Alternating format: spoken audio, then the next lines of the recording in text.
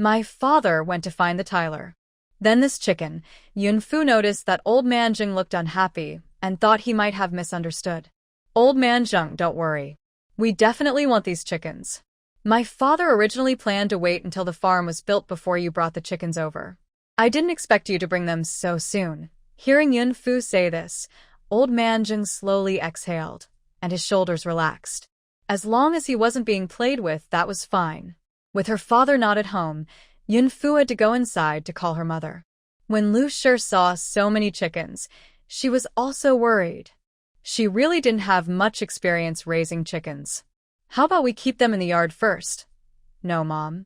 The chicks will fly away. Lu Shi had raised a few chickens before and knew that chicks grow wings in about 10 days and can fly by 15 days. At this point, they would be able to fly quite high.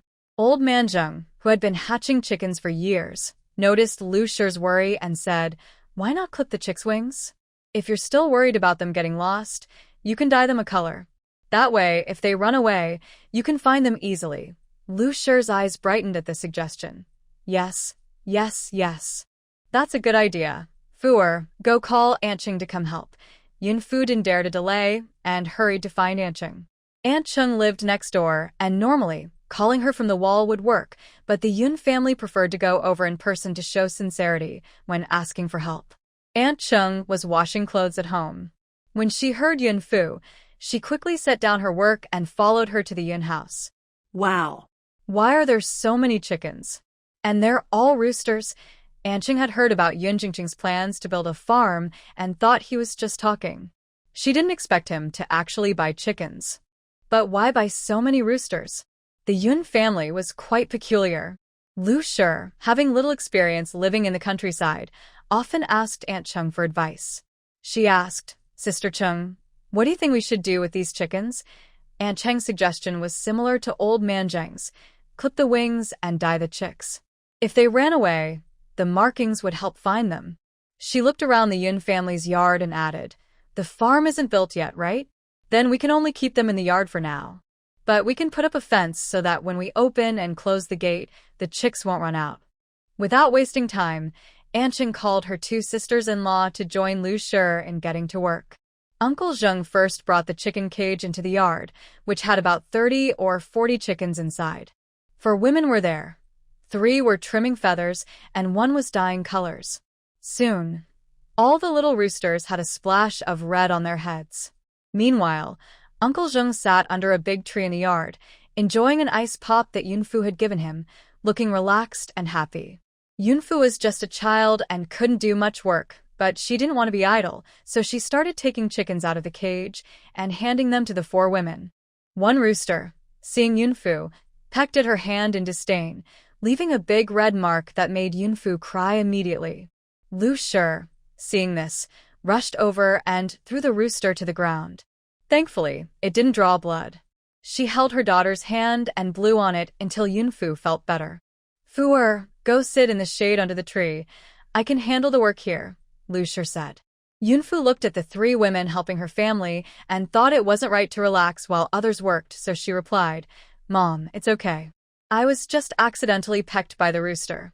In front of Lu Shi, Yunfu held down a rooster with one hand and pinched its beak with the other, so it didn't peck her again. "Just be careful," Lu Shi said. Okay, Qingshi was used to Lu Shi's caring nature, but her 2 sisters-in-law were surprised, as it was their first time witnessing such concern. They thought, it was just a peck from a rooster. Why is she so worried?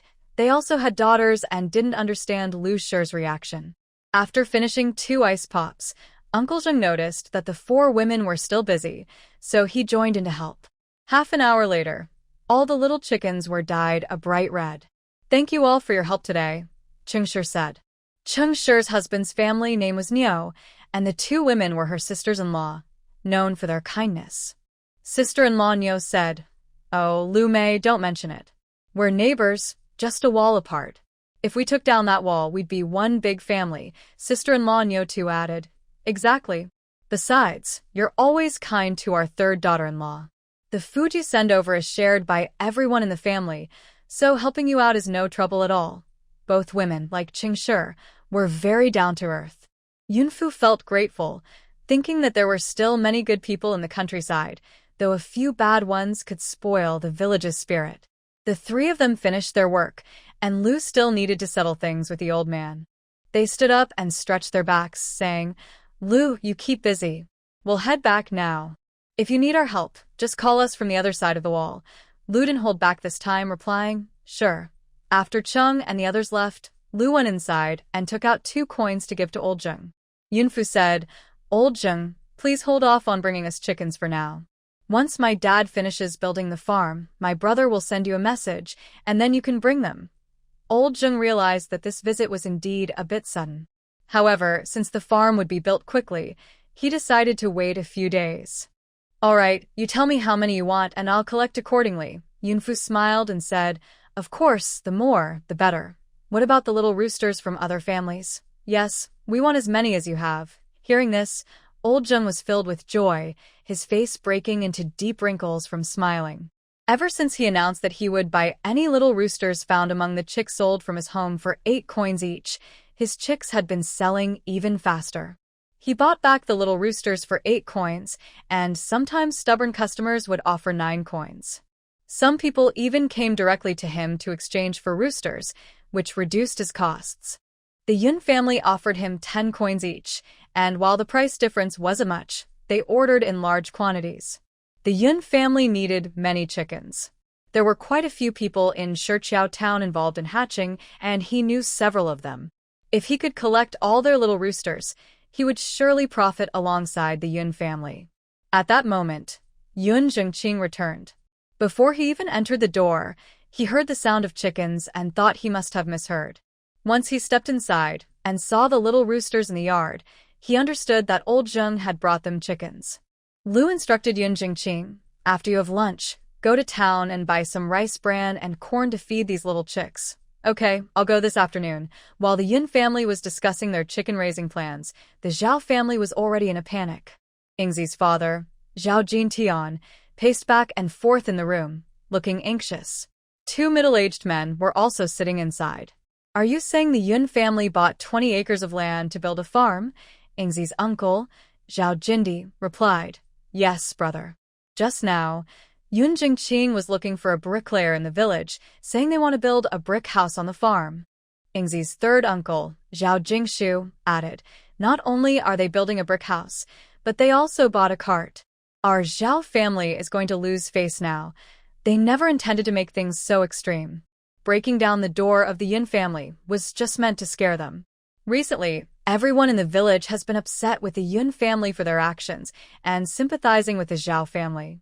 The fire of anger had already been stirred up, and they thought that after a couple of days, the Zhao family could help the Yun family save face, leading Yun Jiqian to come and apologize gratefully. Unexpectedly, the Yun family didn't take them seriously at all. The mood in the village began to shift, and people started to doubt the truth of what the Zhao family was saying. Zhao Jintian looked at Aunt Zhao and said, "Go call Yingzi." Aunt Zhao understood the seriousness of the situation and hurried to call Yingzi. Yingzi appeared to be in a good mood. A couple of days ago, her mother told her that everything was settled, and they were just waiting for Yun Jiqian to come and apologize. Scholars value their reputation, so Yun Jiqian would surely bow to the Zhao family to clarify things for his own sake. Yingzi happily entered the main room and saw her 2 uncles there, thinking that her father was being serious because they were discussing her marriage. In recent days, she often hid behind the big tree at the village crossroads, stealing glances at Yun Jiqian whenever he passed by. But her mother had forbidden her from going, saying it wouldn't be good if someone noticed. Not being able to see Yun Jiqian these past few days made her miss him every night. Thinking of his handsome face, his gentle bow, and the warmth in his voice made her smile and blush. Such a wonderful young man. If he only had eyes for her and wasn't burdened by the Yun family, they could have a happy life together with a few children. "Yingzi, Yingzi." Zhao Jintian called her several times, but she didn't respond. She was lost in her thoughts, imagining sweet moments with Yun Jiqian. She even laughed out loud. It wasn't until Aunt Zhao tugged at her sleeve that she snapped back to reality. "Father, did you call me?" Yingzi looked up and saw everyone in the room staring at her, her face turning bright red. Zhao Jintian sighed. It was true that girls think of love quickly. After just a few days, she was already daydreaming, even ignoring her father. Ingzi, did you really tell your mother that the Yun couple was sent back from town? Are they really so poor they can't even eat? Ingzi was taken aback and became serious. Why was her father asking about this again? Seeing her father's serious expression and heavy tone, she dared not think of anything else and looked at Zhao Jintian, saying, "What did Yun Jiqian tell you, Dad? The Yun family bought a carriage and 20 acres of land to build a farm. What?" Zhao felt as if the sky had fallen. Her thoughts were tangled like a mess. How could this happen? Was young Master Yun deceiving her? Why? If so, wouldn't the rumors spread by the Zhao family fall apart? What would she do if the lies were exposed? Her whole life would be ruined. Thinking of this, she felt dazed and stumbled outside. She wanted to find Yun Jiqian to get the truth. "Ingzi, where are you going?" Aunt Zhao quickly grabbed her daughter. "I need to find Yun Jiqian and ask him. I don't believe he would lie to me." She had seen love in Yun Jiqian's eyes. That kind of gaze was genuine. It couldn't be fake. Zhao Jintian waved his hand and said, "Let her go. It's better to clear things up." These two kids must have just misunderstood each other. Zhao waited at the village intersection until evening. On a summer evening, many people gathered under the big tree in the village. Some were eating under the tree, some were sitting with fans to cool off, and others were chatting about daily life. They talked about who lost a chicken, who bought meat, and who had a daughter-in-law run away. Of course, the most talked about topic was the Yun family. Ingzi stood behind the big tree at the village intersection, just a few steps away from the villagers. Though she couldn't hear everything clearly, she could catch the main points. When she heard the name, Yun family, she perked up her ears and listened closely. Sure enough, they were discussing the Yun family's plans to build a farm. She felt a bit regretful. If she hadn't been so impulsive and suggested that Yun Jiqian marry into the Zhao family, could she have had a good life? She was her parents' first child and the first grandchild of the Zhao family. Being a girl, she often faced disapproval from her grandparents. Since childhood, she had vowed to live well. Being a girl didn't mean she couldn't be filial to her parents. She had always been competitive, strong, and quick in her work, proving that she, Zhao, was just as capable as any boy. Therefore, when Yun Jiqian said he wanted to support his younger brother's education, she couldn't accept it. With those brothers holding her back, how could she have a good life? Wouldn't she just be mocked by the Zhao family? At that moment, Zhao saw the figure she had longed for, Yun Jiqian, walking from a distance. Since Yun Jingqing had gone to buy food for the chicks, Yun Jiqian returned on foot. Just as Yun Jiqian was a few yards away, Ingzi was about to step forward when suddenly a figure jumped out and blocked his path. "Yun Jiqian, how dare you show up? I'll make sure you regret it today." Zhao Yukai swaggered forward, stopping Yun Jiqian. Zhao Erge followed behind, acting carelessly. Both Yun Jiqian and Zhao Ingzi, who was hiding behind a tree, were startled. Zhao Yukai and Zhao Erge were dressed in worn-out clothes, their hair messy, and their outfits stained with dirt and grease, with holes revealing their skin.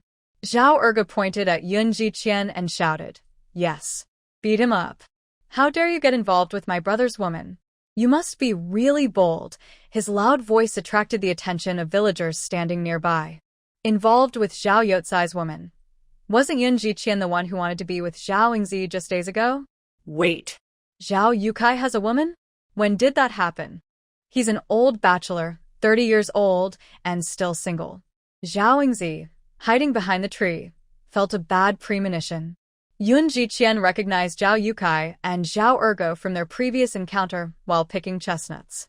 These two were known for being lazy, stealing, and causing trouble, and sometimes even robbing people. They wouldn't dare commit serious crimes, but they had done just about every other bad thing. Even the village chief couldn't handle them.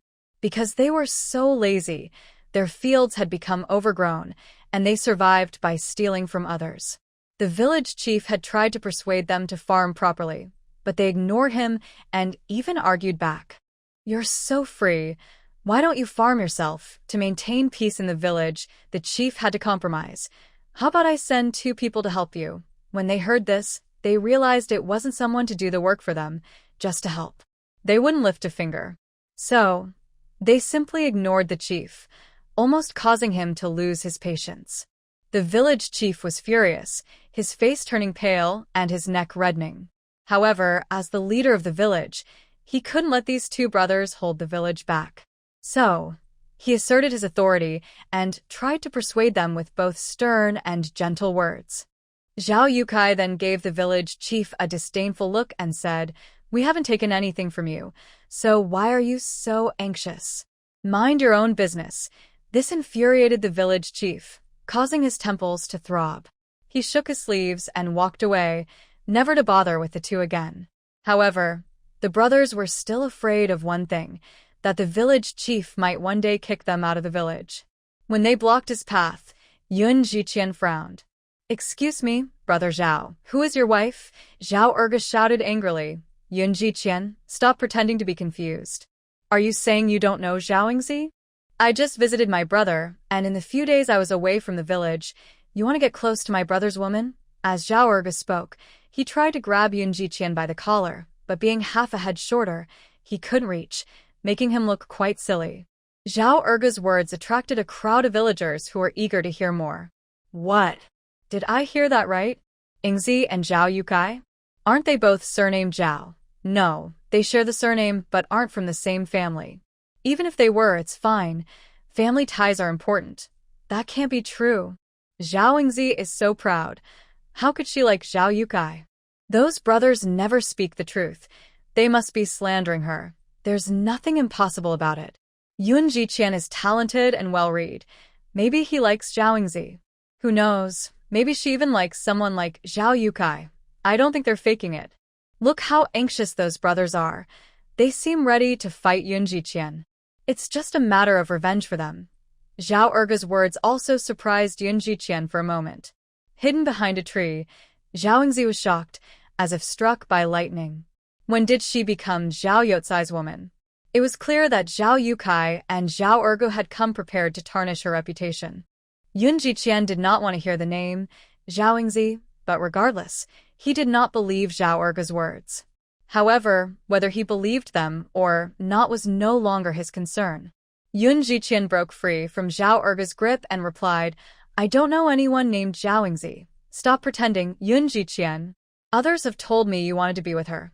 Zhao Youcai's eyes flashed with anger, and his voice grew louder, making the air around them tense. Zhao Youcai's blunt words made Zhao Yingzi, hiding behind a tree, feel so embarrassed she wanted to disappear. Yun Jiqian calmly said, "Others also told me you killed someone." "Did you?" Zhao Yukai was taken aback, confusion crossing his face. "So, you really don't know Zhao Yingzi?" Yun Jiqian thought for a moment and replied, "Oh, I think I know of her. She's a matchmaker's client, and my mother insisted I meet her. But that's all." Yun Jiqian spoke with calmness, a hint of mockery at the corner of his mouth. His words left the villagers around them astonished. Yun Jiqian doesn't seem to be lying. Could it be that he really doesn't like Zhao Yingzi as the Zhao family claims? It must be the Zhao family lying. Since Yun Jiqian isn't interested in Zhao Yingzi, they want to ruin him. The Zhao family is truly despicable. Well, it's hard to say. Maybe Yun Jiqian really did abandon her. Otherwise, if they both liked each other, how could he say he doesn't know her? As soon as this was said, several nearby shot him sharp looks. Fool. Liking someone doesn't mean you know them. Maybe Zhao Yingzi is too plain, and Yun Jiqian just didn't remember her. Zhao Yukai glared fiercely at Yun Jiqian. "Are you telling the truth?" Yun Jiqian firmly shook his head. "Truth stands strong. Can I leave now?" Zhao Yukai and Zhao Erge finally stepped aside. "Stay away from my woman in the future." "Don't worry, I'm not interested." Zhao Yingzi stood behind the tree, her mind blank and buzzing. His words, "Don't worry, I'm not interested," echoed in her ears. He said he wasn't interested in her. Unable to stand there any longer, she stepped forward to confront Yun Jiqian. "Why did you say that?" Yun Jiqian quickly took 2 steps back, creating distance. "Please have some respect, Mississippi Zhao." "I don't. How could I like him? I like you. Yun Jiqian ignored her and walked past Zhao Yingzi. By now, it was clear to everyone that Yun Jiqian didn't like Zhao Yingzi, which is why the Zhao family spread rumors about him. Zhao Yingzi watched as Yun Jiqian walked away without hesitation, her eyes filled with disgust as if she had seen something filthy. She understood in her heart that Yun Jiqian would never come back. She had missed such a good man. Zhao Yingzi turned and glared at Zhao Yukai, angrily saying, Zhao Yukai, do you really think I'm your woman? With Yun Jiqian, she only wanted to be a gentle woman. But that was only with Yun Jiqian. At that moment, she returned to her old self, Zhao Yingzi. She stepped forward to argue with Zhao Yukai, but she underestimated how shameless he could be. Zhao Yingzi, you slept with me. Have you forgotten so quickly? Now that you have a pretty boy, you look down on me. You really have no shame, but too bad that pretty boy doesn't want you. Be clear, when did I ever sleep with you? I've seen the birthmark on your waist. Don't say you haven't slept with me. Zhao Yingzi felt both embarrassed and angry. If she admitted it, it would confirm that she had something with Zhao Yukai. If she denied it, she couldn't prove it to others. Even if she proved it, young Master Yun would still not come back. You dare to ruin my reputation? Just wait and see if I let you off. Zhao Yingzi, used to farm work, was strong and rolled up her sleeves, ready to hit Zhao Yukai. As Zhao ran away, he joked, Wife, I'm sorry. Don't hit me. Zhao Yingzi chased Zhao Yukai around the village. The villagers were left staring at each other in surprise. Some believed Zhao Yukai, while others disagreed. Anyway, the rumors about Yun Jiqian were cleared. Zhao Youcai's shouting of, Wife, I'm sorry, would likely be known by the whole village by tomorrow. Yun Fu and her brothers stood in a corner, watching the scene. Yun Jilai asked, Will Zhao Yukai and Zhao Erga spill the beans? Yun Jilan replied, No, they wouldn't go against money. Yun Fu said, Well, the goal has been achieved. Even if Zhao Yukai talks, it doesn't matter. Can they set fire while we can't even light a lamp? The three exchanged glances and smiled. This was their secret, unknown to their parents or older brothers. From this moment on, Yun Fu felt that her relationship with fourth brother had deepened. The three of them arrived at a rundown courtyard where they had agreed to meet Zhao Yukai and Zhao Ergu. After a while, Zhao Yukai and Zhao Ergu came in, looking like they had shaken off Zhao Yingzi. Yun Jilan took out the 5 taels of silver his sister had given him and handed it to Zhao Yukai. Zhao Yukai took the silver, bit it lightly, and immediately his face lit up with joy, his eyes sparkling as he smiled broadly. It's real. Kid, if you have such good things next time, come find me again. Yun Jilan smiled back. All right, let's have a pleasant cooperation. Then, Zhao Yukai and Zhao Erga happily walked away with the money. Yun Fu was seeing this clever side of her fourth brother for the first time, and she was stunned. Thinking about how her brother should be like this, she realized that he rarely spoke at home because of their parents' neglect and favoritism. In her past life, her sister had mentioned that Yun Jilan left without a word, leaving a letter filled with grievances against their parents. At that time, Yun Jingqing and Lu Shi were sad for a long time, feeling they had wronged their son. Only now did Yun Fu understand the reason. Her fourth brother was only a year older than the fifth brother. When the fifth brother came home, the fourth brother was still young and should have received the most love from their parents, but it was taken away by the fifth brother. Later, when their sister arrived, their parents shifted their focus to her, further neglecting the fourth brother. Disappointed with their parents, the fourth brother eventually left home. In this life, after arriving at the Yun family, she indeed received their favoritism. The fourth brother rejected her and targeted her, not because he was bad, but because he thought she had taken their parents' love. Even so, when outsiders bullied her, he would still stand up for her. The fourth brother was tough on the outside, but soft on the inside. He went to the mountains every day to identify and gather herbs, sold them for money, and secretly placed a cloth tiger on her bed. In this life, even if the fourth brother studied medicine, she wouldn't let him leave out of disappointment, walking away alone. What are you staring at me for? Yun Fu smiled and said, Because my fourth brother is so handsome. This time, Yun Fu spoke from the heart, with no intention of flattering Yun Jilan. Although all 5 sons of the Yun family were good-looking, compared to the others, Yun Jilan stood out the most. Though he was only 11 and hadn't fully grown, his appearance was already remarkable. Yun Fu thought to herself, her 4th brother didn't resemble their father or mother. She wondered who he took after. Yun Jilan had skin as smooth as jade, with long black hair cascading over his shoulders, and his face was sculpted with distinct features. His narrow, elongated eyes held a hint of sadness, and there was a cool, clear charm about him. Adding to this, his high nose was complemented by thin lips that seemed to hold a mischievous smile, making anyone who looked at him feel entranced and unable to look away. Yun Jilan was taken aback for a moment and then glared at Yun Fu, saying, "You little girl, you have quite the nerve to joke with your 4th brother." Then, pretending to be angry, he strode ahead. However, the corners of his lips secretly lifted, revealing a barely noticeable smile. Yun Jilai complained, "Do you only praise 4th brother for being good-looking? You haven't said anything about how I look." Yun Fu replied, "5th brother is also good-looking, but he was a bit less attractive than 4th brother." She didn't dare to say the last part out loud. If she did, 5th brother would get upset with her again. Yun Jilai insisted, "You must say, who looks better between us?" Meanwhile, Yun Jilan was also listening intently from the front. Both are good-looking, both are good-looking. I can tell you are just saying that to get by. Come on, tell me, tell me. On the country road, the sounds of 3 children playing could be heard. As the 3 entered the house, they saw Yun Jiqian standing inside like a guardian at the door. "Now, tell me, where have you been?" Though Yun Jiqian's voice remained gentle, it felt chilling to hear. The 3 lowered their heads, like children caught doing something wrong, unable to hide from their older brother. "I know you are trying to stand up for your brother, but from now on, leave these matters to me and 2nd brother, okay? You are still young. At their innocent age, they should not be tainted by the world's dirty affairs." Yun Fu stayed silent, while Yun Jilan and Yun Jilai disagreed. Childhood should be a time of carefree joy. With their parents and older brothers watching over them, it felt like they had no freedom at all. However, the 3 still obediently nodded and replied, "Got it, big brother." Zhao returned to the Zhao family in a daze. Seeing her daughter in such a state, Aunt Zhao hurriedly asked, "Yingzi, what happened?"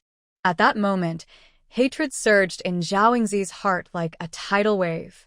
"It was all because of you, all because of your ideas. Now, everything is ruined." Her reputation was completely destroyed, and the image she had worked hard to build since she could remember was shattered.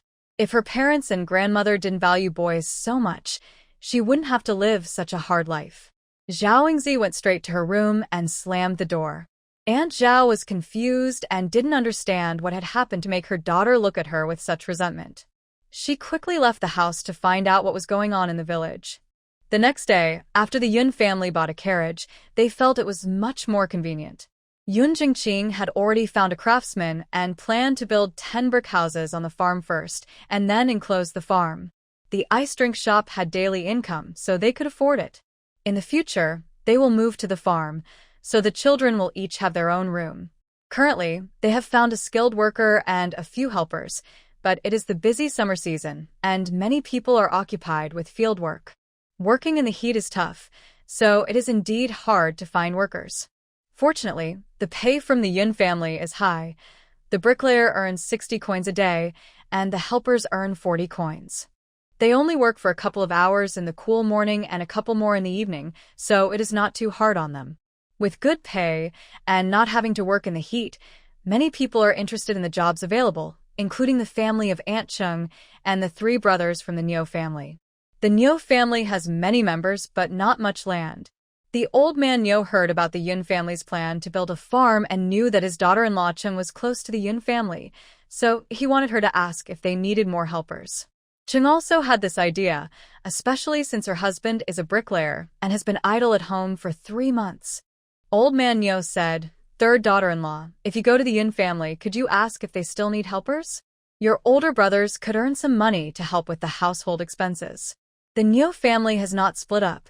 It is still led by Old Man Niu and his wife, so whatever money any of the branches earn goes to the family pot managed by the old lady. Dad, if the older brothers go, who will work in the fields? During the summer harvest, after the wheat is collected, they still need to plant corn. I can handle the field work and you all can lend a hand. This way, the three of them can earn some money while they can. As the days grow hotter and the rain does not come, Old Man Nyo worries. Fortunately, the wheat is not affected, but he wonders if the next crop will be. Okay. Chung nervously arrived at the Yun family. She thought about how to start the conversation with Lu. If they already had enough workers, she would hesitate to bring it up, fearing it might hurt their relationship. As she entered the Yun family home, she almost bumped into Lu, who was walking out. Sister Chung, just as I was about to look for you, you arrived. Lu, what do you need from me? Lu hesitated a bit. I wanted to ask if the three brothers from the Nyo family have any work lined up. If not, could they help us for a few days? Don't worry, the pay is good. The bricklayer earns 60 coins a day, and they only work 4 hours in the cooler parts of the day. Chung said, Sister, I came here to ask about Brother Yun. We really think alike. Lu sighed in relief. During the busy farming season and with the hot weather, she found it hard to speak up. Do you still need workers? Are you asking about Brother Nyo and Brother Nyo Air? Of course. They can start tomorrow morning at dawn. Great, it's settled then. I'll go back and inform my in-laws. Chung didn't expect things to go so smoothly. She arrived feeling worried but left happily, going to inform the Nyo family. Since the chickens had been bought, Yun Jingqing wanted to set up the farm quickly and needed more hands. The three brothers from the Nyo family also introduced a few reliable people, totaling around 30 to 40 workers. The next morning, they set off with firecrackers and began their work. At the Xie residence, Second Master Xie went to the Baihua building. After some persuasion from Wanqiu, Second Master Xie brought her to the Xie residence. Outside the main gate, before Wanqiu even got out of the carriage, she noticed the luxury of the Xie residence. She began to think about entering the Xie residence as a concubine. Pretty girl, wait for me. Once I marry, I will definitely redeem you and bring you into the house. After getting out of the carriage, Second Master Xie led Wanqiu through the side gate. Wanqiu wore a light blue fitted top and a rosy red skirt with embroidered shoes, swaying as she walked, exuding charm. Second Master, how long do you want me to wait? Even the side gate of the Xie residence had a threshold, and perhaps Wanqiu wasn't paying attention to her feet, suddenly slipping. As she was about to fall, she leaned against Second Master Xie, her whole body gently resting against him. He quickly wrapped his arms around her, pulling her close. Second Master, my foot hurts. Seeing Wanqiu like this felt like a soft touch on his heart, and he couldn't hold back any longer. He picked her up and headed to his courtyard. However, the two were so focused on each other that they didn't notice Xie Mingsong watching them closely. Second, brother, why are you carrying her? She has feet. Just as Second Master Xie was about to scold him for interrupting, he realized it was his silly younger brother. Go. Silly, go play over there, Wanqiu curiously asked. Second Master, who is this silly one? My silly younger brother. Although Xie Mingsong was foolish, he understood when his brother called him silly. You're the silly one. Second brother is the silly one. Master Xie laughed and said, Oh, my silly little brother is not so silly anymore, huh? He looked his brother up and down, realizing he had actually grown up. Master Xie beckoned with his finger, and Xie Mingsong stepped forward. Silly brother, do you want to hug a girl? Xie Mingsong glanced at Wanqiu with disdain and said, I don't want to hug, I can't. Lift her. Master Xie raised an eyebrow, intrigued. He chuckled softly and said, Come on, silly brother, let me teach you something fun. Wanqiu understood Master Xie's intention. He wanted to teach his silly brother about romantic matters. To please Master Xie, she cooperated. She waved her handkerchief in front of Xie Mingsong's face and gently said, Come on, third master. Xie Mingsong looked at Wanqiu, pouted, and showed clear disdain. I won't. Fall for it, I won't hug her. He had someone else in mind. Thinking this, Xie Mingsong strode inside. This was the first time Wanqiu, a popular courtesan at Baihua Tower, had been rejected. Oh, so you actually dislike my woman? Silly brother, oh silly brother. As your older brother, I will teach you eventually. He remembered that by the age of 12 or 13, he had already been with the maidservants around him. He wondered if his brother was fully developed. He hoped he wasn't lacking in common sense or intelligence when it came to women. Master, let's go quickly, don't mind him. He can't wait any longer. Master Xia then put aside his thoughts and took Wan Qiu into his courtyard. Meanwhile, Xia Mingsong went to the Meiyuan. Meiyuan was a garden established by the Xia family for teaching Mei Shiyu. Master Xia had already married. His wife, Madame Wu, was the daughter of a merchant from the capital, and they had a daughter named Xia Yulua. Mei Shiyu was originally invited by Master Xia's uncle in the capital. She didn't want to come to Shichiao town, but when she learned that Mei's mother was ill and needed money for medicine, the Xia family offered a higher payment than others, so she agreed.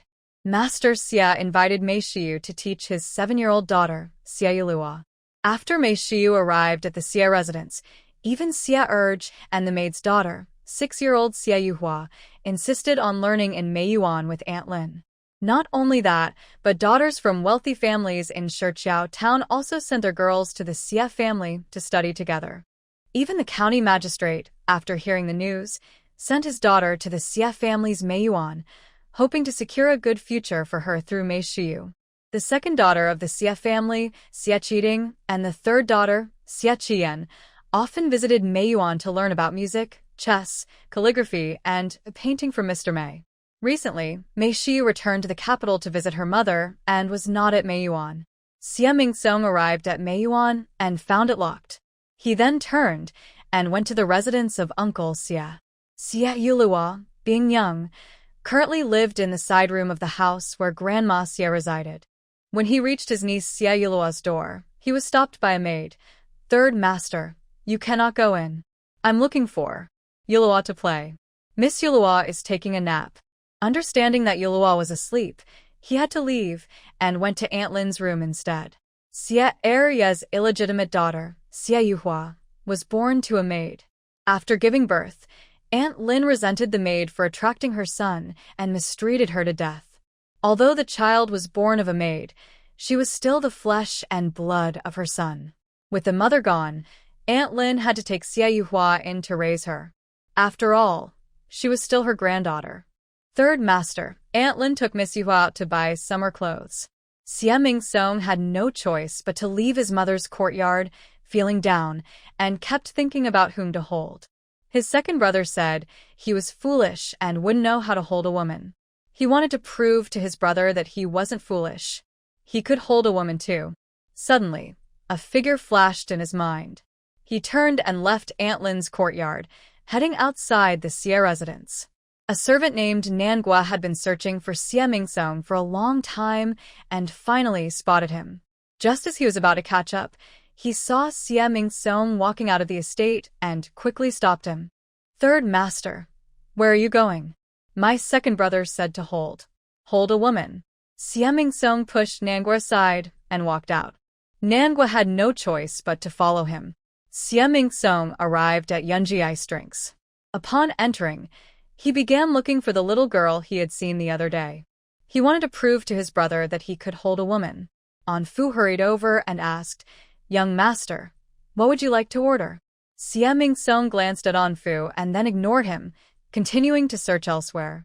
Seeing a few women eating, he approached to take a look but felt they were the same age as the women around his brother and wouldn't be able to hold them. When Xia Mingsong tried to enter the back courtyard, An Fu stopped him.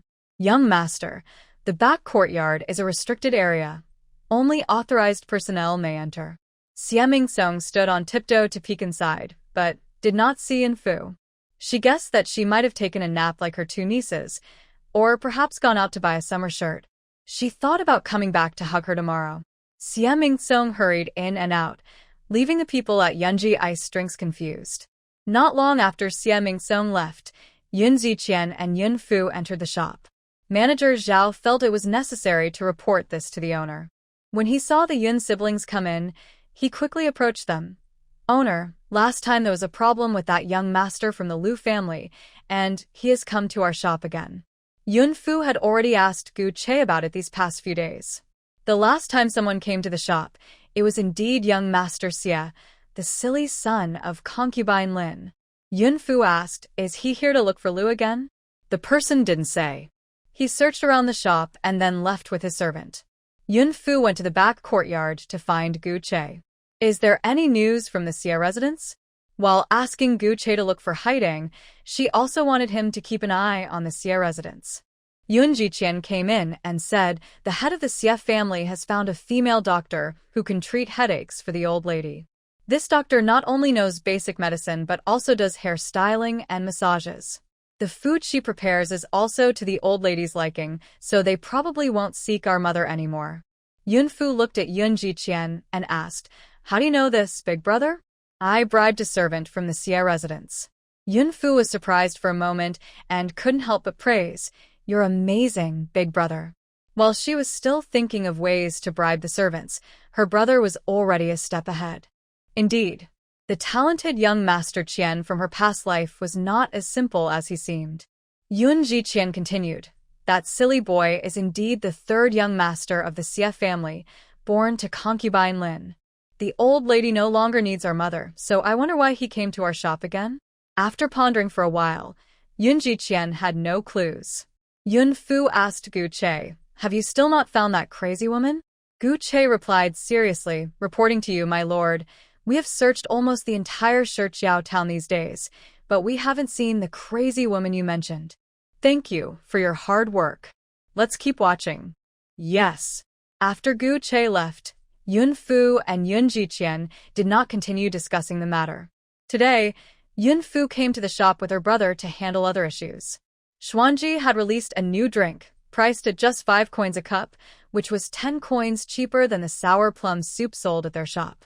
This caused quite a stir in Shichiao town. Anyone passing by Xuanji would surely stop to buy a cup. Yun Jiqian called his sister because although he managed the shop, he didn't understand the technical side of things. The drink recipes were all her ideas. "Big brother, let's launch a new product at a price lower than Xuanji, just 3 coins a cup."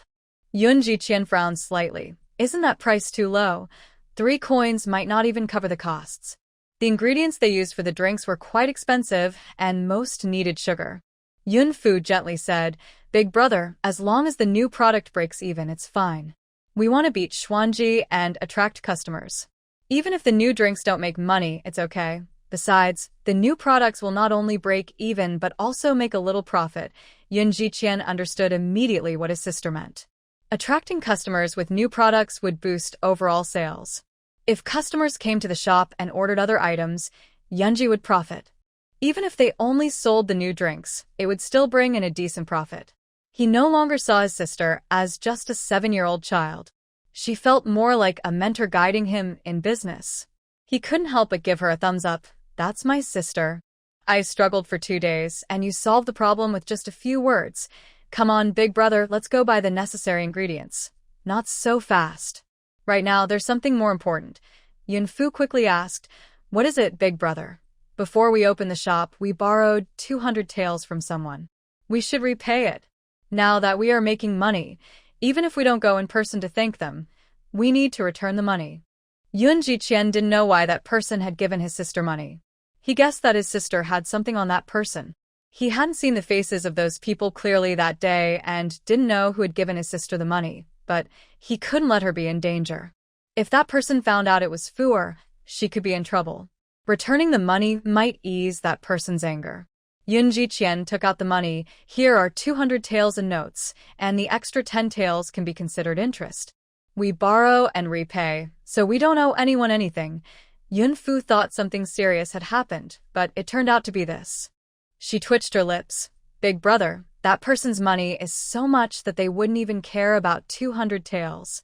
It's like dropping a coin. They wouldn't bother to pick it up. Repay the money? It would be better not to return it. If they did, and that person caught her, she could be in big trouble. Daring to pull feathers from a tiger's mouth is risky, after all." Yun Fu thought this was a bit exaggerated, and Yun Jiqian did not believe it. "No, we must repay it." Yun Fu tried to persuade his older brother. "Brother, he doesn't need this little money. Can't we just not pay it back? We can use this money to do good deeds and help the people in Shichiao town." Who knows when it will get really hot, and those poor people can't afford ice. In this heat, it can be deadly. Let's donate ice to the poor so they can get through this summer. No.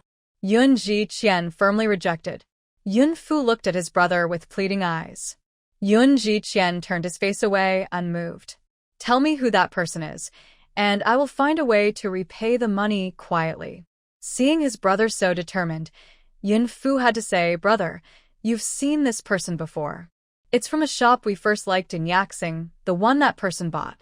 Yun Ji-qian recalled the two people he had seen at the entrance of Yaxing and realized they didn't seem like good people. This strengthened his resolve to repay the money. If he repaid the money and offered interest, that person would likely not mind. Yun Fu felt helpless with his brother. Brother, let me handle it. I have a plan. In the private room on the second floor of Mingxiang Pavilion.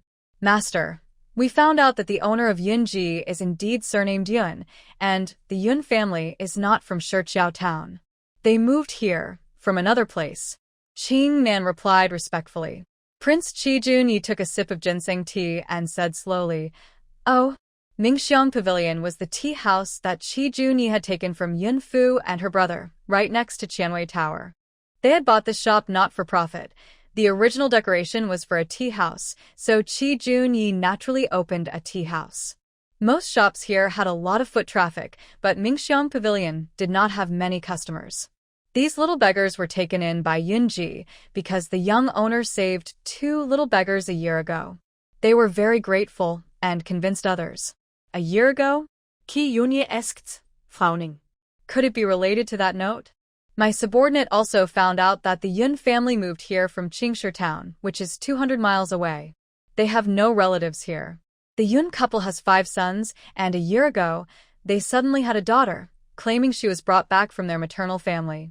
My subordinate learned that the Yun family has not left Shichiao town, yet they suddenly had a girl in their home. The Yun couple is quite unusual. Yun Jingqing makes a living as a blacksmith, while his wife, Lu, used to work as a maid to help with household expenses. The money she earned was barely enough to support their few children, yet this couple sent all 5 of their sons to study at a school. Prince Qi Junyi put down his teacup and looked at Qing Nan. Is their surname Yun? Yes, my lord. Qi Junyi frowned. The Yun surname is rare. The only Yun family he knew of in the Great Zhou dynasty was that of the general's household. Unfortunately, that family was gradually declining, living off the blessings of their ancestors. General Yun Yi was one of the most valued generals by the late emperor, but by the time Qi Junyi was born, General Yun had already passed away many years before, and he had never seen the general's prowess. Even so, Qi Junyi often heard the name of General Yun Yi from those military leaders, sensing their deep respect for him. Sadly, since the general's death, none of his descendants had achieved anything significant, and the Yun family was slowly fading away. It was said that the only one in the Yun family who resembled General Yun and could have supported the general's household was his grandson, whom General Yun had raised. Unfortunately, shortly after General Yun's death, that young grandson also passed away. Now, the general's household is led by General Yun's son, Yun Rong. The current emperor has considered reclaiming the general's household, but out of respect for General Yun's past achievements, he hesitates. Yun Jibingyin is the second Yun family Qi Junyi has encountered. However, he is certain that this Yun family is not the same as the one in the capital. My lord, I have rarely met anyone with the surname Yun. Besides the general's household in the capital, I have heard of one more. 10 years ago, when I was just 11, I happened to hear soldiers returning from the battlefield mention a young general with the surname Yun who emerged unexpectedly in the southern battlefield, resembling the late General Yun Yi. He was supposed to return to the capital for rewards due to his achievements, but he disappeared. Some speculate he was captured and killed by enemy spies, while others say he preferred a simple life and disliked being constrained. I wonder if this Yun Jingqing is related to that young general. However, from what I found, Yun Jingqing has always made a living as a blacksmith and is not skilled in martial arts, while that young general on the battlefield was a martial artist, so they are clearly not the same person. Qi Junyi pondered for a moment and asked, How old are Yun Jingqing's 5 sons? Replying to my lord, The eldest is Yun Jiqian, who runs a shop and is 17 this year, while the youngest is only 10 years old. Kajuni's sharp eyes swept over Qingnan. Qingnan felt a tightness in his chest and quickly replied, although the youngest son is only 10 years old, he is definitely the biological child. I found out that the woman from the Liu family favors her youngest son the most, neglecting the others. While the other children eat wild vegetables, the youngest son is raised on steamed buns made with egg whites. It seems only a biological son could receive such favoritism. Kajuni lowered his gaze, deep in thought, and even the usually playful corners of his eyes became serious. He did not fully agree with Qingnan's words. He recalled the battle in the southern region 10 years ago, where the soldiers of the great Zhou dynasty returned victorious, yet General Su, the commander of the army, was punished. When the Empress Dowager heard about the troubles in the Su family, she went into premature labor and used her last bit of strength to give birth, but tragically passed away from blood loss. Although he was young at the time, he sensed something was off about the Empress Dowager's death. He wanted to use all his power to investigate, but the Empress Dowager held onto him tightly, tears filling her eyes, and with her last bit of strength, she urged him, "Little Jiao, don't go. Be obedient. I won't be able to take care of you anymore. You must look after yourself and stay healthy, understand? I know you are very capable, but you are still young, and you must not let your royal brother know your abilities. Little Jiao, I'll quietly tell you, your royal nephew is not dead. He has a Qilin birthmark on his arm." After saying this, the Empress Dowager never woke up again. Kajuni kept this secret for 9 years. In recent years, there have been rumors that the 7th prince from back then did not die, but his royal brother dismissed it as mere gossip. Only he believed that his nephew was still alive. Kajuni was the late empress's youngest child, a full brother to the current emperor, born when the late empress was over 40. When the late empress unexpectedly became pregnant, the royal physician advised her to terminate the pregnancy due to her health concerns.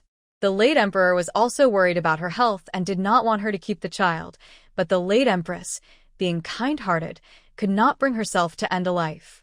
After all, this was her child. In the end, she insisted on giving birth to him.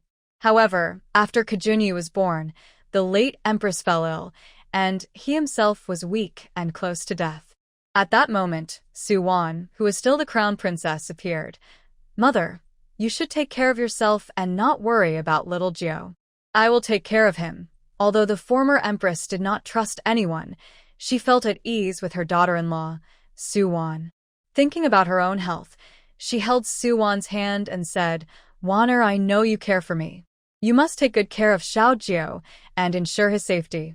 At that time, the crown princess, Su Wan, already had 2 daughters, with her younger daughter being only 2 months older than Qi Jun. Nevertheless, Su Wan resolutely took Qi Juni to care for him herself. From then on, Qi Juni stayed by Su Wan's side every day, receiving her personal care and never leaving her side. Considering Qi Juni's health, she was not comfortable leaving him in anyone else's care, fearing that if someone neglected him, his life could be at risk. However, Su Wan overlooked her 2 daughters during this time. It could be said that while the empress gave him life, his sister-in-law was like a second mother to him. When Qi Juni was 2 years old, he finally became as strong as a normal child, showing how much effort Su Wan had put in. By the time he was 3, he lost both his father and mother, and it was his sister-in-law who stayed by his side every day, comforting him. Everything changed when he turned 4. Reflecting on the past, Qi Juni narrowed his eyes. The depths of his dark gaze held emotions that no one could see through. His older brother thought he was too young to understand or remember, but he was naturally wise and had a good memory. He could recall events from when he was 2, which only added to his suffering. Thus, Qi Juni did not believe what Qing Nan said, that even if they were not blood-related, such favoritism could exist. At that moment, Qing Bei reported from outside, "Master, Duan Huifeng requests an audience." After a moment, Qi Juni's voice came from inside. "Come in." Duan Huifeng entered and bowed, saying, "I, Duan Huifeng, greet you, Master." No need for formalities. Master, I have been in Shijiao town for 2 years and have found no trace of the seventh prince. It seems that the head of the Xie family has deceived you. Qi Joni's expression was serious, his dark eyes unfathomable. He understood that the head of the Xie family had ulterior motives. However, he had also gained something from his visit to Shijiao town. Continue the investigation. I will obey. Duan Huifeng continued. Master, I have one more matter to report. Qi Joni did not lift his gaze, simply saying, Speak. The Yusher Martial Arts Academy has accepted a promising student and I would like to focus on nurturing him. Do as you see fit. At this moment, he only wanted to find his nephew quickly so he would not have to suffer any longer. He had no interest in anything else and left those matters to his subordinates. Although he may not be as powerful as the princess said, anyone who wants to harm Qi Joni should think twice. Yes, I take my leave. Duan Huifeng turned to leave but heard Qi Joni ask, How old is he? Duan Huifeng paused and replied, This boy's surname is Yun, and his name is Yun Jizhang. He is 15 years old and has good character. He is straightforward, honest, and kind. The weapons we usually forge in our martial arts school come from his father's hands. A while ago, his father approached me, and I agreed to help. I didn't expect to find such a promising talent. He has studied for 6 years, and I have discussed military strategies with him. He has great insights. If we focus on his training, I believe he will become an excellent leader in the future. Another one with the surname Yun? Is his father named Yun Jingqing? Qingbei asked. How did you know? Qingbei replied, Just a guess. There aren't many people with the surname Yun in Shijiao town. This made Qi Joni even more interested in the Yun family. The Yun family. It seems he should visit Yun Ji Ice Drink soon. Qi Joni instructed Duan Huifeng to focus on training the promising talent, and he could make decisions later. He wanted to hear news about the seventh prince, but didn't want to be bothered with every little thing. After Duan Huifeng left, Qi Joni ordered, Qingbei, let's go check out Yunji and Qing and keep investigating. Yes. Qi Joni, accompanied by Qingbei, left Mingxiang Pavilion and headed toward Yunji Ice Drinks. At that moment, a pair of siblings suddenly burst out of an alley. The boy ran ahead, while the girl chased him, occasionally swinging a small stick to hit him. Each time she got close, he managed to escape. It was clear that the boy was clever. Big sister, I'm sorry. I won't steal from anyone again, the boy shouted as he ran.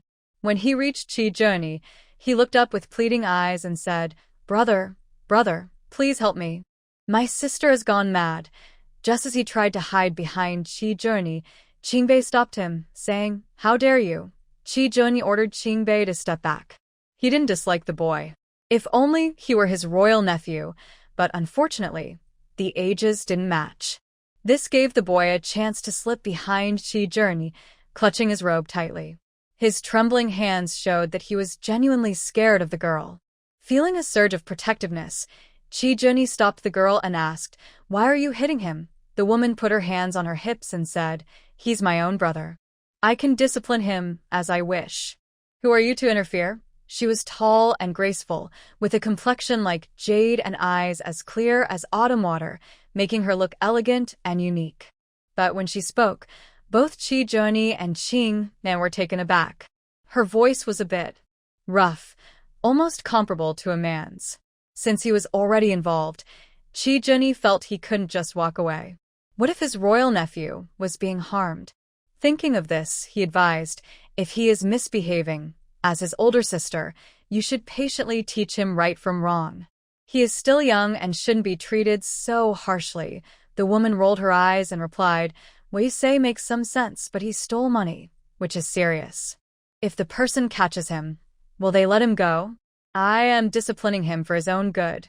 Qi Joni patiently said, If it's his first offense, he should return the money and apologize. I believe that person will forgive him considering his age. This surprised Qingbei, who was standing nearby. When did their lord become so concerned about others and so kind? Moreover, the lord had a cleanliness obsession and didn't allow anyone to get close. All right then, come here. I'll go with you to return the money. Your brother said that person will forgive you.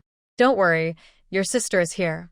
At that moment, a young boy emerged from behind Qi Joni, lowered his head, and said, Thank you for forgiving me, brother. I know my sister is teaching me for my own good, and I won't do it again. Touched by the boy's sincerity, Chi Junyi's eyes softened as he said, yes, very good. A child who can admit their mistakes and change is a good child. Now go. Okay, then my sister and I will head back. The boy waved goodbye and walked away hand in hand with the woman. As Chi Junyi watched their figures fade away, he stood there for a long time, lost in thought. The young man wore a simple crescent white robe, and a strand of hair fell over his forehead, fluttering in the breeze, giving him a lonely and fragile appearance. Once upon a time, his royal sister-in-law had also guided him like this, holding his small hand and saying, "Don't be afraid, I am here." "Sir, we should leave now." With Qingbei's reminder, Chi Junyi snapped back to reality. "Yes, let's go." After taking a few steps, Qingbei noticed that his lord was standing still with a troubled expression. Sensing something was wrong, he quickly asked, "Sir, what's the matter?" "Qingbei, I feel something behind me." Qingbei moved to Chi Junyi's back and looked around carefully. "There's nothing here, sir." Chi Junyi's face darkened, and he gritted his teeth, saying slowly, "It's on my underwear." Qingbei was confused. What could possibly be on his underwear? Could it be that Every man goes through that, so it seems Chi Junyi really needs a woman. But what was going on with him today? Why would he act like that in public? Seeing Qingbei trying to hold back laughter, Chi Junyi's expression grew even darker. "Should we go back and change clothes?" Chi Junyi shot a cold glare at Qingbei, making him tense up and quickly suppress his amusement. He realized he had gone too far by laughing at Chi Junyi's situation. No need. Just find a hidden place for us to take a look. Finally, the prince had come to his senses, and Qingbei felt secretly pleased for Chi Junyi. He thought about when he could share some experience with him. Although he didn't know much, it would be enough for his own master. His master definitely needed to take care of himself. But was it really appropriate to look at this kind of thing in public? However, he couldn't disobey the prince's orders. The two of them found a secluded alley, and when Chi Junyi lifted his robe, revealing his underwear, Qingbei finally understood what Chi Junyi meant. It turned out that Chi Junyi wasn't thinking about women. Instead, there was something stuck to the back of his underwear. Qingbei couldn't hold back any longer and burst into laughter. It must have been stuck there by that boy. He wondered what the usually fastidious prince was thinking at that moment. That boy was really bold to touch a tiger's backside. He admired the boy's audacity. He took off the banknote and note that were stuck there. "Master, it's a banknote." At that moment, Chi Junyi's face was darker than ever. "Oh, there's also a note." Chi Junyi took the note and saw it clearly stated, "Thank you for your forgiveness. The borrowed money and interest have been returned, and we part ways here." The handwriting was identical to the note he had received when the boy tricked him into leaving money at the city god temple. Chi Junyi's frown deepened even more. He had been played by that little rascal. Even Qingbei grew serious. Now, looking for that boy would be impossible. He had already vanished. "Master, that person actually has a conscience and returned 10 extra taels of interest." Chi Junyi glanced at Qingbei, who immediately stiffened and shut his mouth. "Qingbei, go investigate. Find those two people from earlier." Qingbei asked, "Aren't we going to Yunji, master?" Chi Junyi thought about it. Although Yunji had taken in those little beggars, it had nothing to do with the note left that day. It seemed Yunji was not the person they were looking for. The handwriting on the note at the city god temple was clearly written by a woman, matching the age of the sister from earlier. It seems this brother and sister are the ones they need to investigate. They were headed in the wrong direction. "Let's not go there yet." Yun Fu and Yun Jiqian slipped into a hidden alley. Yun Jiqian took off his women's clothing, while Yun Fu changed out of his men's outfit. After tidying themselves up, they returned to Yunji, checked to ensure no one was following them, and entered through the back door. Yun Fu covered her mouth and laughed. "Elder sister." In her past life, Yun Fu found it inconvenient to do business in women's clothing, so she often dressed as a man. Therefore, she learned the skills for this disguise. Applying makeup was her strong suit. She went to a cosmetic shop and bought all the necessary items for her transformation. She would have to wait for the right opportunity to use them. Yun Ji-qian glanced at his sister. You just enjoy teasing your big brother. I didn't expect my brother to look so good dressed as a woman. You can't tell at all that he's a man. That's all thanks to your skills. He was involved in the money matter, so as the older brother, he had to help his sister clean up afterward. When Yun Fu suggested he dress as a woman, he initially couldn't accept it. But thinking it was for his sister, he would face any challenge, even if it meant dressing as a woman. After Yun Fu helped him get ready, he was surprised by his own reflection. Was that really him? He looked like a beautiful lady. He didn't expect his sister to have such talent. Yun Ji-qian felt he was starting to understand his sister less and less. She seemed to know too much. Where had she learned all this?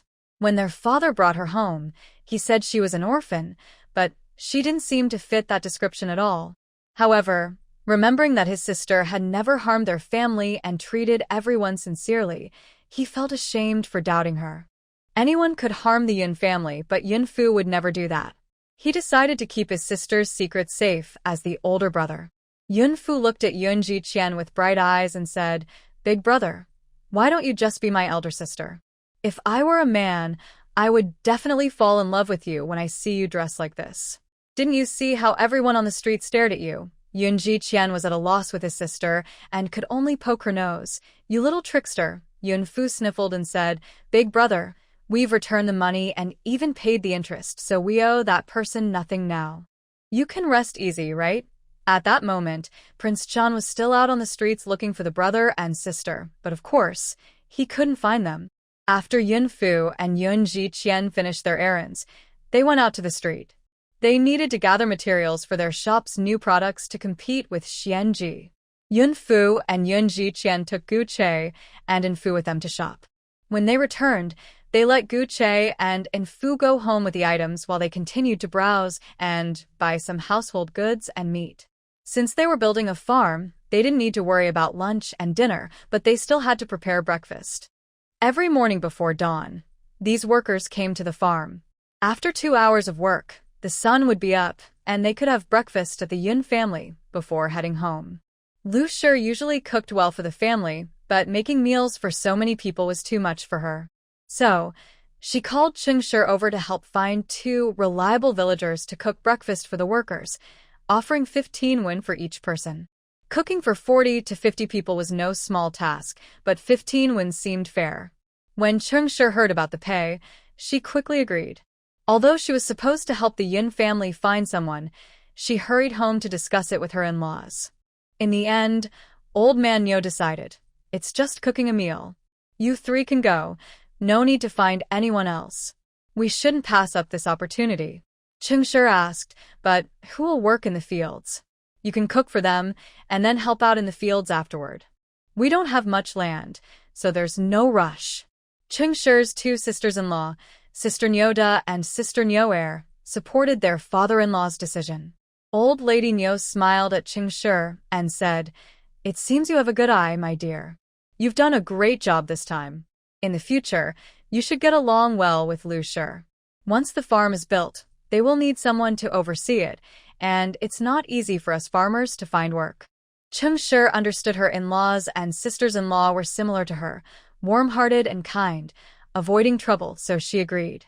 Then, Cheng Shi went back to Lu Shi and asked, "Can the 3 of us do the cooking?" Lu Shi was more than happy to agree. It was settled. Before Yun Ji-qian and Yun Fu arrived in town, Lu Shi informed them about the necessary ingredients and household items they were short on. As they approached a grain and oil shop to buy some supplies, they unexpectedly ran into Prince Chun and Qingbei, who were followed by 2 guards dressed in uniforms and carrying swords. Yun Fu was looking elsewhere and didn't notice the approaching group, but they were quite eye-catching, and Yun Ji-qian spotted them immediately. Yun Ji-qian tightly grabbed Yun Fu's arm and said, "Sister, we've run into that person again." "Who?" Yun Fu turned her head and finally saw Qi Zheng. His strong presence and cold expression were intimidating, even though he was dressed like an ordinary person. His aura was particularly striking. Yun Fu felt a tightness in her chest. These people must be looking for them. Back when the Yun family was in dire need of money, She had used her fifth brother's background to trick Chi Junyi out of 200 silver coins. She had also exposed her fifth brother's identity. It was her fault for not thinking things through, and now it was too late to regret it. Today, she had also used that silver note to get close to the crown prince, even taking the chance to touch him a bit. She wondered if he would be angry enough to want to harm her when he found out. To be honest, even through his clothes, she could tell that the crown prince had quite a nice figure. Little sister, that person isn't looking for us, is he? Yun Jiqian had gotten used to asking Yun Fu in times of trouble. Seeing her worried expression, he reassured her, "Don't be afraid. Big brother is here. Big brother, let's go look at other shops." Yun Fu felt guilty and didn't dare to tell her brother the truth. She was also afraid Chi Junyi would recognize her. Although her disguise skills were excellent, so much so that even their parents might not recognize them, she still wanted to avoid Chi Junyi if possible. At the same time, she felt bad for her fifth brother. She had used his background, which could bring him trouble. Yun Jiqian held Yun Fu's hand, feeling her palm was sweaty. "All right, let's go that way." Just as they turned around, someone blocked their path. "Hey, isn't this the owner of Yunji?" Wang Er's sudden appearance startled them. Yun Jiqian frowned and asked, "What do you want?" Wang Er had lost his job due to a personal vendetta last time. He had just been released from the government office when he ran into the Yun siblings. His brother, Wang Wu, had died in prison, and now he felt a strong resentment toward Yun Jiqian and Yun Fu, wishing he could skin them alive. Wang Er smiled darkly. "In broad daylight, I don't plan to do anything. Just saw some old acquaintances and wanted to say hello." Now he was being clever, avoiding a direct conflict with Yun Jiqian. His gloomy expression and the hatred in his eyes made Yun Jiqian and Yun Fu feel uneasy. Yun Jiqian felt a tightness in his heart and quickly moved Yun Fu behind him, still trying to persuade him. "Wang Er, about what happened last time, I believe you know who is right and who is wrong. If you want to be angry, go find the person who bribed your brother Wang Wu to settle the score. We are innocent. Wang Wu came to bully us, so we won't just stand there and take it." Wang Wu often took advantage of his position in Shiqiao town, and Wang Er knew about it. He had advised his brother to be more careful and not to go too far. Wang Wu usually listened to him. Their conflicts were minor. People in Shiqiao town often didn't want to offend Wang Er, so they would give a few silver coins to make the trouble go away. Over time, Wang Er turned a blind eye to his brother's actions. This time, Wang Er never expected his usually timid brother to demand such a large sum of 500 taels. He couldn't believe Wang Wu would do something like this. Recalling that it was manager Xian from Xuanji who had come to ask for his help last time, could it really be that Xuanji was behind this? If two families were fighting and his own brother was caught in the middle, he wouldn't let either of them go unpunished. Moreover, his brother suddenly died in prison, and the jailer said Wang Wu died of illness inside, which he couldn't believe. His brother had always been healthy and rarely got sick. Even after the last injury, he shouldn't have died so quickly. He had to uncover the truth and avenge his brother. "Just wait. This isn't over." Wang Er left with a fierce remark, and Yun Ziqian and Yun Fu lost their desire to shop. Better to offend a gentleman than a petty person. Wang Er was clearly a petty person. After they were taken away by Captain Du and Captain Xiang, they had no idea what happened next. "Big brother, later you should ask Captain Du and Captain Xiao for details so we can plan for the future." "Okay." Yun Jiqian understood the seriousness of the situation. For business people, offending petty individuals was the worst. After chatting with Wang Er for a while, they tried to leave, but were called back. The steward of the Xie family, along with several servants, approached from the opposite side, and the steward was holding two portraits. With such a large group, Yun Fu guessed they were looking for someone. The steward seemed to recognize Yun Fu first and said, "Oh, isn't this Lu Gaihua's daughter?" Behind them, Chi Junyi and Qing Bei also arrived, blocking the siblings in the middle. Yun Fu silently complained, "What terrible luck. I shouldn't have gone out today." Lu Gaihua? When Chi Junyi heard this name, something flashed in his mind, but he couldn't grasp it. He was sure he had never heard this name before. Lu Gaihua sounded like a name from a rural woman. Why did he react this way upon hearing it? Chi Junyi couldn't figure it out no matter how hard he tried. He studied his thoughts and looked at Yunfu. Yunfu saw Steward Xia and felt they were not close enough to greet him, so she chose to ignore him and walked away. When Lu worked at the Xia residence, Yunfu would always call him Uncle Steward. Now that her mother no longer worked there, and considering how her mother was mistreated during her time at the Xia residence, Yunfu had lost her good feelings toward him. He did not deserve to be called uncle. Seeing the two trying to leave, Steward Xia immediately shouted, "Stop!" Yunfu looked up at him and asked impatiently, "Is there something you need?" Steward Xia held up a portrait, comparing it to Yunfu, but eventually shook his head. The portrait was drawn by Qi Joini, and Qingbei had given it to the head of the Xia family, who then sent someone from the Xia residence to find the person in the picture. Yunfu was curious about how the portrait depicted her, but she was too short to see it clearly. Suddenly, she pulled the portrait down, causing Steward Xia to lose his grip, and it fell into her hands. Hey? Who is this? This is a boy. Why are you comparing me to him? Yunfu secretly admired the artist's skill, as the portrait captured her appearance when she dressed as a boy quite well. Steward Xia asked, "Have you seen the person in this portrait?" "No, can we leave now?" Yunfu replied impatiently. Yunfu returned the portrait to Steward Xia, eager to leave this troublesome place, but he blocked their way. Steward Xia, also surnamed Xia, was a distant relative of the head of the Xia family and considered himself part of the Xia residence, prioritizing its interests above all else. He was aware that the Xia family had repeatedly invited Lu to care for the elderly matriarch, but Lu had been ungrateful, preferring to work in the servant quarters rather than help. He also knew that Mama Zhao personally went to the Yun family to invite Lu, but she refused. Later, he heard that the Yun family had opened a shop, and it quickly became popular in Shiqiao town. They even took business away from Aunt Lin's brother, Mr. Lin. Seeing the Yun siblings today, he had no intention of letting them go. "I heard your family has opened a shop. Everyone in Shiqiao town knows about Yunji ice drinks. Your family has really struck it lucky. Even the children of servants can achieve this. Congratulations." Yunfu could tell there was a hint of jealousy in Steward Xia's words. She smiled and said, "If Steward Xia likes ice drinks, you can come and try some." Suddenly, Yunfu pretended to remember something and said, "I'm sorry, Steward Xia, I forgot you only earn 1 or 2 silver coins a month. You might not be able to afford it. But don't worry, you can ask me, and I'll give you a discount." Steward Xia wanted to argue back, but what Yunfu said was true. He opened his mouth but didn't know how to respond. Usually, Steward Xia took advantage of his surname and acted superior, often bullying others. Seeing him at a loss in front of a little girl, the people nearby covered their mouths and laughed quietly. At that moment, Steward Xia's face turned red from embarrassment. If they weren't in public, he would have liked to scold the little girl. He glared fiercely at Yunfu. But Yunfu smiled and said, "I forgot, even with a discount, it's still not cheap. It's fine if you can't afford it, we have cheaper options. Ice pops are just 4 coins each, enough to fill you up." As soon as Yunfu finished speaking, laughter erupted around them.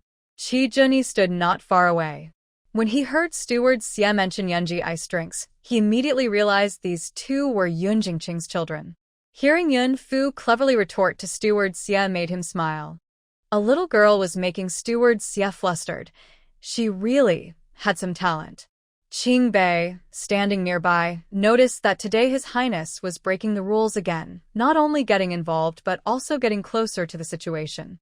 Now, watching a little girl argue, he found it quite entertaining. The last time His Highness smiled was... He couldn't remember. It seemed he hadn't smiled in years. "I've seen this little sister before," Qi Junyi suddenly said, catching both Qingbei's and Yunfu's attention.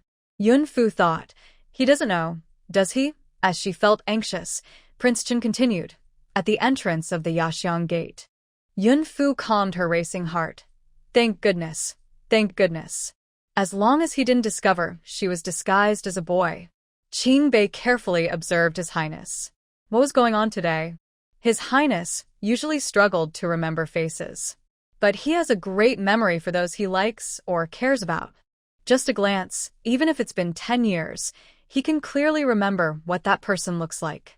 It has been 9 years since Empress Su passed away, yet he can still draw her as if she were alive. Does this little girl have something special about her? Qingbei carefully examined Yunfu. She was just an ordinary little girl, perhaps a bit more attractive and cute, but there are plenty of such children in the capital. At this moment, the siblings were in a tense standoff with the people from the Xie family. Butler Xie had never been insulted like this before. Given the Xie family status in Shiqiao town, others usually tried to win his favor. What a sharp tongue. How dare you be so rude to your elders? It seems your mother hasn't taught you well.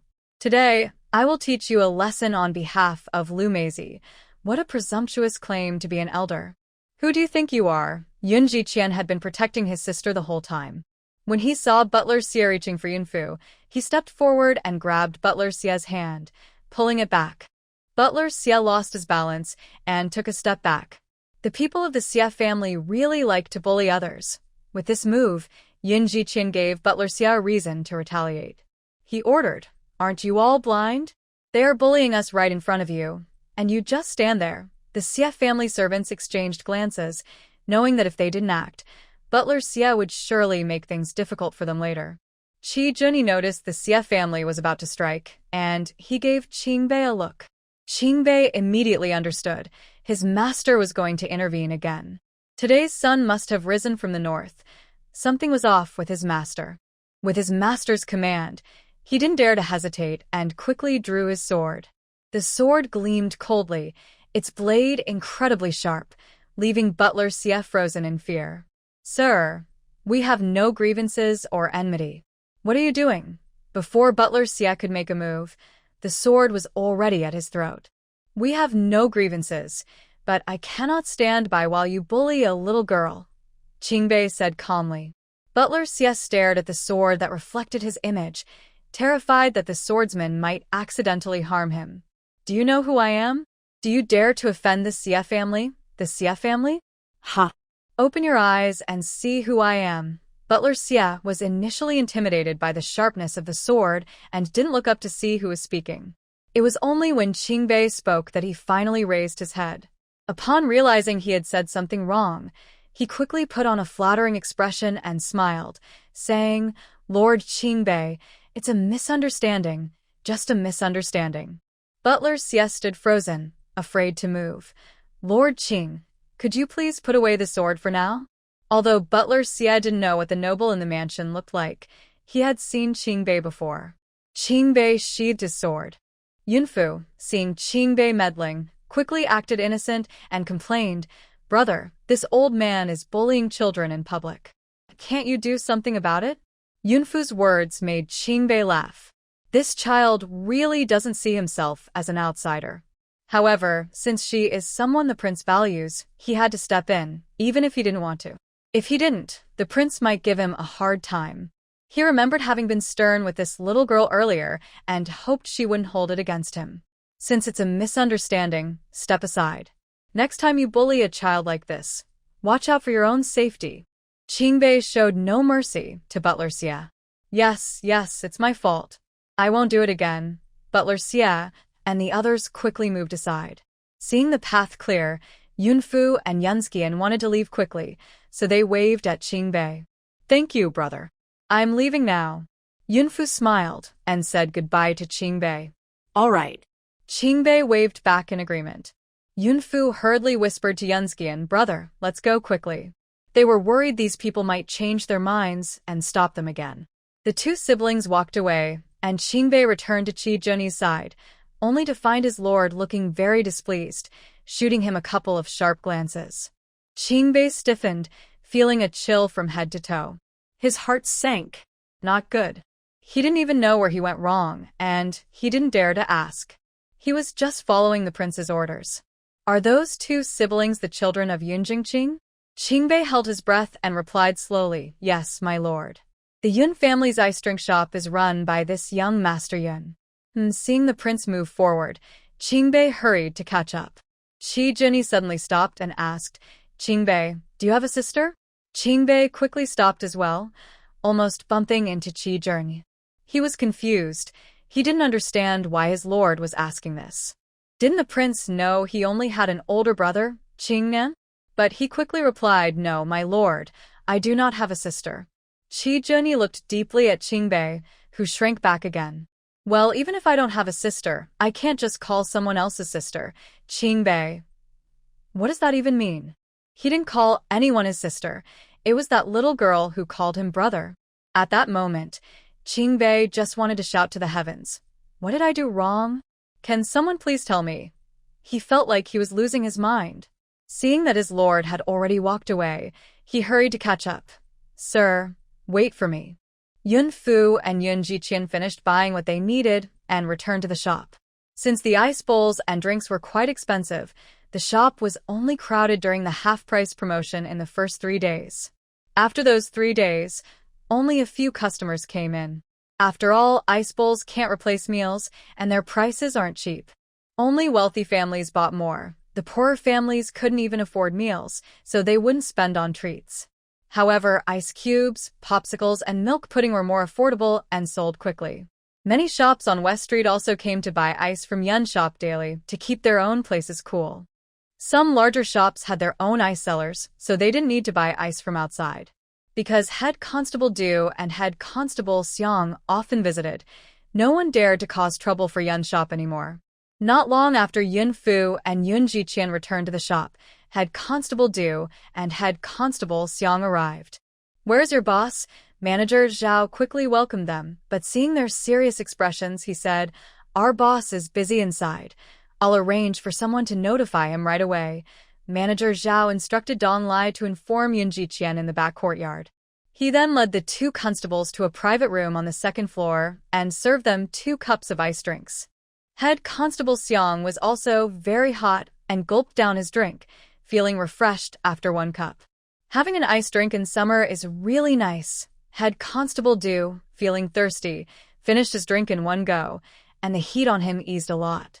Seeing that the 2 constables were truly thirsty, Manager Zhao served them 2 more cups. Yun Jiqian and Yun Fu were in the ice room researching new products, while Dong Lai was not allowed in. Only Gu Che, Gu Yu, and 2 other signed little beggars could enter. When customers ordered something, the 4 of them were responsible for passing it out from the ice room to the staff in front. Dong Lai quickly called Gu Yu, and only then did Gu Yu enter the ice room to inform Yun Jiqian.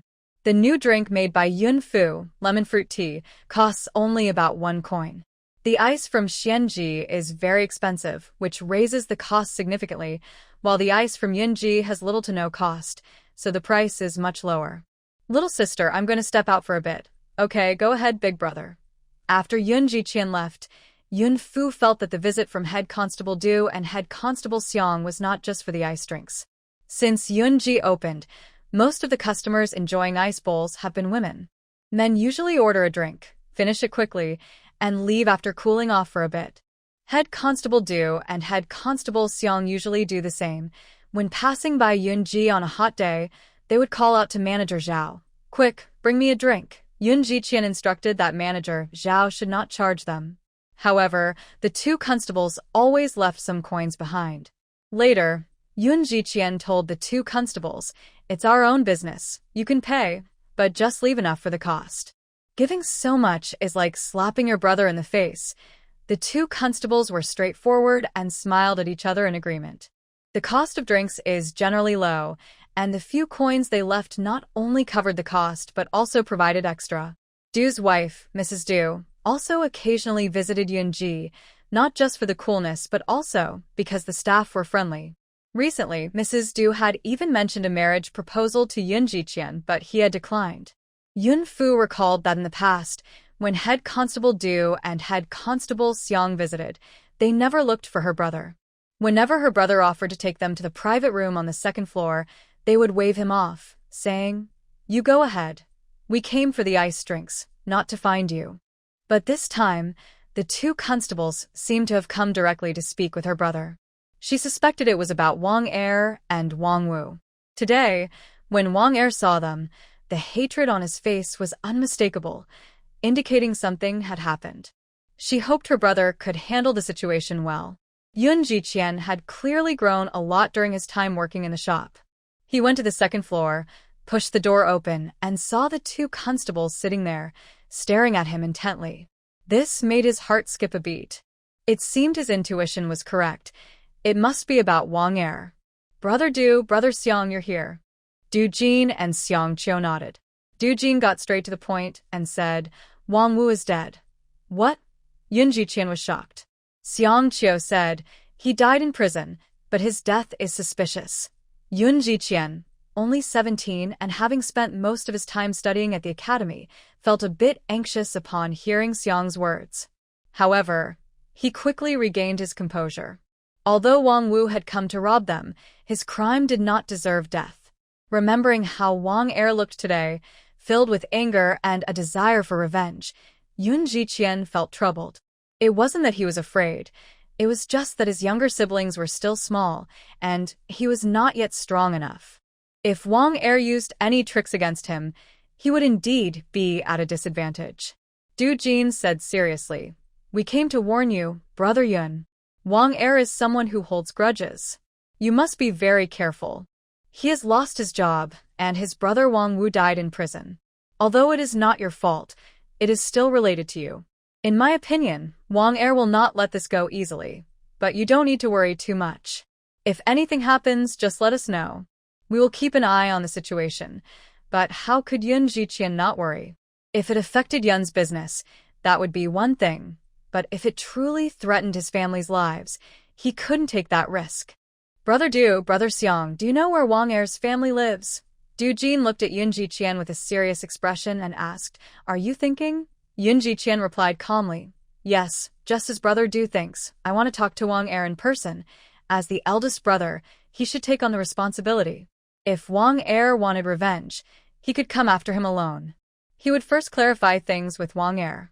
If Wang Er refused to listen, he could resort to stronger measures later. Xiang Qiu advised, I suggest you don't go to his house. Wang Wu has died, and his family is grieving. Going there now might. Yun Jiqian understood Xiang's concern. If he went now, he might be beaten by Wang's family. Let them vent their anger, and he could offer some money as compensation. Perhaps that would calm them down and keep his family safe. He accepted that. However, he couldn't just let Wang's family beat him up. Before going to Wang's house, he would first visit the escort agency to hire 2 escorts to accompany him. If Wang's family went too far, he would have escorts for protection. If he didn't handle this matter, he wouldn't have to worry about his second brother, as the 3 younger brothers were studying at the academy and his sister was still young. If Wang Er targeted them, the consequences could be unimaginable. Yun Jiqian thought for a moment and said, Brother Du, Brother Xiang, do you know about the Wang family situation? Xiang Qiu replied, Wang Er has been working under me, so I know a little about the Wang family. Wang Er is the second child. He is married and has 2 young children. His mother also lives with him and he takes care of her. His older brother, Wang De, has cut off contact with them. Wang San and Wang Si passed away shortly after birth, and Wang Wu is the youngest. The family relies solely on Wang Er to earn a living. Now that he has lost his job, and with his brother's death, the Wang family must be in deep sorrow. Upon hearing this, Yun Jiqian seemed to relax a bit. Since Wang Er had elderly and young family members, they had weaknesses, making it easier to negotiate. Seeing Yun Jiqian's determination, Captain Du realized he couldn't stop him and said, All right, let's go with you. Thank you, Brother Du and Brother Xiang. The 3 of them made their plans and left the shop. Before they set off, Yun Jiqian reminded manager Zhao to keep an eye on Yun Fu and not let him go anywhere, telling him to stay in the shop. Wang Er's home was not close to West Street. It was located near Wu Yi Alley. If they walked, it would take at least half an hour. So Yun Jiqian called for a carriage, and the 3 of them got in. On the way, they discussed what to say. Before they knew it, the carriage passed through West Street and 2 more streets, arriving at Wu Yi Alley. They knocked on the door, and after a moment, a woman in her 50s, with graying hair and an unsteady gait, came to open it. From her appearance, it was clear she was not in good health. She recognized Xiang Qiu immediately and smiled, saying, Captain Xiang, you're here. The 3 were taken aback. The Wang family did not seem to be in mourning. It seemed that Wang Mu was still unaware that her son Wang Wu had died in prison. "Mrs. Wang, it's me. How is your health?" "I'm fine. You must be here to discuss business with Wang Er, right? I'll call him out." As she invited the three inside, she continued, "A few days ago, Wang Er sent a message saying the government had sent him on an official assignment and that he would be away for a few days. He just returned, and now you're here. It seems the government has a new case." Mrs. Wang was pleased that her son was valued by the government. She had 5 children, and so far, only this one son had achieved something. The eldest married into her family, while the 3rd and 4th children sadly passed away, and the youngest was spoiled and rarely seen. "Thank you, Aunt Wang." Upon entering the Wang family's main room, Yun Jiqian saw a woman sitting inside, holding a baby boy under 1 year old, while a 3-year-old girl played on the floor. Seeing this, Yun Jiqian felt a bit relieved. As long as he had a weakness, things would be easier. The woman, noticing guests had arrived and knowing they needed to speak with her husband about something important, quickly took the baby and led the little girl into another room to call for Wang Er. Wang Er, hearing his wife mention the head constable, felt unhappy. He had worked under the head constable for 5 years, and when trouble arose, he did not help him. However, he also held a glimmer of hope, thinking that the head constable's personal visit might be to rekindle their old connection and help him return to work. With that thought, he hurriedly tidied his clothes and stepped out of the inner room. As soon as he stepped out, he saw Yun Jiqian sitting there, and his anger flared up instantly. "Yun Jiqian, how dare you come here?" Wang's mother noticed her son Wang Er was about to charge at someone and quickly pulled him back, scolding, "Wang Er, don't be rude. Our guests are here. You can't treat them this way." She considered the 2 head constables present and didn't want her son to make a bad impression in front of them. Though Wang Er was angry, he had to suppress it and said, "Mother, I have something to discuss here. Please go back inside." He knew Yun Jiqian was there about his brother Wang Wu, and since his mother was not in good health, he didn't want her to know that his brother had died. Wang's mother looked at her son, then at the 2 head constables and Yun Jiqian, and said, "All right, calm down. Just discuss whatever you need to. I understand, don't worry, mother," Wang Er replied. Wang's mother smiled at the 2 head constables and Yun Jiqian, saying, "You all talk first. I'll go check on my grandson." Wang Er can be a bit hot-headed, so if he does anything wrong, please forgive him and I'll scold him later. To the head constable, she said, "Aunt Wang, don't worry. We'll talk to him properly." Wang's mother thought they were discussing official matters and didn't think much of it as she went into the inner room. Wang Er gestured for Yun Jiqian to follow him outside, and without hesitation, Yun Jiqian went along. The 2 head constables exchanged glances and quickly followed. Once they reached an open area a few dozen yards away from the Wang house, Wang Er could no longer contain his anger and threw a punch at Yun Jiqian. Yun Jiqian did not move and allowed Wang Er to hit him. Wang Er's angry eyes were fixed on Yun Jiqian, filled with a hatred that seemed ready to tear him apart. He punched him 3 times, and purple bruises slowly spread across Yun Jiqian's face, creating a mark of pain on his skin. A cold and hot sweat continued to pour down. The 2 captains saw that Wang Er had vented his anger and stopped him. Yun Jiqian touched his swollen skin, feeling a sharp pain that made him gasp. Wang Er was surprised that Yun Jiqian stood still and let him hit him. He couldn't help but take another look, realizing that this seemingly weak scholar had some strength. He thought about his brother's mysterious death. By the time he learned of it, his brother's body had already been burned as an unclaimed corpse, leaving only ashes behind. He wished he could tear Yun Jiqian into pieces. If it weren't for his elderly mother's poor health, who couldn't handle such a blow, he would have wanted to hit Yun Jiqian long ago. Xiang Qiu tightly grabbed Wang Er and said, "Wang Er, calm down.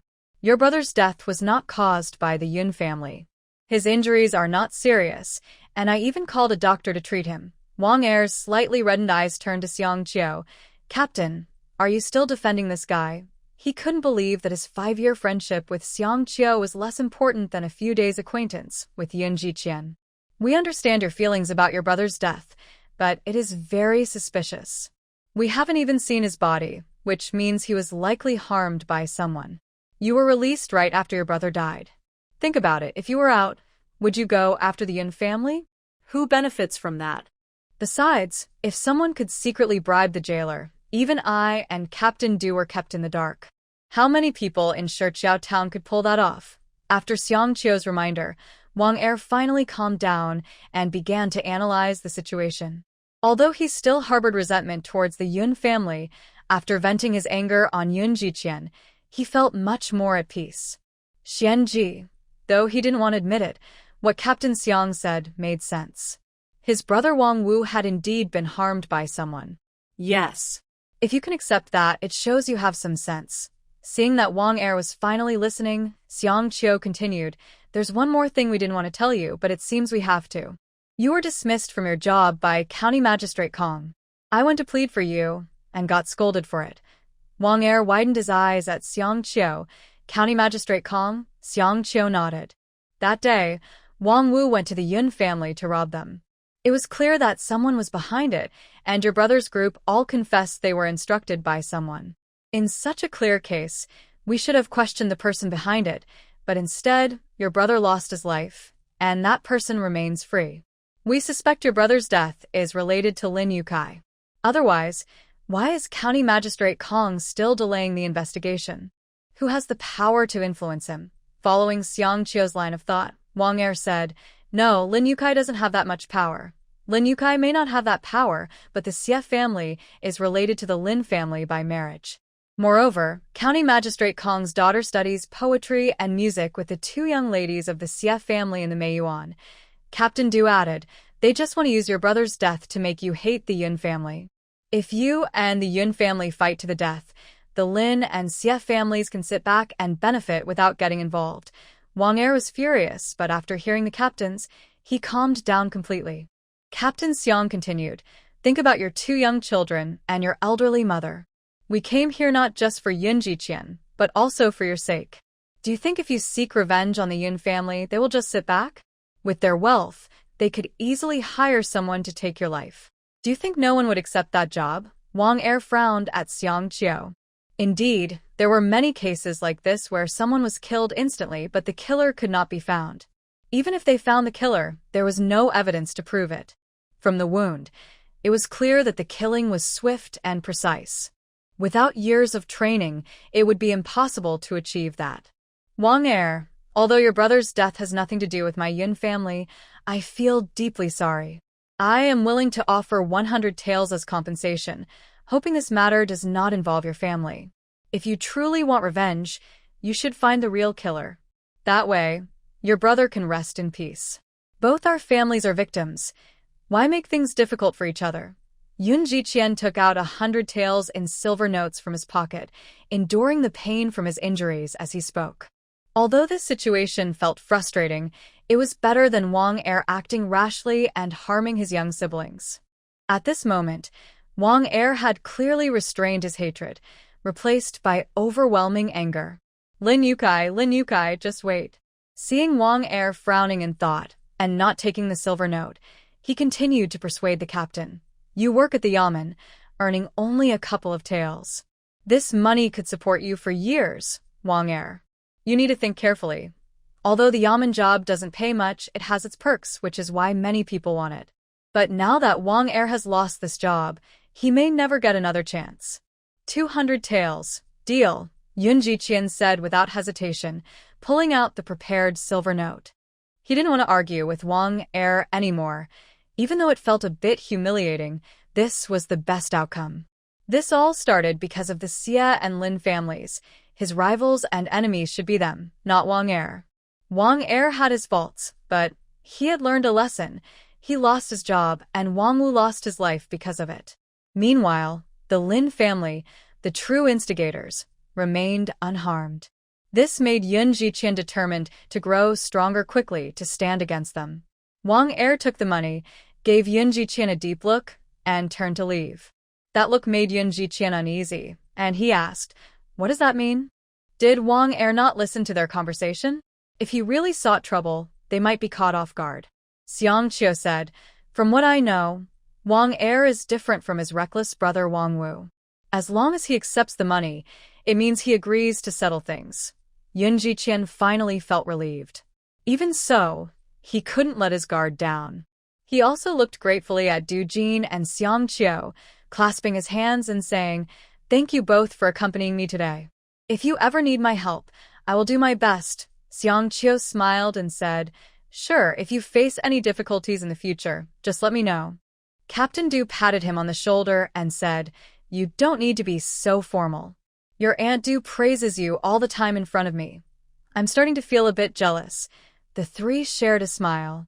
Yun Jiqian didn't expect things to be settled so quickly, and he felt much lighter as he left. Thinking of his sister worrying at the shop, he hurried the horse on the way back. When he reached the intersection leading to the yamen, he didn't stop and headed straight for Yunji. Sure enough, he saw his sister anxiously looking out from the shop, and his heart ached a little. Seeing his carriage approaching from a distance, Yun Fu hurried over, and Yun Jiqian quickly stopped the carriage. Noticing his sister's face was red from the hot sun, Yun Jiqian couldn't help but feel sorry and said, "Didn't I tell you to wait for me at the shop? Why did you come out? Big brother, what happened to your face? We'll talk about it later." Yun Jiqian remembered that Xianji was right across the street and quickly silenced his sister. He got off the carriage, lifted his sister onto it, and drove into the back courtyard of the shop. Meanwhile, on the second floor of Xianji, Lin Yukai also spotted the siblings. He sneered, "Humph, kid, you think you can compete with me when you're still so inexperienced." He called over Manager Wang and said, "Go tell Wang Er that his brother Wang Wu was harmed by the Yun family, and it was because of the injuries he got last time at Yunji." Manager Wang smiled widely and replied, "All right, I'll personally go to Wang Er's house. Now, the Yun family is in big trouble." Wang Er was very close to his brother Wang Wu, and with Wang Wu gone, Wang Er would surely seek revenge. Yun Fu looked at her brother's injury and guessed something was wrong.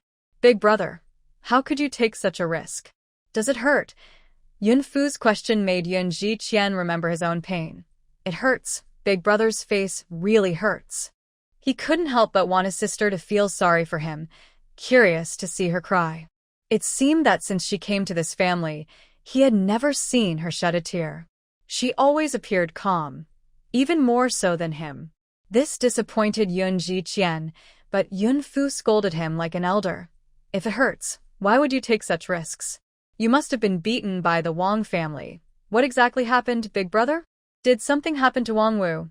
Seeing his sister's worried expression, Yun Jiqian decided to stop teasing her and replied, "Wang Wu died in prison." The news of Wang Wu's death shocked Yun Fu. The injuries Wang Wu sustained weren't that severe. If he died in prison, there must be something suspicious going on. It was surprising how ruthless these wealthy families could be, just like the Xie family and Lin Yukai. They treated lives as if they were worthless, using underhanded methods to achieve their goals. They operated in the shadows, appearing innocent while actually exploiting the lives of the poor to fulfill their schemes.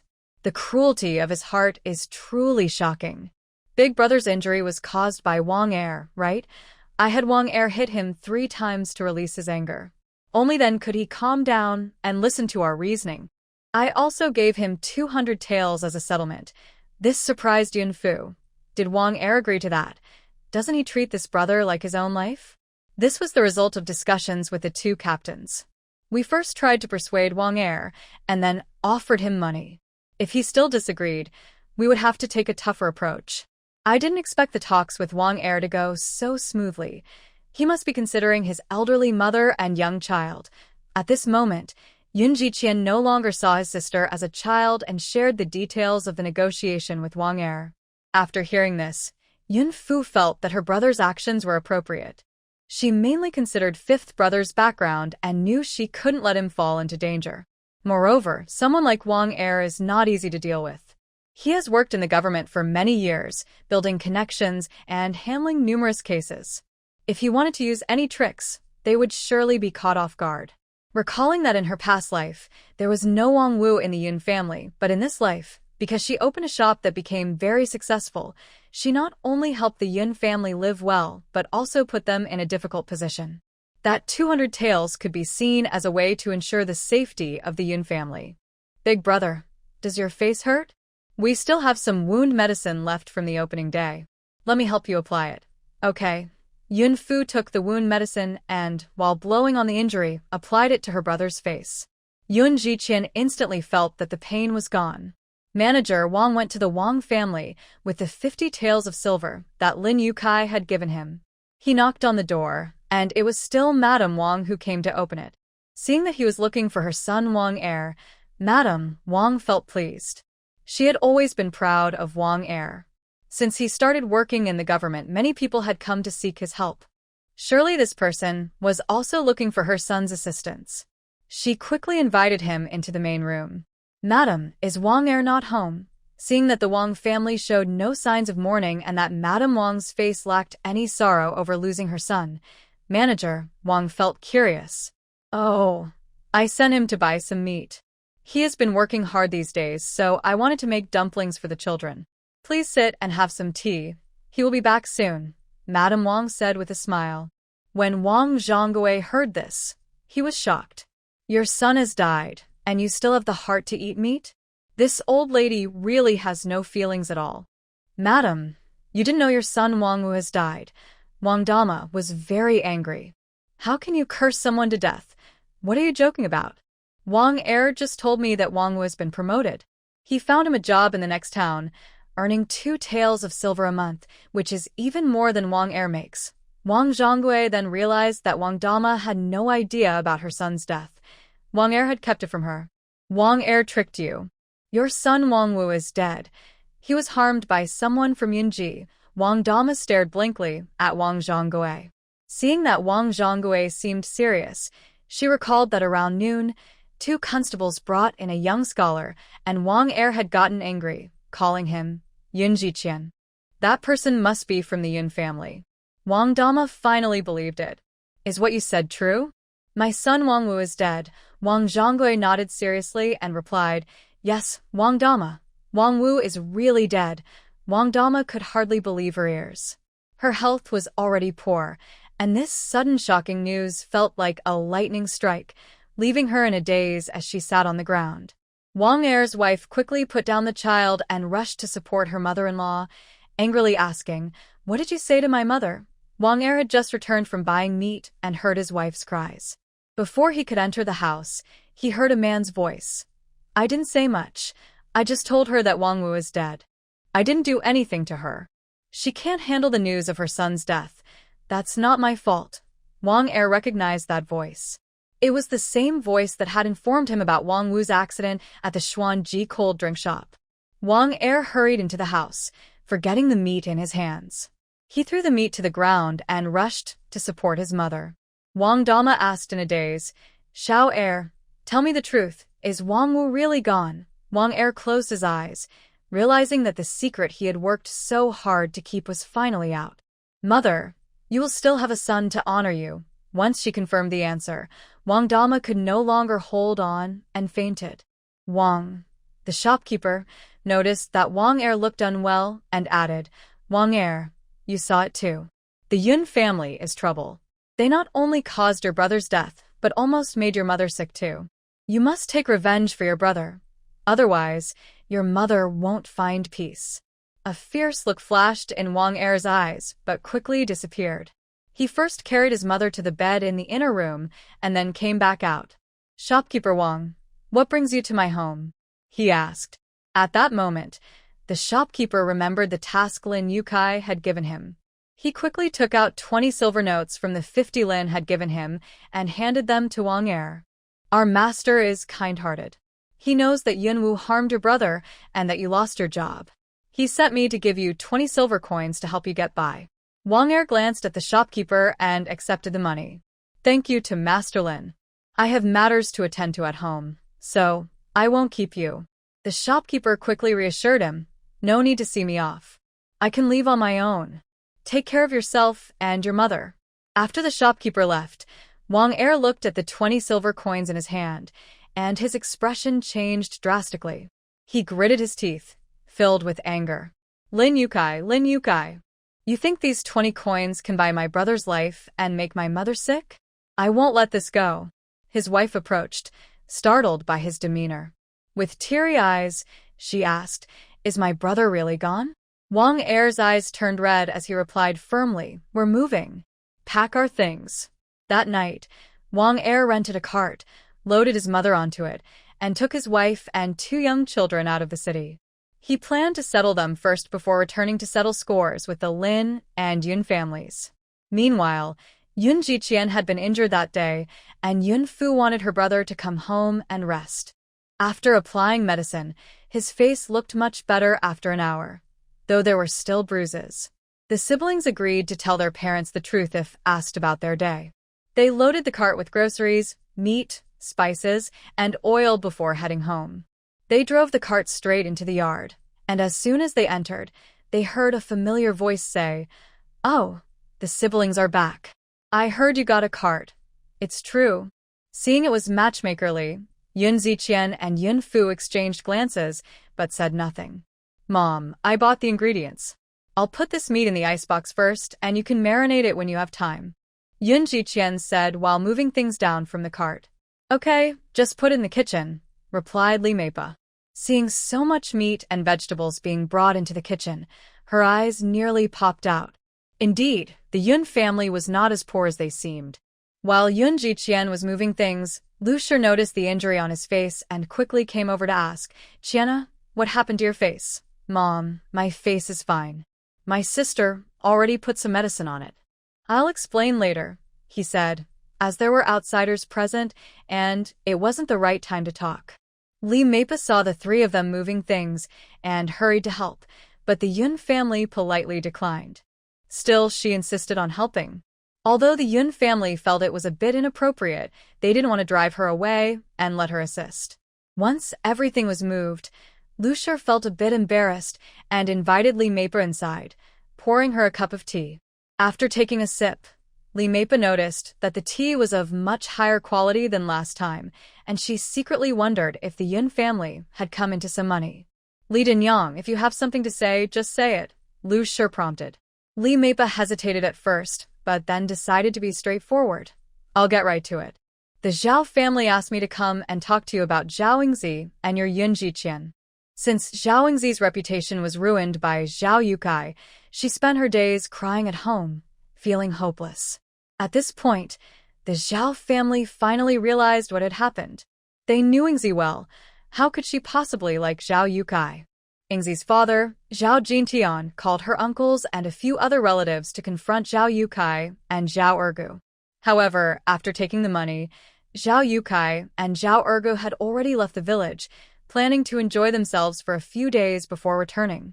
The Zhao family couldn't find the 2 brothers and wanted to ask if they were sent by the Yun family, but they felt too ashamed to do so.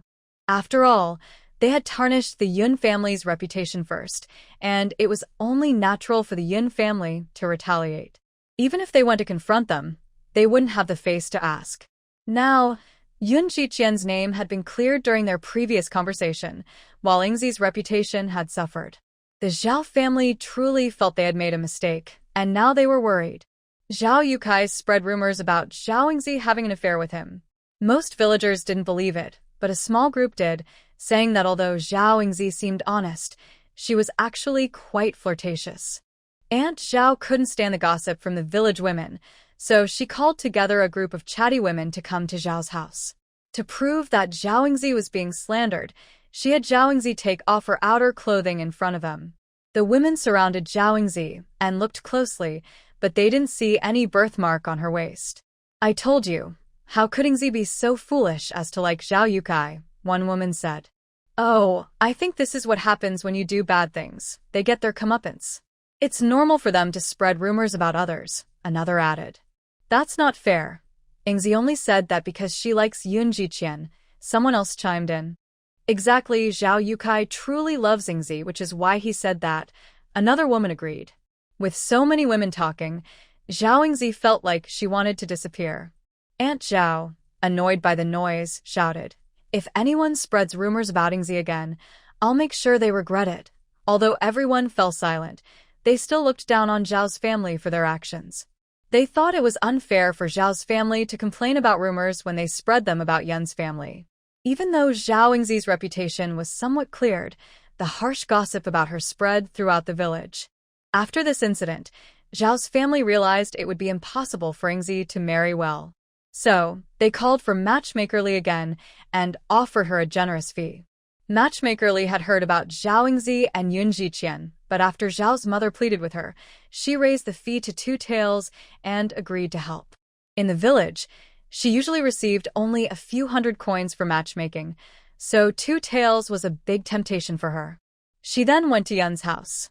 Mrs. Liu said, "Aunt Li, I don't want to be rude, but you should leave." Even Matchmaker Li, known for her thick skin, felt embarrassed by Mrs. Liu's words. The atmosphere became tense. After a moment, Matchmaker Li spoke again. "The Zhao family knows they were wrong. I'm here to apologize on their behalf."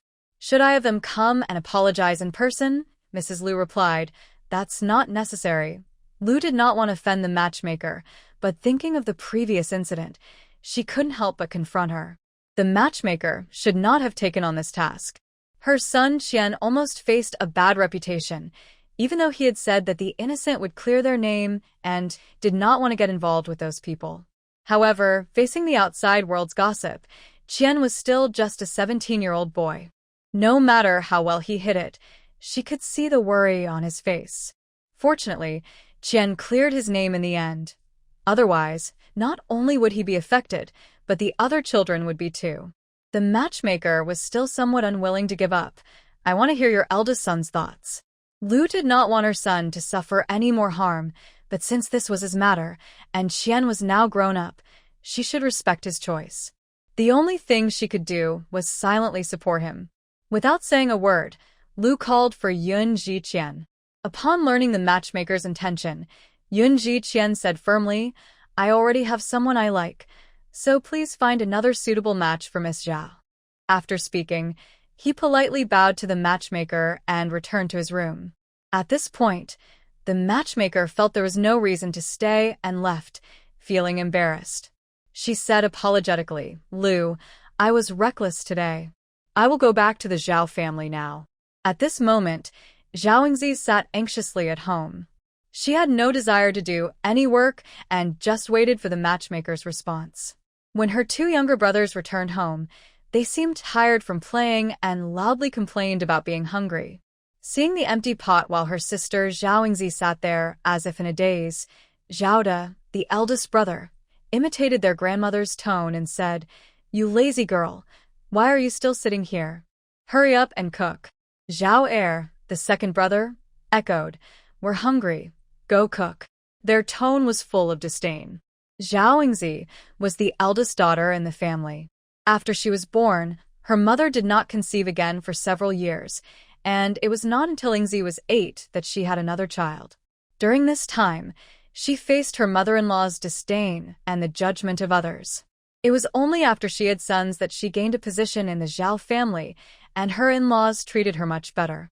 It was clear how important her sons were to her. Her mother spoiled the 2 boys to the point of being unruly.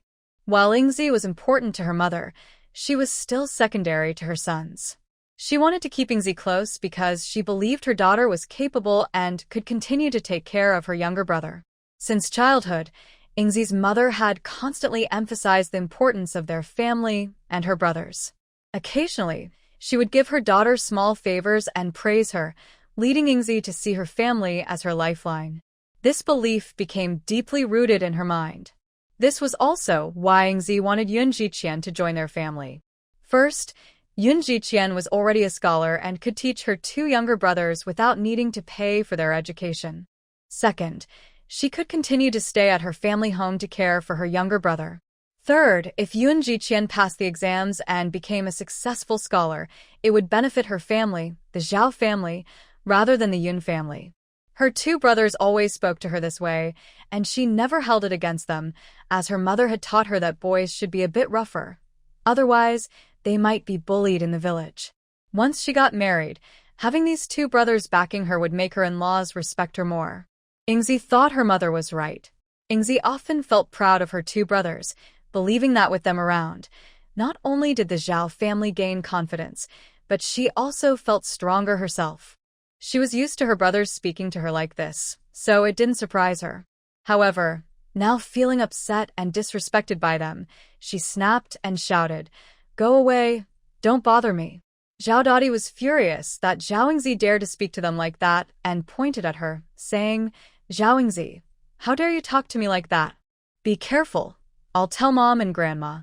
Hearing her brother's words, Zhao Yingzi frowned even more and glared at him, saying, "Go away or I'll hit you." She grabbed a broom nearby and threw it at her two brothers. Zhao Erdi was quick and ran away as soon as Zhao Yingzi picked up the broom. Zhao Dadi, however, was more stubborn and didn't run, thinking she was just trying to scare him. He was shocked when she actually threw it at him. At the moment the broom hit her brother, even Zhao Yingzi was stunned. What had she done? How could she hit her own brother? While she felt regret and guilt, unexpectedly, Zhao Dadi suddenly bit her arm. In the summer, her clothes were thin, and it hurt so much that tears almost came out. She hit Zhao Dadi's back, saying, let go of me." The more she hit him, the more determined he became, refusing to let go. Before long, Aunt Zhao returned, followed by Zhao Erdi, who looked angry and had his lips tightly pursed. Aunt Zhao saw Yingzi hitting her older brother and felt very upset. She stepped forward and scolded, "Yingzi, how can you hit your own brother? Why are you being so cruel? I thought you were a sensible child and wanted to keep you at home to help your brother, but instead, you hurt him." When Zhao Dadi saw his mother arrive, he finally relaxed. He cried, hugging Aunt Zhao and complaining about Yingzi. Aunt Zhao patted Zhao Dadi's head and wiped his tears, completely ignoring the bloodstains on Yingzi's sleeve. At that moment, she no longer thought about keeping Yingzi at home to find a husband. If she couldn't even get along with her own brother, how could she manage a family of her own and not fight with her brothers over inheritance? As Aunt Zhao took Zhao Dadi and Zhao Erdi away, she left one last remark. "Your father asked Li Matchmaker to go to the Yun family. Yun Jiqian already has someone in his heart, so you should give up on that idea." Yingzi sat down in a chair, feeling regretful. She regretted not understanding her situation. She thought that by contributing to the family and caring for her younger brothers, her parents would love her as much as they loved them. But she was wrong. After all, Yun Jiqian was also thinking of his own family and younger siblings. What was wrong with that? Yunji Iced Drink's lemon tea was released and became very popular in Shichiao Town, especially at the neighboring shop, Shangyun Zhuang. Everyone was holding a cup of lemon tea. The price was very affordable, only 3 coins a cup, sweet and sour, with plenty of crushed ice added. Yunji's ice seemed free. People could ask for as much or as little as they wanted. Some who were hot and thirsty would even ask for half a cup of ice, making it both refreshing and thirst-quenching. This made lemon tea a sensation throughout Shichiao Town. Anyone passing by would stop to buy a cup. Recently, Zhu Lu brought 2 young maids and hurriedly bought 70 or 80 cups of lemon tea. This was for Chang Qingqing to treat the people at the governor's office. Yun understood that Chang Qingqing sent Zhu Lu to support their business. Yunji didn't have disposable cups yet, only deep porcelain cups specially made for drinking fruit tea, but they had lids for easy transport. Each cup of lemon tea came with a straw made from reeds. They packed the cups into boxes, 10 cups per set, and loaded them onto the cart. Yun Fu said, "Sister Zhu Lu, after you finish the iced tea, please bring us the fruit cups. We might not have enough in our shop." Zhu Lu smiled and replied, "Sure, I will bring them as soon as we finish the fruit tea." The carriage did not stop at the governor's mansion. The driver went straight in through the side door. Chang Qingqing heard the servants report that Zhu Lu had returned with lemon fruit tea, so she hurried out to bring 2 cups and entered her grandmother's courtyard, eager to present them to Lady Zhao. "Grandmother, please try this." At that moment, Lady Zhao was feeling quite hot. The ice prepared by the governor's mansion was limited, and no one expected this summer to be so warm. Madame Su, the governor's wife, was in charge of the household. When Lady Zhao expressed her wish to return to her hometown of Shichiao Town for her health, Madame Su followed her out of concern. She also did not expect this summer to be so hot and had suggested taking her mother-in-law to Jiangnan to find a nice place to cool off, but Lady Zhao refused, saying her health couldn't handle the travel. Even if the governor's mansion was short on ice, it was prioritized for Lady Zhao. Her room always had ice, and a maid was fanning her. Despite this, Lady Zhao still felt very uncomfortable. She squinted her eyes and saw Chang Qingqing holding two uniquely shaped cups, which a nearby maid quickly took. At the same time, Chang Qingqing offered a straw-like item. "Grandmother, this is really delicious. Please give it a try." It was Chang Qingqing's first time drinking lemon fruit tea. Although she didn't know how it tasted, she believed the Yun family made great fruit tea. Lady Zhao, who had been resting with her eyes closed, opened them when she heard Chang Qingqing and said, "Qing'er, are you buying these things again?" Lady Zhao never ate food from outside. She only ate what the kitchen prepared. Since arriving in Shiqiao town, Chang Qingqing had been buying snacks from outside, and Lady Zhao worried about her granddaughter getting sick from unclean food. "Grandmother, this is really different. Just take a sip." "Oh? What makes it different?" "Just try it. I promise it's good." "Grandmother, please drink from my cup first." As she spoke, Chang Qingqing removed the cup lid, inserted the straw, and brought it to her grandmother's lips. Lady Zhao glanced at it but covered her mouth in disdain. "What's so good about this? If you want something nice, ask the cook to make you some bird's nest soup. No, this is from my friend's shop. If you don't appreciate it, then I won't talk to you anymore." Chang Qingqing pouted and acted cute. Old Madame Zhao looked at Chang Qingqing and asked, "Is this the Yunfu you always talk about?" Usually, children prefer to play with those older than themselves, but her granddaughter was different. At just 9 years old, she chose to play with a child younger than herself. Thinking about how her granddaughter was shy and could hardly spend time with other kids without getting upset, old Madame Zhao knew that the one who would cry wouldn't be Qing'er. In the governor's residence, her cousins were many, yet none wanted to play with her, which gave old Madame Zhao a headache.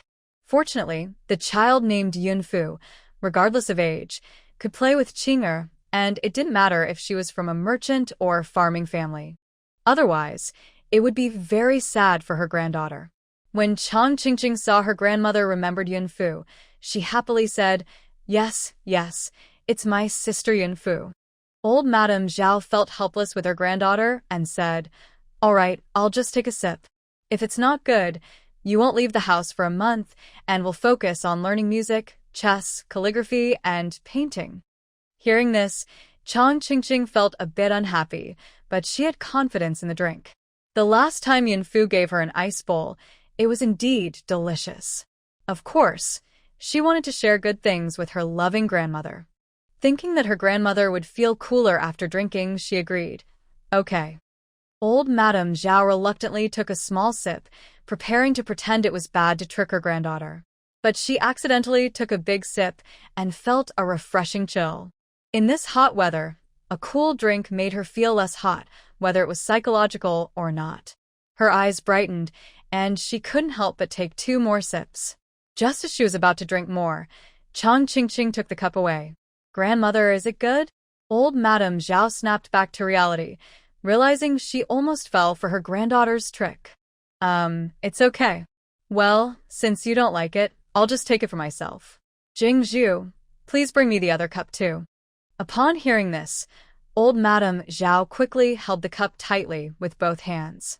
Chang Qingqing tried several times to take the cup from her grandmother's hands, but failed. She attempted to pry her grandmother's fingers open, but as soon as she did, they tightened again. "Grandmother, let go. I'll take the cup away so it won't bother you. Later, I'll ask the cook to make you some bird's nest soup." Old Lady Zhao really wanted to drink the lemon tea, but she had always told her granddaughter that food bought from outside was dirty, so she felt embarrassed to say it now. "You can't finish 2 cups. This cup is what I didn't finish. Later, I'll have Jingzhu throw it away and wash the cup before sending it to you." Old Lady Zhao said this, but she held the cup tighter. "Grandma, you won't secretly drink it after I leave, will you?" "Of course not. I don't like eating outside food. It's not clean." Old Lady Zhao looked at the lemon tea with disdain and insisted. Chang Qingqing had to let go of her hand. "All right, then I'll come back later to get the cup." As she reached the door, Chang Qingqing couldn't help look back and saw old Lady Zhao handing the lemon tea to Jingzhu. "Jingzhu, Go throw this away and wash the cup for Qingqing. Old lady Zhao signaled to Jingzhu. Yes, I'll do it right away. Jingzhu took the cup. Hearing no noise outside, old lady Zhao thought her granddaughter had walked far away and quickly ordered, Quick, let me have a sip. This weather is too hot. She took 2 big sips and secretly thought the lemon tea was really good. The Yun family knows how to do business, creating such a fancy drink. If she wanted more, she'd have to ask her servants to buy it for her secretly. Suddenly, she noticed something in front of her. When she looked up, she saw Chang Qingqing smiling at her. Grandma, is it good? Old lady Zhao smiled awkwardly. Yes, it's good. Can I go out to play today? For the past few days, Chang Qingqing had been kept inside by old lady Zhao, and she was feeling restless. Now, she was curious about the Yun family's girl. What kind of child could play with Qingqing? She hoped she wasn't another wild child. Old lady Zhao was also worried that her granddaughter would get into trouble from being cooped up, so she waved her hand. Go ahead. Let Zhu go with you, and come back early. Thank you, Grandma. Hearing this, Chang Qingqing was as happy as a little dragonfly, fluttering her wings and flying away. Old lady Zhao sighed. Her granddaughter's personality was just like her mother's when she was young, who eventually married into a military family. But she wanted to raise her daughter to be gentle and kind like other girls, which seemed difficult to achieve. The Yun family's ice drink shop had been busy these days, with customers every day. There are also guests like Chang Qingqing who want to take home ice bowls and drinks for their families to try. However, the custom porcelain cups from Yunji are quite expensive and cannot be taken away. This has caused Yunji to lose quite a bit of business. Yun Jiqian feels the pain because this is all money. He and Yun Fu are discussing if there is a way to solve this problem. Actually, she had faced this issue in her past life, and Yun Fu eventually decided to make bamboo cups from wild bamboo, which are cheaper to produce. However, Shiqiao town is in the northern region, and due to the weather, bamboo is hard to find and not all bamboo can be used. In her past life, she found a large area of wild bamboo suitable for northern growth on a mountain in the capital. Although Shiqiao town is not too far from the capital, transporting the bamboo back and forth will increase costs significantly. Before Yun Fu could tell Yun Jiqian about using bamboo to make cups, Yun Jiqian blurted out, Bamboo? We can make bamboo cups that guests can take with them. Big brother, that's a great idea. Yun Fu thought to herself, impressed. This method, which she had pondered for a long time in her past life, was suggested by her brother in an instant. Fuer, you stay here in the shop and I'll be back soon. With that, Yun Jiqian set off. He was on his way to deliver ice to the academy and the government office, and would also ask around about where to find bamboo groves in Shiqiao town. After Yun Jiqian left, Yun Fu continued to serve the guests when suddenly a face appeared in front of her, startling her. Xie Mingsong had come to Yunji for several days, but had not seen Yun Fu. He couldn't understand why he had clearly seen the little girl in the shop across from his uncle's that day. She told him to leave, and he obediently did. Did she not like him and was hiding? His mother said that one should be patient and persistent. Although he didn't quite understand what that meant, he thought visiting a few more times couldn't hurt. So today, he decided to come back to Yunji, hoping to see that little girl. His 2 nieces always laughed at him for being silly and not playing with him, but he thought they were the silly ones. His mother had said he was the smartest child, which is why she named him Tsong'er. He felt sure that Yun Fu was just as smart as he was. He also thought about how his second brother had brought a woman into the house, who was both fat and ugly. The little girl he had seen was different, small, just as cute and pretty as he was, and he could even pick her up. He wanted to prove to everyone that he wasn't foolish. If someone played with him, he could also hold a woman. So, thinking this, he slipped out of the house. Of course, his servant, Pumpkin, followed him. Pumpkin had spent so much time with Xie Mingsong that he seemed to have picked up some of his traits. On the surface, he looked smart, but once he spoke, it was clear he was a bit off too. As soon as Xie Mingsong entered the shop, he spotted Yun Fu. In his previous visits, Yun Fu had been in the back, so he hadn't seen her. When Yun Fu suddenly saw Xie Mingsong's face, she gasped and took a big step back. Xie Mingsong noticed her reaction and pouted, his big, watery eyes looking quite pitiful. Xie Mingsong thought, does she think I'm foolish too? Yun Fu recognized him as the man who had come looking for Lu Shi last time and wondered what he wanted this time. However, she wasn't at the point of arguing with someone she considered foolish. She asked, as she would with any other customer, "What would you like, sir?" I want to Hold you. Yun Fu was speechless. She called for An Fu, who came over with a big smile. "Little master, you called for me." "Yes, this customer wants to hold you. Please fulfill his wish." After saying this, Yun Fu walked quickly to the back. An Fu, being clever, was momentarily surprised but quickly understood what the little master meant. This foolish man must have made an unreasonable request, which is why he was called. The little master said that customers come first, and aside from unreasonable requests, they should try to meet the customer's wishes. An Fu took a deep breath, stood straight in front of Xie Mingsong, and cheerfully said, "Come on, customer, hug me." At that moment, Xie Mingsong was a bit stunned. He clearly wanted to hold a woman, but now a man was in front of him. "I don't want to hug. You're too heavy, I can't lift you." He looked around for Yun Fu, but there was no sign of her in the shop. In a panic, he pushed An Fu aside and tried to go to the back to find Yun Fu, but An Fu stopped him. "Sir, if you won't hug me, then I'll hug you. I bet you can't lift me, so I'll lift you instead." Saying this, An Fu picked up Xie Mingsong as if he were a small chicken and threw him out of the shop. Then, he clapped his hands, secretly cursing how busy the shop was and how this foolish man dared to cause trouble. If not him, then who else? Pumpkin had been completely confused, watching as his master was thrown out. An Fu asked, "Should I carry you out or can you walk by yourself?" Manhwa came to her senses and quickly replied, "I can walk by myself." What were they doing, stopping a young girl and saying they wanted to carry her? Wasn't that inappropriate? Besides, she was the daughter of the owner of Yunji. Seeing all the customers in the shop staring at him, he felt embarrassed and wanted to find a hole to hide in. He hurried outside to help Xie Mingsong, who was squatting on the ground. Manhwa noticed Xie Mingsong's eyes were red and realized he was feeling wronged. He had never seen his master like this.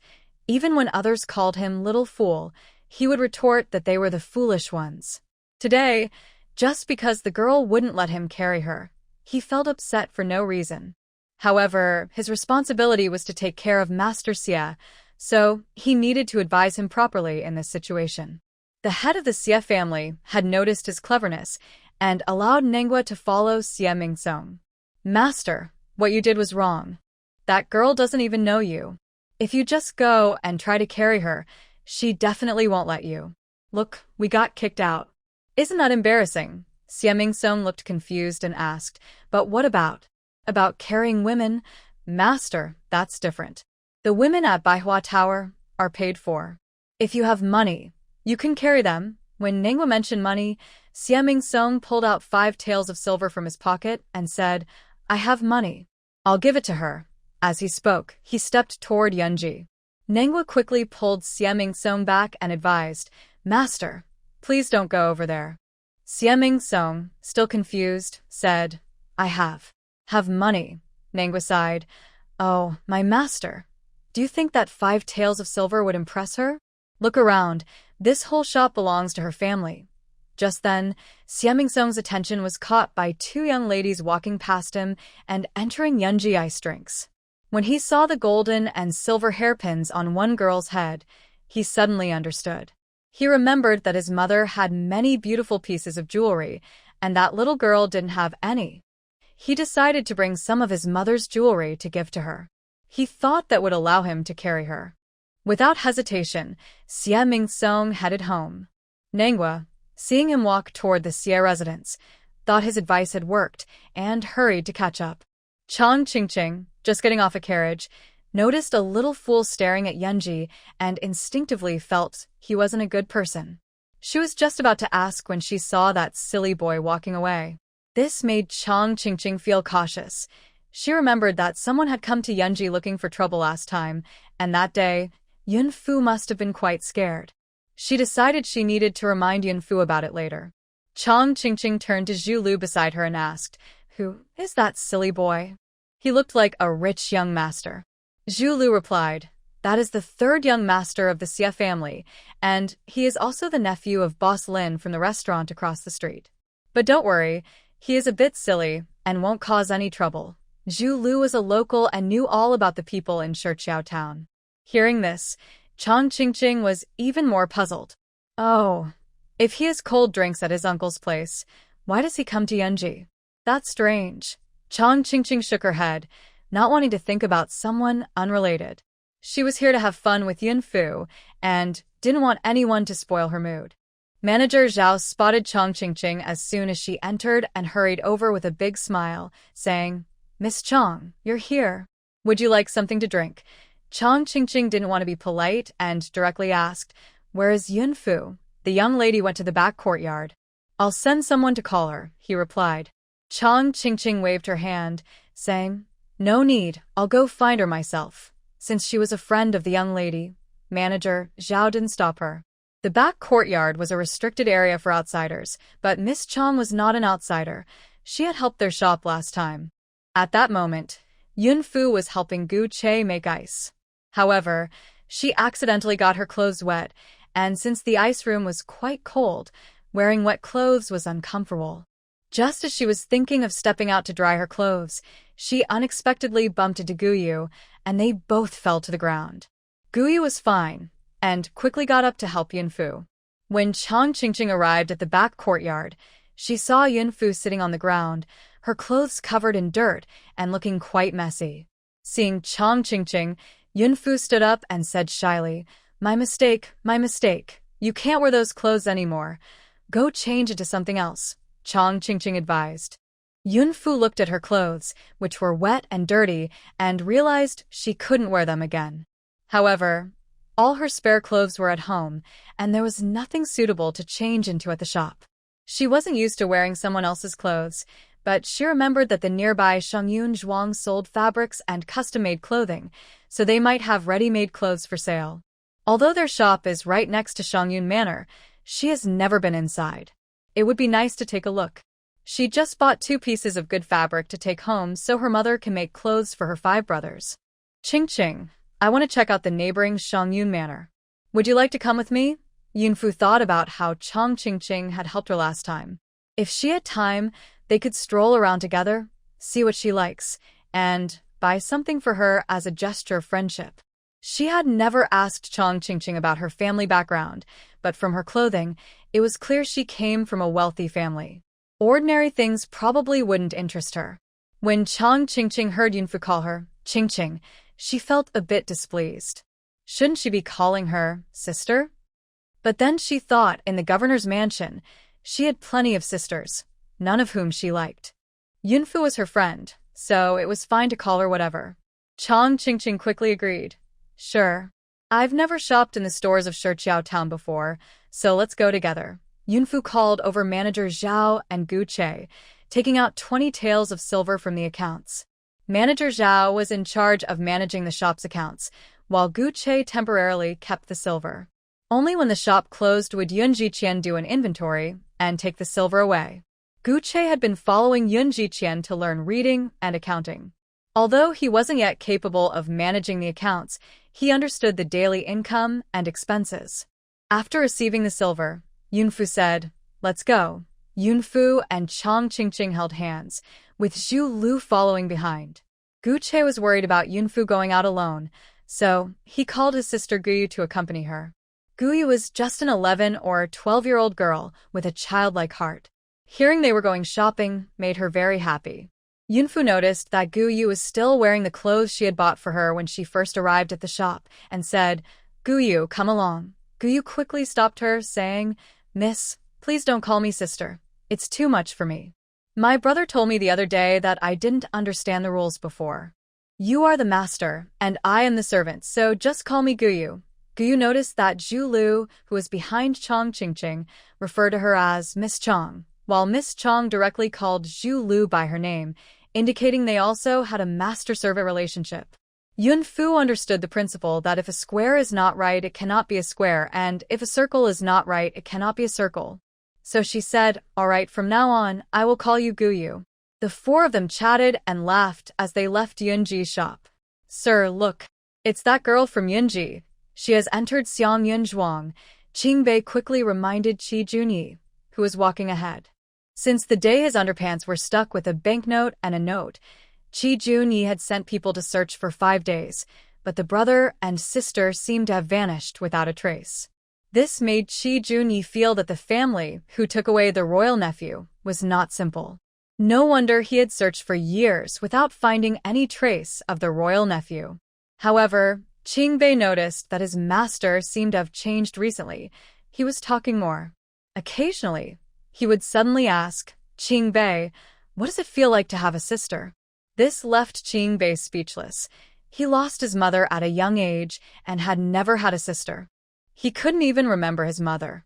If the Empress Dowager were still alive, she probably wouldn't be able to have more children. Was he expecting the Empress Dowager to jump out of her coffin to help him have a sister? Moreover, his master often walked past Yunji's shop for no reason. Even if he had business elsewhere, he would take a longer route just to pass by Yunji and always peek inside. "Let's go. I want to make some clothes too." Qingbei pouted behind him. His master only had 3 outfits to rotate because he grew too fast. He had asked a tailor to take measurements to make 2 more outfits, but his master found it troublesome and said to just let him handle it. Not to mention actually making them in the shop. Yun Fu and Chang Qingqing arrived at Xiang Yunzhuang, and the shopkeeper, Jin Yang, immediately recognized Yun Fu as the young lady from the Yun family next door. The ice they used in their shop was purchased from Yunji. She hurried over to greet her, saying, "Little sister, you're here?" As she got closer, she noticed the stains on Yun Fu's clothes and realized she must be there to make clothes. Yun Fu asked, "Sister, do you have any ready-made clothes for me?" Jin Yang really liked Yun Fu. Every time she visited Yunji, she would sweetly call her sister. Although she was old enough to be this little girl's mother, who wouldn't want to be complimented for looking young, hearing a little girl call her sister made her very happy. "Yes, I actually have one that would suit you. Wait for me, I'll go get it," Jin Yang said, and hurried off to the back room. In the shop, there was just one finished dress that was not yet displayed, perfect for a girl around 7 or 8 years old. At that moment, 2 people walked out from a partition in the shop. The older girl looked about 14 or 15, while the younger one seemed to be around 7 or 8. They were chatting and laughing with the shop assistant, likely just having their measurements taken for new clothes. When they looked up, they saw Yun Fu. The older girl immediately turned to the shop assistant with a look of disdain and said, "What's wrong with your shop? Are you letting beggars in now? This is so unfortunate. Is there no one in charge here? Hurry up and get that little beggar out, or it will ruin our reputation," Xie Qian said with impatience. After returning from the village, Xie Qian had rested at home for a while. When she felt better, her friends invited her to go boating, so she thought about getting a few new outfits. She hadn't been out in days and wanted to buy more clothes, jewelry, and cosmetics. Just as she was about to leave, Xie Yuhe ran up to her and said, "Aunt, I want to go too." Xie Yuhe was the daughter of Xie Eryi, who had a brief relationship with a maid when he was 14, resulting in Xie Yuhe's birth. After the maid gave birth, she was very weak, but concubine Lin tormented her daily until she sadly passed away. Xie Eryi never even looked at the maid. Because having a daughter affected his ability to marry, he took out his anger on her, and even after her death, he ordered her body to be discarded for wild dogs. Since Xie Yuhe was Xie Eryi's child, despite his dislike for the maid, Xie Yuhe had never faced any hardship growing up. Now, at 7 or 8 years old, she was quite adorable. Having lost her mother at a young age, concubine Lin treated her fairly well. However, Xie Qian had always disliked her niece, believing her low status made her unworthy of shopping together. Even calling her aunt felt wrong. But concubine Lin kept insisting, "Since Yuhe wants to go, you should take her. As her aunt, you should treat her better." She even handed Xie Qian 50 taels of silver to buy Xie Yuhe a nice outfit. Reluctantly, Xie Qian agreed. With this little shadow following her, Xie Qian was already feeling impatient. Now, seeing a dirty little girl standing in front of them, she felt even more annoyed. You even let wild dogs bark in your store? You should just chase them away. Chang Qingqing noticed someone was looking for trouble and didn't hold back. She stood protectively behind Yun Fu, glaring fiercely at Xie Qian. You little brat, who are you calling a dog? Xie Qian was furious and raised her hand to hit someone. But when she saw Chang Qingqing, she hesitated to bring her hand down. At first, she only noticed the dirty little girl, dressed plainly with 2 pigtails, clearly a child from an ordinary family. But the girl in front of her was wearing fine silk and the latest fashionable style. Chang Qingqing also wore a special headpiece, which Xie Qian recognized as quite valuable. Naturally, whoever deserves it is the dog. You. Just as the shop assistant was caught in the middle, Jin Yang came out with some clothes. Seeing the tense situation, she quickly understood what was happening. Her shop mostly sold high-quality fabrics, and the customers were usually wealthy young people. Miss Xie must have felt her status lowered upon seeing Yun's young master dressed like this. If anyone could buy clothes at Shangyun Zhuang, then the value of their own outfits would diminish. Miss Xie was known for being difficult, always looking for trouble when she came to get clothes. Jin Yang understood this was another case of Miss Xie stirring up trouble. However, she couldn't afford to offend the Xie family, so she quickly intervened. Ladies, I think there's a misunderstanding. Please give me some face. Shang Xue, go get 2 small gifts for the young ladies. Jin Yang instructed. Shang Xue replied, yes, and went inside to get the gifts. Xie Yuha immediately spotted the dress in Jin Yang's hands and tugged at Xie Qian. Annie, I like this dress. Can you buy it for me? Xie Qian was still angry and wanted to scold Xie Yuha, but when she heard Jin Yang say, Miss Xie, I'm afraid this dress is not available. It's meant for Miss Yun. She changed her mind. Today, to prove a point, she was determined to buy the dress that Yuha liked. How much? I'll buy it. Jin Yang looked at Yun Fu, feeling troubled. Yun Fu didn't want to argue. She found it boring that a group of girls were fighting over a dress. But unexpectedly, Chang Qingqing wouldn't back down and quickly said, Madam, we'll buy this dress. Our sister Yun Fu will look great in it. Seeing that Chang Qingqing wanted to play, Yun Fu decided to join in.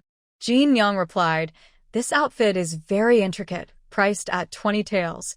20 taels is indeed a reasonable price, but Xie Qian still thought it was too expensive. To prove her point, she gritted her teeth and said, I'll add 5 taels, making it 25 taels. Jin Yang, please wrap it up for us. Chang Qingqing said, I'll offer 30 taels. We want this one.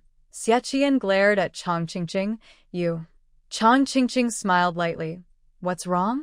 The highest bidder wins. It's fair. Are you unable to keep up? Seeing Chang Qingqing's confidence, Xie Qian refused to back down. She couldn't believe that this person had more money than her family. 50 taels, Xie Qian said through gritted teeth. Chang Qingqing replied, 55 taels. Xie Qian frowned, 70 taels.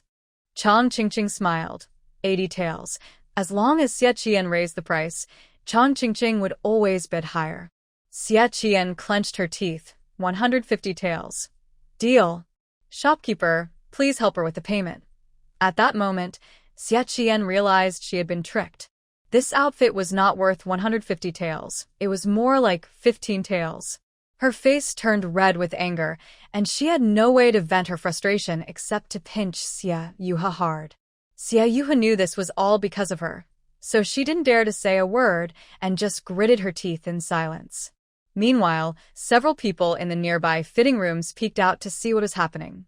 They all secretly wondered about the identity of the little girl who dared to challenge Xie Qian, the 3rd daughter of the powerful Xie family.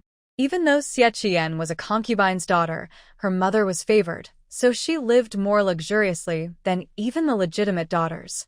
This had shaped Xie Qian's spoiled personality, and the wealthy young ladies in Shiqiao town were all intimidated by her. The little girl looked only about 8 or 9 years old, yet she stood up to Xie Qian, earning everyone's quiet admiration. When Qi Zheni and Qing Beixing reached the door, they immediately saw this scene. Qing Beixing wanted to step forward but was stopped by Qi Junyi's hand. At that moment, a customer recognized Yun Fu and said, "Isn't that the little sister from Yun's shop? I saw her when I was eating ice there. Yes, I've seen her too. She's definitely from Yun's shop. She must have fallen. Her clothes are all dirty." With these remarks, others also recognized Yun Fu. Only then did Xie Qian take a proper look at Yun Fu. Yun's shop was well known throughout Shiqiao town, so she was aware of it. So, she is the daughter of Lu. The grandmother was unhappy with the servant service, but Lu was not only skilled at hairstyling but also excelled in head massages, making the grandmother very comfortable. The grandmother often mentioned wanting Lu to serve her, and Lu was well aware of this. However, Lu became quite arrogant and even wanted to send her daughter to the May Garden to study with the young ladies, which she also knew. How bold of her! The Yun family was indeed quite lucky. What was once their servant had quickly opened a drink shop. Xie Qian felt quite disdainful. A servant would always be a lowly servant. What right did they have to compete with her for making clothes at Shangyun Manor? "Are you Lu's daughter?" Xie Qian asked, looking down at Yun Fu with a face full of disgust and contempt. Yun Fu glanced at Xie Qian and noticed the two maids behind her were dressed in Xie family servant clothing, so she realized Xie Qian was from the Xie family. She calmly replied, "And who are you? I don't believe we know each other. Your mother used to serve in my household and was supported by us. Have you forgotten so quickly? It's lucky she didn't starve after leaving my family." Xie Qian tried to use Lu's status as a servant to humiliate Yun Fu and Chang Qingqing. Being with the daughter of a servant, she thought, surely they were of the same status and had no right to compete with her for clothes at Shangyun Manor. Yun Fu's expression darkened immediately. "Oh, so you are a young lady from the Xie family. Nice to meet you. Thank you for nearly causing my mother to lose her life. However, thanks to you, she is quite healthy now. Fortunately, my mother has a good background. She was just a helper in your household. I imagine many servants in your family must suffer every year, right?" As soon as Yun Fu said this, the expressions of everyone in the shop changed, and they looked at Xie Qian with disdain. They had heard that the Xie family did not treat their servants as people, and it was true. Even if the big household treated servants poorly, they still had to maintain appearances to protect their family's reputation.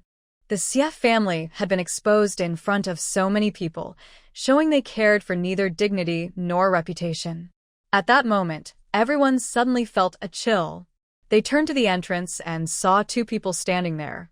One of the young men had a handsome face, deep-set eyes, and a straight nose that seemed cold enough to keep people at a distance. Even his slightly curved lips had a hint of chill. He wore a moon-white brocade robe, standing tall and exuding an air of innate nobility that showcased his powerful presence.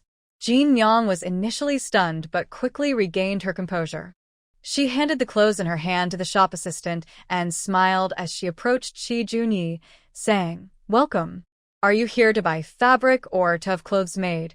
Although Jean Yang had seen many noble people, it was her first time encountering such a powerful young man. She tried to stay calm, but her voice trembled uncontrollably. From her experience, she could tell that despite both having strong presences, the young man was clearly the master. Qi Junyi remained silent, his cold demeanor unsettling. Qing Bei said, "Shopkeeper, show us your best materials that would suit our master." Jean Yang steadied her nerves, realizing her guess was correct. "Please, this way." She felt she couldn't trust anyone else to serve such a guest and had to attend to him personally. This left her unable to pay attention to the tense situation between Xie Qian and Yun Fu. When Xie Qian saw the prince, a chill ran down her spine. "Please don't recognize me," she prayed in her heart. Her lips turned pale, and her heart raced as if it would leap out of her throat. Her tightly clenched hands trembled slightly, and she was sweating nervously.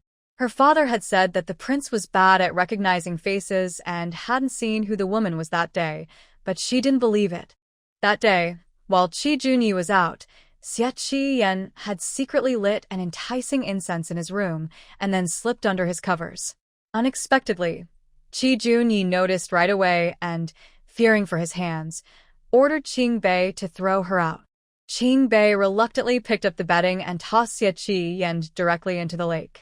As he left, he threw a stone into the water, cursing, "What bad luck, anyone who dared to scheme against our prince hasn't been born yet." The stone hit Xie Qiyan in the chest, and she fainted on the spot. If it weren't for someone from the Xie family watching nearby, she might not have survived. Xie Qiyan still remembered the terrifying look on the prince's face that day. Even through the covers, it frightened her. As Qi Junyi approached, he suddenly stopped. Xie Qiyan felt her heart nearly stop in fear. She kept her head down, not daring to look up. Would he recognize her?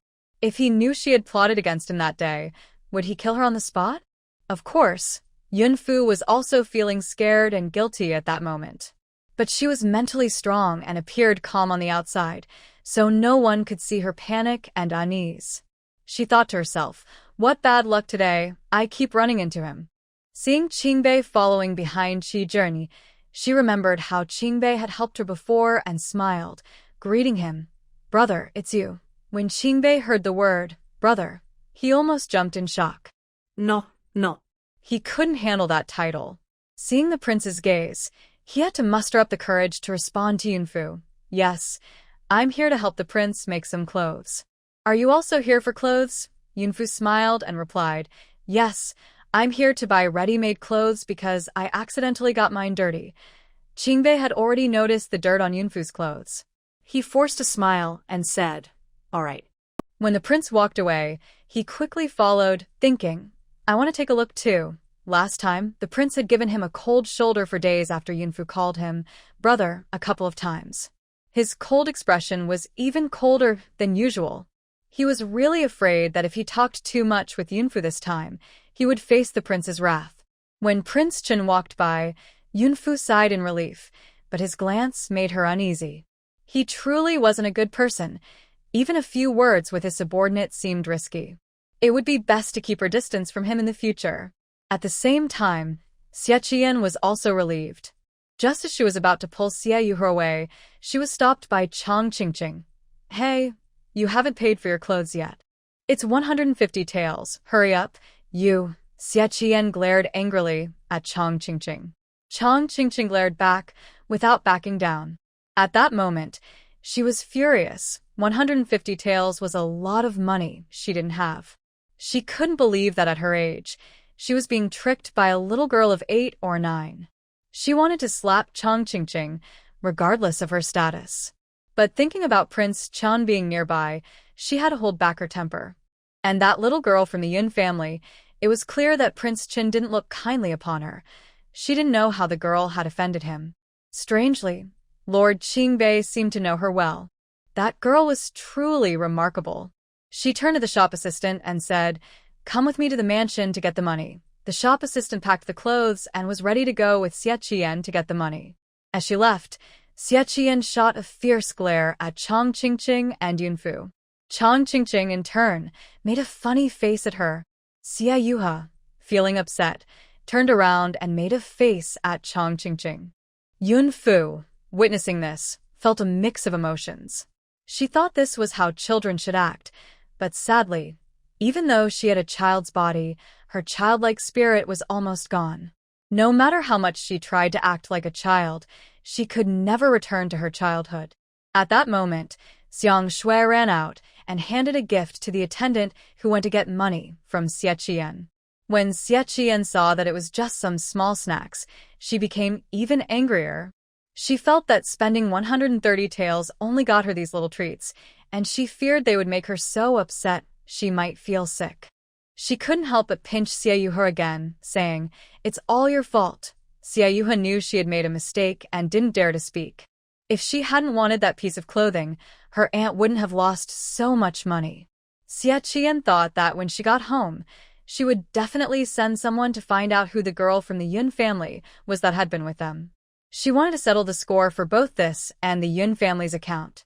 Meanwhile, the customers in the shop were speculating about Qi Junyi's identity. They had never seen him in Shiqiao town before. Some girls around 13 or 14, who were just starting to notice boys, saw Qi Junyi's handsome face. Although they felt a bit shy, they couldn't help but steal a few more glances. They thought to themselves that if they could marry such a man, even if he always had a cold expression, they would be happy. They were also planning to ask around later to find out which family Chi Junhee belonged to, as he seemed so distinguished. Jin Young was nervously serving Chi Junhee. She had brought over more than 20 different colors of fabric for him to choose from, all high-quality materials from her shop. Chi Junhee only glanced at them briefly and then showed no further interest. Jin Young didn't rush him and instead served him the best tea. "Young master, if you don't like any of these, I can bring out other fabrics for you to choose from." Jin Young thought to herself that this young master must have a special background, as his standards were clearly very high. These were the finest fabrics in her shop, and he didn't even look at them. When Chi Junhee heard Yunfu's voice from outside saying, "Ching Ching, the fabrics here are too expensive, and the finished garment has already been bought by someone else. Let's go look in another shop." He understood that the girl from the Yun family was leaving, and he lost interest in looking at the fabrics. He didn't understand why he was acting so strangely. Ever since he saw that little girl at the entrance, he couldn't help but want to talk to her. There was an inexplicable sense of familiarity when he looked at her. If he had a sister like her, it wouldn't be so bad to think about. The thought of her sweetly calling him brother made him happy. He usually didn't like getting close to people, but he wanted to be close to her. He intended to get up and leave, but he saw the shopkeeper still warmly entertaining guests. Since he was there, it would be rude to leave without acknowledging her hospitality. Thinking of this, he sat back down. He casually pointed and said, "I'll take this one." When he pointed to the ink-green fabric, Qingbei, who was drinking tea, almost spat it out. What kind of taste did their lord have? Luckily, he wasn't the one making the clothes or wearing them, so he decided not to concern himself with it to avoid receiving a cold stare from his lord. At that moment, Qingbei was eagerly anticipating how the lord would look in that outfit and couldn't help but smile. Just then, the tailor approached Chi Junhee and respectfully said, "Young master, may I take your measurements?" "Please stand up." Chi Junhee casually pointed to Qingbei and said, "Measure him." Qingbei thought, "Wait, when did I say I wanted new clothes? I have enough outfits to last 3 years." But he didn't dare voice this thought. When the tailor came over, Qingbei stood up obediently to let him take his measurements. Qingbei's eyes never left the fabrics as he quietly selected colors. After the measurements were done, he subtly signaled to the shopkeeper, but she didn't catch on. She instinctively felt that this young master wouldn't like the ink green color. It wasn't something someone his age would wear. Once the measurements were complete, Chi Junhee was ready to leave. Qingbei chose a style, paid the money, and arranged a time to pick up the clothes before hurriedly catching up with Chi Junhee. Just as the tailor was about to cut the ink green fabric, the shopkeeper stopped him, saying, "Wait until that young master comes back in 2 days before you cut it." The tailor understood her intention. She wanted to wait and see if the young master would choose a different color for his outfit. After leaving Shangyun Zhuang, Yunfu and Chang Qingqing decided to check out a regular clothing store. She still likes to wear clothes made of fine cotton, which are affordable and comfortable. Even if they get damaged while working, she doesn't feel bad about it. Yunfu is not picky and spent a couple of silver coins to buy an outfit. Yunfu initially planned to buy some fabric for her parents and brothers to make clothes, but she wasn't sure how much fabric they needed, so she decided against it. The outfit was originally priced at 1 or 2 silver coins, but after bargaining with the shopkeeper, they managed to lower the price to 500 won. Chang Qingqing was also surprised that she could get an outfit for just a few hundred won. The most expensive clothes in the shop cost only a few silver coins, while cheaper linen could be made into an outfit for just a few dozen won. If she bought fabric and sewed it herself, it would be even cheaper. She didn't have a clear idea of money and thought an outfit should cost at least 10 silver coins or more. After leaving the clothing store, she found it interesting and asked, "I've grown up without knowing that you can bargain when buying things. Why didn't my mother ever teach me this?" Yunfu replied, "Maybe it's because your family is wealthy, so you don't need to haggle." Chang Qingqing thought for a moment and said, "I don't know if my family is considered rich. My mother tells me to save money because she wants to prepare a dowry for me. But I never thought about getting married." When I grow up, I want to fight like my older brothers and protect the territory of the great Zhou dynasty. She felt proud when mentioning her older brothers.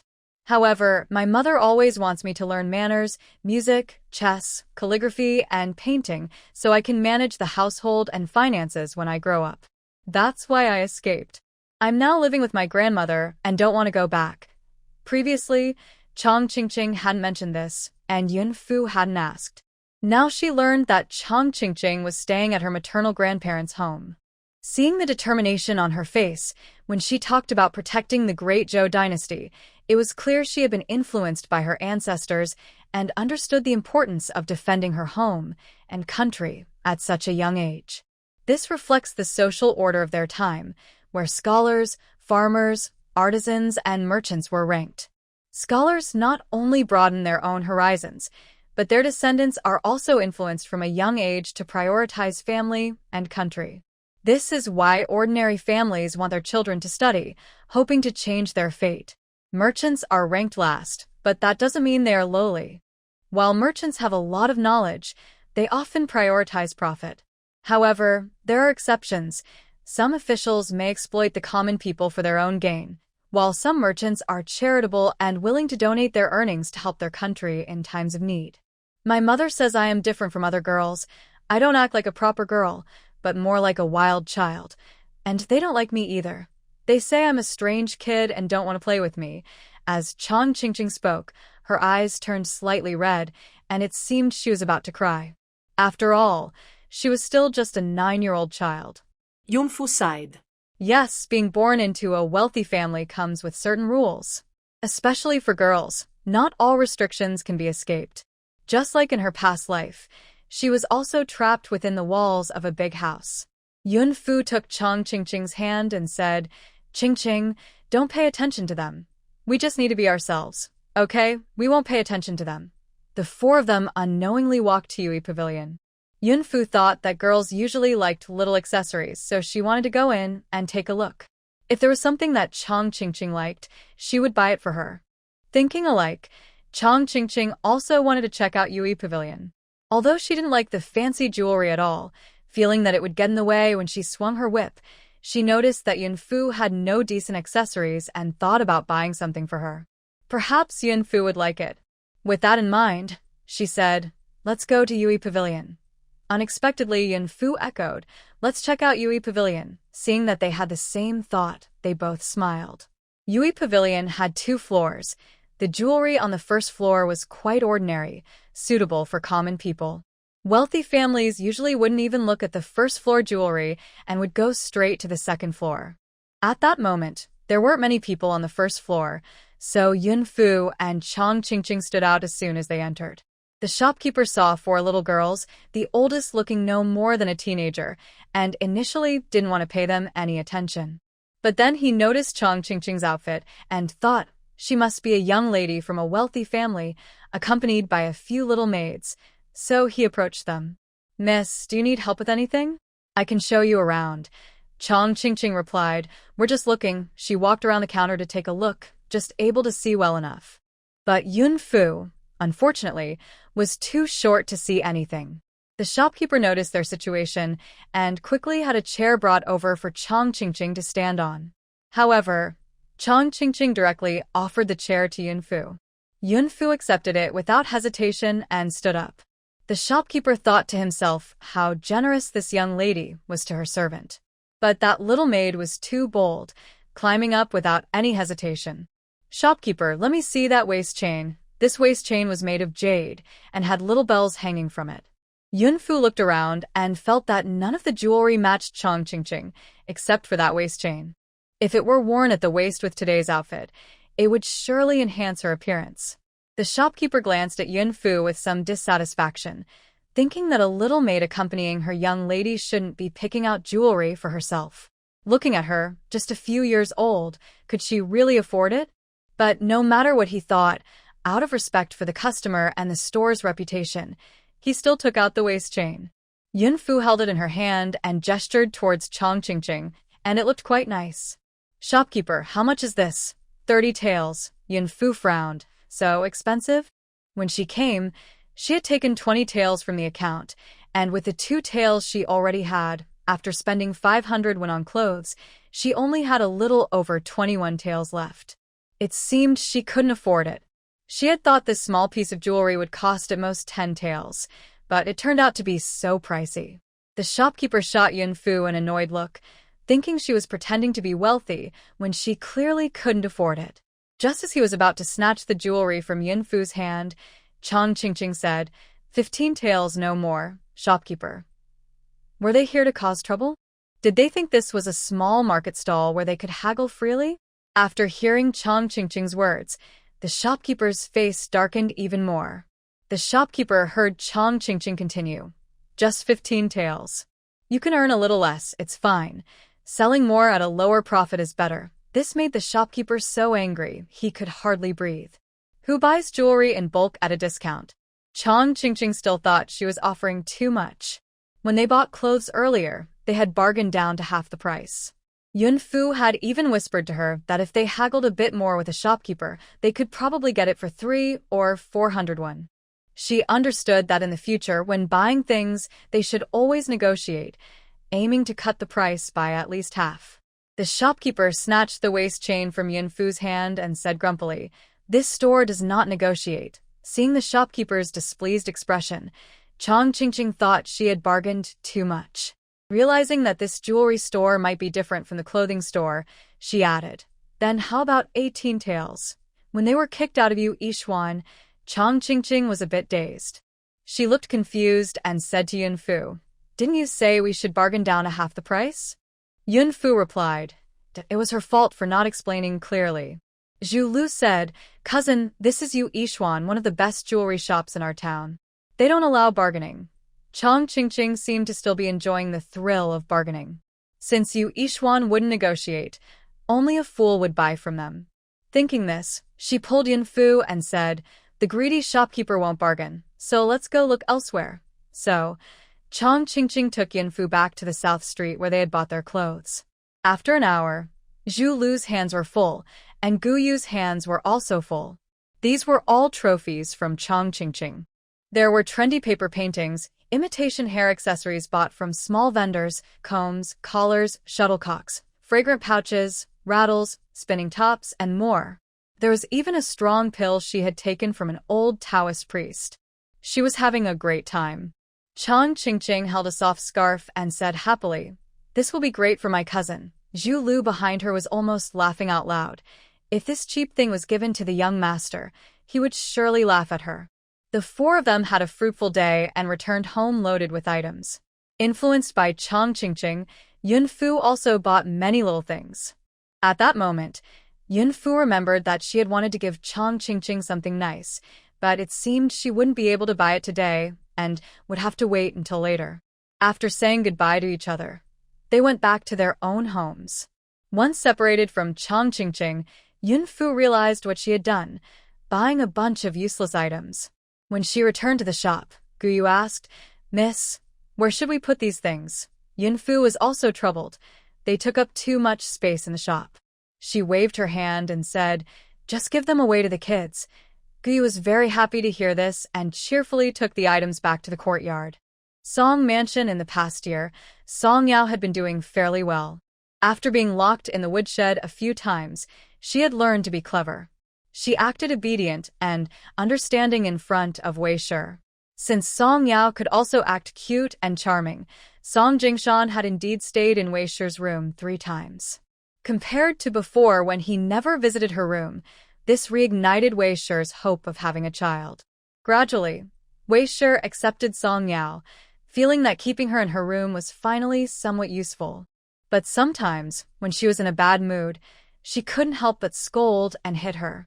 Due to her own health issues, even when Song Jingshan came to her room, Wei still had not conceived a child. To have her own children, Wei took herbal medicine every day, but after so long, there was no effect. At that moment, Jean Wei came to report, "Madam, the eldest young lady has fainted." Wei quickly drank the bitter medicine on the table, beads of sweat forming on her forehead, her face showing irritation. "Have you called a doctor?" "Yes, I have. They said she has overheated." Wei glanced at the bowl of medicine on the table, realizing that Song Yao was still somewhat useful to her and she couldn't let anything happen to her. After all, this child was brought back by her husband. If she took good care of the child, her husband would appreciate her and might come to her room more often. That way, she would have a chance to conceive. It was all her fault for being in poor health, which allowed that woman Lu Yuexian to take advantage. Go. Quickly get 2 blocks of ice from the steward. No, get 3 and put them in Yao's room. She couldn't afford to have any problems. Jean Wei hurriedly went to find the steward for ice. But soon, Jean Wei returned empty-handed. Wei frowned at Jean Wei. Madam, they didn't have the ice you asked for. Wei's brows furrowed tightly. How could that be? The steward said all the ice in the ice house has been controlled by the master. He distributes it to each room daily, and we can only get 3 blocks a day.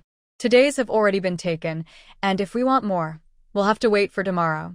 This summer was especially hot, more unbearable than in previous years. Wei felt a heavy weight in her chest, a sense of frustration. 3 blocks of ice were only enough for her. If she gave one to Song Yao, her own room would become hot, and her husband would definitely not come to her room. How many blocks did the others get? Jin Wei hesitated, stammering, Madam, I don't know. Wei glared at Jean Wei. Speak up. Jean Wei finally admitted, I found out that the old lady gets 4 blocks each day, and the other concubines only get 2. Hearing this, Wei felt much better. She couldn't compare herself to the old lady, as the old lady was older, and if she fell ill from the heat, it would be hard to recover. How many blocks does Lu get? Jean Wei hesitated to answer, glancing at Wei. Wei looked at her. Madam, she gets 5 blocks. Lu's room is definitely cooler than ours. Wei stood up and struggled to say a few words. Song Jingshan, is this what you give me? The dignity of Madam Song? Even the ice cellar in the manor was being controlled. If it were distributed fairly, it would be fine, but how could a concubine's ice usage exceed that of the main wife? Madam, I just argued a bit with the steward. He said that originally, Lu Yinyang should have received 2 blocks, but the master gave all 3 blocks from his room to Lu Yinyang. The steward said that no one has broken the rules regarding ice usage. Jean Wei's voice grew quieter as she spoke. But Wei heard every word clearly, and her anger grew. Song Jingshan, you openly favor a concubine in the manor, and that's bad enough for the main wife's dignity. You even show such bias in daily necessities. Madam, what about the eldest daughter? At that moment, Wei remembered that she still had Yaoer. If even the concubines had ice, why didn't Yaoer have any? Go inform the master and say that the eldest daughter has a fever. Jean Wei's eyes lit up upon hearing Wei's order. Yes, if the eldest daughter received 3 blocks of ice, their dignity would be restored. Before Jean Wei could leave, Wei added, First, take 2 blocks from my room for Yaoer, then go report to the master. Understood. Jean Wei hurriedly left to carry out the orders. Meanwhile, Lu Pinger, who had been under pressure from Wei, was enjoying an ice bowl in Lu Yuexian. After hearing that Wei only used 3 blocks of ice daily, she felt even happier. This ice bowl was not something everyone could have. It cost 3 taels of silver, and the master personally sent someone to buy it from a famous ice shop in the capital, where people had to wait in line. You couldn't find this elsewhere. The ice bowls sold there were extremely expensive. Ordinary families couldn't afford them, and only wealthy families could enjoy them occasionally. But she had her fill. In the past, she would have never dared to eat even 1 bowl in her lifetime. Just then, Duoer reported to her, Concubine, the master sent 3 more blocks of ice to the madam's room. Now they have 1 more block than us. Upon hearing this, Lu Yinyang was furious. Why? She had 5 blocks of ice in her room because the master had given her a share. Why should Wei have 6 blocks? Duoer explained. The madam asked the master, saying that the eldest daughter was not counted in the allocation, and since she is now ill with a fever, 3 blocks are really not enough. Even the concubines in the mansion each have a share of ice. If the young lady doesn't get a portion, it would be unreasonable, Lu Pinger said angrily. She's just an adopted daughter. Wei can't have children of her own, yet she treats her like a treasure. It's just 3 pieces of ice. Wei can only compete with this adopted daughter for attention. Once she has a son or daughter of her own, will the master still care about Song Yao? Thinking this way, Lu Pinger felt less angry. Song Yao slept for a full 7 hours and only woke up the next day. Her long eyelashes fluttered slightly as she heard someone calling by her bedside. Young lady, wake up." Realizing it was her maid, Lu Wei, in her room, Song Yao slowly opened her eyes and asked, "Lu Wei, how did I fall asleep?"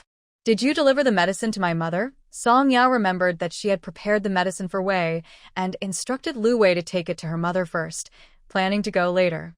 But how did she fall asleep? To impress Wei, Song Yao had volunteered to personally prepare the medicine every day.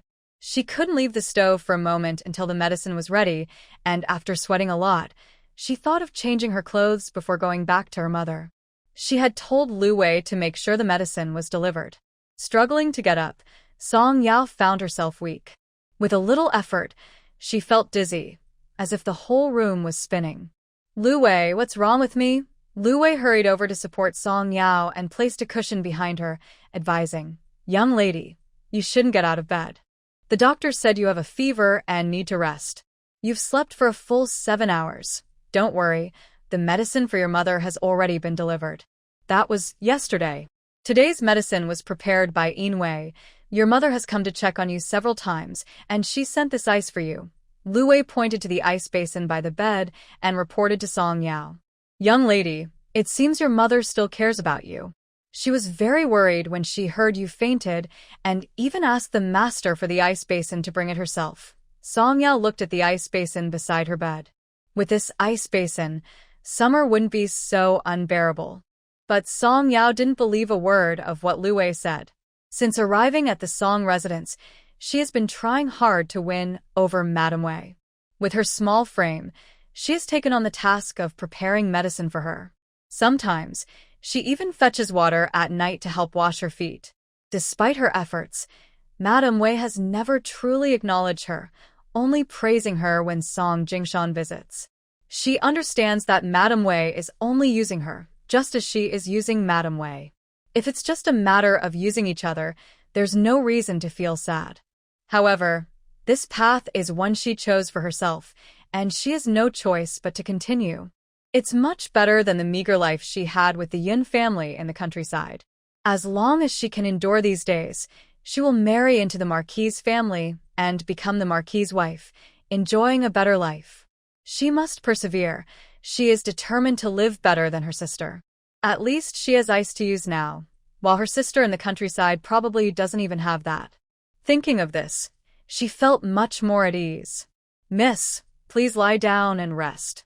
I will go tell the kitchen to prepare some food for you, and then make your medicine. I'll also inform Madam that you are awake," Jin Wei said. Song Yao weakly waved her hand. Her head was still spinning, feeling heavy, and she just wanted to lie down a little longer. After Lu Wei left, Song Yao rested until Madame Wei arrived. "Yaoer, how are you feeling?" Madame Wei asked, seeing her looking weak and droopy. She quickly reached out to touch her forehead. Thankfully, the fever had gone down. Otherwise, if something happened to her, it would be hard to explain to her husband. "Yaoer, this ice was hard to get. I had to ask your father for it. From now on, someone will come every day to bring you some, so you won't have to suffer anymore," Madame Wei said, taking her hand and pretending to be affectionate. "I know it was your effort in making the medicine that caused this fever. From now on, let the servants handle these tasks, okay?" Upon hearing this, Song Yao couldn't help but cry and said obediently, "Thank you, mother." It seemed that Jin Wei was right. Madame Wei had truly accepted her. She had finally made it through. When Madame Wei saw Lu Wei bringing in medicine, she quickly took the bowl, wanting to personally feed Song Yao. To avoid burning her, Madame Wei carefully scooped the medicine, blowing on it to cool it down before bringing it to Song Yao's lips. The medicine was bitter, but Song Yao didn't dare to mention it in front of Wei. She obediently drank all the medicine Wei gave her.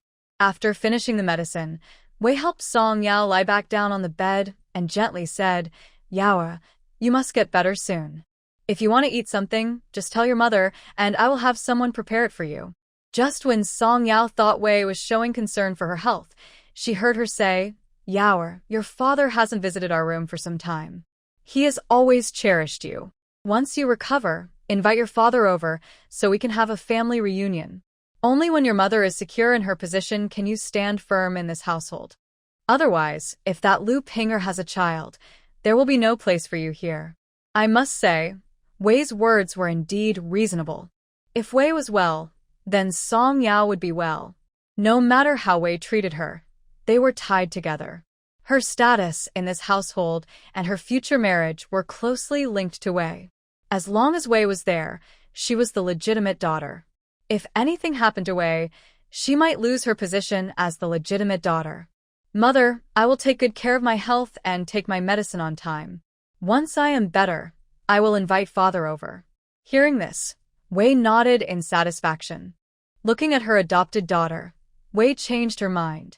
It would be best if she could have a son or daughter in the future.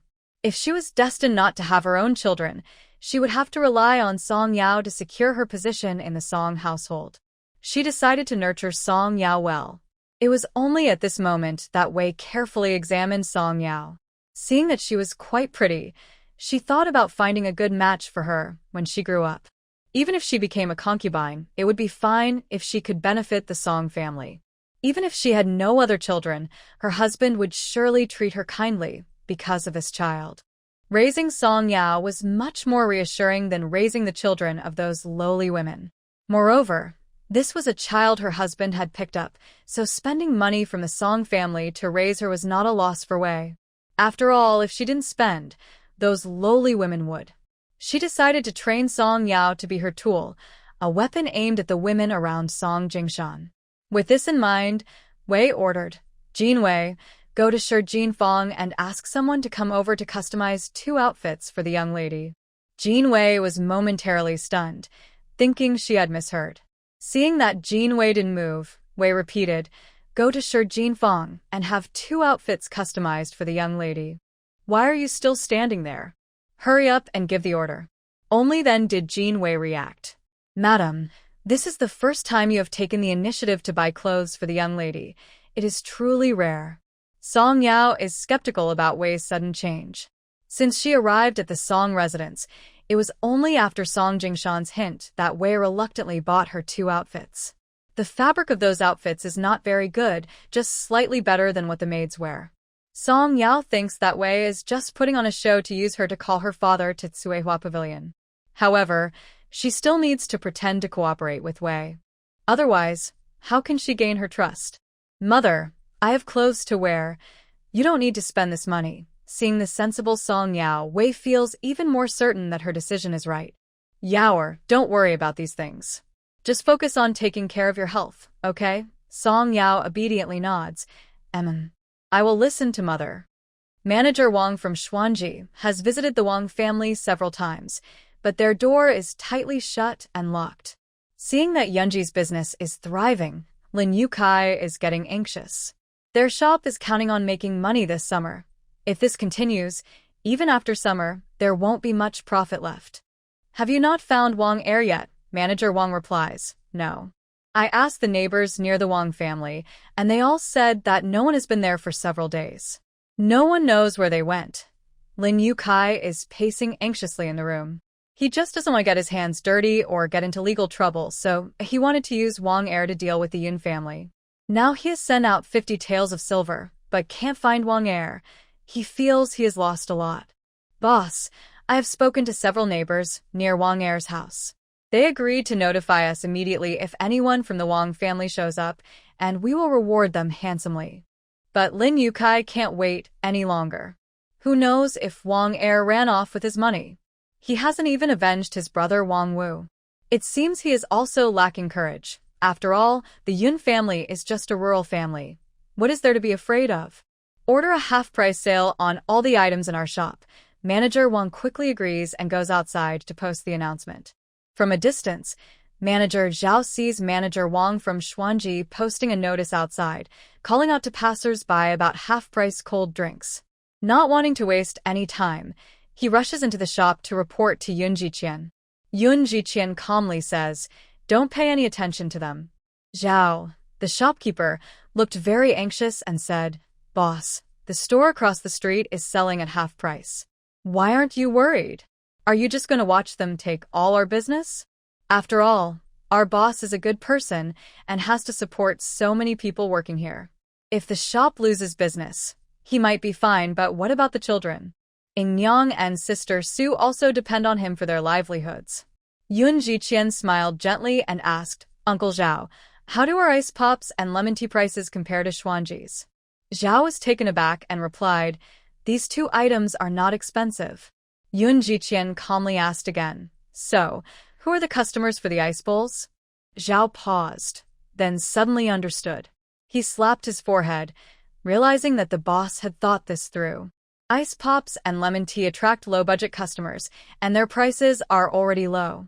Besides, Xuanji doesn't even sell these items, so they aren't competitive. Even if Xuanji cuts their prices in half, it won't affect our sales of ice pops and lemon tea. Ice bowls are more expensive and cater to high-budget customers who care more about taste than price. As long as we make our flavors better than the competition, we can sell well without lowering our prices. Moreover, many of our ice bowls and drinks are unique to our shop in Shiqiao Town. So, we don't need to lower our prices like Xuanji. Standing by the window, Yun Jiqian continued, "Uncle Zhao, if we lower the price of our ice bowls, it will be hard to sell them at a higher price later. Let me give you an example. If your clothes cost 1 tael of silver and a clothing store suddenly raises the price to 2 taels, would you still buy them?" Without thinking, Zhao replied, "No, I wouldn't buy them. I would feel it's a loss." Yun Jiqian nodded, then turned to grab some paper and a pen, quickly writing a few lines before handing it to Zhao. "A few days ago, I found some bamboo and made bamboo cups. I should have a batch ready today. Uncle Zhao, please post this notice outside. Starting tomorrow, our shop will have a 3-day promotion. For every customer who orders an ice bowl, except for ice pops, milk pudding, and lemon tea, we will offer buy one, get one free deal, along with a beautiful bamboo cup." Got it. "I'll take care of it right away." Zhao's anxious expression disappeared, replaced by excitement. He felt secretly relieved to follow such a young boss, who showed remarkable business talent at a young age. It seemed he would no longer worry about finding a way to make a living, and the children taken in by the boss would also have food to eat. A few days ago, when Yun Jiqian went to the government office to deliver ice, he also asked Du Jin and Xiang Qiu where there was a bamboo forest. Since the two captains often went out on cases and traveled to many places, they actually knew of a location and took Yun Jiqian there. On the way, Du Jin and Xiang Qiu mentioned Wang Er, and Yun Jiqian learned that after they visited Wang's house that day, Wang Er had quietly moved away with his family overnight. Du Jin warned Yun Jiqian, "Little brother, you must be careful. No matter what, it's better to stay alert to avoid any unexpected retaliation from Wang Er." However, Xiang Qiu had a different opinion.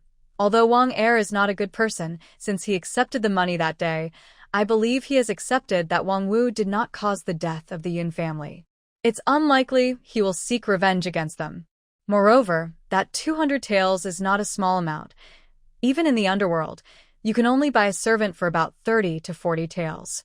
This 200 taels is quite generous, and I trust Wang Er knows its worth. Still, it's always wise to be cautious." This left Yun Jiqian feeling uncertain. With someone who could threaten his family's safety at any moment, he began to doubt whether he had made the right decision that day. Giving Wang Er the 200 taels felt less effective than hiring a killer to eliminate him, ensuring his family's safety.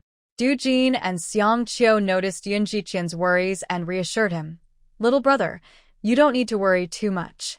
We are also investigating Wang Er's whereabouts, and we will inform you as soon as we have news." Xiang Qiu added, "Yes, I have already instructed the guards at the city gate.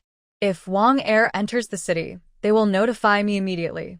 Then I can meet with Wang Er and gauge his thoughts." The feeling of being threatened at any moment made Yun Jiqian uncomfortable. He thought that if his younger brother could return after learning martial arts, then his family's safety would be secured.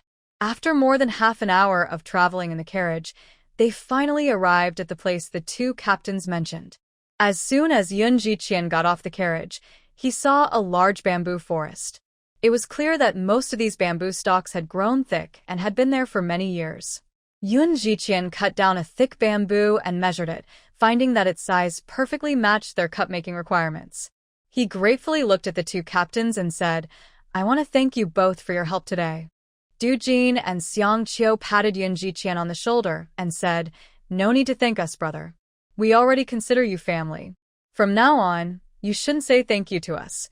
After spending time together, Du Jin and Xiang Qiu really liked Yun Jiqian and respected his character. To them, this was just a small favor. Yun Jiqian said, "If you two are free today, why not join me for a walk nearby and see if anyone owns this bamboo grove?" Xiang Qiu replied, "Sure, we have nothing to do today, and it's easier for us to move around in these clothes." Great. Yun Jiqian didn't want to thank them again, so he kept his gratitude in his heart. The three of them wandered around and asked several villagers, eventually confirming that the bamboo grove was unclaimed. This thicker bamboo was not the easiest to cut, but it wasn't too difficult either. As long as they had a saw at home, the two of them could work together to cut it down quickly. Yun Jiqian approached a few nearby farmers and offered them 1 coin for every 5 bamboo stalks they cut. He only wanted the thicker bamboo, and not the thinner ones. The farmers, seeing the chance to earn some money, agreed without hesitation. Making money was not easy for the farmers, and earning 1 coin for 5 stalks meant 10 coins for 50 stalks. Money that was worth earning. Since Du Jin and Xiang Qiu were officials in their uniforms, the nearby villagers thought Yun Jiqian was someone from the government, making everything go smoothly. If Du Jin and Xiang Qiu hadn't come with Yun Jiqian, even if the bamboo grove was unclaimed, the local villagers might have tried to stop anyone from cutting it down. They also asked the villagers if there were any carpenters nearby. They learned that there was a carpenter named Chao in the village. The three of them then went to Chao's house. After some inquiries, they finally found the carpenter's home. Yun Jiqian handed over the blueprint and explained their purpose. Chao the carpenter took the blueprint and saw that it depicted a bamboo cup with the words Yunji engraved on it. He asked, "This job is easy. How many do you need?" Yun Jiqian said, "Can you make a sample for me to see? If I think your skills are good, I will give you this work regularly. You can take as much as you can handle." When Chao the carpenter heard it was a long-term job, he was very happy. Although he learned his father's carpentry skills, work was not always available. Usually, out of 30 days in a month, he might only have work for 7 or 8 days, leaving him mostly at home. Hearing about a long-term job, he quickly called for his wife to fetch his father from the fields. When Chao's wife saw 2 officials at their home, she was startled, thinking they had come for official business. Without delay, she ran to call Chao's father. Chao the carpenter said, "Please wait a moment. When my father returns, he will make the sample. He has been a carpenter for decades, and I learned all my skills from him." He pointed to a mud brick room in the south and said, "That room is where we usually work. Let me show you." Yun Jiqian nodded, "Thank you." The three followed Chao the carpenter into the south room of the Chao family. Upon entering, they saw various carpentry tools and some finished wooden furniture, including chairs, tables, beds, cabinets, and wheels for carts. It was clear that their skills were quite good. Making a bamboo cup was easy for them. Before long, Chao's father returned. He looked at the 3 men, Du the head constable, Xiang Qiu, and Yun Jiqian, and, realizing they were indeed officials as his daughter-in-law had said, he looked curiously at his son. Chao the carpenter quickly explained, "Father, this young man wants to make bamboo cups and is looking for a long-term job, so we won't have to worry about work anymore." Bamboo cups. Seeing that both Chao the carpenter and his father were honest people, Yun Jiqian had another idea. If the villagers cut the bamboo, he would have to spend time collecting it. Instead, he decided to give all the work of making bamboo cups to the Chao father and son. Yun Jiqian handed over the design and said, "Uncle Chao, this is the bamboo cup I want. I brought a piece of bamboo with me. Please make 2 samples for me to see. If they are suitable, we can discuss a partnership." Chao's father took the design and glanced at it confidently, saying, "This is easy to make. I just need a little time." Yun Jiqian returned to the cart, took the bamboo he had cut earlier, and handed it to Chao's father. Without hesitation, Chao's father began to work. Old man Chao skillfully saw the bamboo, removing the knots, peeling off the outer skin, and then sanding it down, completing the entire process smoothly. In less than the time it takes to burn a stick of incense, he made a bamboo cup with a lid. When Yun Jiqian held the cup, he carefully observed it and could see that Old Man Chow's craftsmanship was indeed excellent. The color of the bamboo cup, after being treated, was simple and elegant, similar to the chopsticks used at home. It was not only clean but also retained a faint bamboo fragrance. Yun Jiqian was very satisfied with Old Man Chow's skills. If it were just making bamboo cups, Old Man Chow's speed was quite fast. However, if he needed to carve words on the cup, the speed would slow down significantly. Yun Jiqian thought to himself that in less than the time it takes to burn a stick of incense, Old Man Chow had made a bamboo cup, even on his first attempt. If he became more skilled, he could probably finish 2, or even 3 in that time. But if carving was involved, it might take 2 sticks of incense to make just 1, which would increase the cost of the bamboo cups significantly. After some consideration, Yun Jiqian decided not to carve any words. He thought it would be nice to paint a simple picture on the bamboo cup instead. What should he draw? Suddenly, he thought of his sister's cute little face. Yes, he would draw a simple picture of his sister eating ice cream, with the words Yunji next to it. It was perfect since his classmates at the academy had plenty of free time, and some students from less fortunate backgrounds could use these cups to earn some pocket money. With this in mind, Yun Jiqian said, "Old Man Chow, there's no need to carve words. The bamboo cups will cost 1 coin each.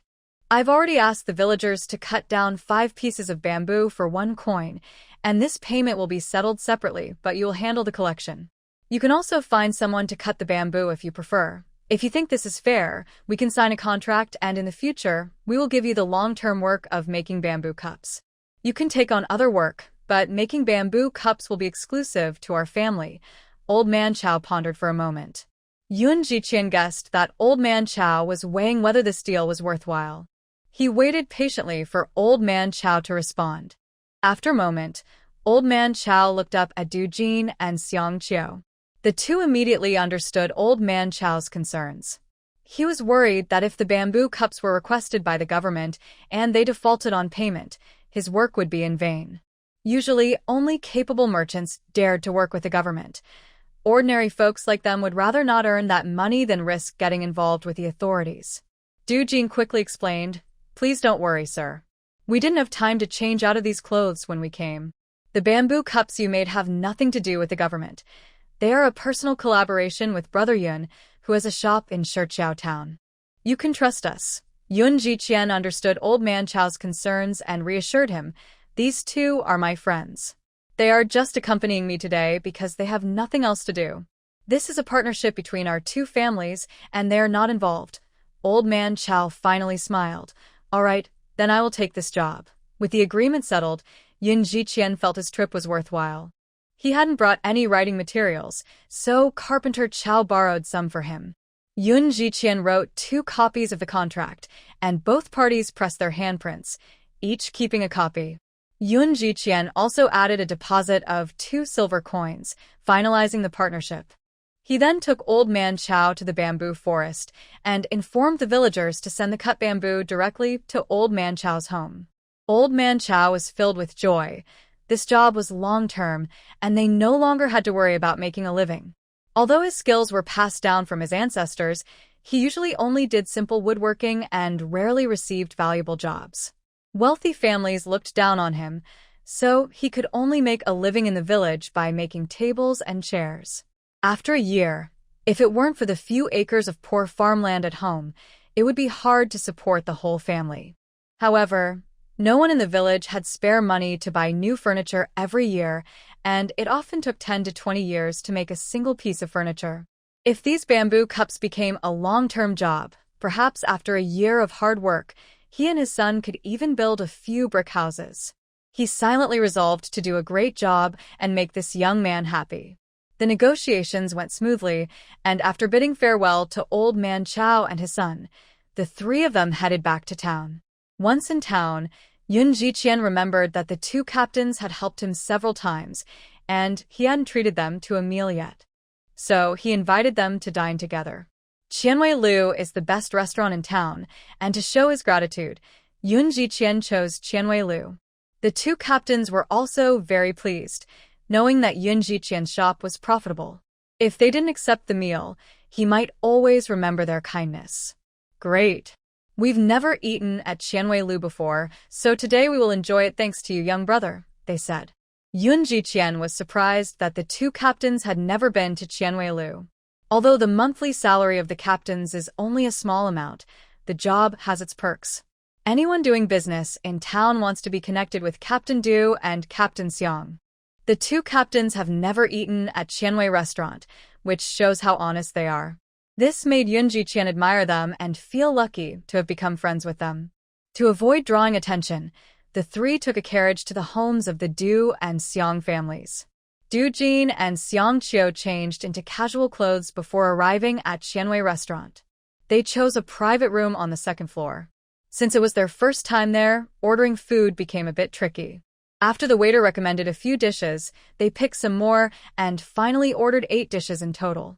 Since the two captains had work to do later and Yun Jiqian didn't drink, they only ordered tea. Just as they started enjoying their meal, a voice suddenly came from the hallway.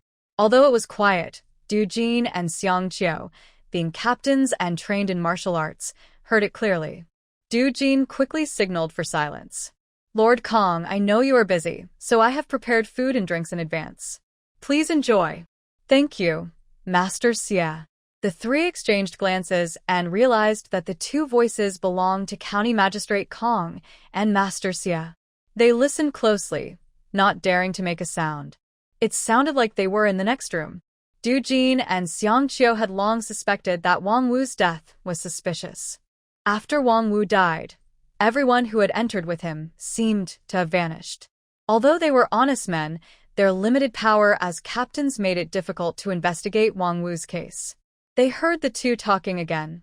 County Magistrate Kong, I appreciate your help with my brother-in-law Lin Yotsai's matter.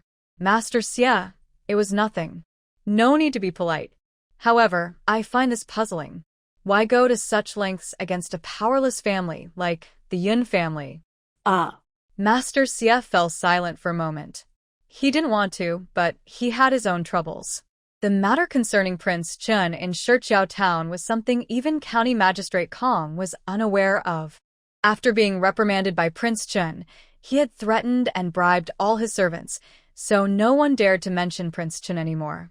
As long as Prince Chun was in Shichiao Town, he couldn't openly oppress people and had to resort to underhanded tactics. But his troublesome brother-in-law had caused him more trouble. He was already unhappy with the Yun family. His mother's illness had caused him to ask Lu several times for help, but Lu refused to come and care for her, which made his mother suffer even more. In Shichiao Town, no one dared to openly oppose the Xie family like that. Because of his brother-in-law's situation, he set his sights on Wang Er. If Wang Wu died, he could take advantage of the situation to settle a score and protect the Lin family shop at the same time, achieving 2 goals with 1 action. He wanted the Yun family to feel desperate and come to him for help. However, he couldn't explain this to County Magistrate Kong. It's because the Yun family doesn't know their place. I can use Wang Er to teach them a lesson and show them who is in charge in Shichiao Town, Xie said. Anyway, I must thank you for this. If you ever need anything from me, just let me know. County Magistrate Kong waved his hand and said, There's no need for such formalities. If you hadn't brought in Master Mei, I would still be worried about finding a teacher for Shui. Kong Shui is the youngest daughter of County Magistrate Kong and is very favored by him. He wanted to find a female teacher for her, but he had not succeeded. Just when he was troubled by this, the Xie family invited Mei Shiyu and asked Kong Shui to join her in studying at the Mei Garden. Since then, the relationship between County Magistrate Kong and the Xie family grew closer. Du Jin, Xiang Qiu, and Yun Jiqian understood what was happening. It was clear that the Lin and Xie families were secretly colluding with County Magistrate Kong to take Wang Wu's life in order to use Wang Er to teach the Yun family a lesson. Wang Wu had been injured by the Yun family, so even if he died in prison, it wouldn't raise suspicion. Wang Er was also involved that day and lost his job, so he likely harbored deep resentment toward the Yun family. The three fell into deep thought. Just then they heard the Xie family head say, "I've heard that our local captains Du and Xiang have a good relationship with Yunji. Is that true?" County Magistrate Kong replied, "That's not the case at all. The ice used by the county office is purchased from Yunji by Du Jin and Xiang Qiu, which is why they have some dealings." County Magistrate Kong thought to remind the two when he returned, advising them to avoid any further connections with the Yun family. As long as he was in Shichiao town, he wanted to unite with the Xie family. With their support, it would be much easier for him to get things done. Moreover, the second master of the Xie family was an official in the capital. Although his position wasn't high, he had built up connections over the years that far surpassed Kong's own. As for the ice, it must be purchased. This ice is valuable, but hard to find elsewhere. This summer is so hot that no one has much ice stored, and no one is foolish enough to sell it. The head of the Xie family initially thought about offering to supply the county office with ice, but then reconsidered and decided against it. The Xie family already has little ice stored, and while the Lin family has more due to their cold drink shop, they do not have enough to give to the government. He quickly changed the subject. "I heard that Governor Zhao's mother returned to Shichiao town with her family because she missed her hometown, and that includes Governor Zhao's son, Zhao Mingzhou." County Magistrate Kong replied, "That's right. I have visited several times but was politely turned away by the governor's steward." The three, Yunji Qian, Du Jin, and Xiang Qiu, did not continue to listen to the conversation between the two. They quietly ate their meals until they heard the two leaving, and then they dared to speak softly. Du Jin said, "It really is the Xie family." Xiang Qiu agreed. "It seems our suspicions were correct." They had long suspected the Xie family, and now seeing the close relationship between County Magistrate Kong and the head of the Xie family, it was clear that they were in cahoots, which was not good for the people of Shichiao town. The Xie family had bullied others for years, and the head of the Xie family had likely committed many wrongs. However, they couldn't understand why the Yun family's cold drink shop posed no threat to the Xie family.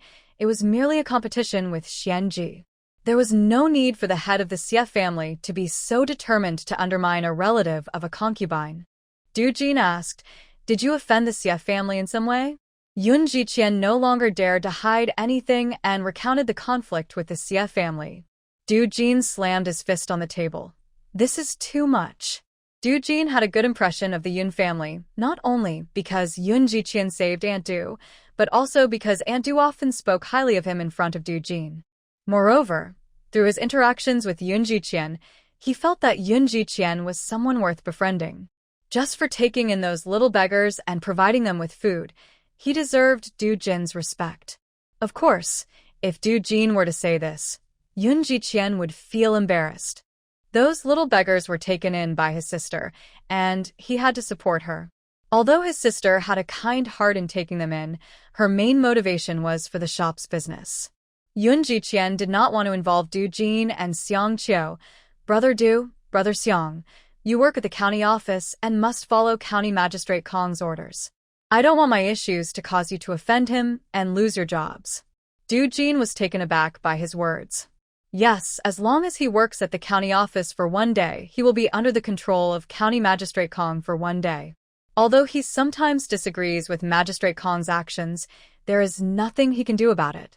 He sighed and said, "Little brother, you need to be careful after offending the Xie family. You can trust Wang Er. Once we find him, we will definitely tell him the truth." The activities at Xuanji were in full swing, while the bamboo cups from Yunjiao were completed in the first batch thanks to the hard work of the carpenter and his son. Since Yun Jiqian needed them urgently, the carpenter and his son managed to produce 1,000 bamboo cups in just 4 days. "Mr. Yun, we have boiled and dried these bamboo cups so they will last longer and are less likely to mold. Are you satisfied?"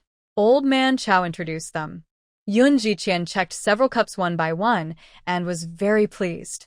The carpenter and his son had indeed been careful and had treated the cups with high heat. This way, customers would feel more at ease using them. He was eager to take this batch back to paint designs on them and add the Yunjia label. "I'm very satisfied, Old Man Chow. Thank you for your hard work. Just continue doing it this way." "All right. Old Man Chow and the carpenter happily helped Yunji Qian load the bamboo cups onto the cart. To make loading and unloading easier, Old Man Chow even made several large wooden boxes to neatly place the cups inside before moving them onto the cart. At the Yunjia shop, a dozen students from Shirgu Academy were already waiting, all of them skilled in painting. The long summer days allowed them to finish school early, and as soon as they left the academy, they headed straight to the Yunjia drink shop. As these students entered Yunjia, a cool breeze greeted them, and they couldn't help but admire Yunji Qian for being not only academically excellent, but also talented in business. Manager Zhao, seeing that they were classmates of the owner, specially prepared lemon fruit tea to treat them. As Yunji Qian entered, he saw Chen Ziki in the shop. When Chen Ziki waved at him, he frowned slightly. This guy forgets his principles for appearances. He instructed manager Zhao to have someone move the bamboo cups to the private room on the second floor. Seeing that Yunji Qian was ignoring him, Chen Ziki took the initiative to greet him. Brother Yun, I heard you invited our classmates to draw. Why didn't you invite me? You know my painting skills are among the best in the academy. You can come if you want. I'm not stopping you. Yunji Qian replied casually. Are you still mad about last time? I'm not angry anymore. Why are you still upset? When did you become so petty? Chen Ziki tried to ease the atmosphere. Not really. That's better. We've been friends for years, and I believe you're not that petty. Seeing that Yunji Qian ignored him, Chen Ziki quickly stepped forward to help carry the boxes. Wow, Yun, your shop looks really impressive. I didn't know you had such skills. While helping, Chen Ziki couldn't help but compliment him. Are you really not planning to return to the academy to study? Chen Ziki felt a bit regretful, as Yunji Qian's talent was well known at the academy. I'm not going back, but I promised Dean Liu that I would still participate in the entrance exam, Yunji Qian replied calmly. He wasn't truly angry with Chen Ziki. He was upset that Chen Ziki had fallen for Mei Shiyu. That's fine. You'll definitely pass the exam this time, Yun. I have faith in you, Chen Ziki said with a smile. Yunji Qian looked at Chen Ziki and, not wanting his friend to remain in the dark, advised him. Chen, to be honest, I hope you give up on Mei Shiyu. She's not a good match for you. He couldn't let his friend invest feelings in someone unworthy and fall deeper. Hearing this, Chen Ziki's expression changed instantly. Yunji Qian, what do you mean by that? Facing Chen Ziki's stubbornness, Yunji Qian stood firm. I'm looking out for you. There are many good women in the world. Why do you have to like someone like her? Chen Ziki scoffed repeatedly. I think you're just bitter because you can't have her. What kind of woman do you think she is? She's far better than some uneducated country girl. You're impossible. Since he wouldn't listen to reason, Yunji Qian thought it best to let him learn the hard way and hoped he wouldn't come crying to him later. Yunji Qian was focused on finishing the bamboo cup design for an event the next day and didn't want to argue further. But Chen Ziki could no longer hold back. He couldn't stand Yunji Qian repeatedly insulting Mei. Mei was such a wonderful woman. Just looking at her felt like a privilege. She was talented and beautiful, and calling her the best woman in the world wouldn't be an exaggeration. Yet Yunji Qian, this clueless guy, always spoke ill of the one he admired. Chen Ziki blocked Yunji Qian's path, wanting him to clarify his words. He wouldn't back down, grabbing Yunji Qian by the collar. Last time, he let it go when someone slandered Mei, but this time, he decided not to let Yunji Qian off easily. The other classmates saw this and rushed to mediate. Just as the two were arguing fiercely again, Chen Ziki turned his head and saw the girl he had been thinking about day and night. Mei. Mr. Mei, Chen Ziki thought he was seeing things. He tried to open his eyes wide and confirmed it was indeed Mei Shiyu. To make sure, he rubbed his eyes and looked carefully outside. Seeing her graceful figure and beautiful face, her beauty was not just in her looks, but in her elegant demeanor. Who else could it be but Mei Shiyu? Manager Zhao quickly approached, smiling. Welcome, please come in. Mei Shiyu smiled. Hello, manager. I am here to find Miss Yunfu. Every action and word from Mei Shiyu captivated the students of Shirgu Academy. This was the kind of beauty they had read about in books. Please have a seat. Our young lady is inside. I will call her out. But when Chen Ziki faced Mei Shiyu, he froze. He quickly let go of Yun Jiqian's collar and hid behind him. Without Chen Ziki blocking her, Yun Jiqian looked up when he heard someone was looking for his sister and immediately recognized the girl from the last time they had cold drinks together. He frowned slightly. Why was she looking for his sister? Hearing Chen Ziki call her Mr. Mei, could she be Mei Shiyu? At the same time, Mei Shiyu noticed Yun Jiqian. She had a good impression of him, especially remembering how generous he had been last time. She quickly took out 300 coins and stepped forward, saying, "Young Master Yun, it's nice to see you again. Thank you for helping me last time. Here are 300 coins. Please accept them." Seeing Yun Jiqian knew this girl made the other students envious. Yun Jiqian did not take the coins. He replied calmly, "No need." He had heard a lot from Chen Ziki and had a good impression of Mei Shiyu, but after hearing about her connection to the Mei family, he lost interest. Seeing that Yun Jiqian did not seem very welcoming, Mei Shiyu felt awkward holding the 300 coins in the air, unsure whether to give them or not. She was confused. When had she offended this young Master Yun?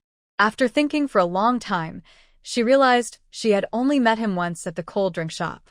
And during that time, he had helped her, so he couldn't be unreasonable. Moreover, he has helped so many little beggars, which proves he is a kind-hearted person. "Young Master Yun, is there a misunderstanding between us?" "There is none." "Then why?" Mei Shiyu finally understood that young Master Yun simply did not like her. She placed the money she held on the table. Whether he accepts it or not is up to young Master Yun to decide. After all, she has already returned the money, and since he once helped her, she won't hold it against him. The scholars felt the tension between the two and were somewhat relieved, as this gave them a chance. They must ask Yun Jiqian later if this young lady is promised to someone. Chen Ziki, like a frightened little animal, shrank back and didn't dare to speak. At that moment, Yun Fu ran out like a happy little rabbit. "Sister Mei, you are back from the capital." Seeing Yun Fu, Mei Shi was also very happy. Their brief time together made her really like Yun Fu. She smiled and said, "Yes, I'm back and I brought what you wanted." Yun Fu took the books from Mei Shiu's hands, which included some materials, and carefully made notes. She noticed that the notes clearly had the words Bailu Academy written on them, along with the names. Yun Fu's eyes lit up. It was indeed a student's notes from Bailu Academy. Bailu Academy, as an academic sanctuary in the capital, is second only to the Imperial Academy. Most of the spots at the Imperial Academy are taken by the children of officials, making it nearly impossible for commoners' children to gain admission. Bailu Academy, seemingly competing with the Imperial Academy, accepts only commoners and no officials' children. The headmaster, Su Zhongru, is not afraid of power and does not show favoritism. He values character over background for students at Bailu Academy. His students have consecutively won the top honors in the literary exams 3 times. This proves that the talents of commoners are not inferior to those of officials. They just lack a prestigious family background. Yun Fu casually flipped through the notes and saw that the handwriting was neat, detailing various knowledge points and personal insights, showing she was a diligent student. Yun Fu happily hugged Mei Shiu's waist and said, "Thank you, Sister Mei." Mei Shiu bent down with a smile. "I'm glad to help you." The beauty's smile left the scholars mesmerized, and they stared at Mei Shiu, which made Yun Jiqian feel a bit uncomfortable. He frowned and said, "You all go upstairs and wait." The students took one last look at Mei Shiu before reluctantly heading upstairs. Yun Fu strongly insisted that Mei Shiu stay and try the iced dessert from their shop. However, Mei Shiu sensed that Yun Jiqian did not like her and felt it was pointless to stay, so she decided to leave. Yun Fu asked Mei Shiu to wait a moment. She remembered that Mei Shiu enjoyed the icy dessert from Xianji, so she decided to make a portion for her to take with her. But by the time she finished, Mei Shiu was already gone from the shop. Yun Fu felt a bit disappointed. She admired talented women like Mei Shiu, and her 2 encounters with her only deepened her respect for this gifted lady. At that moment, Yun Fu heard a classmate of her brother angrily say, "Yun Jiqian, you've gone too far. What did Mei Shiu do to you to deserve such a cold shoulder?" Chen Ziki grew more upset as he thought about Mei Shiu's disappointed expression when she left. making him even more dissatisfied with Yun Jiqian. Are you still the Yun brother I know? Where has the honest and straightforward Yun brother gone? Seeing Yun Jiqian remain silent with a frown, Chinziki angrily declared, I'm cutting ties with you. Yun Jiqian calmly replied, Goodbye, then. Yun Fu understood that Mei Shiyu's departure seemed to be related to her brother. It appeared that Chinziki had feelings for Mei Shiyu, which explained his anger. But why didn't her brother like Mei Shiyu? Was it just because she taught at the Xia residence? Everyone has their struggles in life. For instance, her mother once worked as a servant at the Xia residence. Did that make her a bad person? If their family hadn't fallen on hard times, Mei Shiyu would still be a noble lady in the capital. Why would she choose to teach publicly? Yun Fu decided that she would have a serious talk with her brother when she had the chance. After Chinziki left, the students noticed Yun Jiqian's bad mood and dared not mention what had just happened. Those who had wanted to ask Yun Jiqian about the girl also chose to remain silent. They moved all the bamboo cups upstairs to occupy a private room, making it easier for the students to write. Yun Fu supported her brother's idea of making bamboo cups and decorating them. She picked up the drawing her brother had prepared earlier and felt that the little girl in the picture looked familiar. She leaned in for a closer look and indeed recognized her. She asked, Brother, why does the person in the drawing look so familiar to me? Yun Jiqian ruffled her hair and smiled. Isn't that you? Ah. Yun Fu looked closely again and realized that the painting was indeed of her. Don't you like it? I like it. Of course, I like it. Yun Fu just didn't expect her brother to use her likeness for the drawing. The other students, witnessing the close and harmonious relationship between the siblings and seeing how cute and well-behaved the younger sister was, couldn't help but wish for a sister like her. Knowing she couldn't help her brother, Yun Fu said goodbye to Yun Jiqian and went outside. Yun Jiqian distributed the prepared drawings to everyone, asking them to copy the small images. For every 4 drawings completed, they would earn a small amount of money. This reward was much better than copying books. Simple sketches were relatively easy, and once they got the hang of it, they could produce 10 to 20 drawings in half an hour. With more than 10 classmates present, Yun Jiqian suggested they finish all 1,000 bamboo cups today, and they agreed. Thinking that the first batch of bamboo cups needed to be rushed, he decided to proceed with the drawings. He planned to find someone to make a stamp with the Yunji logo later, which would speed things up and save time. After a busy day, it was already dark. Fortunately, Yun Jiqian had a carriage, so he took each classmate home before returning to pick up Yun Fu.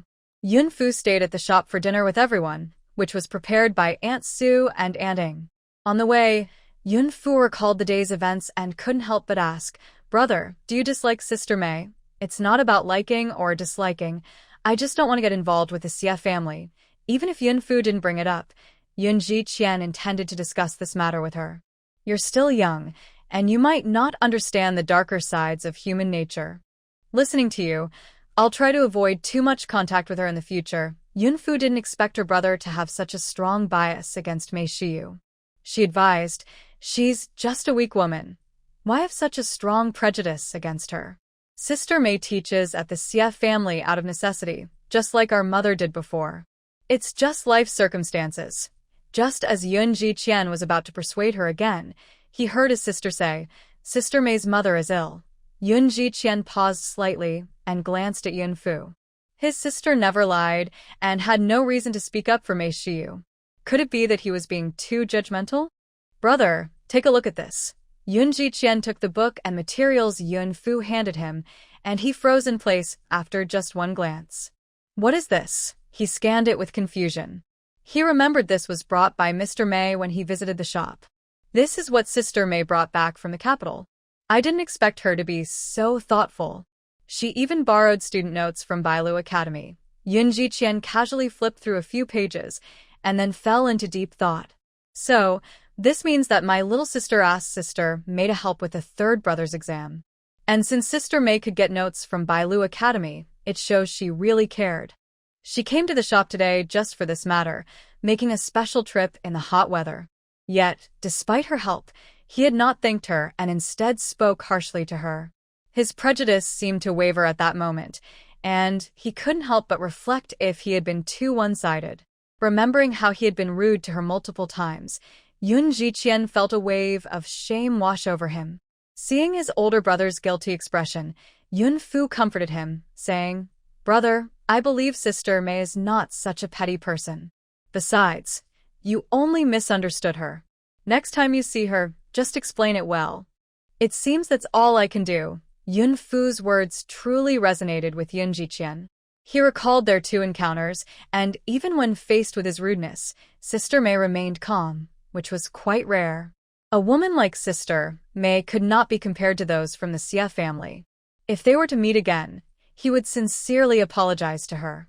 He also thought of his close friend Shinziki, who had always admired Sister Mei, and he couldn't help but feel happy for him. He didn't expect Shinziki to have such good taste. However, such a beauty, there probably weren't many men in the world who could match her. Yun Fu understood his brother's nature and felt relieved that he seemed to have taken it to heart. Under the vast sky, the bright moon shone above, and the stars twinkled like fireflies in the night. Since they had returned a bit late today, the surroundings were quiet. The carriage moved slowly along the country road, making it stand out. Lu Shi, worried about her two children who had not yet returned, paced back and forth outside. During the hot summer days, Yun Jingqing could only take people to work on the farm during the cool mornings and evenings, and he had not yet returned. The second son, Yun Jizhong, stayed at the martial arts school, while the third son, Yun Jian, buried himself in his studies every day after school. The fourth and fifth sons were still young, so although Lu Shi was worried about Yun Jiqian and Yun Fu, she couldn't go looking for them at that moment. Just as she was about to go to the farm to call Yun Jingqing and look for the two children in town, she heard the sound of a carriage approaching from a distance. As the carriage drew nearer and reached the Yun family's doorstep, Lu Shi finally breathed a sigh of relief, glad that her two children had returned home safely. She quickly moved aside and let her eldest son drive the cart into the yard. "Why are you back so late?" When Lu saw her daughter Yunfu about to get off the cart, she hurried over to help her down.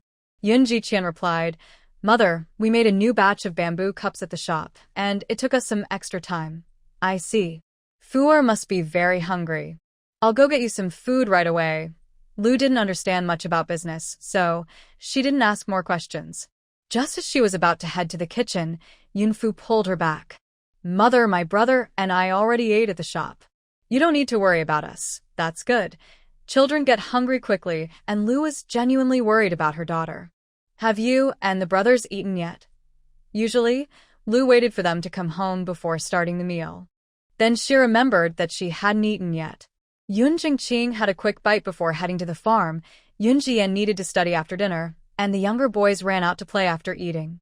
Lu waited a long time for Yun Jiqian and Yunfu to return, losing her appetite. "Mother hasn't eaten yet, right? You don't have to wait for us anymore. My brother won't let me go hungry." "Okay." Seeing her daughter so considerate warmed Lu's heart. After Lu finished eating, only she and Yunfu were left in the room. Yunfu took out a small box of hand cream and handed it to Lu. "Mother, this is for you. Mother works hard all day, and my hands are rough." Lu was taken aback, looking at her rough hands, feeling a pang in her heart as she murmured, "Yes." She didn't expect that this hand cream, which cared for her hands, would come from her daughter, who had only been raised for a few months. Lu took the hand cream, realizing that this small box must not be cheap, costing at least a silver or two. Even if Qianer tried to hide it, she knew the business at the shop was mostly her daughter's idea. Her daughter was using her own earnings to show her gratitude. Unable to hold back her tears, her eyes turned red. "Mother, what's wrong?" Yunfu asked with concern. Lu then realized she had lost her composure in front of her daughter and smiled, explaining, "I'm just so happy. My Fuer is so thoughtful. It makes me very glad." Since she was young, Lu had been skilled in needlework and loved embroidery. She remembered that before she was married, even when she wanted to do some work, her mother and sister one wouldn't let her, and there were servants to help her. Her mother and sister one often gifted her hand cream, and she would wash her hands with sheep's milk every day to care for them. Until then, she wanted to marry Qingge, despite everyone opposing her. Nevertheless, she resolutely went ahead with the marriage. Although the lady was angry, she still prepared a dowry and sent 2 servants to take care of her. At first, life wasn't too hard. Even after becoming a mother and having 4 sons, she didn't have to do much heavy work. However, over the years, as they traveled around, she had to personally care for the children. To survive, she had to take on tough jobs. The little money she brought with her was soon spent, and when she suggested working as a servant in a wealthy household, Chingu opposed it. She explained to Chingu that doing tough work wasn't just about the little money. It was also about gathering information from wealthy families and understanding the outside world. She never expected her delicate hands would end up like this. Now, even if she wanted to take on some embroidery work, she could only manage simple fabrics that wouldn't easily snag. The embroidery shop owner saw her hands and immediately refused her, saying they were too rough and could damage fine materials, and she couldn't afford to pay for any damages. The children only knew she worked as a servant in the Xie family to make a living, but that wasn't the whole truth. She had learned that Prince Chun had arrived in Shijiao town. Thankfully, it was only Prince Chun.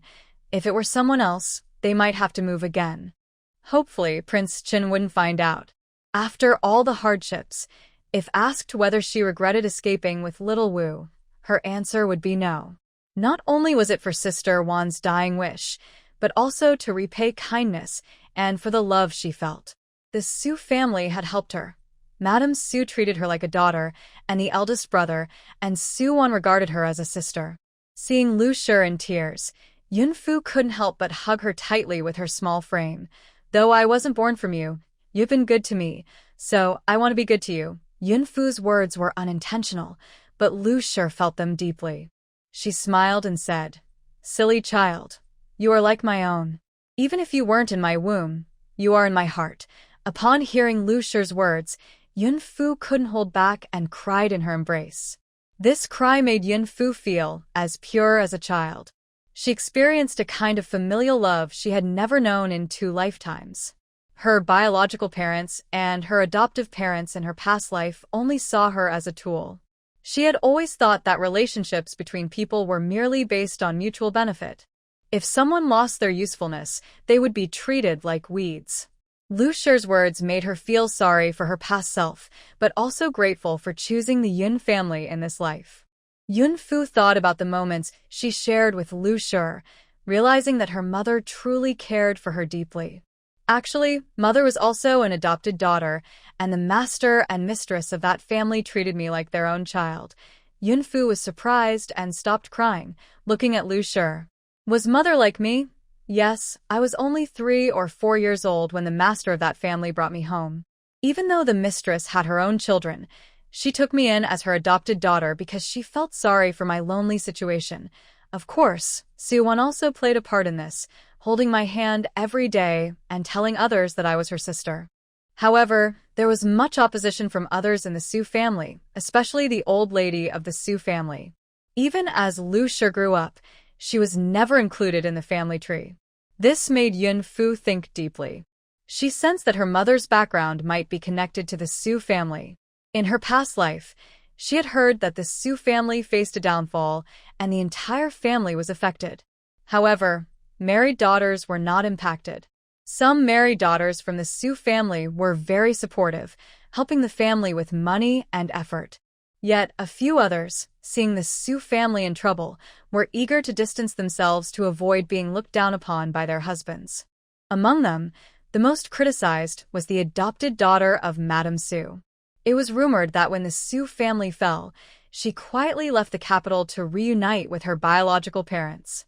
When the Su family was thriving, she never mentioned wanting to find her real parents, but now that the family was in trouble, she cut ties with them.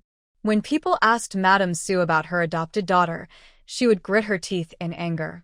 People even insulted her, saying she was an ungrateful child raised by someone else.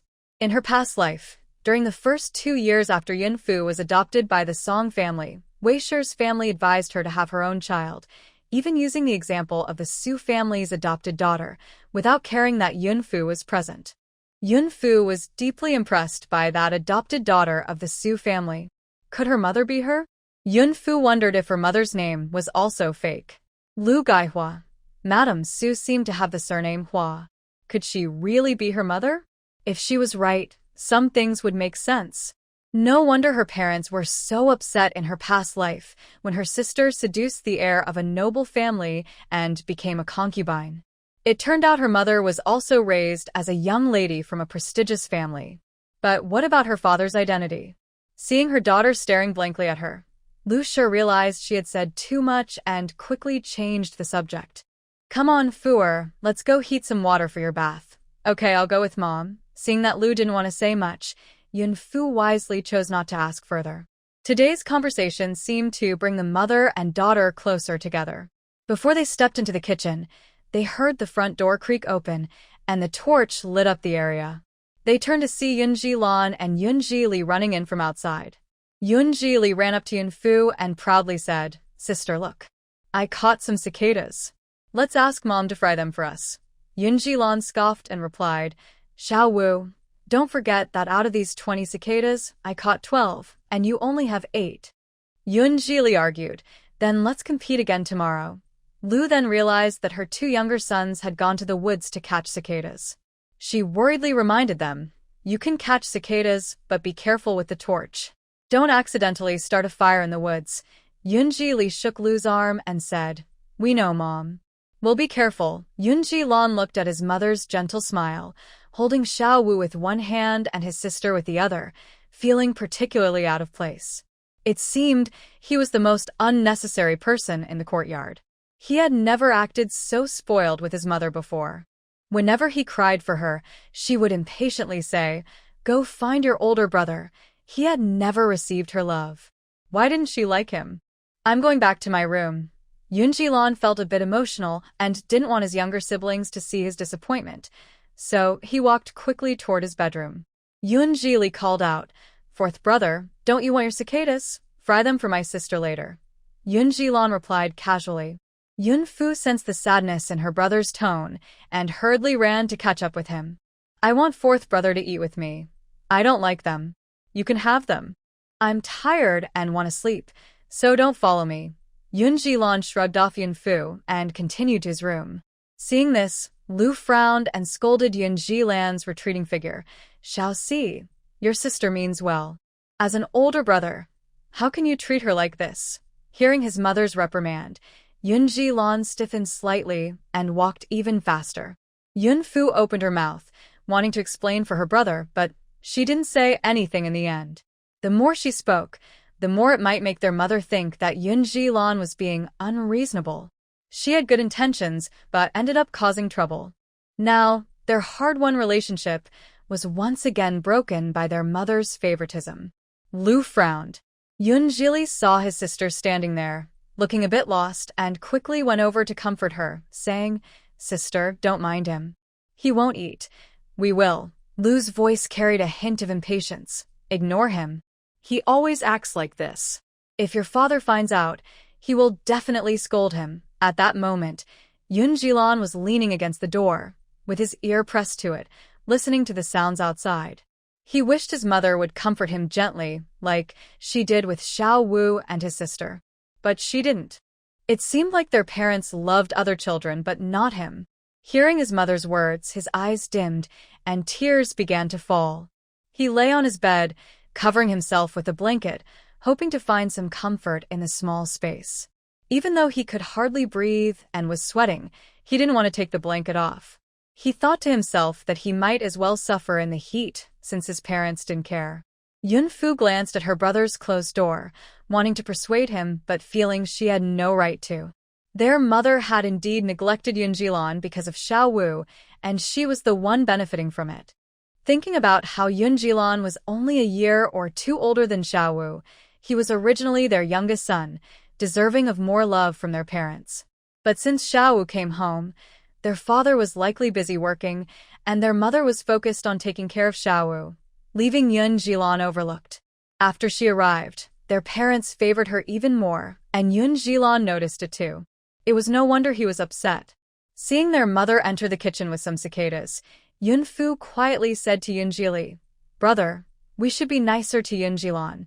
Yunjili, confused, defended Yunjilan, saying, "Why? Have you forgotten how he treated you before? Still, we should treat him better." "Okay, I'll listen to you, sister," Yunjili pouted, showing he was a bit reluctant. Lu entered the kitchen, first washing the cicadas several times with water, then soaking them in salt water, planning to clean them for half an hour before frying them for the children.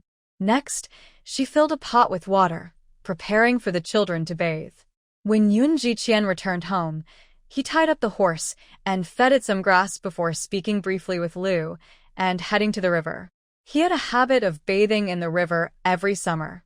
There was a small, clear river at the east end of the village, and he usually went with his second brother, Yun Jizhong. Since Yun Jizhong went to the martial arts school, he had been going alone, which also saved some water at home.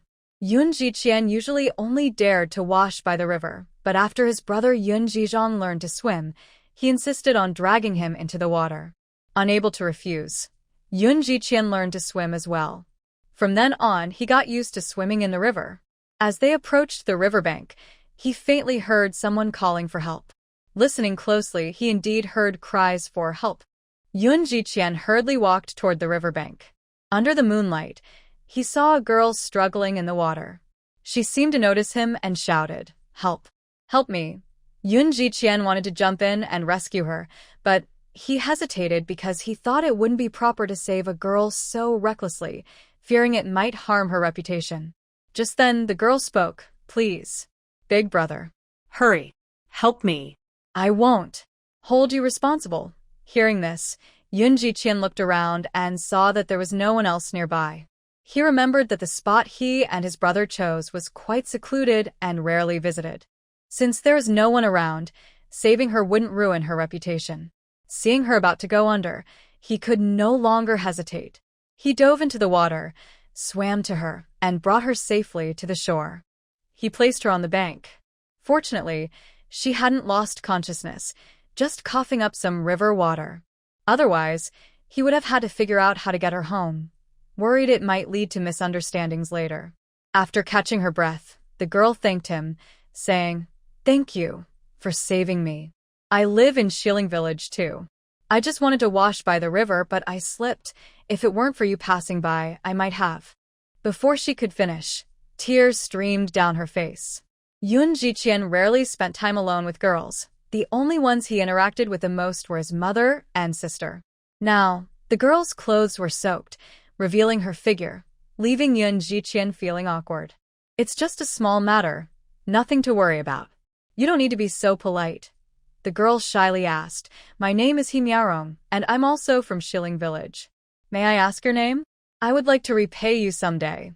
Yun Jiqian didn't want to create any trouble, so he waved his hand and said, "Since we are from the same village, there's no need for thanks." Concerned that staying too long might affect her reputation, he decided to find another place to bathe.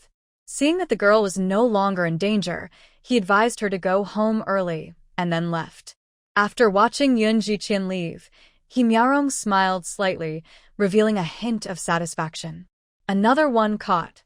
Himiarong no longer appeared weak.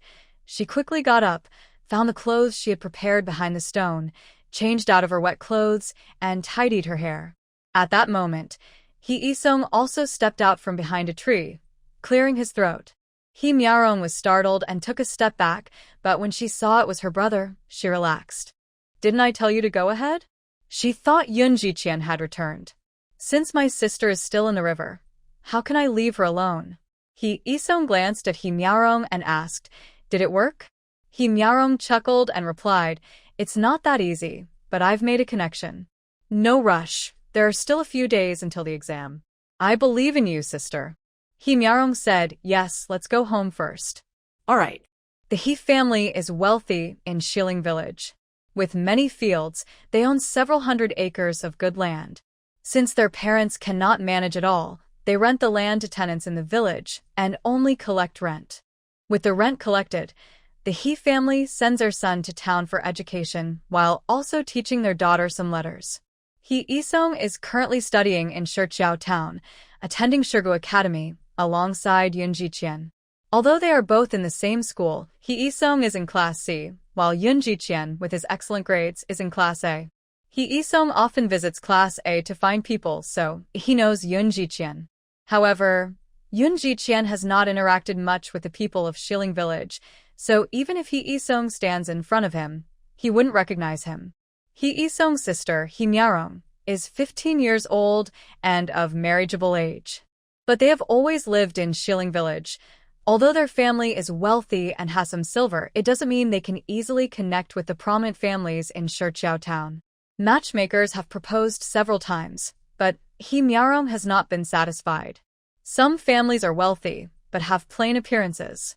Some are good-looking but too poor. Others are both wealthy and decent-looking but are illiterate.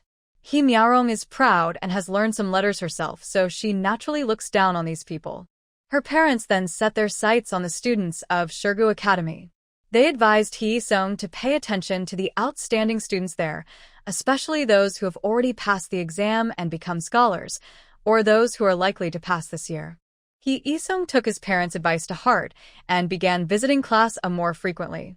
Not only for his sister's marriage, but also to build good relationships with classmates, which would benefit his future. Even if someone passes the local or national exams, having a scholar friend would be helpful. After some investigation, Hee Isong made a list of 8 candidates. They were not only of suitable age for his sister, but also had a good chance of becoming scholars this year. After receiving the list, Hee Myarong discussed with her brother how to cleverly meet these candidates. Fortunately, Hee Myarong was quite pretty, and her family had not made her do much work, keeping her looking clean and well-groomed. She also knew how to dress nicely, making her appear like the daughter of a wealthy family in town. Additionally, her ability to recite a few poems was a bonus, as these scholars particularly liked such girls. With Hee Isong's help, Hee Myarong successfully attracted the attention of 7 students in just a month. Originally, Yoon Jiqian was on the list, but Hee Isong heard that he had dropped out of school and felt regretful, so he removed Yoon Jiqian's name.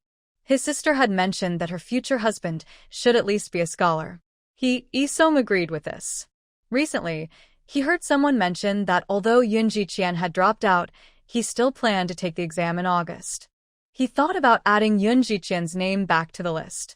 After discussing it with their parents and sister, both Hee father and Hee mother agreed, and Hee Myarong was very happy. Hee father and Hee mother knew that the Yoon family had bought land to build a farm, which proved they had some wealth.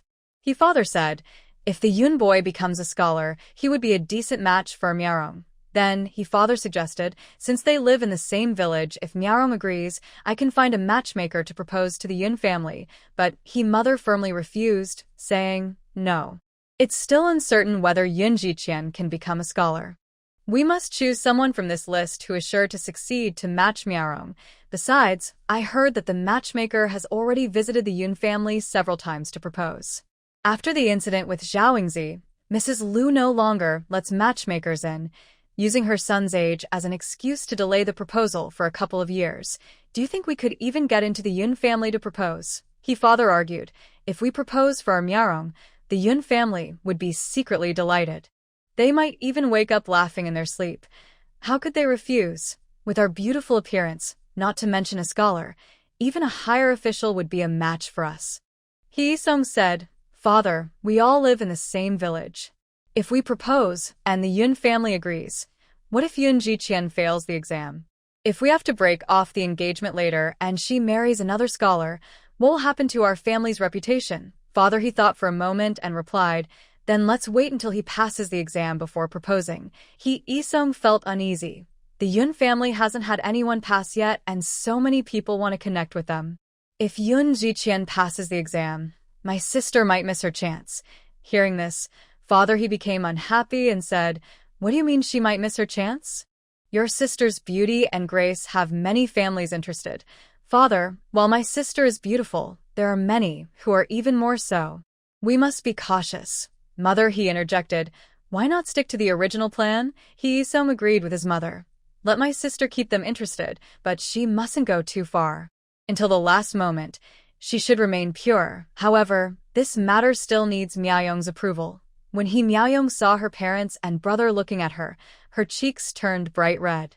I will listen to my brother. He Miaoyong had heard the name Yun Jiqian from the village girls, who said he was very handsome. At first, she didn't believe it. How many men in the village could surpass her brother? But after seeing him by chance, she realized they were right. Yun Jiqian was indeed good-looking. However, he had dropped out of school and wasn't someone she wanted to marry, which made her a bit sad. Unexpectedly, there was a twist. Although he had dropped out, he would still take the exam for scholars. Remembering her brother said he was very studious, she felt hopeful again. However, she couldn't focus solely on him and needed to keep her options open. Only those who could pass the exam would be worthy of being her future husband. Seeing his sister agree, Hee-sung recalled a time when he came home late and happened to walk by the river. He saw Yun Jiqian heading toward the river and wanted to see what he was doing, so he hid to observe and discovered Yun Jiqian was there to bathe. But just because he saw him once didn't mean he did it every day. After watching for 2 days, he confirmed that Yun Jiqian had a habit of bathing there daily. He then discussed this with his sister, Hee Miaoyong. Hee-sung said, "Sister, you can pretend to fall into the water. Given Yun Jiqian's temperament, he surely won't ignore you." However, Hee Miaoyong was unwilling to do this. Jumping into the water would not only ruin her makeup, but could also endanger her life. "Can I pretend to have a chance encounter by the river instead, brother?" "No, this person is very proud. If you try to meet him by chance, he might not even acknowledge you." Hee Miaoyong had no choice but to compromise. "Brother, then tell me what to do and I will listen to you. Don't worry, the river isn't very deep. I will place 2 stones at the bottom and put a thick log on top. You can hold onto the log and step on the stones, which will keep you safe. Besides, in the dim moonlight, the log won't be too noticeable in the water." After 2 nights of preparation and practice, and seeing no issues, Hee Miaoyong wore a bright outfit and stood in the river waiting for Yun Jiqian. To her surprise, she didn't see Yun Jiqian's figure for a long time. Even though it was a hot summer day, staying in the water made her shiver with cold. Just when she thought Yun Jiqian wasn't coming, she finally spotted him in the distance and quickly pretended to struggle in the water. Unexpectedly, Yun Jiqian hesitated on the shore when he saw her calling for help, and only then did he pull her to safety. Just as her brother said, this person was indeed proud and aloof. After saving her, he didn't want to say much to her. Yun Jiqian was completely unaware of the He family scheme. Today, he was delayed a bit while saving someone, so he looked for another place to quickly wash up before heading home, hoping to avoid worrying his mother by coming back late. At home, Yun Fu thought about the book she got from Mei Shuyu, which she hadn't yet given to her third brother, so she knocked on Yun Jian's door. After a while, a voice came from inside. "Come in." The Yun family had been careful not to disturb Yun Jian lately, wanting him to focus on his studies. Only Lu would come in to call him for meals or bring him food. When the door creaked open, Yun Jian thought it was his mother. "Mother, haven't I already eaten?" His tone revealed his exhaustion. Yun Fu knew her third brother studied hard day and night, often reading late into the night before going to sleep. "Third brother, it's me." Yun Jian turned and, seeing it was Yun Fu, replied patiently, "Oh, it's my sister. Go play with your fourth and fifth brothers. I'll spend time with you after my exams." Yun Fu noticed her brother had dark circles under his eyes and red veins, showing just how hard he was working. There is just over a month left until the exam, and for Sangha, it is undoubtedly a race against time. Wu Ge once said that even on the way back, Sangha wouldn't waste a moment, studying while walking. "Sangha, I'm not here to play with you. I brought you some books that I think you can use." Although Yun Jian felt a bit impatient, he still said, "All right, let me see what books you have."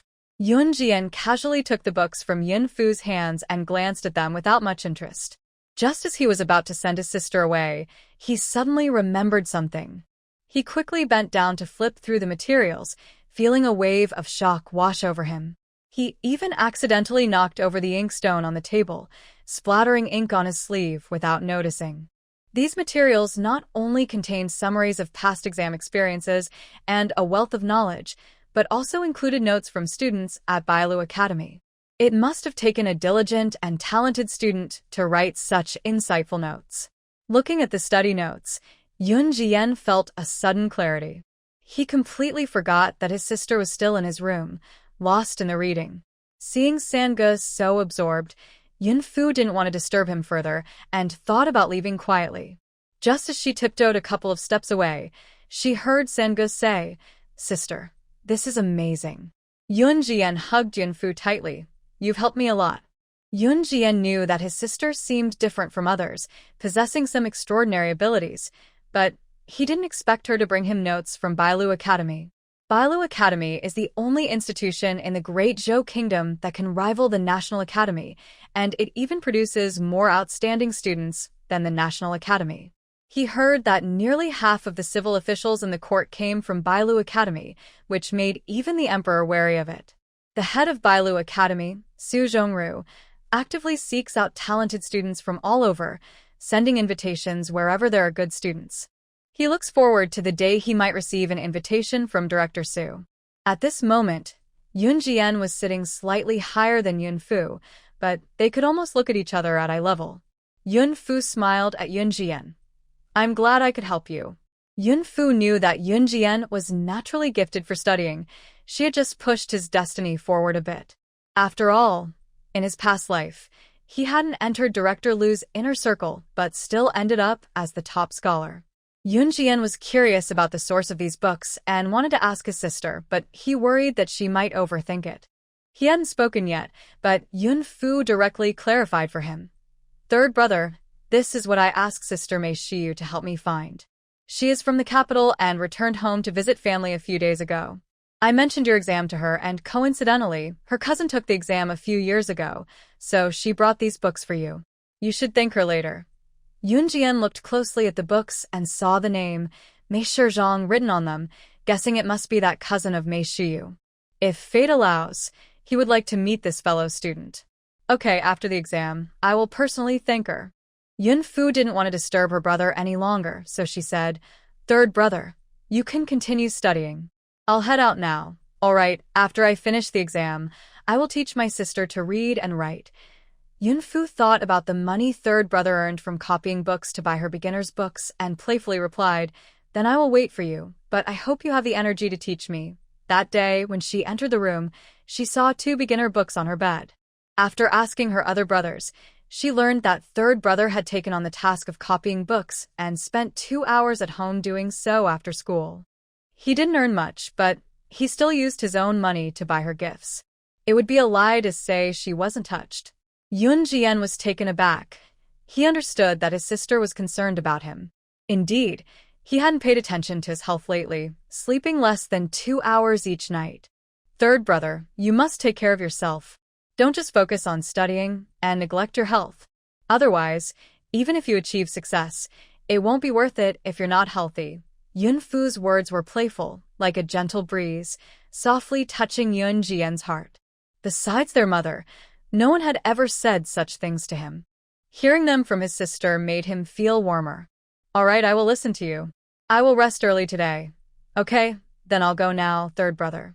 Yunjian smiled slightly, gently patting his sister's head. "Good." As Yunfu left third brother's room, she quietly closed the door. In this family, it seemed that third brother had the least presence, but Yunfu didn't think so. In fact, among her brothers, he was the one she couldn't quite understand. Eldest brother had a dignified presence, though occasionally cunning. He also had a soft side. Second brother was straightforward, but his honesty often turned out to be a flaw. Fourth brother lacks affection. In his past life, he enjoyed being admired, especially by women, which proves this point. Fifth brother is the biggest headache for our parents, acting like a spoiled child, making it hard to connect him with the one from the past court. Only third brother seems to keep his feelings hidden, showing no weakness at all. He appears calm and indifferent to the world, but in reality, he is rational and knows what he wants. Until he achieves it, he chooses to stay silent. Since childhood, he has lived with clarity, knowing his goals and working towards them. Thus, third brother is truly the wise one. As Yunfu walked into the yard, she heard her mother calling her to take a bath. Yun Jingqing specially paid a carpenter to make a bathtub for his daughter, a privilege that her brothers did not have. Yun Jingqing said, Let the others wash with cold water. They are tough enough for that. Have you seen any good young man taking hot baths in summer? Recently, due to Yun Fu's strong request, Lu Shi finally agreed to let her bathe by herself. When she first arrived at the Yun family, Lu Shi had helped her bathe a few times. Later, seeing that her daughter could manage on her own, she stopped helping but would stay nearby in case her daughter called for her. After Yun Fu finished bathing, Lu Shi had already prepared fried cicadas, dividing them into 4 portions, 5 in each bowl. Fu Er and Xiao Wu each get 1 portion. Give 1 to your 4th brother, and the last one is for your eldest and 3rd brothers to try. Okay. Yun Jili happily accepted his portion and began to eat. However, Yun Fu looked at the bowl placed in front of her but hesitated to eat. She remembered that in her past life at the Shuani Marquis' residence, the kitchen had made a dish, fried cicadas. The old lady of the Shuani Marquis loved this dish and ordered the servants to catch cicadas every summer for the kitchen to prepare. But Yun Fu found this insect-like food frightening. She couldn't even bear to look at it, let alone taste it. Not wanting 5th brother to notice her discomfort, she volunteered to take 4th brother's portion to him. Mother, I'll bring this to 4th brother. Yun Fu carried the bowl to 4th brother's room and gently knocked on the door. After a while, there was still no response from inside. Yun Fu glanced at the window and saw that the room was unlit. Could 4th brother still be angry? Or is he asleep? Yun Fu carefully pushed open the door and, using the faint moonlight, looked inside, only to find the bed empty. That's strange. 4th brother clearly returned to rest. Yun Fu could no longer worry about manners and directly entered 4th brother's room. As soon as Yun Fu entered the room, she felt an unusual heat. Clearly, her 4th brother had not brought ice into the room. Usually, her brothers would move 3 basins of ice from the ice cellar to the bedside before sleeping to cool down. She reached the bedside and found her 4th brother covered by a blanket that was almost soaked with sweat. In a panic, Yun Fu lifted the blanket and shook him, trying to wake him up. 4th brother, wake up, but no matter how much she called him, Yun Jilan did not respond at all. She touched his forehead. It was too hot. At that moment, Yun Fu realized that her 4th brother had fainted from the heat. She felt a surge of panic. This summer heat could really be dangerous, and her brother hiding under the blanket was risking his life. Had her rebirth caused everything to go off track? Not daring to think too much, she hurried to the main room for help. But in her rush, she didn't watch her step and fell with a loud thud, breaking a bowl in the process. The fall hurt a lot, and Yun Fu wanted to cry, tears streaming down her face. But she couldn't focus on the pain and struggled to get up. Just then, Yun Ji Qian returned. Lu Shi and Yun Ji Li heard the commotion outside and quickly came out. They saw Yun Fu standing there, tears on her face and dirt all over her clothes. Yun Ji Qian and Yun Ji Li rushed forward, asking with concern, "Sister, what happened?" Lu Shi, a step behind, noticed the broken bowl on the ground and realized something was wrong. She hurried to brush the dirt off her daughter and asked, "Weren't you taking food to your 4th brother? Did he bully you?" "Mother, 4th brother has fainted. You need to check on him." Lu Shi was taken aback, realizing she had wrongly accused her son again. Yun Ji Qian quickly entered the room and lit the oil lamp, with Lu Shi following closely behind. They saw Yun Jilan's face was flushed and covered in sweat. Yun Ji Qian reached out and felt his forehead. It was alarmingly hot. "Mother, I'll go to the west side of the village to find Dr. Zhang. You hurry to the ice cellar and bring back some ice to cool 4th brother down." Lu Shi, forgetting her worry, immediately followed her eldest son's instructions, and they split up to act. Yun Jili said, "I'll help mother with the torch." Yun Fu knew she couldn't help much. Her small frame would only cause more trouble.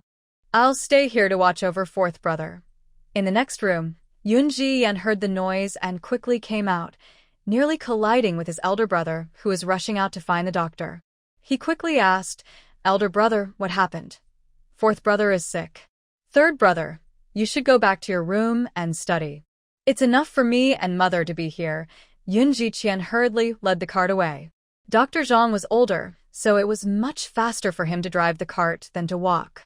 Yoon Jian saw mother and fifth brother preparing to go to the cellar and quickly called out to them, "Mother, you and my sister take the 3 ice basins from my room to fourth brother.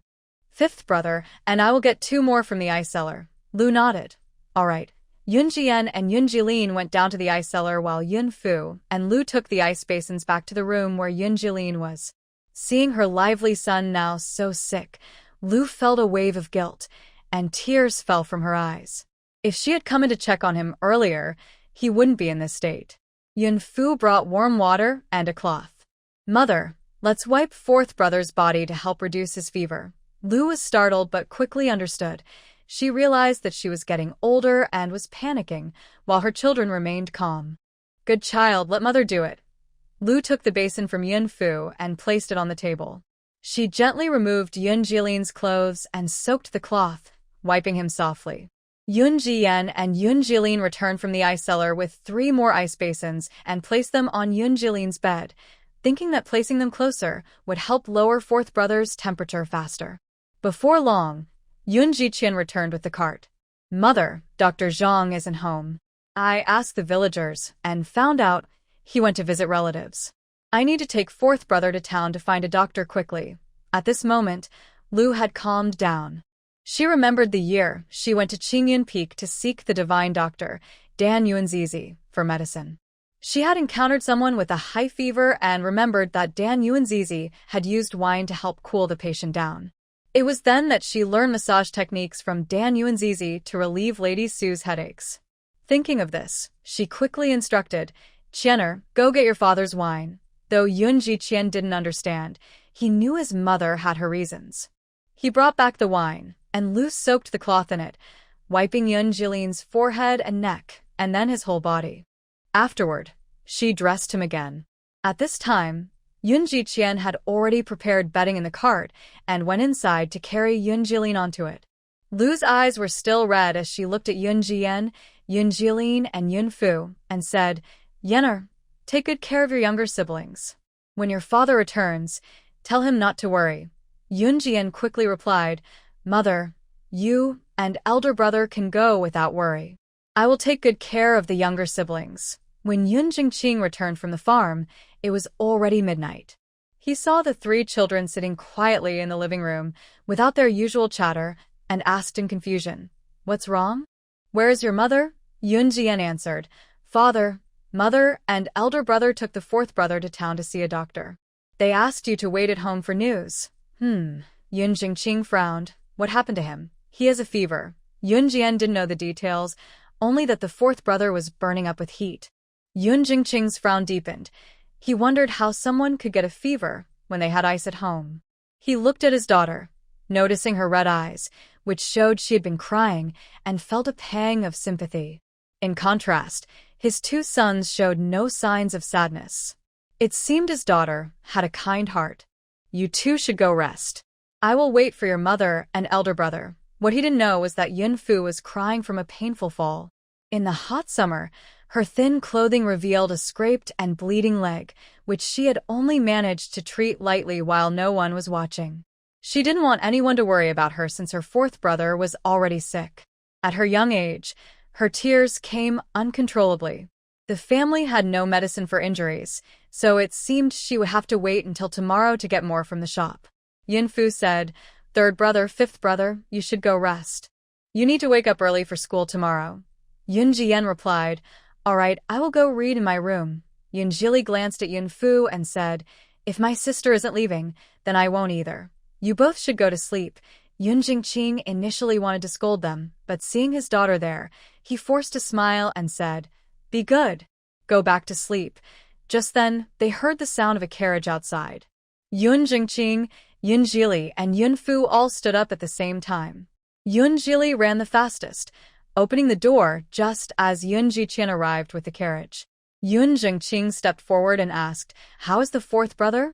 The doctor in town said he fainted from a fever and prescribed some medicine, Yun Jiqian replied.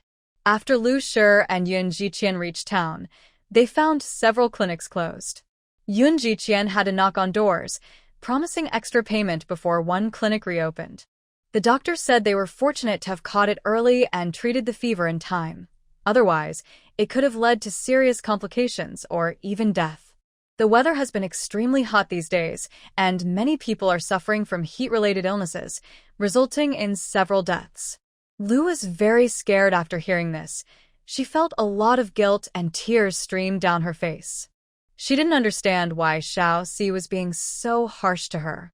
Was he trying to push her to the brink of despair and cause her parents great sorrow?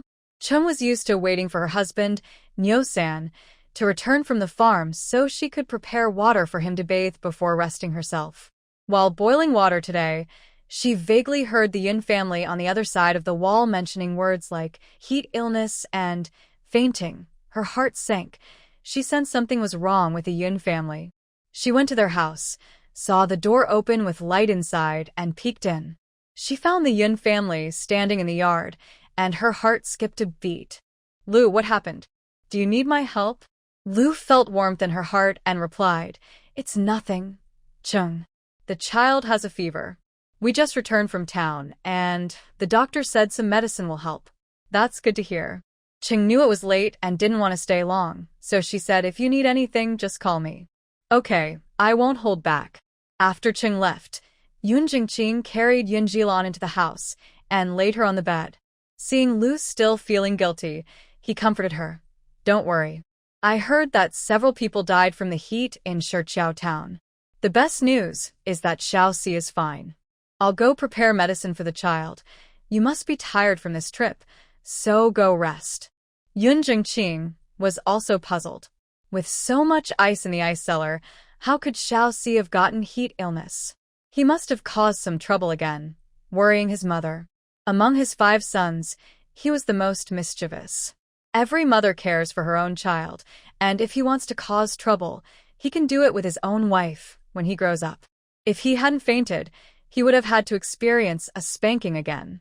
Though Yun Jingqing was angry, mostly he felt pity. He picked up the herbs and asked his eldest son how to prepare the medicine.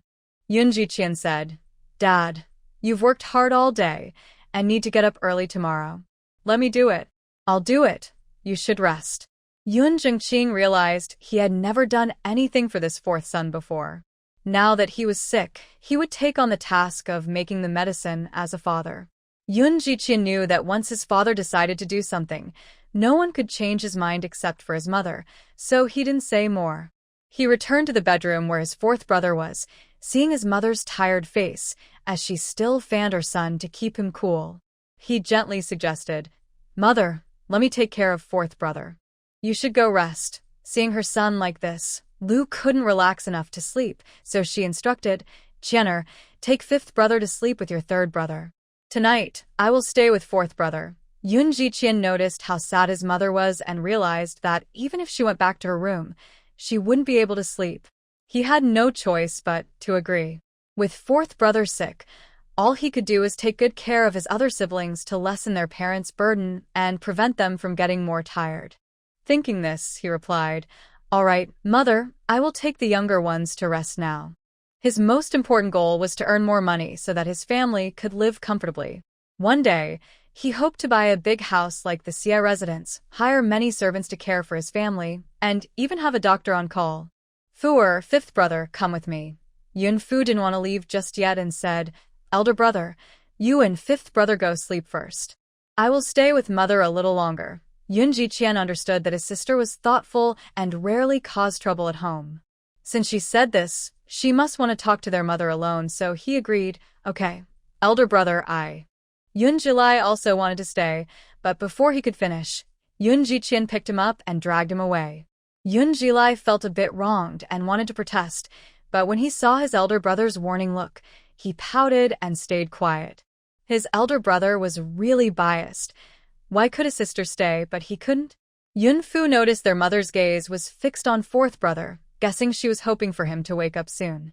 It was clear that their mother loved 4th brother very much, and any hurt she caused him might have been unintentional. The room was very quiet, so quiet that even the sound of a needle dropping could be heard. Yun Fu stayed with Lu, and though Lu didn't speak, Yun Fu remained silent too. After a while, Lu seemed to think of something, and tears began to flow again. Yunfu quickly took out a handkerchief and gently wiped her tears. Mother, don't be sad. Fourth brother will be fine. Lu looked up at Yunfu and realized her daughter had been there with her all along. Thinking that her daughter stayed back out of concern for her, she felt a bit comforted. If only her son could be as thoughtful as Fuer, she would be satisfied. She pondered repeatedly, but couldn't understand why Lanner treated herself so poorly.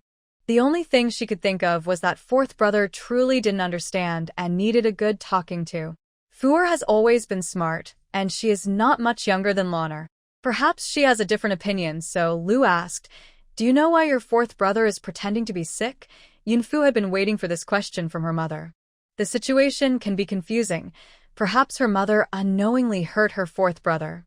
Maybe he just wants dad and mom to love him a little more. Lu was taken aback and looked at Yunfu with confusion in her eyes. Am I not loving him enough? Her voice grew softer, and by the end, she sounded a bit guilty. Qian'er is her first child, and as a new mother, she felt very happy. Zhang'er is her second child, who has always been strong. Even when he fell while learning to walk and scraped his legs, he would get up by himself. When asked if it hurt, he would shake his head, not fully understanding. Yener has always been obedient and never made her worry. Lanner is her fourth child, born when Qingge was not around. She worried day and night about Qingji's safety and was somewhat neglectful of Lanner, but fortunately, there were servants to take care of her. However, since Xiaowu came into their home, the couple had to hide with the children. Xiaowu is still young and sometimes cried all night when he couldn't find goat's milk. Although she was not a new mother, she had always had servants to help, and Xiaowu was the only child she raised herself. Fortunately, Qian'er has the maturity of an older brother and took the initiative to help care for his younger siblings. Zhang'er and Yener were well behaved, but Lanu always cried for her mother. During that time, she was busy taking care of Xiaowu and was overwhelmed, leaving her little time for the other children. Whenever Lanner approached her, she would impatiently say, "Go find your big brother." Over the years, she seemed to have gotten used to this and forgot that Lanner also needed her love as a mother. She originally thought Lanner rejected Xiaowu as a child and later rejected Fuer as he grew up because he didn't understand. Now she realizes that Lanner saw these two children as rivals for her love. Lu then recalled how she had scolded Lanner today without understanding the situation, which led to Lanner being extremely disappointed in her as a mother. "Little Four, it's my fault. I shouldn't have doubted you," Lu murmured to herself. Seeing her mother finally understand, Yunfu felt relieved and quietly left her fourth brother's room. Children can fall asleep quickly, and if she stayed any longer, she might not even be able to sit still. Rather than making her mother worry, it was better to go back to her room and sleep. Lu took care of Yun Jilan all night. In the middle of the night, Yun Jingqing prepared medicine and fed it to Yun Jilan before going to rest. The next morning, before dawn, Lu, feeling exhausted, went to make breakfast for the workers on the farm. Since she promised to prepare a meal, she didn't want to break her word. Ching noticed her pale face and could tell that she had not slept well while caring for the child. She advised, "Sister, listen to me, go rest now. We can handle the cooking." Lu refused, and Cheng continued, "Lu, if you get too tired, who will take care of the children? Just let us handle the cooking. How about this? I will take the ingredients to our house, and we can eat there today. You can rest properly." Lu thought this made sense. She couldn't fall ill. She still needed to care for Lanner. Qian was busy managing the shop. Yen was preparing for exams, Qing had farm duties, and Li and Fu were still young and needed care. She didn't want to burden them. Thinking this over, she nodded, "Then I will trouble Sister Chung today." Chung waved her hand. "It's no trouble at all.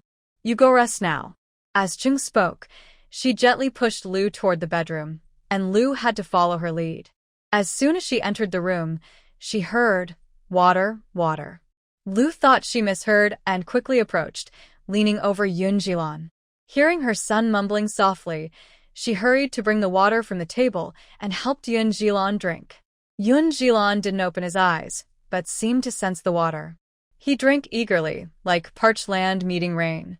After finishing a bowl of water, he seemed to use all his strength and lay back down to sleep. Seeing her son sleeping again, Lu felt relieved this time. Last night he had fainted, but now he was simply sleeping, which was completely different. She gently stroked her son's forehead and noticed his fever had gone down, feeling a weight lift off her heart. At that moment, Yun Jiqian woke up. He came to the room where his younger brother was sleeping and saw his mother looking exhausted with bloodshot eyes, realizing she had stayed up all night. Feeling sorry for his younger brother, he knew this night must have been a torment for her. "Mother, please go rest. I will take care of fourth brother." Lu glanced at Yun Jilan, and this time did not refuse, "All right." After Lu left, Yun Jiqian touched his younger brother's forehead and saw that the fever had subsided, so he should be fine. He decided to go to the kitchen to start cooking, preparing millet porridge for when his brother woke up, and he also needed to prepare his medicine. Today, the shop will probably be very busy. He needs to finish these tasks quickly so he can go to the shop early. With this in mind, he went to the kitchen. Not long after Yun Jiqian left, Yun Jilin woke up. He weakly opened his eyes and called out, "Mom, Mom." After using all his strength to open his eyes, he saw that the room was empty, and his heart sank. A hint of sarcasm appeared at the corners of his mouth, and the light in his eyes faded. He closed his eyes, and when he opened them again, they were dull and lacking hope, filled with coldness and indifference. Yun Jilin struggled to get up but found he had no strength at all. However, he urgently needed to go to the bathroom and had to crawl out of bed with all his might. His limbs felt very heavy, and each step took a lot of effort. By the time he reached the outdoor toilet, he was already sweating profusely, with beads of sweat on his forehead. On the way back, he could barely hold on, his vision darkened, and he almost fell. Even so, he gritted his teeth and returned to the room without calling for help. Finally reaching the room, he felt completely drained of energy and collapsed onto the bed, not wanting to move again. Although he was very thirsty, he didn't even have the strength to get water and just wanted to lie in bed and sleep. Before long, he closed his eyes again. He realized he had indeed exhausted himself to the point of illness, but had not received any concern from his parents. Yun Jiqian was busy cooking and preparing medicine in the kitchen, completely unaware of Yun Jilin's situation. He checked on his younger brother twice and, seeing he was still asleep, thought that he would call for help when he woke up, so he didn't stay. After eating, Yun Jiqian had to go to the shop and also took Yun Ji Yen and Yun Ji Li to the academy. But fourth brother was still not awake, and the medicine was ready, but needed to cool down before he could take it. Their mother hadn't slept all night, so it wouldn't be good to wake him up, which left him feeling troubled. Not knowing whether to leave or stay, Yunfu noticed his dilemma and said, "Big brother, you can go to town. I will take care of fourth brother." Yun Jiqian refused. His younger sister was still too young. How could he let her take care of fourth brother? "Don't delay, big brother. The shop is busy and needs you. Fourth brother hasn't woken up yet.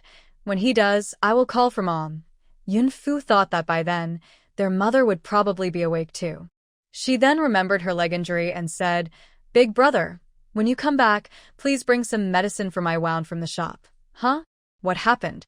Did you hurt yourself? Where are you injured? Quick, let me see it." Yun Jiqian felt a tightness in his chest and asked gently. His tone was filled with concern. "It's nothing. I just accidentally fell last night and scraped my leg a bit." Yunfu didn't want to worry everyone, but in this hot summer, if she didn't apply medicine soon, it could get infected and become a bigger problem. Yun Jiqian, however, was still worried and said, "Let me take a look." "No need, big brother." But Yun Jiqian knelt down and carefully rolled up his sister's pant leg, revealing a red and swollen wound. He frowned. "Why is it so serious? Why didn't you tell me last night?" While feeling sorry for his sister, he couldn't help but scold her. He understood that she didn't want to add to everyone's worries about their fourth brother while also worrying about herself. "It's fine, big brother, it doesn't hurt at all," Yunfu replied playfully. Seeing his sister pretending to be carefree made Yun Jiqian feel even more pity for her. "Let's go, I'll take you to town to find a clinic for some medicine." "No, if I leave, no one will take care of fourth brother." "How about this? Big brother, it's still early. You go to the shop and bring back some medicine. I'll stay here with fourth brother. Yunfu knew their mother probably hadn't slept all night, and with her worries, she was very tired. She had just managed to fall asleep and wanted her to rest a bit longer. Their mother cared for her, so she wanted to care for her mother too, and didn't want to wake her up just yet. But she couldn't leave fourth brother alone in the room. If he woke up and found no one there, given his sensitive nature, he might start to worry. Third brother's studies couldn't be delayed, and the exams were coming up. Fifth brother had even more important tasks ahead, so it was best for her to take care of fourth brother while big brother went to get the medicine. All right then, sister, wait for me. I'll be back as soon as I can. Yun Jiqian thought that if he took his sister to town, it would only aggravate her wound, so it was better for him to bring back the medicine. Sister, the soup for your fourth brother is still very hot, so be careful not to touch it. Wait for me to come back before you give him his medicine, okay? After Yun Jiqian made all the arrangements, it was getting late, and he needed to head to town to avoid third and fifth brothers being late for school. He also reminded third brother to help fourth brother ask the teacher for a leave. Yun Jili didn't really want to go to school today either, and wanted to ask third brother to help him get a leave as well. He felt a bit dizzy, probably from the heat like fourth brother. Before he could say anything, big brother noticed his thoughts and pulled him onto the cart. Yun Jili pouted and glanced at his older brother, not daring to speak. His older brother was different from their father. Although he seemed gentle on the surface, he could be very strict and would not hold back. Their father appeared strict too, but he only scolded verbally and couldn't bring himself to be harsh.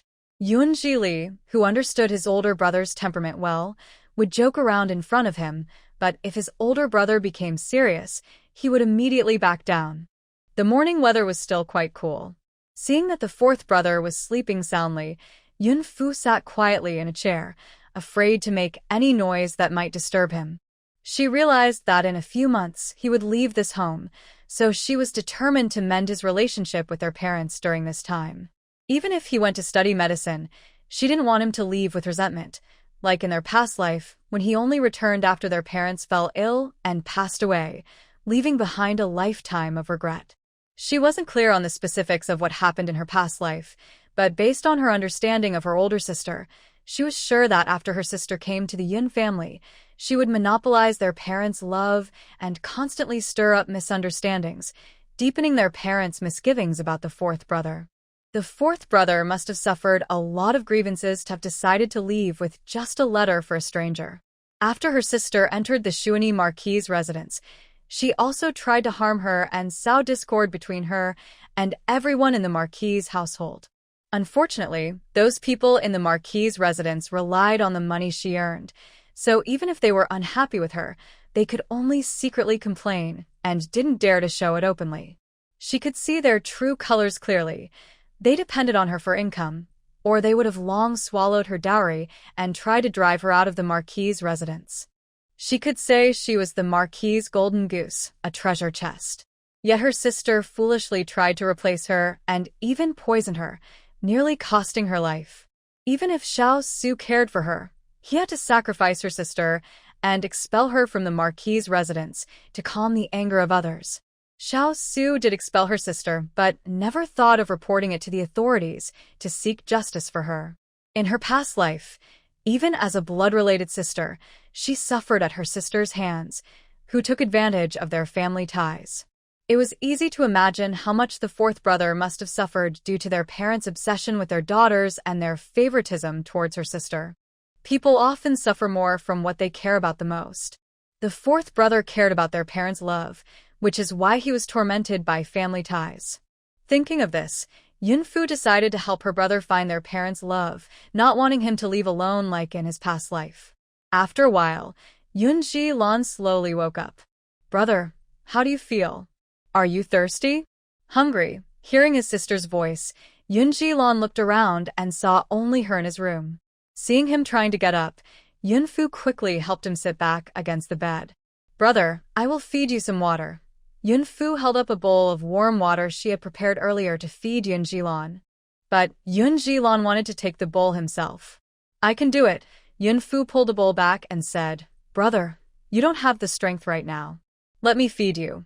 Yun Jilan glanced at Yun Fu, and this time did not refuse her kindness. Watching him drink the water, Yun Fu felt something was off. Why was he so agreeable? In the past, he would have proudly said, "Humph. Don't I have hands? Do I need you to feed me?"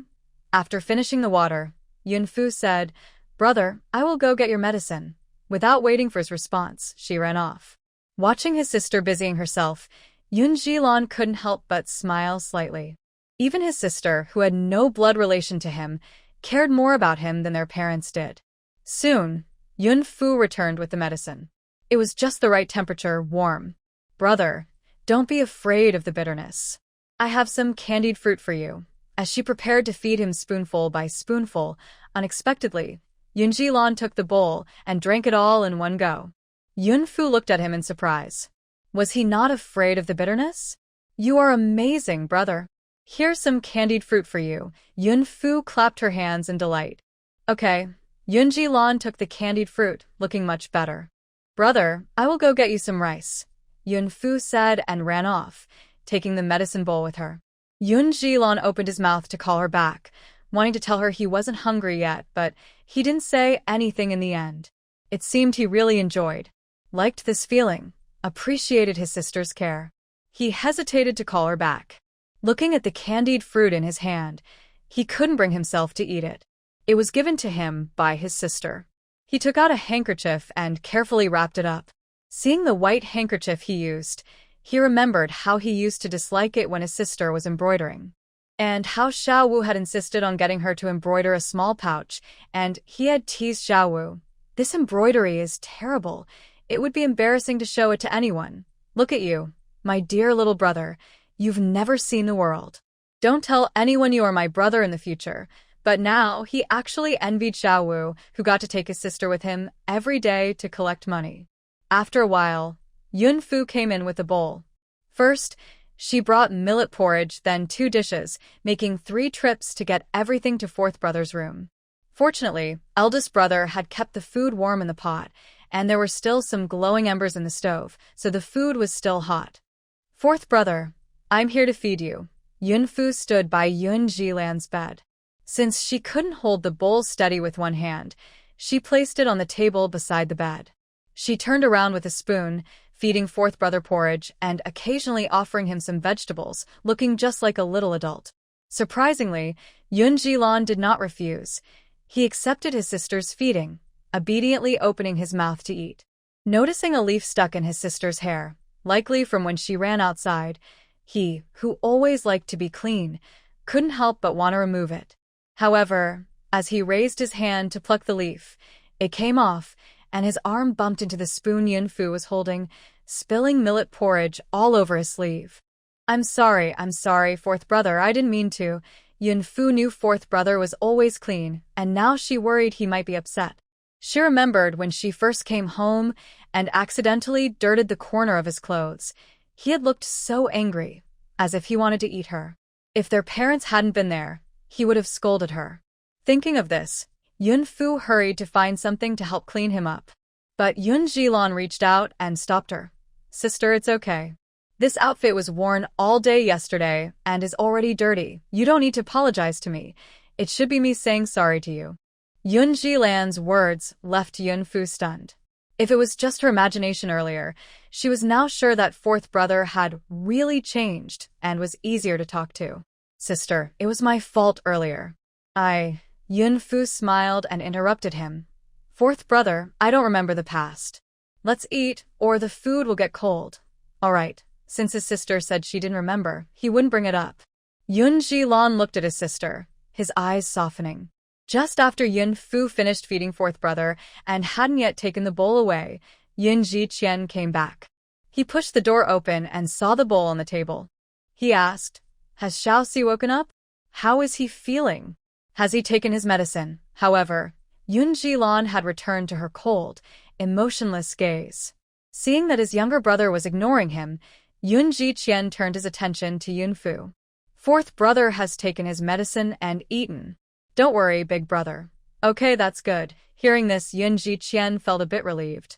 He had instructed his sister not to bring the medicine, fearing she might burn herself. But he also thought that with her personality, she wouldn't easily listen to him. He hurried back, and thankfully, his sister hadn't burned herself, which put his mind at ease. He took out the wound medicine he had brought from the shop and said, "You sit still, and I'll help you with the medicine." "Okay." Yunfu climbed onto the chair and rolled up her pant leg. Yunji Qian squatted down and began to treat his sister's wound. When the medicine touched the injury, Yunfu couldn't help but gasp, "Big brother, it hurts." Yunji Lan, who had been closing his eyes, heard his sister cry out in pain and quickly opened his eyes to look over. He saw a large patch of skin missing from her leg, covered in blood. She must be in a lot of pain. He couldn't help but ask, "How did you get hurt?" Thinking about how his sister had been busy bringing him medicine and food, he completely forgot that she had also hurt her leg. His heart ached for her even more. Yunji Qian replied, "Isn't it because of you? Last night, she went to bring you food and, seeing you couldn't be woken up, hurried to call someone and fell." Yunji Qian's words carried a hint of blame towards Yunji Lan. His younger brother was so thoughtless, not only getting himself sick but also causing his sister to get hurt. In this hot weather, it was a relief that his sister's wound hadn't become infected. As Big Brother spoke, Yunfu thought to herself, "This is not good." She quickly looked at Fourth Brother's expression and saw he wasn't angry. Instead, he seemed a bit guilty. She hurried to reassure him. "It's okay, Fourth Brother. I just slipped and fell. It has nothing to do with you. You don't need to worry. It doesn't hurt at all." Seeing his sister insist that it doesn't hurt at all, while biting her lip, was quite amusing to Yunji Lan. He felt deeply touched. His sister was trying to keep him from worrying. "Still saying it doesn't hurt? If it doesn't hurt, why are you shivering?" "Okay, I won't shiver anymore. Big Brother, please continue with the medicine." Yunji Qian couldn't help but chuckle at his sister's dramatic expression. He gently blew on his sister's wound while applying medicine, and Yunfu didn't feel much pain anymore. Seeing her brother pull down her pant leg, she asked, "Are you done?" "Yes, the medicine is applied and bandaged. Just stay at home tonight, and I will help you with the medicine again when I return. You mustn't go anywhere today, okay?" Although Yunji Qian was worried about his younger siblings, he had to return to the shop as it was busy. "Okay, I'll stay home and keep Fourth Brother company. You can go, Big Brother. Don't worry about us." After Yunji Qian left, Yunfu noticed Fourth Brother looking at her intensely, which puzzled her, and she turned to him. "Fourth Brother, why are you looking at me like that?" Yunji Lan smiled slightly, his narrow, bright eyes filled with warmth. "You're quite pretty, sister." Yunfu was taken aback, then smiled back. She remembered she had praised Fourth Brother like that before. "Fourth Brother, do you like studying medicine?" Her question made Yunji Lan fall into thought. "Do I like it? Not really." Once, while foraging for wild vegetables, he thought about going up the mountain to see if he could catch a wild rabbit or chicken, but instead, he found a medical book. He thought the book must belong to someone else and would be claimed, so he didn't intend to keep it. But he couldn't help but flip through it a bit before putting it back. However, on his way down, he saw the herbs drawn in the book and suddenly had an idea. Why not dig up herbs? Selling them could earn some money to help the family. Selling herbs at the pharmacy would be more profitable than foraging for wild vegetables, right? If he made money from selling herbs, his parents would surely like him as much as they liked Xiao Wu and his sister. Thinking this, he returned to the mountain, sitting on a rock to identify the herbs. Since the book was someone else's, he didn't feel right taking it home.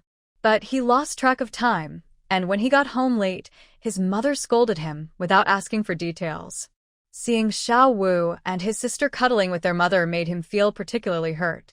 So, every day after school, he ran to the mountain to learn about the herbs in the book. Each time he finished, he would return the book to its place. After 5 days without anyone coming to claim it, he took the book home.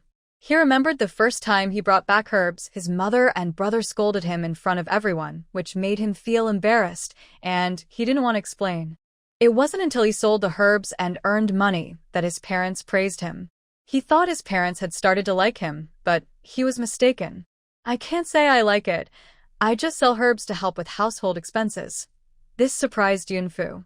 She thought her fourth brother studied medicine out of interest, but it turned out he was just trying to make money. "Can you tell me about the herbs?" I want to go with you to collect herbs next time to help with expenses. Yunfu didn't know how to connect with her brother, so she started with something he was interested in. Sure, seeing his sister was interested, Yunji Lan took out a medical book hidden under his bedding. He patiently explained the knowledge of herbs to Yunfu, including how to identify them and their uses. After a while, Yunfu felt a bit sleepy. She thought the herbs all looked the same and resembled wild grass, making them hard to identify. Yunji Lan repeated the identification methods, but Yunfu still couldn't remember. Did you remember? Yunji Lan couldn't help but ask. Yunfu awkwardly replied, I remember, fourth brother. Then will you go with me to the mountains to find herbs next time? Although Yunfu regretted saying she would go with her brother, she forced herself to agree. Okay, fourth brother. Just then, Lu Shi woke up and hurried to her son's room without freshening up. Standing outside the door, she heard the two children happily talking. This made her feel relieved. It was good that her fourth son was okay. She pushed the door open and saw her son sitting on the edge of the bed, looking noticeably better, which eased her worries significantly. However, when Yunji Lan saw their mother enter, his smile faded, replaced by a cold expression. Lu Shi understood that her fourth son was still upset with her. She tried to soften her voice and asked, Fourth son, do you still feel unwell? Should I take you to the town to see a doctor? Yunji Lan lay back down and turned his face to the wall, coldly saying, Go away. I'm tired. At this point, many people misunderstand and quickly accuse the female lead of being insincere. Let me explain. When the female lead first came home, her fourth brother rejected her, and their relationship wasn't good. If she suddenly brought up how their parents took care of him when he was sick, do you think, given his sensitive nature, he would feel like she was blaming him? This would make him more distant from the family. What she can do is first build a closer relationship with her brother, so he doesn't reject spending time with her. Then she can mention how their family cares for him, which would at least make him more receptive. It's possible that everyone may not understand, but the reason the author knows this well is that I am also the least favored child in my family, just like the fourth child. Fourth brother, actually mother, go away. Otherwise, I will just leave. Yunji Lan's reaction was very intense, startling Lu Shi. Okay, mother will go out now. You rest well. I will cook for you and make your favorite dishes. Lu Shi's voice trembled, resembling a mother who loves her child deeply but doesn't know how to communicate with them, filled with a sense of helplessness. Yunfu watched as her mother stood there in a daze, her eyes slightly red, and it took a while for her to move out of the room. She had just tried to connect with her fourth brother by talking about his preferences, hoping it would make discussing their parents easier for him. She didn't expect their mother to wake up so quickly, and she hadn't had a chance to talk with her brother yet. Yunfu tried to speak in the gentlest tone. Fourth brother, mother didn't sleep at all last night. She stayed up all night fanning you with a palm leaf fan. Everyone asked her to rest, but she wouldn't.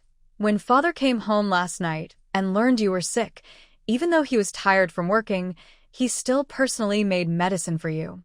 In fact, the people who care the most when you are sick are father and mother. Also, when you fell ill last night, eldest brother was very worried. He and mother rushed to take you to town for treatment, and even the food you ate this morning was cooked by eldest brother. The medicine you took earlier was also prepared by him.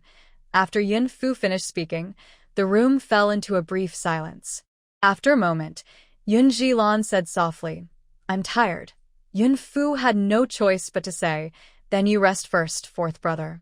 I will step out for a bit and come back to check on you. Yunfu dared not say more. She could only go along with him, hoping he would come to understand on his own, fearing that she might provoke his annoyance again. It's like watering a flower when it's about to wilt. If you give it too much, it will only add to its burden.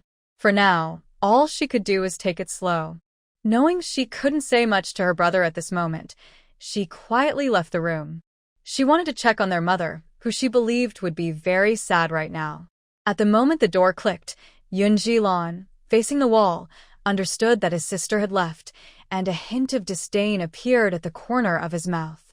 His sister's words were merely meant to comfort him. When he woke up in the morning, he clearly saw that he was alone in the room. Even eldest brother and the fifth sibling were keeping their distance, not wanting to deal with him.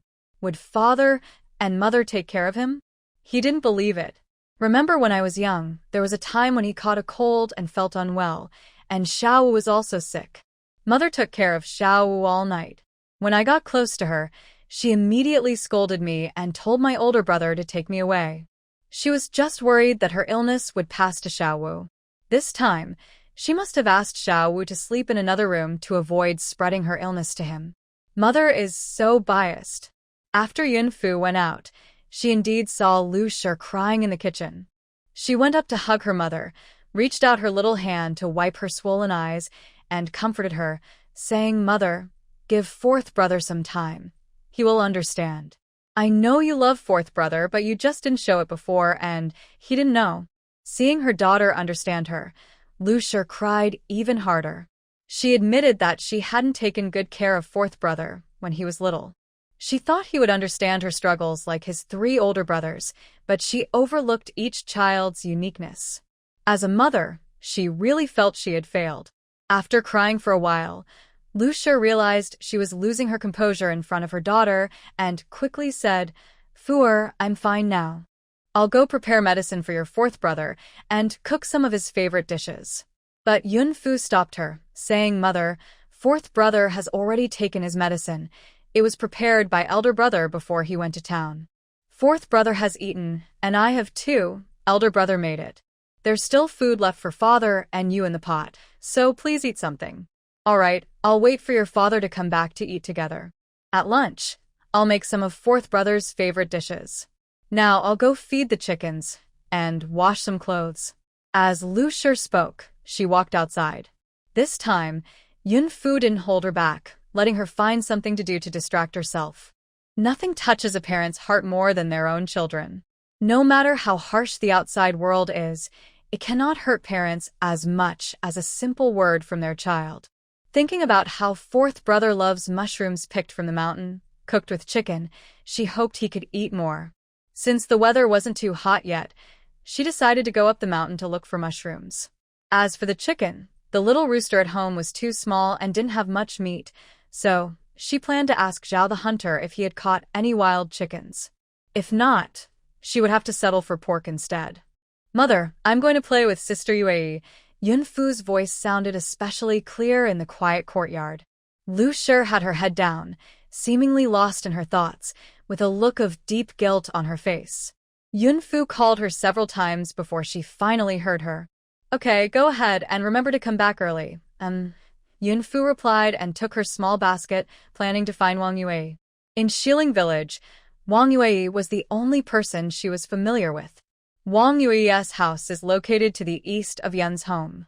Exiting Yun's door, if you count 4 alleys to the east, the 3rd house in the 4th alley is hers. Although Wang Yue had told her the address twice, this was Yunfu's first time visiting her. Villagers usually leave their doors open during the day and close them at night, and the Wang family was no exception. Yunfu entered the yard directly upon arriving. She saw Wang Yue washing clothes in the yard while carrying a chubby toddler who looked about 2 years old. Yunfu remembered that Wang Yue had mentioned she had to take care of her nephew at home, so this child must be him. "Sister Yue," Yunfu called softly. Wang Yue, who was focused on her work, thought she misheard. When she looked up, she saw Yunfu standing in the yard. She quickly stood up, wiped her hands on her clothes, and her face lit up with surprise. "Yunfu, what brings you here? I came to your house a few times before, but you weren't home. I must have been out with my brother." Wang Yue brought over a stool for Yunfu to sit on. Yunfu waved her hand and stated her purpose directly. "I came to ask if you want to go up the mountain to look for mushrooms." Wang Yue hesitated. She really wanted to go, but she thought about having to take care of her nephew. "Wait for me a moment. I'll take the child to my sister-in-law." After saying this, Wang Yue carried the child and went to her sister-in-law's house. Before long, loud scolding came from inside. "Who will watch the child while you're gone? You lazy girl, do you want to tire me out?" Even Yunfu in the yard could clearly hear the displeased tone. Wang Yue didn't dare to argue back and could only respond meekly, "Then I won't go. I'll tell Yunfu." At that moment, Wang's sister-in-law stopped her and asked, "Who are you talking about?" "That little girl from the Yun family?" Wang Yue nodded. To her surprise, Wang's sister-in-law smiled and unfastened the straps from Wang Yue's back, taking the child in her arms. She said cheerfully, "Go on, Yue. Have fun with Yunfu. But I still have clothes to wash. If I say you can go, then go. You can wash the clothes later. It's not every day someone wants to play with you, so hurry up, okay?" "Thank you, sister-in-law." Wang Yue scratched her head, feeling puzzled about why her sister-in-law was being so agreeable today. However, Yunfu was still waiting for her in the yard, so she didn't think too much and hurried outside. Seeing her come out, Yunfu said, "It's okay, Sister Yue. If you're busy, I can go by myself." My sister-in-law agreed to let me go, so wait for me a moment, Wang Yue replied as she rushed to get her basket. At that moment, Wang's sister-in-law came out holding a child. She looked Yunfu up and down, smiling widely. oh, "So this is Yunfu. She's really pretty. Yue, make sure you take good care of Yunfu and don't bully her." Wang Yue timidly replied, "I understand, sister-in-law." Yunfu remained silent. She didn't have a good impression of Wang's sister-in-law, seeing her as someone who was two-faced. When Wang Yue returned with the basket, she said, "Let's go." The two girls held hands and left the Wang family home. Wang Yue's mother, Mrs. Du, came out of the house and asked Wang's sister-in-law in an annoyed tone, "That girl hasn't even finished her laundry and just runs off to play? All she does is go out, and when she comes back, I'll make sure to scold her. I let Yue go. She can finish the laundry later." "Yue has become quite close with that girl from the Yun family, you know," Wang's sister-in-law said as she handed the child to her mother-in-law. Mrs. Du happily took her grandchild and started to play with him. The Yun family? Which Yun family? Which other Yun family could it be? There are only a few in our village. It's the one that runs the farm. Mrs. Du looked at her daughter-in-law suspiciously. "I haven't heard Yue mention anything about them. Why are you asking about the Yun family?" Her daughter-in-law shifted uncomfortably, knowing that her mother-in-law was onto her. She was curious about the Yun family, probably with some ulterior motive. Wang's sister-in-law said, "It's because my sister from my family has taken a liking to the eldest son of the Yun family. Not long ago, my family asked a matchmaker to mention it to the Yun family, but that Lu woman dismissed it." Wang's sister-in-law's sister, Jiang Tsuelian, had visited her sister in Shilling village and happened to meet Yun Jiqian, instantly taking a liking to him. After she described him to her sister, Wang's sister-in-law confirmed that he was indeed the eldest son of the Yun family. However, at that time, the Yun family's situation wasn't good. They lived in a mud house and had to support 5 students. Even if one of them succeeded in their studies, it could take a long time. The hardships of those years were tough to endure. Wang Deseo had a hard life after marrying into the Wang family, and she didn't want her sister to suffer the same fate by marrying into a poor family. Recently, she learned that the Yun family had changed. They had built a farm, which meant they had some wealth. She started to think about how to connect with the Yun family. Du Shi clicked her tongue and said, "Your sister is as thin as a bean sprout. Do you really think she is suitable for the eldest son of the Yun family?"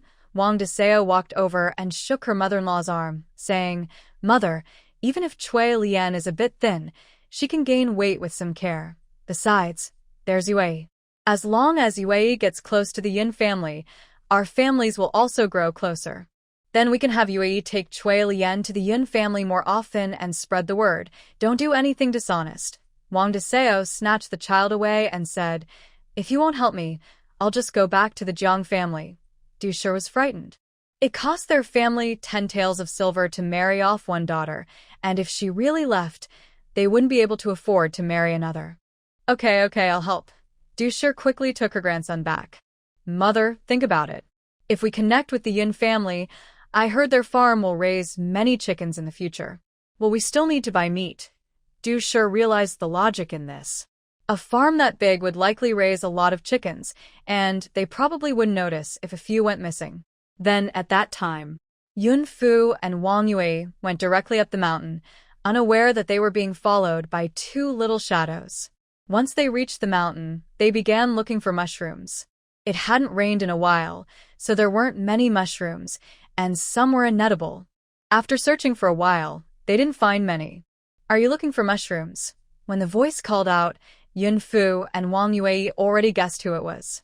They looked up to see Dia and Arya standing not far from them. Wang Yue stepped in front of Yunfu, tensing up and saying, "What do you want?" Dia was the older sister of Huzi and often bullied Wang Yue. "I know where to find mushrooms. I'll take you there." "No need, we can gather them ourselves." "Don't think you can bully Yunfu. Her brother will beat you up." Even though Wang Yue was afraid of Dia, she still stood protectively in front of Yunfu. Arya tugged at her sister and said, "Sister, why bother with them? Let's go," but Dia pushed her away and said, "Apologize to Yunfu." Dia was referring to Arya falsely accusing Yunfu of stealing snacks. Arya pouted, looking incredulously at her sister. "I'm not apologizing. If you don't apologize for what happened last time, don't call me sister anymore. If others bully you, don't come to me for help." Seeing that her sister was serious, Arya had to admit her mistake. "I'm sorry, I was wrong last time." Yunfu dismissed them with a wave of her hand and said, "Forget it, you heir, let's go." Dia, seeing the two about to leave, quickly called out, "Aren't you looking for mushrooms? I know where to find some, do you want to come?" Yunfu turned and asked, "Is it far from here?" She had come out to pick mushrooms, and as long as she achieved her goal, the process didn't matter. If it weren't for the distance from the town and her brother taking the cart away, it would be hard to buy vegetables. In this hot weather, she would rather buy 2 pounds of mushrooms to eat. "Not far, just over there." Dia pointed in the opposite direction of where they were headed. "Okay, you lead us there, and if it's true, I'll give you a coin." Arya's eyes lit up at this, but then Dia said, "I don't want your money." After saying this, she walked ahead, and Arya had no choice but to follow. Wang Yue looked at Yunfu and asked, "Are we going? What if she has some bad intentions?" "Don't worry, she doesn't seem to be lying." The two followed Dia and Arya, and soon they stopped, pointing at a few dry, leaning trees. There are mushrooms on those trees. Indeed, Yunfu saw several dry oak trees lying on the ground, each with plenty of wild mushrooms. To be precise, they were fragrant mushrooms. Chicken stewed with fragrant mushrooms is much tastier than ordinary wild mushrooms. Wang Yue noticed that these mushrooms were different from the ones they usually found. They were small, thin, and yellow-black. She tugged at Yunfu and said, "These might be poisonous. We shouldn't eat them." Yunfu patiently explained, "Sister Yue, these are fragrant mushrooms. They usually grow on decaying maple or oak trees in the mountains. They taste great when cooked with meat. If you don't believe me, you can take some back and try, and they are also a type of medicinal herb. You can usually buy dried, fragrant mushrooms at a pharmacy." This surprised the three of them. How did she know so much? Yunfu usually couldn't remember those herbs, but these fragrant mushrooms were different. They had a unique appearance and were essentially a type of mushroom that could be used in cooking. Dia asked, "Did your brother tell you about them?" Yunfu replied, "Yes." Then she remembered her promise to give them a coin for leading her to the mushrooms.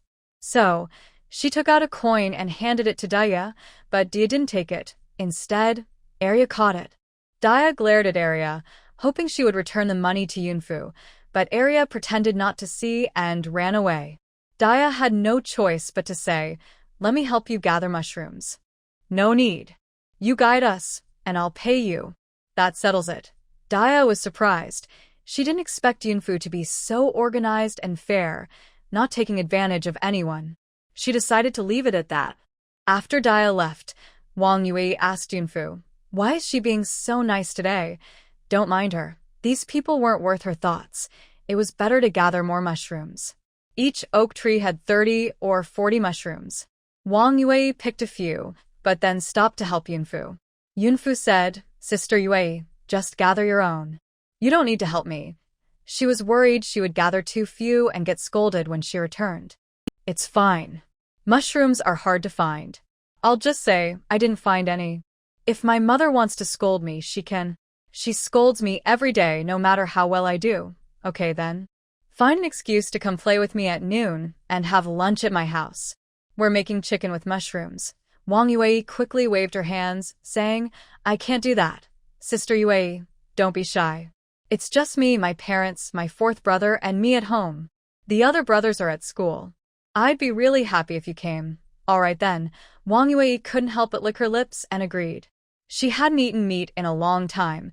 Not since the new year when she had a piece at the table and got scolded afterward. Thinking about meat made her stomach growl with temptation. The two girls filled their baskets with mushrooms, and Yunfu's basket was almost half full. Let's hurry back. It might get hot soon, Yunfu suggested. Okay. The two little figures chatted and laughed as they walked down the mountain. They hadn't gone far up the mountain, just around the edge, so it didn't take long to come down. Yunfu let Wang Yue go home first, and then headed to Hunter Zhao's house. Since her family's rooster was still too small, she needed to buy some food. Hunter Zhao had just returned from hunting, and there were 3 wild chickens in the yard, still warm. Hello, little girl. Hunter Zhao liked Yunfu and always greeted her sweetly, saying, Aunt Zhao. Yunfu got straight to the point and pointed at the wild chickens on the ground, asking, Aunt Zhao, are you selling the wild chickens you caught? Hunter Zhao smiled and asked, Are you craving meat, little girl? Take them and enjoy. Aunt Zhao treats you, Zhao the hunter said as he picked up the fattest chicken to put in Yunfu's basket. Yunfu quickly dodged, saying, No, Uncle Zhao, you worked hard to catch this wild chicken. I can't take it for free. You need to make a living too. I will pay you, or else my mother will scold me when I get home. Seeing the serious look on the little girl's face, Zhao the hunter had to give in. How about this? I sell wild chickens for 15 coins a pound in town. I'll sell them to you for 10 coins a pound so you don't have to go to town and it saves me a trip. No, Uncle Zhao, I will pay you the full price. Otherwise, I won't take them. Knowing that Zhao the hunter also had a tough life, and remembering how he helped her with the saltpeter issue last time, she couldn't take advantage of him again. All right, I'll sell them to you for 15 coins, Zhao the hunter said with a smile. Yunfu wanted to buy 2 chickens, and after her strong insistence, she made Zhao the hunter weigh them. Otherwise, with his honest nature, he would surely give her less weight. 1 chicken was fat, and the other was a bit thin, weighing a total of 5 pounds and 1 ounce. Zhao the hunter took 75 coins from Yunfu, not counting the extra ounce. This time, Yunfu did not refuse. She took out the money and handed 75 coins to Zhao the hunter. Zhao the hunter was taken aback, but accepted the money. The Yun family was quite bold to hand over 75 coins to a 7-year-old girl. Seeing that her money pouch still had some silver coins, it was clear that this little girl held a high position in her family. Uncle Zhao, I can't carry both chickens. I'll have my family come to pick them up. All right, I'll take them to you. Thank you, Uncle Zhao. Yunfu didn't hold back, walking ahead with her basket while Zhao the hunter carried the 2 chickens behind her. On the way, they met familiar villagers who greeted Zhao the hunter. Did you catch something again, Zhao the hunter? Where are you taking those wild chickens? Zhao the hunter replied, A family from Yun bought them. The little girl can't carry them, so I'm delivering them. Only then did they notice Yunfu walking in front. It was clear that the Yun family was well off, spending money to buy 2 chickens for meat. They heard that those who worked at the farm got a meal every day, not just plain buns but also meat and vegetables. Some people regretted not taking a small job at the Yun family. Although working in the summer was tough, the pay was good and they could eat meat and vegetables daily. When Yun Jingqing returned from the farm, he saw Lu washing clothes in the yard, and one of the garments had even worn a hole. He hurriedly took the clothes from Lu's hands and asked, What happened? It's okay if the clothes are damaged, but are your hands tired? Lu finally realized that she had forgotten. She was still washing the clothes. I'm fine. You go inside. I'll get you some food right away. Yun Jingqing felt a bit sorry for her when he saw her dazed expression. He remembered that when he went to the farm, Xiao Si had already stopped having a fever. He wondered if it had returned. Thinking this, he quickly walked toward Yun Jilan's room. Lu was startled and hurried to stop him.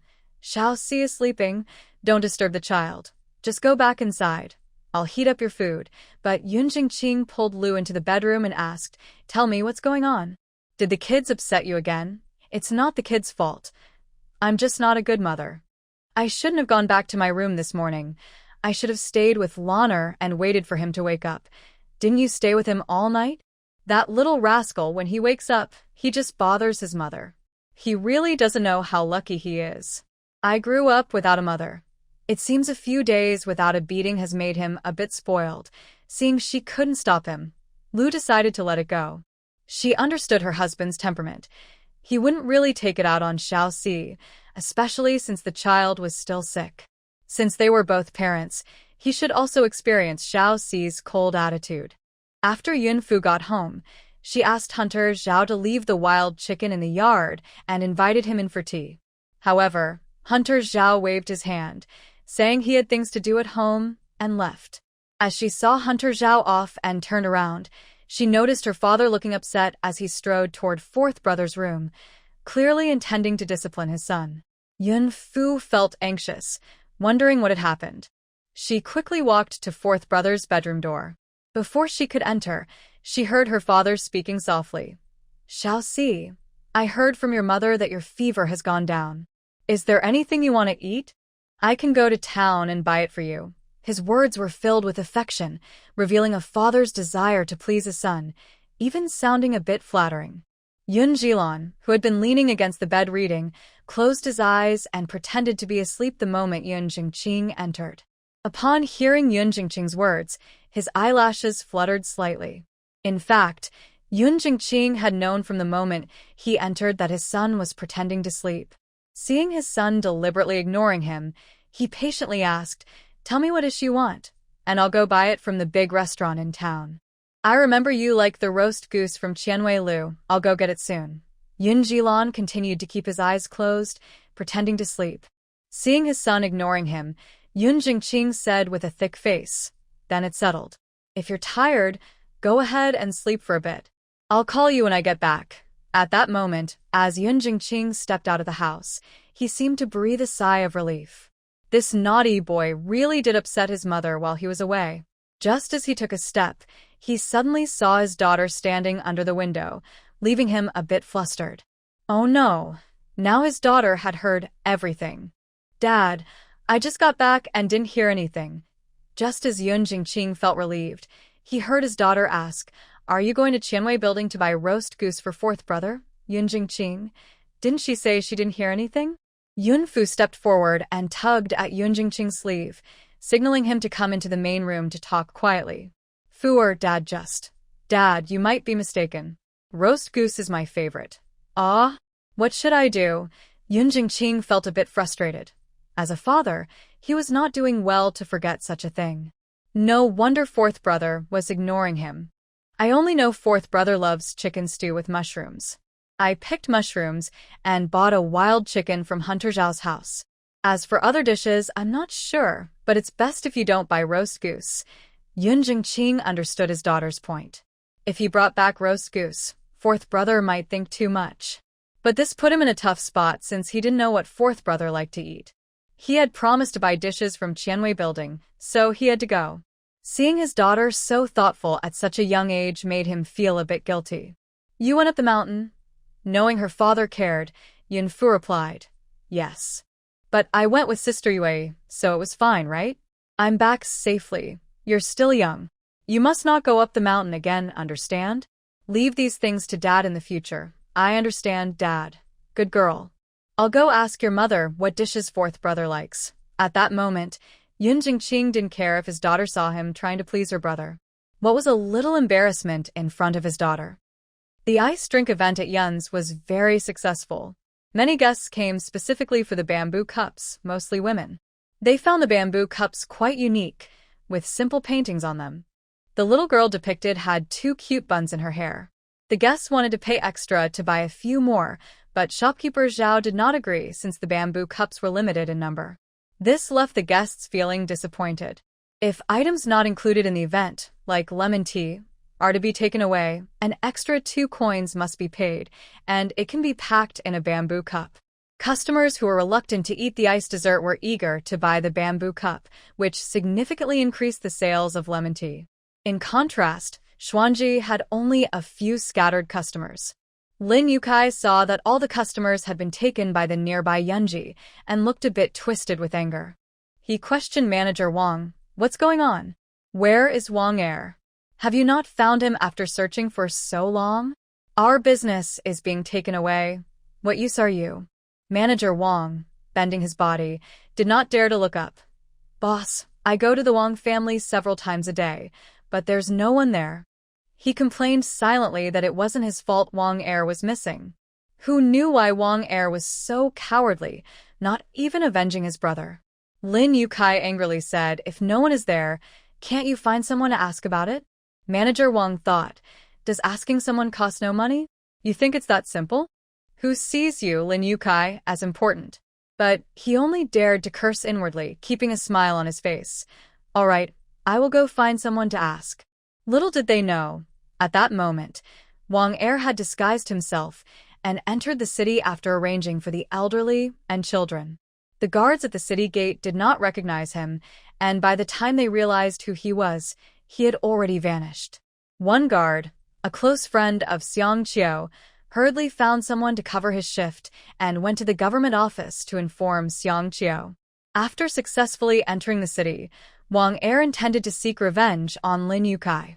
However, shortly after entering, he sensed someone following him and wondered who it could be. He had disguised himself so well that even the guards who knew him did not recognize him. Although he had enemies from his years working in the government, most were due to official matters. Regardless of who was behind him, he planned to make sure they wouldn't return. Thinking this, he led the person into a dead-end alley. He was very familiar with Shichiao town, and this alley was where he had once cornered a criminal and successfully captured him. Just as he thought he had lured the person in, unexpectedly, the follower acted first, moving swiftly and throwing a punch aimed at his face. Wang Er slightly turned his body and narrowly avoided the punch, but it was just a feint. The attacker quickly followed up with another strike, targeting his chest. Wang Er secretly thought, this is bad, realizing that this person was stronger than him. Sure enough, a right hook sliced through the air and struck his abdomen. Wang Er staggered back a few steps, while Fang Qianqian steadied herself. Seeing the person with a covered face, Wang Er's expression darkened, and he asked coldly, Sir, what do we have against each other? Why are you following me? Every grudge has a source, and you know who to blame for your brother Wang Wu's death. I'm just reminding you that the Yun family is not someone you can offend. Wang Er paused, looked closely at the person in front of him, who was strong and masked, making it hard to see his face. However, he was sure he had never seen those eyebrows and eyes before. The disguise was good enough that the other person recognized him immediately, showing that he had some skill. You must be mistaken. I have already found out that my brother's death was caused by the Lin and Xie families and has nothing to do with the Yun family. I won't seek revenge on them. Moreover, Yun Jiqian was a principled person. Even though he was also a victim, he still gave Wang Er 200 taels of silver. Without that money, his mother and children would have gone hungry. He may not be a good person, but he wasn't completely unreasonable. Why should I believe you? The man asked Wang Er. I have no other way to make you believe me, but I, Wang Er, always speak the truth. If you really don't trust me, you might as well kill me now. Huh? You are quite a man. If I find out you trouble the Yun family again, it will be like this tree. As he spoke, the man punched a nearby tree, creating a hole in it. Although he didn't break the tree completely, the strength he displayed was impressive. It seemed that his earlier punch had not used much force. If he had gone all out, Wang Er would have been down already. Wang Er stepped back in fear. He had thought the Yin family was just a group of common folks from the countryside, and even if they earned a bit of money, they were just newly wealthy. He never expected the Yin family to have connections to such powerful people. He recalled the day his brother Wang Wu had trouble, and the girl in the shop who could crack a whip looked like she was not from an ordinary family. Today, this person had come for the Yun family, showing that they were not as easy to bully as they seemed. Don't worry, I won't trouble the Yun family again, especially since Yun Jiqian has already compensated me. Alright, you seem to understand. You can go now. After Wang Er left, the masked man pulled off his mask, revealing himself to be Man Dachui. Man Dachui returned to the blacksmith shop, and Chai Kong asked, "Weren't you just going to the restroom? Why did it take so long? Be careful. Manager LV might be looking for trouble with you. I just ran into an acquaintance and chatted for a bit. Does Manager LV want to pick on me?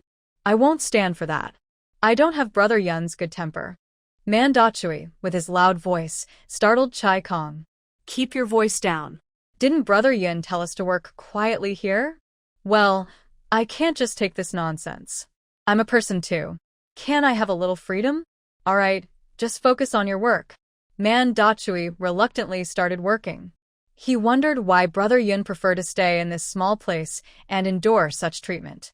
On the day of the incident at Yun's ice drink shop, he and Chai Kong had hidden in the crowd, ready to act, but Brother Yun signaled them not to intervene. If Brother Yun hadn't stopped him, he would have punched Wang Er right in the face. They were just a few small thugs. It would have been easy to handle. He hadn't really needed to go to the restroom. He just happened to see Wang Er disguised as he passed by the blacksmith shop. Wang Er's disguise fooled others, but not him.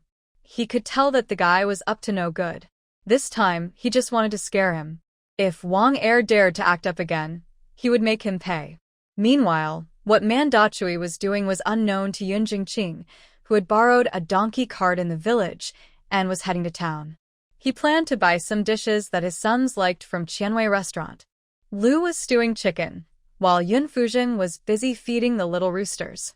Worried that the little roosters might have trouble digesting, the Yun family had been feeding them rice bran and corn. Since Yun Fu often fed them, the little roosters had become familiar with her. When they saw her enter the pen, they knew it was feeding time and rushed over. No little rooster dared to peck at Yun Fu anymore. Yun Fu poured corn into a basin, and the little roosters flocked to it, some even fighting for space. She poured corn into 2 other basins, which reduced the fighting among the little roosters. Thanks to the good care from the Yun family, the little roosters grew quickly. In just half a month since they were bought, they were noticeably bigger. At this rate, in less than 2 months, they would be ready for meat. They could be caught for meat now, but there wasn't much, so it felt a bit wasteful to eat them. At that moment, Yun Jilan was in her room, feeling wide awake. She had been hoping her sister would come to keep her company, but after waiting for a long time, she still hadn't seen her sister. He wanted to go out and see what his sister was doing, but after getting up, he remembered he was still upset with his parents, so he lay back down on the bed. He tossed and turned, waiting until almost noon, but no one came. Just when he thought his sister had left him and gone to town, Yun Fu pushed the door open and came in. Yun Jilan quickly closed his eyes and pretended to be asleep. Fourth brother, wake up. Mom made your favorite dish of chicken and mushrooms, and Dad went to Qianwei Lu to buy your favorite food. Hearing this, Yun Jilan rubbed his sleepy eyes and opened them to look at Yun Fu, pretending to just wake up. He turned his head to the side. I don't want to eat. Yun Fu. Still upset? Fourth brother, can you please get up to eat? If you don't want to go to the main room, I can bring the food to you. Don't worry about me. It's better if I starve. For some reason, Yun Jilan really liked how his sister tried to coax him. Yun Fu said, if fourth brother doesn't eat, then I won't eat either. We can starve together. Hearing his sister's words, Yun Jilan quickly turned his head. Fine, for my sister's sake, I'll reluctantly eat a little. He didn't want to let his sister go hungry with him. Right, I know fourth brother doesn't want to eat. You're only doing it to keep me company. Yun Fu found it somewhat amusing. Her brother was tough on the outside but soft on the inside. Okay, let's go. Yun Jilan put on his shoes and socks, and he and Yun Fu walked out side by side. From a spot Yun Fu couldn't see, the corners of Yun Jilan's lips secretly lifted, showing a hint of a smile, which he quickly suppressed. The Yun family ate in the main room. Their current house didn't have a separate dining area, so they had to set the dining table there. Yun Jingqing and Lu Shi were already waiting at the table. They had discussed asking Yun Fu to invite Yun Jilan to eat. If they went themselves, it would be minor if fourth brother gave them the cold shoulder, but if he reacted strongly, it could backfire. Fortunately, Yun Fu and her fourth brother were chatting and laughing, so they had to use their daughter as a secret weapon. Before inviting fourth brother, Yun Fu couldn't bear to see her parents distressed and helped them analyze the root of fourth brother's anger. Dad, Mom, fourth brother cares too much about you. He wants your love, but he has been disappointed many times, and it has built up into despair. Although she knew this wasn't something a 7-year-old could usually articulate, her parents were used to her uniqueness and didn't react much to her words. Yun Jingqing and Lu Shi were awakened by her insight. They reflected on what they had done that made Xiao Si misunderstand their favoritism. Lu said, "It's all my fault. I have indeed neglected Lan'er over the years. Ever since Xiao Wu came. After having Xiao Wu, I haven't even put Lawner to bed anymore. Last time he dug up herbs, I didn't even ask and wrongly accused him of digging up weeds. I didn't give Lawner enough trust. Lu sighed and continued. Lawner is a good child, but he doesn't like to explain himself. When I wronged him, he didn't know how to defend himself. If it were another child, they would have spoken up right away. Yunfu couldn't help but say, Mother, you know that fourth brother has been stubborn yet soft-hearted for a long time. Lu was taken aback. Yes, Lawner does have that kind of personality, so he stayed silent when he was wronged. Yun Jingqing thought for a moment. He spent little time at home due to work, and the only thing he felt guilty about was that when he returned, he had to pretend to be a strict father, fearing that his 5 sons were too mischievous and that their mother couldn't handle them. Should he ruin the strict father image he had worked hard to build and become a kind father instead? Yun Jingqing shook his head. Their mother was gentle by nature and couldn't control the boys. If he didn't show some authority, those little rascals would run wild.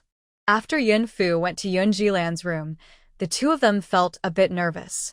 Lu asked, Qingge, do you think Fuer can bring Xiaoxi out? Yun Jingqing wasn't sure either. Earlier, when he went to Xiaoxi's room to talk, Xiaoxi didn't even look at him, and he felt embarrassed to tell his wife. But he reassured Lu, don't underestimate our daughter.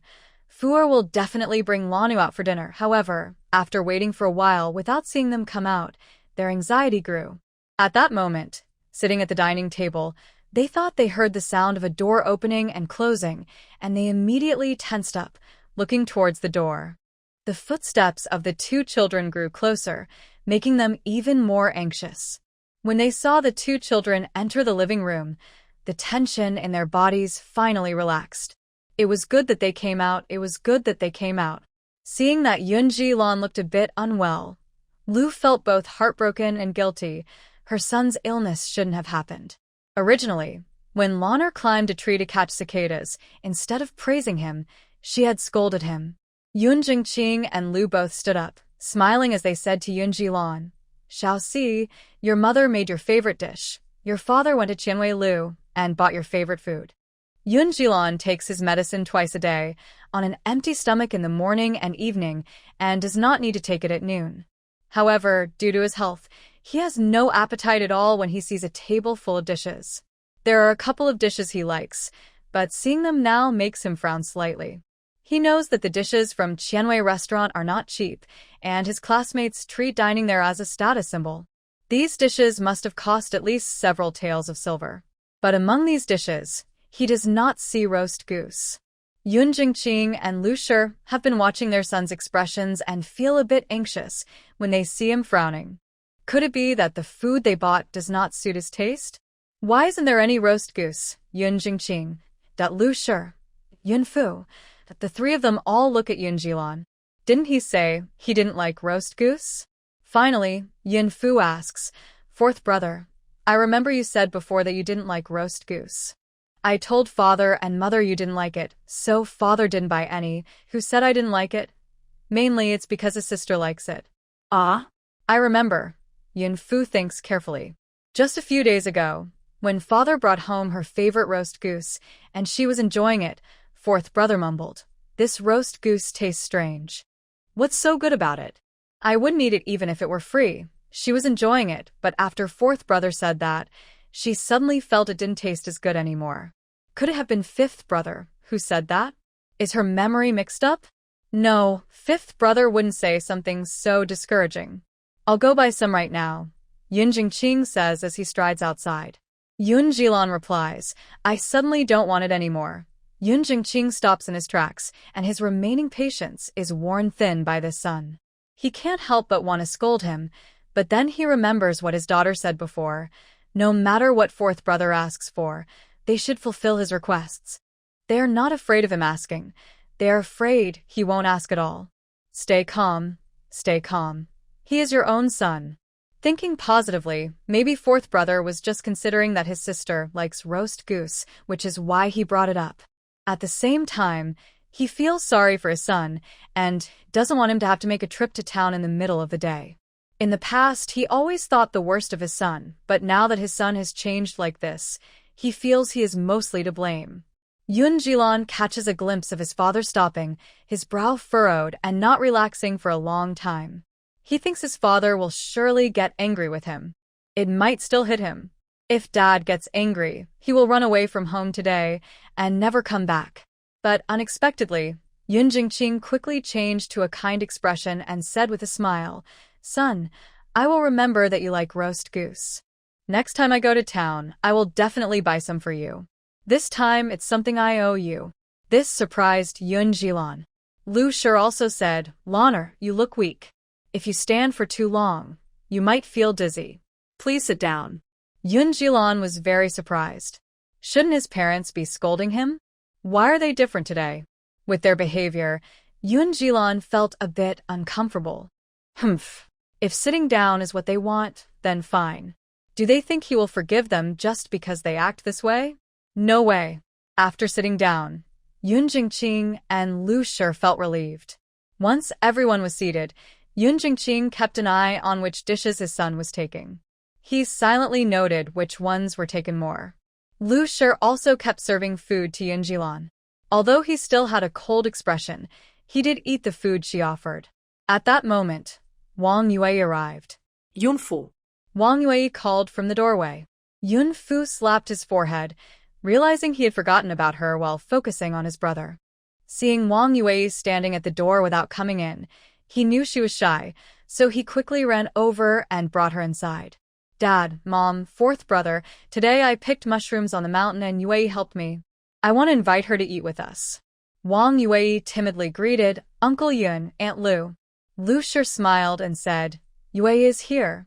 Please sit down, I will get you some rice." Seeing that she was a friend of his daughter, Yun Jingqing welcomed her. "Please sit, child." Yun Jilan glanced at Wang Yue, knowing she was playing with his sister, and didn't mind her presence. Wang Yue was just a child, and as soon as she entered the room, she smelled the delicious food and couldn't help but swallow. She didn't expect that even though they lived in the same village, and others said the Yun family was poor, they could have such good meals. But when she looked at the clothes the Yun family wore, and then at her own, she lowered her head and felt too shy to speak. Lu Shi returned from the kitchen with a bowl of white rice and placed it in front of Wang Yue, leaving her stunned. She hadn't eaten white rice in a long time. "Aunt Lu is really nice." When she saw her arrive, she immediately served her a big bowl of food. "Eat, Yue, don't be shy," Lu said, placing a piece of meat in Wang Yue's bowl. Wang Yue glanced at Yun Fu, knowing she felt embarrassed. "Go ahead, Sister Yue. Our family doesn't eat white rice every day either. We mostly eat cornmeal buns like everyone in the village. But we can afford white rice once in a while, so enjoy it," Yun Fu encouraged. "Today, we invited you because my mom made something delicious. We are good friends, so there's no need to be polite." Saying this, Yun Fu handed her the chopsticks. Even though she was close to Wang Yue, she didn't want to reveal her family's true situation. Yun Fu was kind, but her sister-in-law seemed very calculating. Wang Yue lived under the same roof as her sister-in-law, and Yun Fu didn't want to cause any trouble. Seeing everyone pick up their chopsticks, Wang Yue cautiously began to eat. The moment the white rice touched her lips, she felt a sense of satisfaction. The combination of white rice with the dishes and meat was so delicious, she had never eaten such good food in her life. She watched as Yun Jingqing and Lu kept serving their child more dishes, and she felt envious, wishing she had parents like Uncle Yun and Aunt Lu. Noticing that Wang Yue was only eating rice and not taking any dishes, Lu served her some vegetables and meat as well. This made Wang Yue even more touched. Aunt Lu was kinder to her than her own parents. Thinking of her own home, where she had endless chores, and how her parents wanted her to exchange places with her brother because they couldn't afford the bride price for him, made her sad. At just 10 years old, she was small, and no one would want her. What would happen when she grew up? As she stirred her rice, her sadness grew, and she began to feel a bit rebellious against her parents and her home. Yun Jillian barely finished half a bowl of rice before going back to her room, still unwilling to talk to her parents. Yun Jingqing sighed, feeling that raising a son was difficult, while daughters were easier to care for. After finishing one bowl of rice, Wang Yue felt too shy to eat more. When Lu offered to serve her another bowl, she said, "Aunt Lu, I'm full," and ran away. Wang Yue was afraid that if she took too long, Aunt Lu would really serve her more, and she would feel embarrassed. Just being able to eat a bowl of white rice at the Yin family made her very happy. Everyone's food was limited, and if she ate another bowl, it would mean less for Yun Fu's family. She didn't want to be greedy. Thinking this, she ran faster and faster. Before getting home, she wiped her mouth repeatedly, feeling satisfied that it was clean before entering the house. As soon as she stepped inside, she almost bumped into her mother, Mrs. Du, who was about to leave. Mrs. Du saw Wang Yue and pinched her arm, saying, "Out again to avoid work? Have you finished your chores?" Wang Yue felt a bit wronged.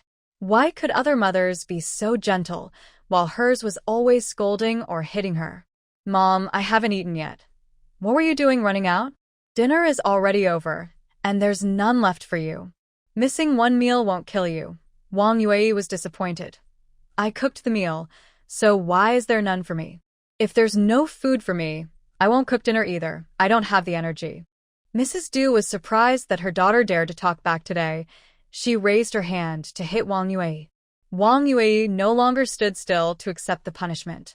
Instead, she ran away, not back home but outside. Mrs. Du didn't chase her anymore, thinking she would return soon.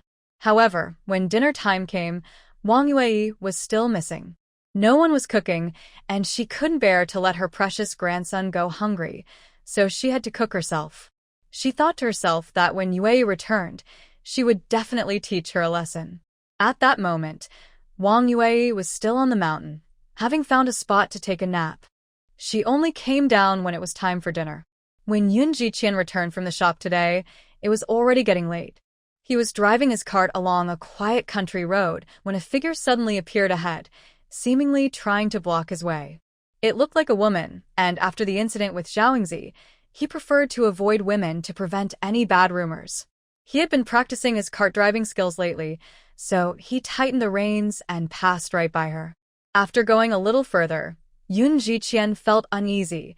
It was getting late, and what if that woman was genuinely seeking help? Thinking this, he turned the cart around. He Miaorong initially thought her plan had failed and felt a bit disappointed, but it also sparked her desire to conquer.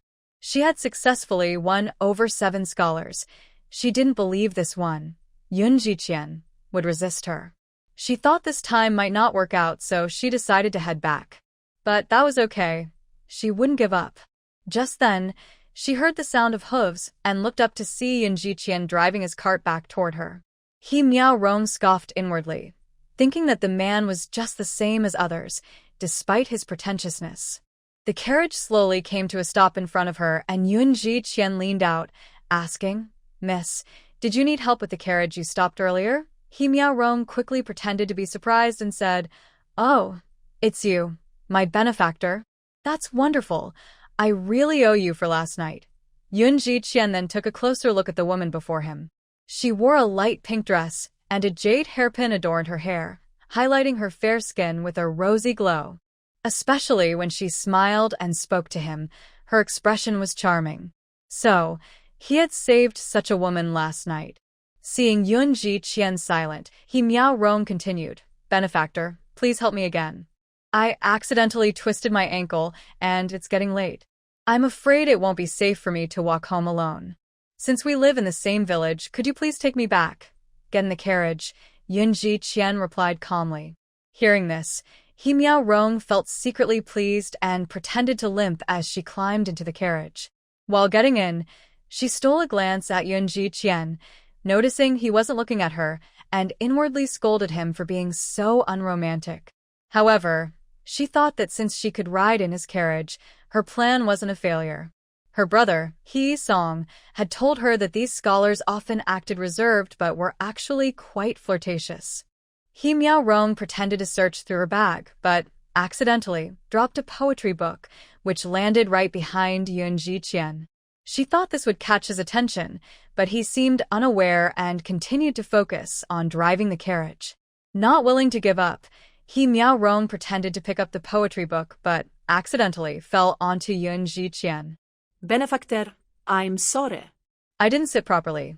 Yunji Qian quickly stopped the carriage. This was the first time he was so close to a young woman, and fearing for her reputation, he hurriedly got off the carriage. After Yunji Qian dismounted, he Miao Rong lost her balance and fell beside the horse's hooves. The startled horse reared up, and one of its hooves accidentally kicked her, while the carriage wheels unfortunately rolled over her. He Miao Rong fainted from the pain. Though Yunji Qian held the reins, the horse continued to pull him forward, and he struggled to regain control. Thinking of that girl, he quickly led the horse back and saw He Miaorong lying on the ground, completely still. Miss He? After calling her name twice with no response, Yunji Qian, ignoring formalities, hurriedly lifted He Miaorong onto the cart and headed home. Once home, he stopped the cart and carried He Miaorong out. He hesitated, thinking it might not be appropriate to bring her inside, but she had fainted and needed to be settled before he could go to the west side of the village to find Dr. Zhang. At that moment, Yun Jilai and Yun Fu happened to be in the yard and were startled to see their brother carrying a woman. Yun Jilai said, "Sister, look. Brother is bringing a woman home. Could she be our sister-in-law?" Yun Fu stopped him, saying, "Fifth brother, don't talk nonsense, or it will cause rumors." As soon as their brother was involved with a woman, Yun Fu became alert, worried he might get hurt again like last time. She wanted to see what kind of woman this was. Yun Fu stepped forward and suggested, "Brother, let's put her in my room first." "That works." Lu Shi also heard the commotion outside and was shocked to see her eldest son carrying a woman inside. She followed Yun Jiqian into the house, asking, "Qianer, who is this girl?" "Mother, I'll explain later. Right now, I need to go get Dr. Zhang." Yun Jiqian didn't have time for a long explanation and hurried to the west side of the village to find Dr. Zhang. At that moment, Dr. Zhang had just returned from visiting relatives. Seeing Yun Jiqian looking anxious, he quickly set down his things, grabbed his medicine box, and went with him to the Yun family. After a thorough examination and some questions, Dr. Zhang finally diagnosed her. This girl seems to have been kicked in the head by a horse, but fortunately, the injury isn't serious. She should be fine once she wakes up. Dr. Zhang wrote a prescription, and Yun Jiqian followed him to get the medicine and paid the consultation fee. When he returned, Lu Shi, Yun Jilai, and Yun Fu all looked at him expectantly. Lu Shi asked, "Qianer, how did this girl end up in your cart?" She noticed the girl's clothing didn't look like that of a typical farmer's daughter. Yun Jiqian explained, "Mother, this girl accidentally twisted her ankle and stopped my cart on the road. Since she is also a villager from Xiling, I thought it would be fine to give her a ride. I didn't expect she would lose her balance and fall." Upon hearing this, Yun Fu's tense expression tightened even more. Was it really just a ride in the cart? She didn't believe it. "Big brother, since she is also a villager from Xiling village, let's ask around to find out where her family lives. Since the weather is still nice, we can take her home now." Lu said, "Xiaowu, go call your Aunt Cheng. She should know whose family she belongs to." "Okay." Yun Jilai ran off and soon Aunt Cheng arrived. When she entered the room and saw the person on the bed, she was surprised. "Isn't this He Miaorong from the He family? They have a carriage, so why would she need a ride?" Yun Jiqian guessed.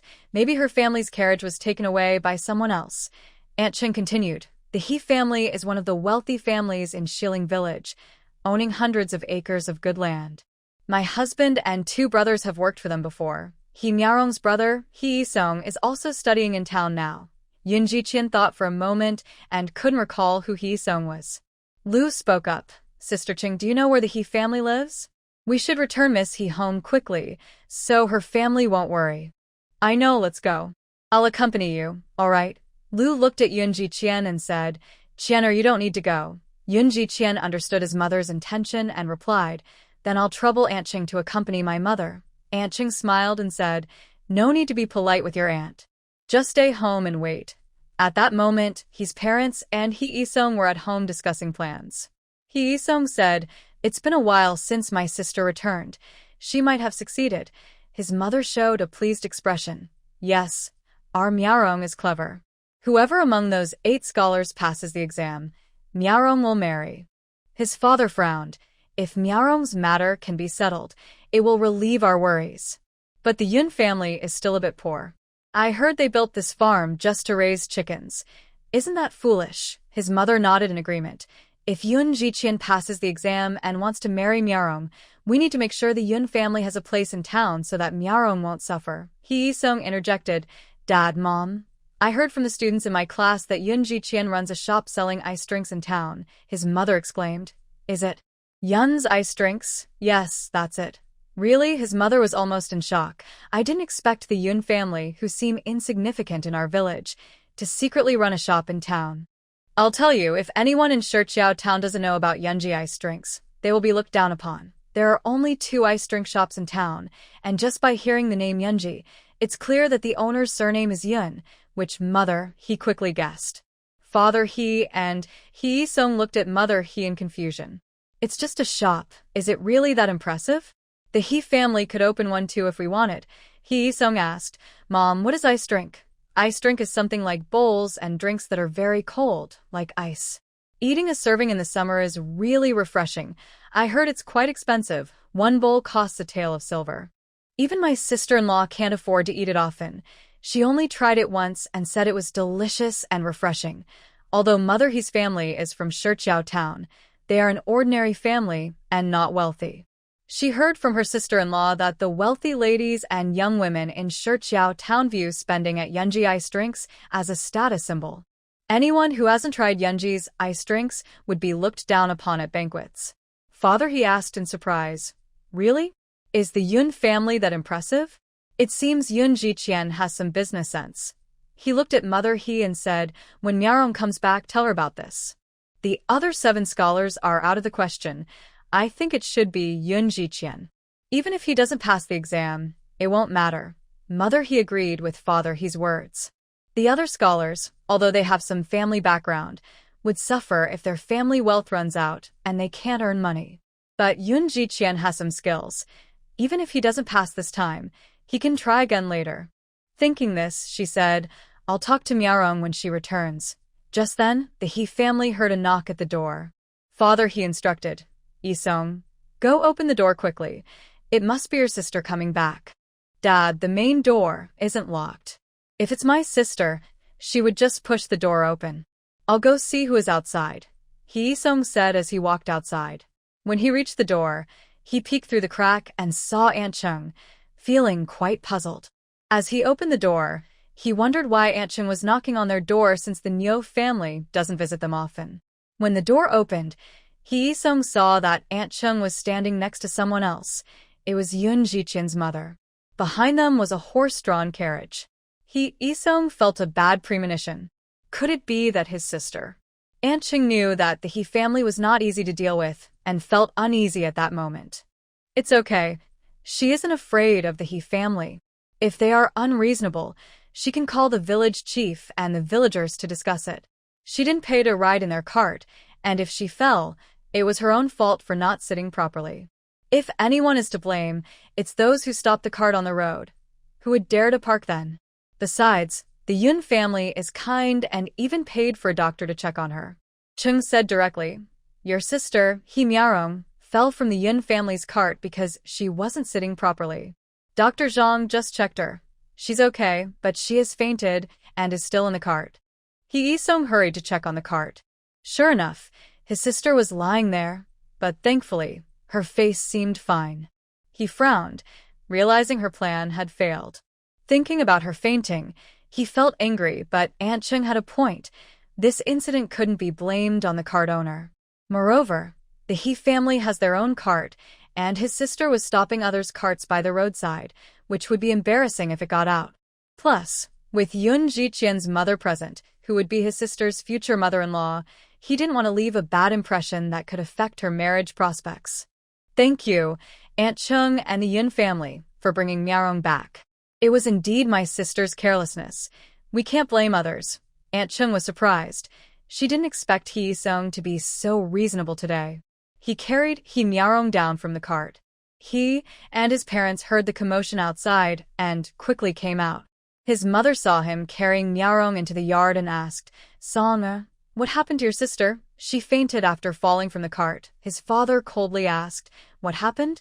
How did she fall from the cart? It must be that driver going too fast. I will have a word with him. Where are the people who brought Myeong back? Why did you let them go? Wait, wasn't she supposed to find? Dad, Mom, let's talk inside. Isung was worried that Chung and Lu hadn't gone far, so he quickly signaled to his parents. Chung and Lu, who were outside getting medicine for Myeong, overheard the entire conversation. Chung had suspected that the He family wasn't as easy to deal with as she thought. After seeing Isung carry Myeong down, she thought she might have misjudged them.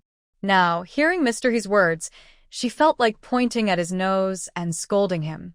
Seeing Chung angry, Lu found it somewhat amusing. Chung really had a quick temper. All right, there's no need to argue with them. At that moment, Chung was holding the medicine that Dr. Zhang had prescribed for He Myeong. She had intended to deliver it to the He family, but now she put it back in the carriage. I think we shouldn't have bothered to give the He family a ride, and we definitely shouldn't have spent money to hire a doctor for her.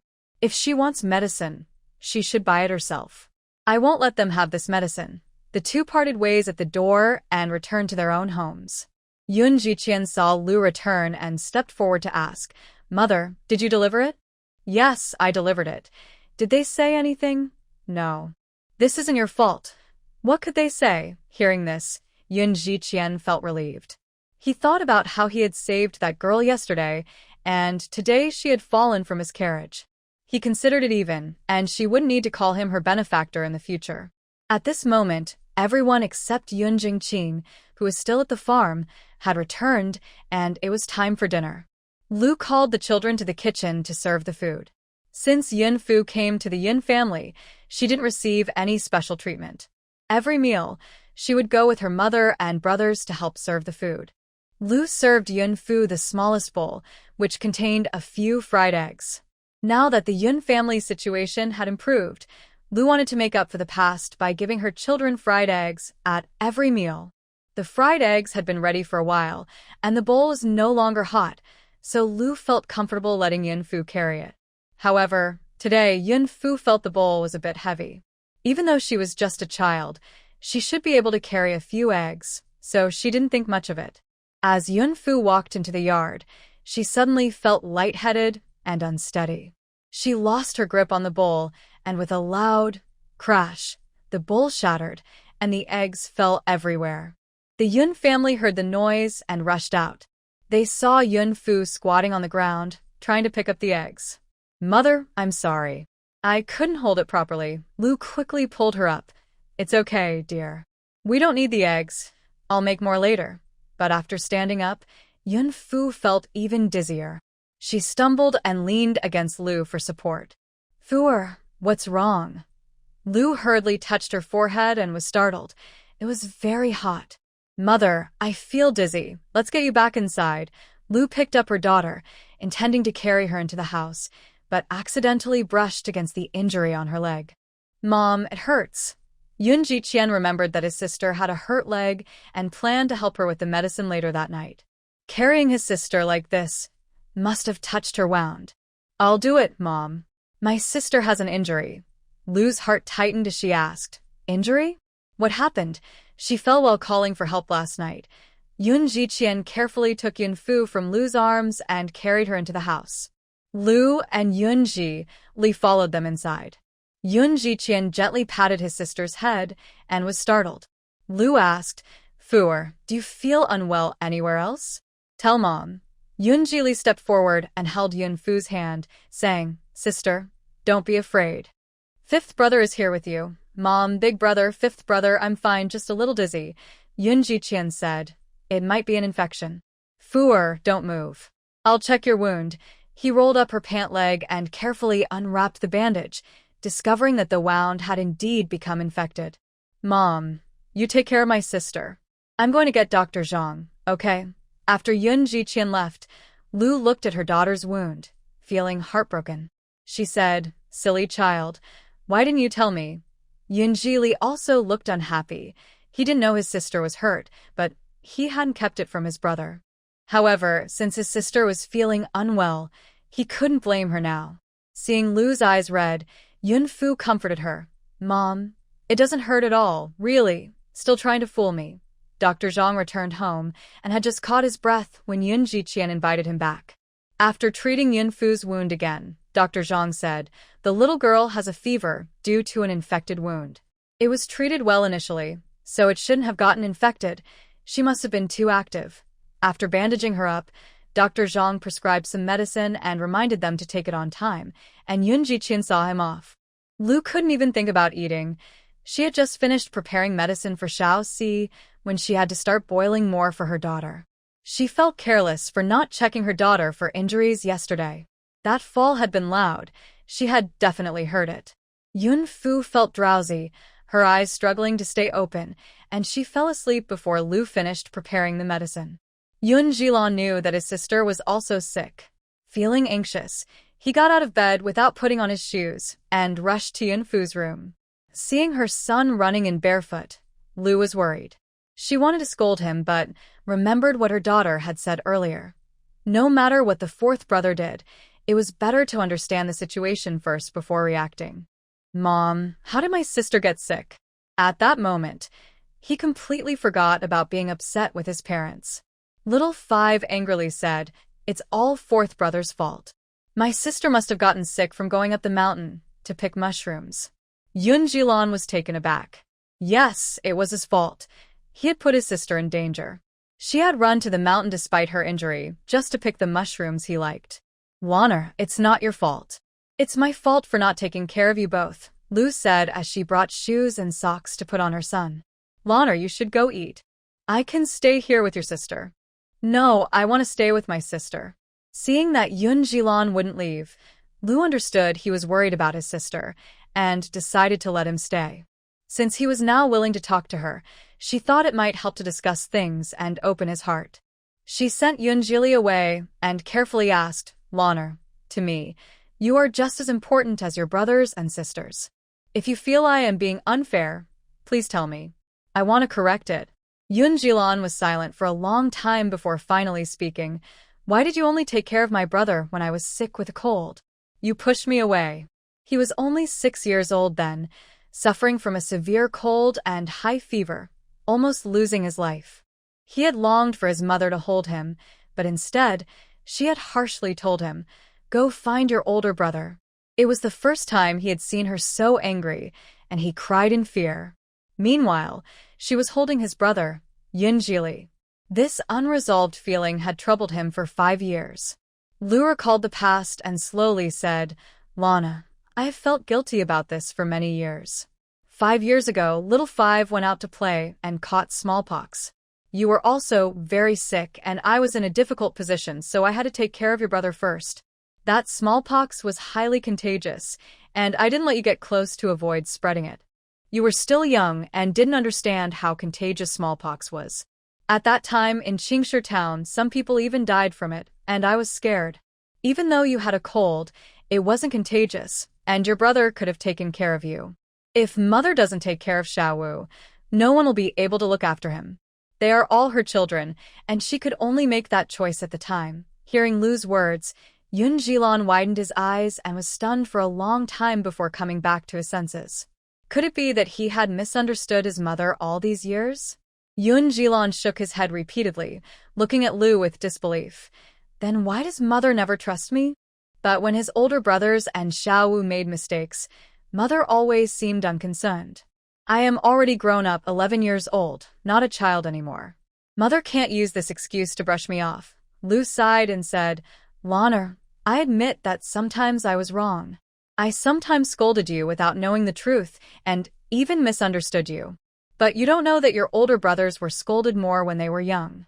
Your father once broke a board while trying to discipline your second brother. Your third brother has always been well-behaved and never made us worry. Even though Xiao Wu often makes mistakes, he always tries to explain or admit when he is wrong.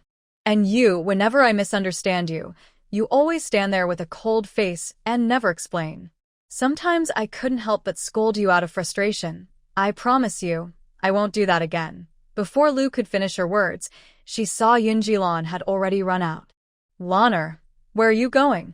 You're still not well." At that moment, Lu felt a strong headache. This fourth son was really exhausting her. She wanted to chase after him, but was also worried about Fuer. Seeing Yun Jiqian just returning with Dr. Zhang, she quickly called out to him. Qianer, hurry and find your fourth brother. Okay, when Yun Jiqian came out, he saw that Yun Jilan was already gone. Thinking about how his fourth brother didn't have any close friends in the village, the only place he had been going lately was the mountain to gather herbs. His fourth brother was truly a source of worry for their mother. Yun Jiqian sighed and headed in the direction of the mountain. Yun Jiqian had not yet left the village when he spotted Yun Jilan standing on the path. He hurried over and grabbed Yun Jilan. Little Four, what's wrong? Can you talk to Big Brother about it? Yun Jilan's eyes were red as he looked at Yun Jiqian. Big Brother, what illness did Xiao have when I caught a cold 5 years ago? Yun Jiqian was slightly taken aback. After so many years, why was his fourth brother suddenly asking about this? But those difficult days were still vivid in his memory. That year in Qingshi town, his fifth brother had smallpox while his fourth brother was suffering from a cold. Their father was extremely anxious, and their mother cried every day out of worry. That year seemed to be the hardest for their family. It was also the year they spent all their savings to seek medical help for the two younger brothers. Smallpox. There's no need to bring up old stories. Let's go home. Listen to your big brother, and don't make Mom angry again. Yun Jilan stood still. Big brother, did you get scolded a lot when you were young? Yun Jiqian glanced at his younger brother, not wanting to ruin his image in his brother's eyes, and smiled. Big brother never gets scolded. But your second brother was quite mischievous. He not only got scolded by Mom and Dad, but also got punished by Dad. Once, Dad even made him cry. Mom and Dad are really biased. Yun Jilan broke free from Yun Jiqian and walked ahead. Yun Jiqian wanted to pull his younger brother back like he used to, but he realized that his younger brother had grown up and was no longer easy to carry. He hurried to catch up and said, Little Four, listen to your big brother. I was just kidding. Actually, I've been punished by Mom many times too. Yun Jilan stopped and turned to ask, Really? Really? Now let's hurry home. Mom must be worried. Hearing his brother's words eased Yun Jilan's heart. He realized he had misunderstood Mom. She treated all her children the same. With that thought, he felt much lighter. Remembering that he had been sick these past few days and that his parents were worried about him, he wanted to go back and apologize. Lu Shi was anxious at home, but when she finally saw her two children, she felt relieved. As soon as Yun Jilan entered, he said, Mom, I'm sorry. I was being thoughtless and made you and Dad worry, and I made my sister sick. I won't do it again. Yun Jilan's apology surprised Lu Shi. She wondered what Jiqian had said to make this child apologize on his own. Lu Shi stepped forward and hugged Yun Jilan, saying, Son, I was wrong too. Can you forgive me? The sudden hug left Yun Jilan a bit flustered. He felt incredibly happy. Mom was hugging him just like she hugged his younger siblings. Mom's embrace was so warm. Okay. Just as Yun Jilan was enjoying his mother's hug, Lu Shi let him go. He felt a bit reluctant. Jilan, go eat with your big brother now. I need to take care of your sister. Okay. Yun Jilan knew that staying there would only make Mom worry more, so he obediently followed his big brother to the dining room. Because of what happened with Yun Jilan, Lu Shi didn't go back to sleep this time. She woke Yun Fu once to give her medicine, but when Yun Fu suggested that Lu Shi go rest, she refused. Mom, we're not afraid of being sick because you're here to take care of us. But what if you get sick too? Who will take care of us then? If you don't want to sleep in the room, then let's sleep in bed. I'll call you if I feel unwell. Lu felt her daughter had a point. Fuer was worried about her. If she disagreed, Fuer might not sleep well, so she agreed. The next day, Yun Fu's fever went down, and after 3 days, she was fine, but the wound on her leg had scabbed over. Every time she walked, it would pull at the new scab, so she was careful not to move too much. At the same time, Yun Jilan had recovered from her illness. Yun Fu's sickness had a silver lining. It helped her fourth brother open up and brought him closer to their parents. She was happy to see him act sweet in front of their mother, just like she and their fifth brother did. Recently, Yunji Ice Drink Shop had many customers, while Xianji had none. After Yun Jilan recovered, She went to school, and Yun Fu, not wanting to stay home, went to the shop with her older brother. Lu repeatedly reminded Yun Jiqian to take good care of his sister before letting her go. Qi Junyi sent people to investigate the brother and sister, but they found no clues. They searched the entire city, but couldn't find them, as if the two had never been in Shiqiao town. One day, passing by Yunji, he suddenly felt like trying their ice drinks. "Sir, don't you hate sweet food?" After saying this, Qingbei regretted it. Their prince wasn't really craving food. He wanted to see the people at Yunji. Sure enough, as soon as Qingbei finished speaking, he received a meaningful look from Qi Junyi.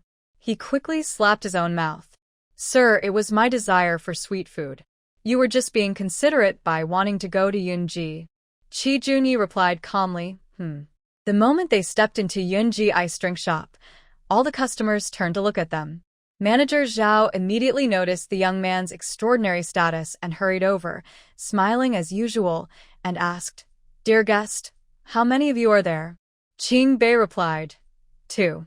"Please arrange a private room for us." Manager Zhao showed a troubled expression. "I'm sorry, but all the private rooms are full. We only have empty tables in the main hall." Qi Junyi said, "That's fine. "We'll sit in the main hall." Although Qi Junyi's clothing was similar to that of other wealthy young men, his natural aura and grace showcased his strong presence, making others feel a sense of respect. Everyone began to speculate about which noble family this impressive young man belonged to. Qi Junyi saw that there was only one empty table left in the hall, so he sat down without hesitation. Manager Zhao personally brought the drink menu to serve Qi Junyi and his companion. After sitting down, Qi Junyi did not look at the menu but instead scanned the shop. Although he was only 14, he had grown early and was quite tall.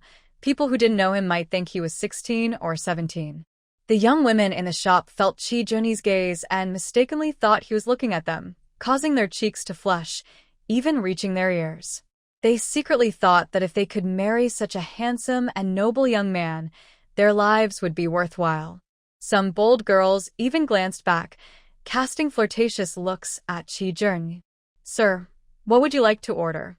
Qingbei noticed that his master was unresponsive and saw that he was looking elsewhere, while the girls seemed to think he was looking at them, their faces turning as red as apples.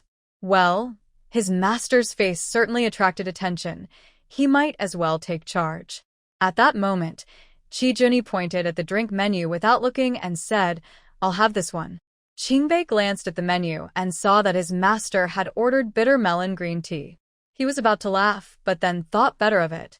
This time, he was clever and ordered 2 servings of iced yogurt. If his master wanted to switch, it wouldn't matter. At least he had bought 2 servings. When manager Zhao went to get the drinks, he casually mentioned to the 2 gentlemen, "2 wealthy guests have arrived outside. They don't seem to be from Shiqiao town." Yun Jiqian was not interested in this. To him, everyone was just a customer as long as they could make money. However, Yun Fu frowned slightly. She thought, what if those people were from the capital? Even if Prince Chen was bad, he was just using Fifth Brother, but some people genuinely wanted to harm him. "I'll go take a look." Yun Fu followed manager Zhao outside and immediately spotted Qi Junyi sitting in the hall. Coincidentally, Qi Junyi looked over as well, and their eyes met. To Yun Fu's surprise, Qi Junyi seemed to smile at her. She rubbed her eyes and looked again, but it was still that cold, expressionless face. She muttered to herself, "This is strange. Prince Chen smiling? In broad daylight, why was her vision acting up?" She quickly turned around, wanting to return to the back courtyard. Had she known it was these 2, she wouldn't have come out. She still remembered the grudge of them taking over her shop. At all times, Qingbei observed his master, Prince Chen, and noticed the brief happiness in his eyes when he saw the young girl from the Yun family. When he saw the girl about to leave, he quickly called out, "Little sister." "Young lady, is that really you?" Yun Fu had a feeling that the person next to Prince Chen was calling her. She turned around and, sure enough, saw him smiling and waving at her. She had no choice but to force a smile and say, "Oh, it's you. Are you here for some cold drinks?" "What a coincidence. I came for cold drinks too. It's so hot today." Yun Fu winked at Manager Zhao, who immediately understood what she meant. Please have a seat, dear guest, and see what you would like to order. Yun Fu glanced around the hall and said, Your shop is so busy. There's no room to sit. Maybe I'll skip it. As she spoke, she started to walk towards the door, wanting to go to the backyard and enter through the back door. Qi Junyi said, If you don't mind, we can share a table. Qing Bei quickly agreed. Yes, young lady, come share a table with us. Yun Fu, who had just wanted to slip away, now regretted her decision. Why was she pretending to be a guest? This was ridiculous. Now it seemed impossible to leave. Who would dare defy Prince Chen's orders? Did she want to lose her head? So, Yun Fu had no choice but to sit down opposite Qi Junyi. Manager Zhao came over, trying to suppress a laugh, and asked, What would you like to order? Yun Fu had just picked up the drink menu to pretend to look when Qi Junyi said, No need for that. Here, have this. He took the iced dessert that Qing Bei hadn't had a chance to eat yet and placed it in front of Yun Fu. Then, he glanced at his own drink, frowned slightly, and noticed that Qing Bei had another serving that looked the same as Yun Fu's. Without saying a word, he swapped his bitter melon green tea with Qing Bei's iced dessert. Qing Bei watched in disbelief as his master took away the 2 servings of iced dessert he had ordered and gave them to the young lady as a favor. Master. Is there something wrong? No, nothing at all. Though Qing Bei was upset inside, he maintained a faint smile on his face. Great. His master, he could only pamper him himself. He glanced at the drink in front of him, which looked completely unappetizing. Seeing that Yun Fu hadn't eaten for a while, Qi Junyi asked, Why aren't you eating? Do you not like it? If so, we can order something else, manager. Yun Fu quickly interrupted, No need, I like it. Yun Fu picked up a spoon, took a bite of the iced dessert, and put it in her mouth. It was still her favorite iced dessert, but eating it in front of such a strong presence made her feel like something was off about the taste. At the same time, Qi Junyi also took a spoonful and elegantly brought it to his mouth. The moment he tasted the iced dessert, his eyes brightened. This made the girls in the shop, who were watching him, stare in awe at his actions. They looked at Qi Junyi with admiration while feeling quite jealous of Yun Fu. They wished they could be the one sitting across from him. Some customers, knowing that Yun Fu was the owner of the shop, speculated about her relationship with the young man. They thought that if they pleased Yun Fu, they might get closer to him. Those who were unaware of Yun Fu's identity also wondered how an ordinary-looking girl could know such a distinguished young man. After just 3 bites, Qi Junyi set down his spoon.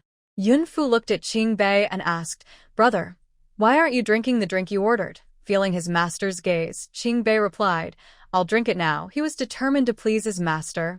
As he took a sip of the bitter melon green tea, his face immediately turned sour. Inside, he complained that this wasn't his order. It was clearly his master's choice. To divert attention from himself, Qing Bei changed the subject. Little girl, why are you out here eating iced dessert by yourself? Where are your guardians? As soon as he said this, both pairs of eyes turned to him. Qing Bei realized he had misspoken.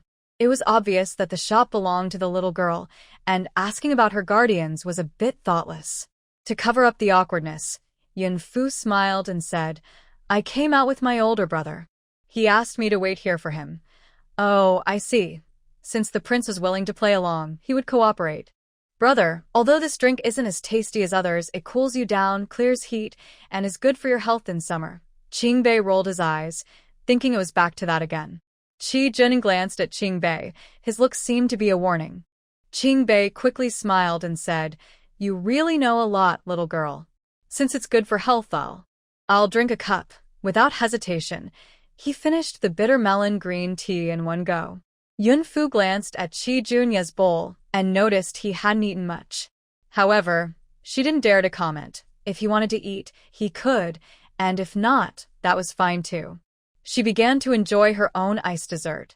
Qing Bei noticed that his lord was silent and turned to see him watching the young girl eat the iced treat with great interest, a gentle smile on his face.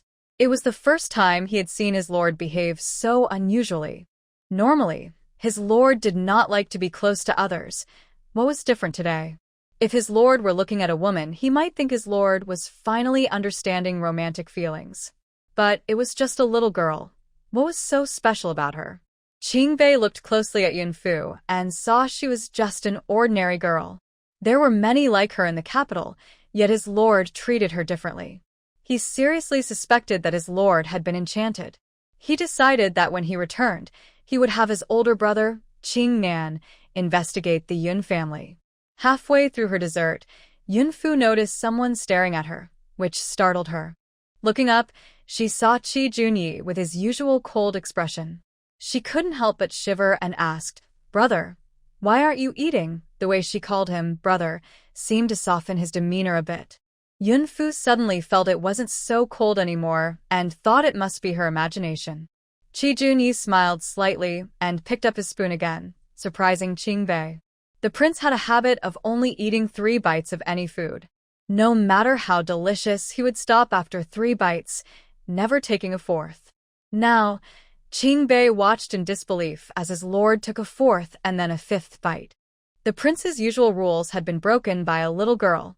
Worried that his lord might be unwell from eating something too cold, he wanted to say something but ultimately kept quiet.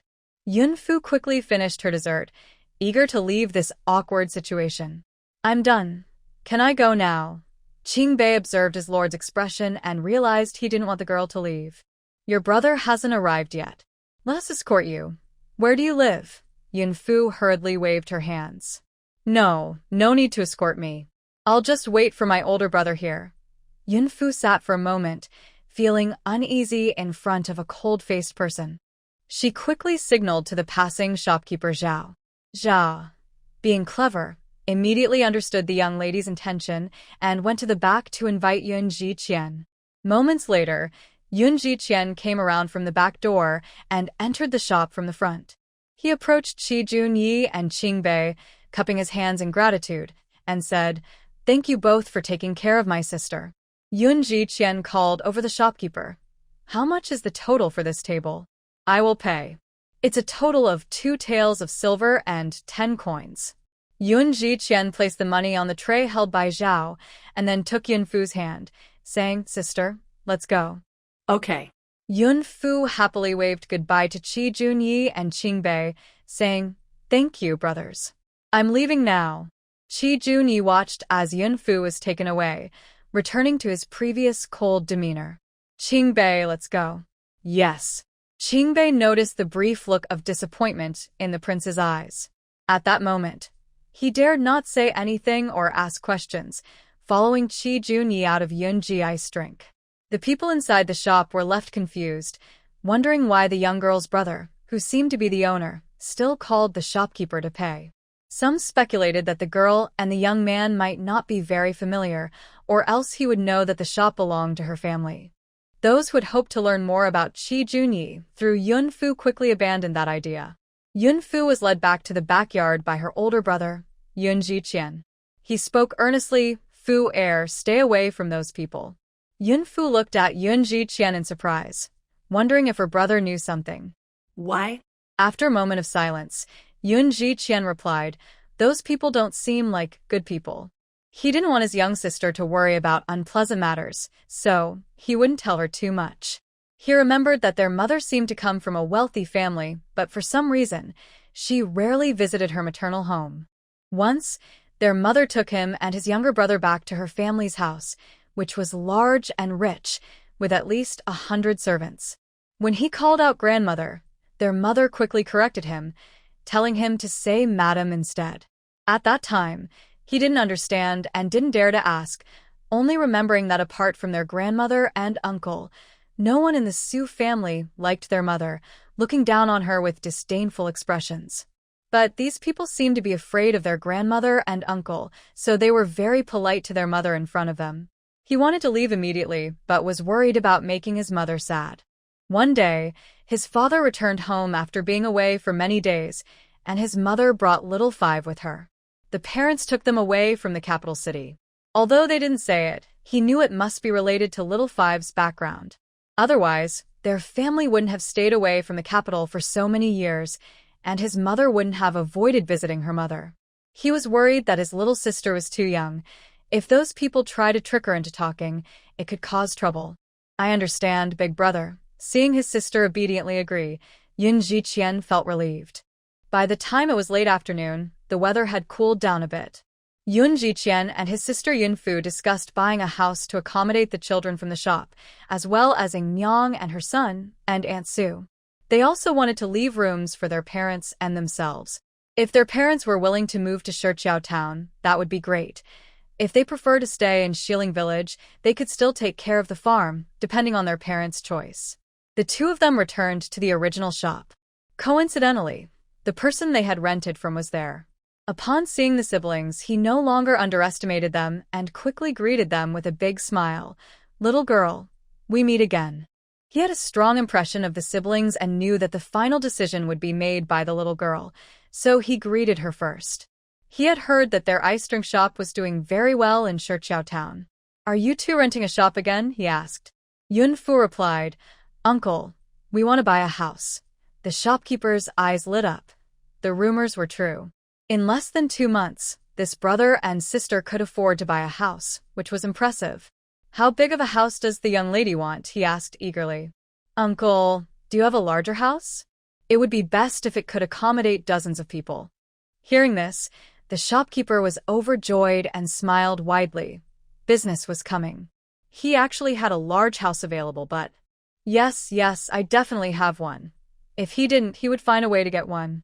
As long as there were buyers, he could find sellers. "You two are really lucky. Someone just wants to sell a house, and it would suit you well. Plus, it's not far from your shop. The courtyard is quite large, with many rooms, and the price is reasonable at 400 taels of silver. If the owner weren't in such a hurry to sell, it wouldn't be possible to buy it at this price," the man said with a smile. Yunfu and Yun Jiqian exchanged glances and nodded. "Then please take us to see it," Yun Jiqian said. It's known that houses in town are made of bricks and tiles, and buying an ordinary small courtyard in a remote area with only 3 to 5 rooms costs over 100 taels of silver. A large courtyard with many rooms for 400 taels is indeed a good deal. The Yun family has made quite a bit of money lately, and they have saved over 2,000 taels of silver. They could afford not just a 3-room house, but even a 4-room house. Seeing their interest, the man quickly grabbed the keys and led the siblings to view the property. He was right. The house was not far from their shop. Yunfu thought that if the house was suitable, it would be convenient for the children to go to the shop, as it would only take about half a stick of incense to walk there. The man opened the side gate, and the siblings followed him into a spacious courtyard. The house had an inner and outer courtyard, separated by a flower gate. There were about 40 to 50 rooms in total, and it was fully furnished, enough for their family and the children to live comfortably. Additionally, the decoration of the house was quite nice, indicating it belonged to a wealthy family. Yunfu felt that 300 taels was indeed not expensive. They had really stumbled upon a great deal. This house could probably sell for 500 taels. If there were no issues with the house, it would have likely been snatched up already. She found it strange and thought about testing the man. "Uncle, this house is really nice, but we have heard some things about it." Hearing this, the man quickly explained, "Don't listen to what others say. It's not true." However, the brief flash of panic on his face was noticed by Yunfu. "It's likely true, Uncle. We've done business before, and since you're not being honest, we might as well look at other places." Yun Jiqian immediately understood his sister's intention and added, "Forget it. We were also thinking of buying a shop." The man felt a surge of joy at this. What? They wanted to buy a shop too? He couldn't let this opportunity slip away. Seeing the siblings about to leave, he hurriedly stepped forward to stop them, saying, Wait. I can tell you the truth." Yun Jiqian and Yunfu paused and looked at him. "To be honest, a maid died in this house, and it has been haunted at night. The family had to sell the house. Many people wanted to buy it for a low price, mostly those who are brave.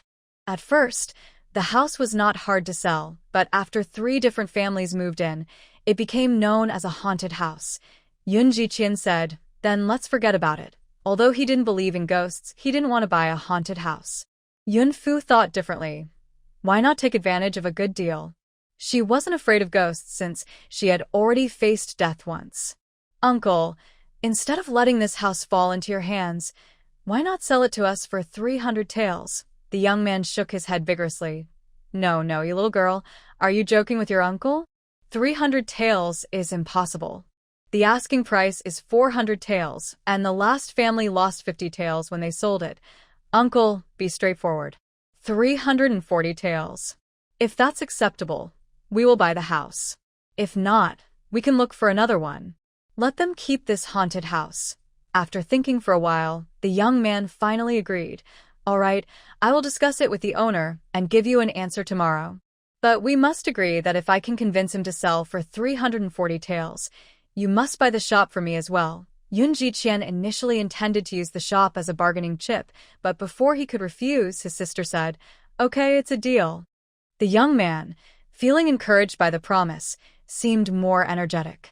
He thought that if he sold a house and a shop, the commission would be enough for him to live on for 2 years. He locked up the house, said goodbye to the siblings, and hurried off to negotiate with the owner. On their way back, Yun Jiqian couldn't help but ask, Sister, summer is almost over. Once the weather cools down, we won't be able to sell cold drinks. If we don't have a plan, the shop might just sit empty. Brother, it won't be empty. After summer, we can sell hot drinks. Hot drinks. Yun Jiqian wasn't very convinced. Cold drinks were more expensive in summer, and most ordinary families didn't have ice storage. They could only buy them. But hot drinks were different. Who would go out just to buy a cup of hot drink? Couldn't they just make it at home? Yes, big brother, the hot drink I make is guaranteed to be unique in the market, and once people try it, they won't be able to resist wanting more. Also, we won't just sell hot drinks. We can make other snacks too, and these snacks can also be a meal. This piqued Yun Jiqian's interest. What snacks could be sold alongside hot drinks? What snacks? Fried chicken? This was also sold in the shop from her past life. Of course, she learned it from Tang Xinxin, the girl she traveled to. Naturally, Tang Xinxin would get a share of the earnings. Fried chicken? Yun Jiqian thought to himself that his sister indeed had a mind full of unusual ideas. While others used chicken for stews, his sister chose to fry it. However, he still believed in his sister. If she said it would work, then it would. Even if his sister was being silly, it didn't matter. The whole shop belonged to her. Yes, big brother. Otherwise, why do you think our father built a farm to raise chickens? This surprised Yun Jiqian. It turned out his sister had already thought of and planned everything. He felt a bit guilty. As the older brother, he wasn't as thoughtful as his sister. At that moment, they saw many officials walking back and forth on West Street, entering each shop to ask questions, as if they were looking for something. Yun Jiqian said, Sister, let's hurry back. He was worried something might go wrong in the shop. Okay. Yun Jiqian walked quickly, while Yun Fu had to jog to keep up. As soon as they entered Yun Ji Ice Drinks, they saw Captain Du sitting in the shop, seemingly waiting for Yun Jiqian. Yun Jiqian stepped forward and asked, Brother Du, is there something wrong? Du Jin stood up and said, We need to talk upstairs. Yun Jiqian glanced at the customers in the shop and quickly replied, All right. Du Jin followed Yun Jiqian to the private room on the second floor and lowered his voice, saying, Lin Yukai was attacked on the street and is seriously injured, but the attacker has escaped. Yun Jiqian frowned slightly. If Lin Yukai had simply been injured, Brother Du wouldn't have come all the way to inform him unless it was related to him. He tentatively asked, Could it be Wang Er? Yes. I suspect it might be Wang Er. A few days ago, he disguised himself and entered the city, and by the time the guards noticed, he had already vanished. I came to warn you that if anything unusual happens in the next few days, report it to the authorities and don't let Wang Er harm you. Don't worry, Brother Du, I will be careful. Du Jin had other matters to attend to, so he couldn't stay long. After giving a few more reminders, he left. Yun Jiqian returned to the backyard, where Yun Fuzhen was waiting for him in the courtyard. Big brother, is Du Captain here again about Wang Er? Yun Jiqian nodded. Yes, Lin Yukai was injured by someone. Du suspekts etwas Wang Er. Wang Er disguised himself and ran away after hurting someone, so they couldn't catch him at the time, but we can confirm that Wang Er has entered the city. You should stay home for the next few days and not go to the shop. If Wang Er is really seeking revenge, let him come to find them. Big brother, Fuzhen is not afraid. We will face difficulties together. There's no need for you to worry too much. Besides, if Wang Er wanted to seek revenge, he would have come to us already. Why would he first go after the Lin family? It would be much easier for him to come after us, don't you think? Yun Jiqian thought his sister had a point, but he couldn't let his guard down. No matter what, he couldn't risk his younger siblings. At this time, his third, fourth, and fifth brothers should have returned home from school. Tomorrow, he would personally take them to the academy. Just then, a child's scream echoed from the house. Yun Jiqian felt a bad premonition and quickly walked toward the room. Yun Fu followed his brother to the source of the sound. As soon as they entered, they saw a middle-aged man sitting on the floor, one hand holding a child, and the other hand gripping the child's throat. Yun Jiqian asked sternly, "Who are you? What do you want?" Seeing that the middle-aged man seemed injured and covered in blood, Yun Jiqian suddenly realized something. "Are you Wang Er?" The man smiled and said, "You're quite clever, little brother. Much smarter than that fool Lin Yukai. Wang Er, let him go. I will be your hostage. Our conflict has nothing to do with these children. They are all orphans, poor kids." Wang Er looked at Yun Jiqian. He had heard that Yun's family took in many homeless children, and it was true. He didn't expect Yun Jiqian to risk his own safety to save others. With such a noble character, why would he seek revenge against the Yun family? It was his own foolishness that led him to wrongly blame the Yun family. The real culprits were Lin Xie and his shameless companions, not the Yun family. Earlier, when he attacked Lin Yukai had pushed one of his servants into his path. Wang Er released the child. The child was only about 8 or 9 years old. He broke free from Wang Er's control and ran crying towards Yun Jiqian. Clearly, he was frightened by Wang Er's fierce appearance. Yun Jiqian squatted down to hug the child, patting his back and saying, "Don't be afraid." He then instructed Gu Che to take him away. It turned out that Wang Er had been watching Lin Yukai for several days and finally found an opportunity. He initially wanted to kill Lin Yukai, but after injuring him, Lin Yukai was rescued by someone, which also resulted in Wang Er getting hurt. Wang Er knew that with the Xie family's influence in Shiqiao town, he wouldn't be able to kill Lin Yukai this time, and he probably wouldn't have another chance in the future. He was too scared to go home and had nowhere else to go. Sure enough, not long after, many officials appeared on the street, seemingly looking to arrest him, so he had to find a place to hide. He thought of Yunji, knowing that with the conflict between Yun Jiqian and Lin Yukai, Yun Jiqian would definitely not turn him in. He grabbed the child not because he wanted to harm the innocent, but to test Yun Jiqian's character. "Wang Er, what do you want?" "I don't want much, but we can cooperate since we have a common enemy." Yun Jiqian stared at Wang Er. "Why should I cooperate with you? If I walk out of here boldly and say that it was you from Yunji who ordered me to injure Lin Yukai, what do you think will happen? After all, you gave me those 200 taels of silver as proof. Do you think Du Jin and Xiang Qiu can protect you?" Hearing this, Yun Jiqian's face turned very ugly, and he angrily said, "You are shameless." Yun Fu interjected, "Wang Er, if you want to cooperate with us, it's not impossible, but you need to show us your sincerity." Yun Jiqian quickly pulled Yun Fu aside. "Sister, dealing with a tiger today will lead to being eaten by one tomorrow. You are still young and don't understand these principles. Brother, why not give him a chance?" "You mean?" After spending so much time together, Yun Jiqian and his sister had developed a deep understanding of each other. Yun Fu nodded. "Yes." "Brother, come out with me for a moment." Seeing the siblings wanting to leave, Wang Er said, "Just say what you need to say here. You two shouldn't try to pull any tricks under my nose." Yun Fu said, "All right, I'll be straightforward. We agree to cooperate with you. I happen to have a secret about Lin Yukai and the Xie family, but you need to help me find someone first." Yun Fu thought that since Wang Er had been a constable for many years, finding someone would be much easier for him than for them. "Who?" "A maid from the Xie family, named Haidang. We saw her on the street about a month and a half ago. She seemed to have lost her mind, and we haven't seen her since." Yun Fu paused and continued, "If you can find her, we might be able to help you take down the Lin family." "Why should I trust you?" Yun Fu smiled. "Do you have any other options?" Her words left Wang Er stunned. He couldn't believe such a statement came from a young girl. Then he chuckled to himself. Well, it seems I really don't have any other choices. However, as you can see outside, there are people everywhere looking for me, and I'm injured. I can't even get out to help you find anyone. Yunfu replied, That's not a problem.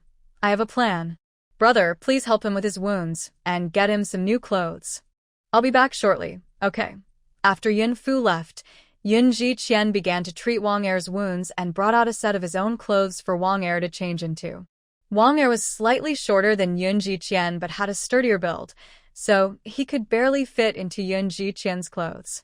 When Yunfu returned, she started to help Wang Er with his disguise. After a while, Wang Er looked completely different. Even someone very familiar with him might not recognize him. This surprised Wang Er. It was much better than his previous disguise. He didn't expect the young girl to have such skills. Yun Jiqian said, Wang Er, your wounds are treated, and you've changed your appearance. You should leave through the back door. It's getting late, and we'll bring the portrait tomorrow. Wang Er stood still. What's wrong? Don't push your luck. There's no place for you to stay here. The main concern was that he was a dangerous person, and staying in the shop made Yun Jiqian uneasy about the children. Wang Er still didn't move and smiled wryly. In this disguise, who could I possibly hurt? Yun Jiqian didn't believe him. He had nearly harmed the children earlier. Just go. Tomorrow, I'll arrange a place for you to stay. Since Yun Jiqian said this, Wang Er, fearing he might change his mind about cooperating, finally agreed. All right, I'll come back tomorrow. After Wang Er left through the back door, Yun Jiqian asked, Sister, when you mentioned giving Wang Er a chance, did you want him to investigate the haunting in the house? Yunfu nodded. Brother, you understand me well. Wang Er wants to cooperate with us, so it's perfect for him to look into the haunting. If he really finds out, it will show his willingness to cooperate with us. If he doesn't find anything, we won't lose anything either. Besides, he's not a good person, so we might as well use him. Let's not tell him about the haunting for now and arrange for him to stay in the house. Yunfu discussed this with her brother, and they both smiled knowingly. Then, what about looking for Haidang?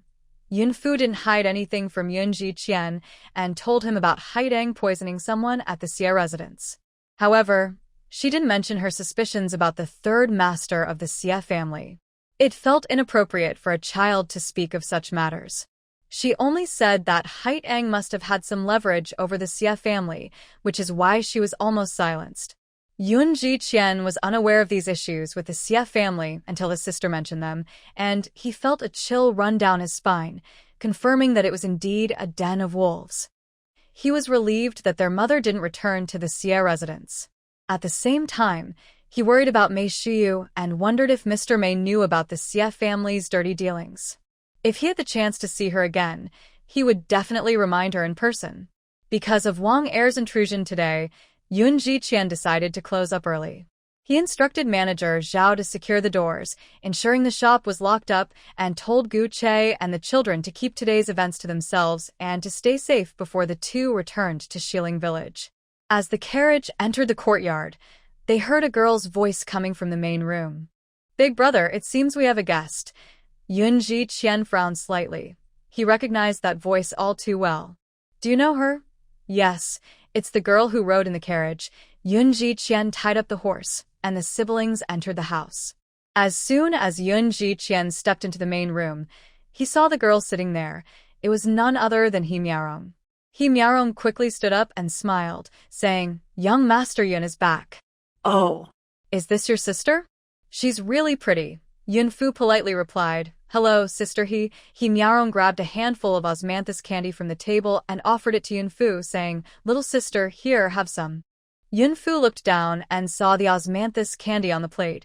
It was the same candy her brother had bought to attract customers last time. Thank you, sister, but I don't like osmanthus candy. He Miarong froze at her words. Just a moment ago, Aunt Lu had mentioned that her daughter loved osmanthus candy, which is why they always had it at home. So, why did she say she didn't like it now? Did she not like osmanthus candy, or did she not like her? He Miarong stood there, holding the osmanthus candy, feeling quite awkward. Lu said to lighten the mood, Children always have picky tastes. My daughter doesn't really like osmanthus candy, but if you enjoy it, feel free to have more. As she spoke, Lu grabbed a handful of osmanthus candy and handed it to He Miarong. Seeing Lu speak untruthfully, He Miarong felt it was hard to argue back. "Aunt Lu, if you don't mind, just call me Miarong." Lu smiled and replied, "All right." "Qian, Miarong came to thank you for saving her by the river last time. Why didn't you tell your mother? You say she just came, but she even brought 2 bags of snacks." "That's very kind of her." Yunfu looked at the table and indeed saw 2 unopened bags of snacks. It turned out that her elder brother had met He Miarong before and had happened to save her. Is that really true? It's not that she is overly concerned. If her brother truly finds a good match, she would be happy for him. However, she felt the need to carefully observe every woman around her brother to prevent him from being hurt again. Yun Jiqian said, "Miss He, you don't need to be so polite." "I didn't do much. It was just a small effort." Yun Jiqian smiled warmly, his demeanor calm and elegant, making others feel at ease. For a moment, He Miarong found it hard to look away. Then, realizing she was being too forward, her cheeks flushed as she said, "Since we live in the same village, I will call you Brother Yun." He Miarong was 15 this year, and Yun Jiqian was 17. Calling him Brother Yun was perfectly fine, but her words made Yunfu look at her a bit more closely. He Miarong, both in appearance and manner, was among the best in Xiling village and even in Shichiao town, indicating that the He family had invested in her upbringing and would not let her marry someone from the countryside. "I also have something to ask Brother Yun." Yun Jiqian replied calmly, "Please go ahead, Miss He. Last time I dropped something on the carriage and while trying to pick it up, I accidentally fell off." Yun Jiqian seemed to recall something and said, "Please wait a moment, Miss He." He hurried away and quickly returned with a poetry book in hand, asking, "Is this the book you were looking for?" He Miarong took the book, her face lighting up with joy. Yes, that's the one. I thought I had lost it. Do you also enjoy writing poetry?" Yun Jiqian had found the book a few days ago, but hadn't thought it belonged to He Miarong. He assumed it was dropped by his younger brothers. He asked several younger brothers, but they all said it wasn't theirs. So he put the book away, thinking that if someone came looking for it later, he could return it to them. He had actually flipped through the book and saw it filled with notes and thoughts, written in clear and beautiful handwriting. He didn't expect it to belong to this young lady. "Yes, I remember that Brother Yun is also a scholar," she said. This surprised Yun Jiqian a bit. "Yes." Yun Fu glanced at her brother and then at their mother, noticing that neither seemed to dislike He Miarong. She realized she couldn't reject every woman who appeared in her brother's life just because of his past experiences. Her own life had changed in this world, and perhaps her brother's fate would change because of her presence as well. If her brother found a good match, she would surely be happy for him. However, she couldn't let her guard down. He Miarong, having received the book and seen Yun Jiqian, understood that it wasn't proper for a young lady to stay too long in someone else's home. So she stood up and said, "Aunt Lu, Brother Yun, I apologize for the disturbance today. It's getting late, so I'll head back now." Aunt Lu politely urged her to stay, saying, "Miarong, why don't you have dinner with us?" He Miarong really wanted to stay for dinner, but worried that making a bad impression on her first visit wouldn't be worth it. "No, I'll come back another day to chat with you." This also gave her a way out. "All right. But you don't need to be so polite about the snacks. We live in the same village." As Aunt Lu spoke, she took the snacks from the table and handed them to He Miarong, saying, "We have plenty here, so take these back for your mother." He Miarong stepped back a couple of paces and said, "These were bought for you, Aunt. Please accept them, or my mother will scold me when I get home." They hesitated for a moment, and Aunt Lu finally accepted them. Seeing He Miarong heading out with the book, Yun Jiqian said out of courtesy, "I'll walk Miss He out." He Miarong felt a surge of happiness. Yun Fu glanced at He Miarong and then at her brother, saying, "Let me walk Sister He out." Yun Jiqian nodded, "That's fine." Yun Fu escorted He Miarong to the front gate. He Miarong felt a bit frustrated, but didn't show it. "Little sister, what do you like to eat? I'll buy some for you next time." "Thank you, sister, but whatever I like, my mother will buy for me." He Miarong paused slightly at this but kept smiling, saying, "Then I'll be going. You should head back too. When you have time, you can come to my house to play. Okay." After He Miarong left, Yun Fu felt that He Miarong was trying to please her and her mother on purpose. Back in the house, she heard her mother mumbling, That Miss He is really quite nice. Yun Fu's brows slightly furrowed. It seemed her mother really liked He Miarong. The next day, as Yun Jiqian and Yun Fu entered the shop, they saw a messenger waiting for them. The messenger also noticed Yun Jiqian and Yun Fu, stood up and said, "You finally arrived. Is it convenient to talk inside?" Yun Jiqian glanced at the customers in the shop and replied, "Let's go upstairs." Before heading upstairs, Yun Jiqian told Manager Zhao, "Please bring this gentleman a cool drink and put on my tab." Manager Zhao responded, "Sure." Upon hearing this, the messenger felt a surge of goodwill towards Yun Jiqian. This young man knows how to handle things, and it was worth the effort to come out on such a hot day. Since they were discussing buying a house, Yun Fu followed the two of them upstairs. Once they reached the private room on the second floor, the messenger said directly, "The price for the house has been set at 380 taels. The owner won't sell for a penny less. I didn't take a single tael as a kickback from that 380 taels. I helped you out for free." In this heat, running back and forth nearly made me faint. But let's be clear, if you buy the shop, I expect to earn a bit more. Yun Jiqian didn't believe the messenger's words. No one works for free. The messenger was involved in the business, and he didn't believe that someone in his position would be so generous. He might have taken a smaller cut, but he was likely pocketing at least 10 taels as a kickback. It was possible he was downplaying it. However, it was also unlikely that the messenger wouldn't make any profit. "What do you think, sister?"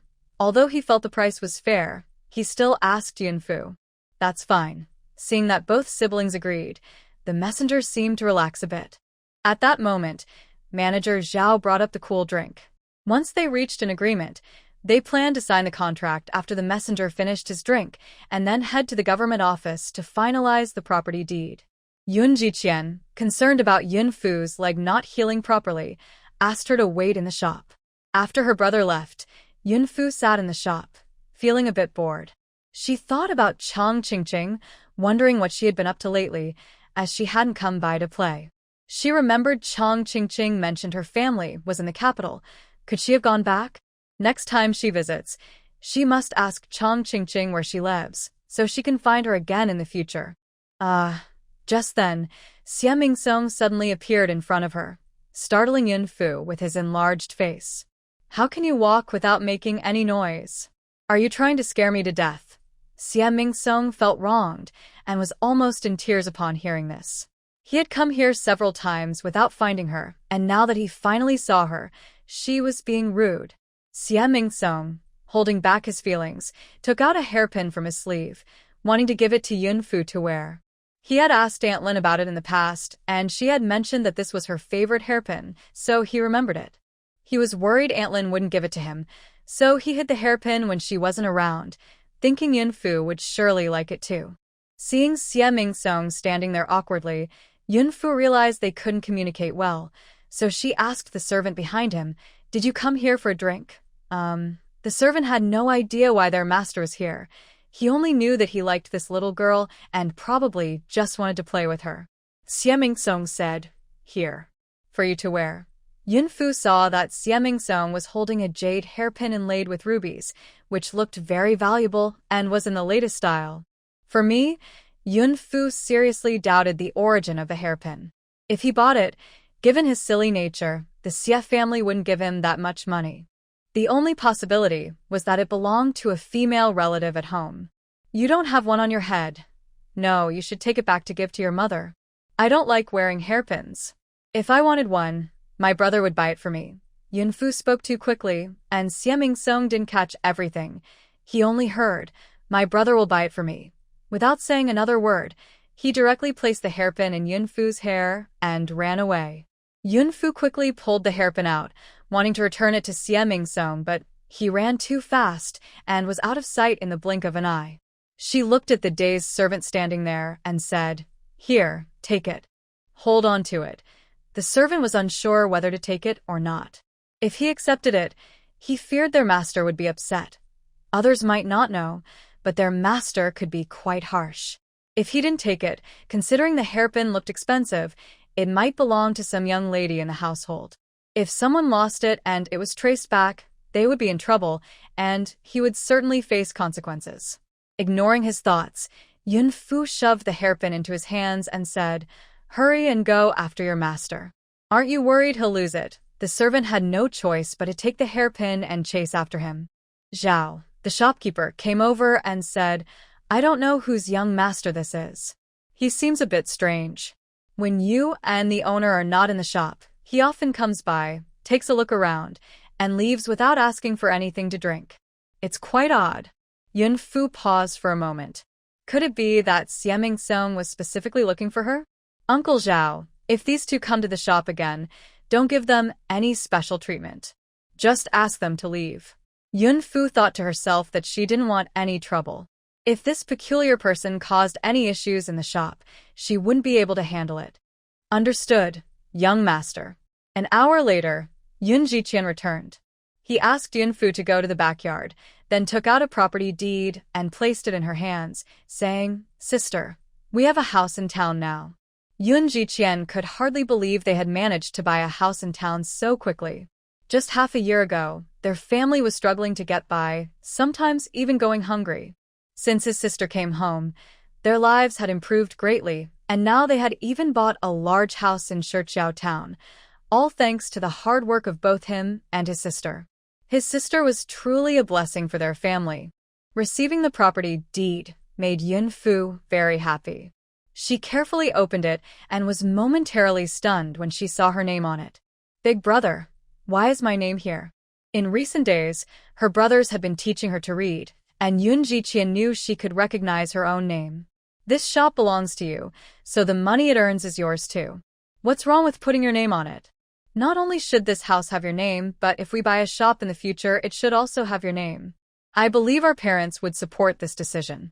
At that moment, Yun Fu felt a warm rush in her heart, and her eyes slightly reddened.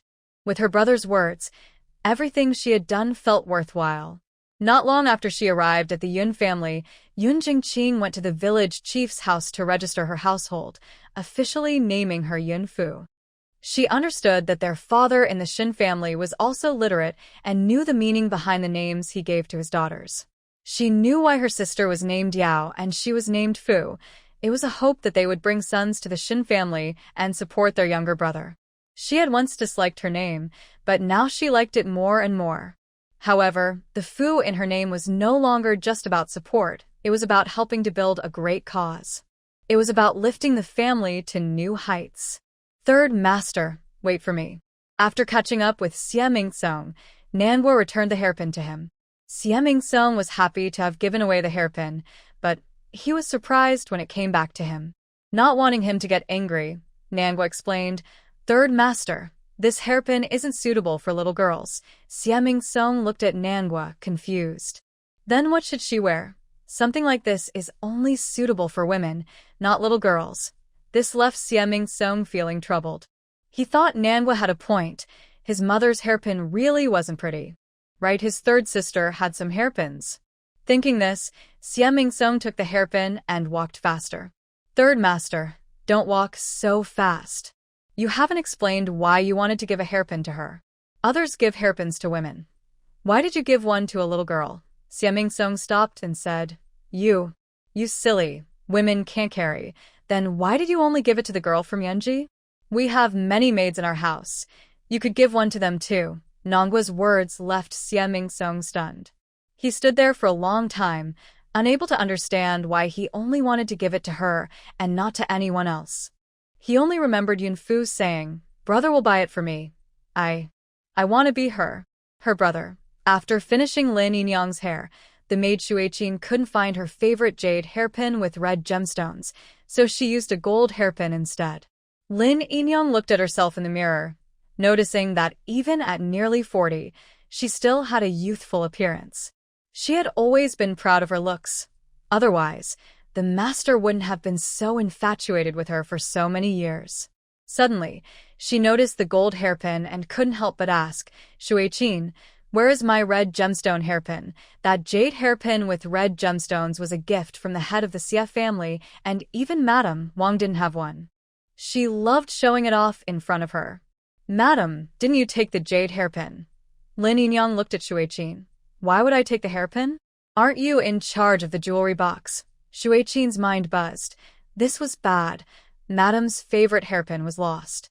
Seeing Shueqin's expression, Lin Yinyang understood. Why are you still standing there? Go send someone to find it. Shueqin took people to search the entire courtyard but couldn't find the hairpin. Aunt Lin had no choice but to lead a search herself, scouring the entire Xie residence, including Wang's courtyard, but she still could not find the hairpin. She looked at Shueqin and said, "Who's been in my room today? Go check, hurry up and check." Shueqin knew she was in trouble. If the hairpin could not be found, she would not survive. Just like Haidang, who had disappeared without a trace. Even now, she did not understand what Haidang had done wrong. It showed Aunt Lin's ruthless methods. Before long, the courtyard was filled with kneeling maids and servants. Even Xie Yuha, who had just returned from studying in the plum garden, and her nurse were kneeling there. "Grandmother, I didn't take it," Xie Yuha said. She always called Aunt Lin grandmother, and the head of the Xie family turned a blind eye to these titles. He always felt guilty for not giving Aunt Lin the position of a legitimate wife, so he did not mind the names. Aunt Lin said, "Yuha is so well-behaved. She definitely didn't take it. It must have been these troublesome maids who took it to sell for money.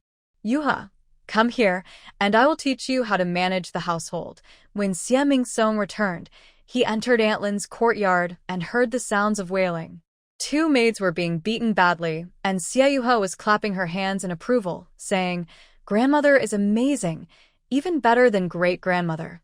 The great-grandmother she referred to was the legitimate wife, Wang. Shueqin, who was being held down and beaten, saw Xie Mingsong and gritted her teeth, saying, "Aunt, third master was in your room today." Aunt Lin shot a glare at Shueqin. How could it be her son? Why would he take her hairpin? However, to convince everyone, she had to pretend to ask him. "Mingsong, come here. Did you take anything from your mother's room?" Xie Mingsong pulled out a hairpin and asked, Is this it?" Seeing that it was indeed Xie Mingsong who had taken it, Shueqin said, "Third master, you have caused us so much trouble. You took Aunt's hairpin without saying a word, and now we are all being punished." Xie Mingsong was already angry, and hearing Shueqin's words made him even more furious. He threw the hairpin on the ground and said, "What a useless, ugly hairpin." The hairpin fell and broke into 3 pieces. Aunt Lin felt heartbroken, while also feeling helpless with her son. She believed the only one she had wronged was Xie Mingsong. He had been slow-witted since childhood. Although he had improved a lot under her guidance, he still could not compare to normal children. "Songer, tell me why you took my hairpin." Xie Mingsong replied without thinking, "To give." To a woman, Xie Mingsong's words surprised Aunt Lin. Their Songer was only 12 years old. Had he already figured things out? She had worried that when Xie Mingsong grew up, he wouldn't understand relationships and might not even have children of his own. She had planned to choose 2 maids for him when he turned 15. It seemed her son was smarter than she thought. "Tell me, which woman do you like?" Xie Mingsong thought for a long time but didn't know how to introduce Yinfu to his mother, so he simply said, I don't know, but I can. Hold her." Aunt Lin laughed at her son's words. "Oh my, it seems our Songer is quite impressive." Aunt Lin felt good. Although the hairpin was broken, it could be replaced, and her son had shown signs of maturity, which was priceless. Perhaps after experiencing relationships, her son would become even wiser. She ordered the servants who had been punished to be helped up and rewarded each with a small amount of silver as compensation, to keep them loyal. She also said some kind words to comfort them. Then she instructed Shueqin to bring in the servant named Manhwa. Since Manhwa was a young servant, he could only stay in the outer courtyard and was not allowed in the inner courtyard without the master's orders. He was very nervous on his way and asked, "Sister Shueqin, can you tell me what happened?"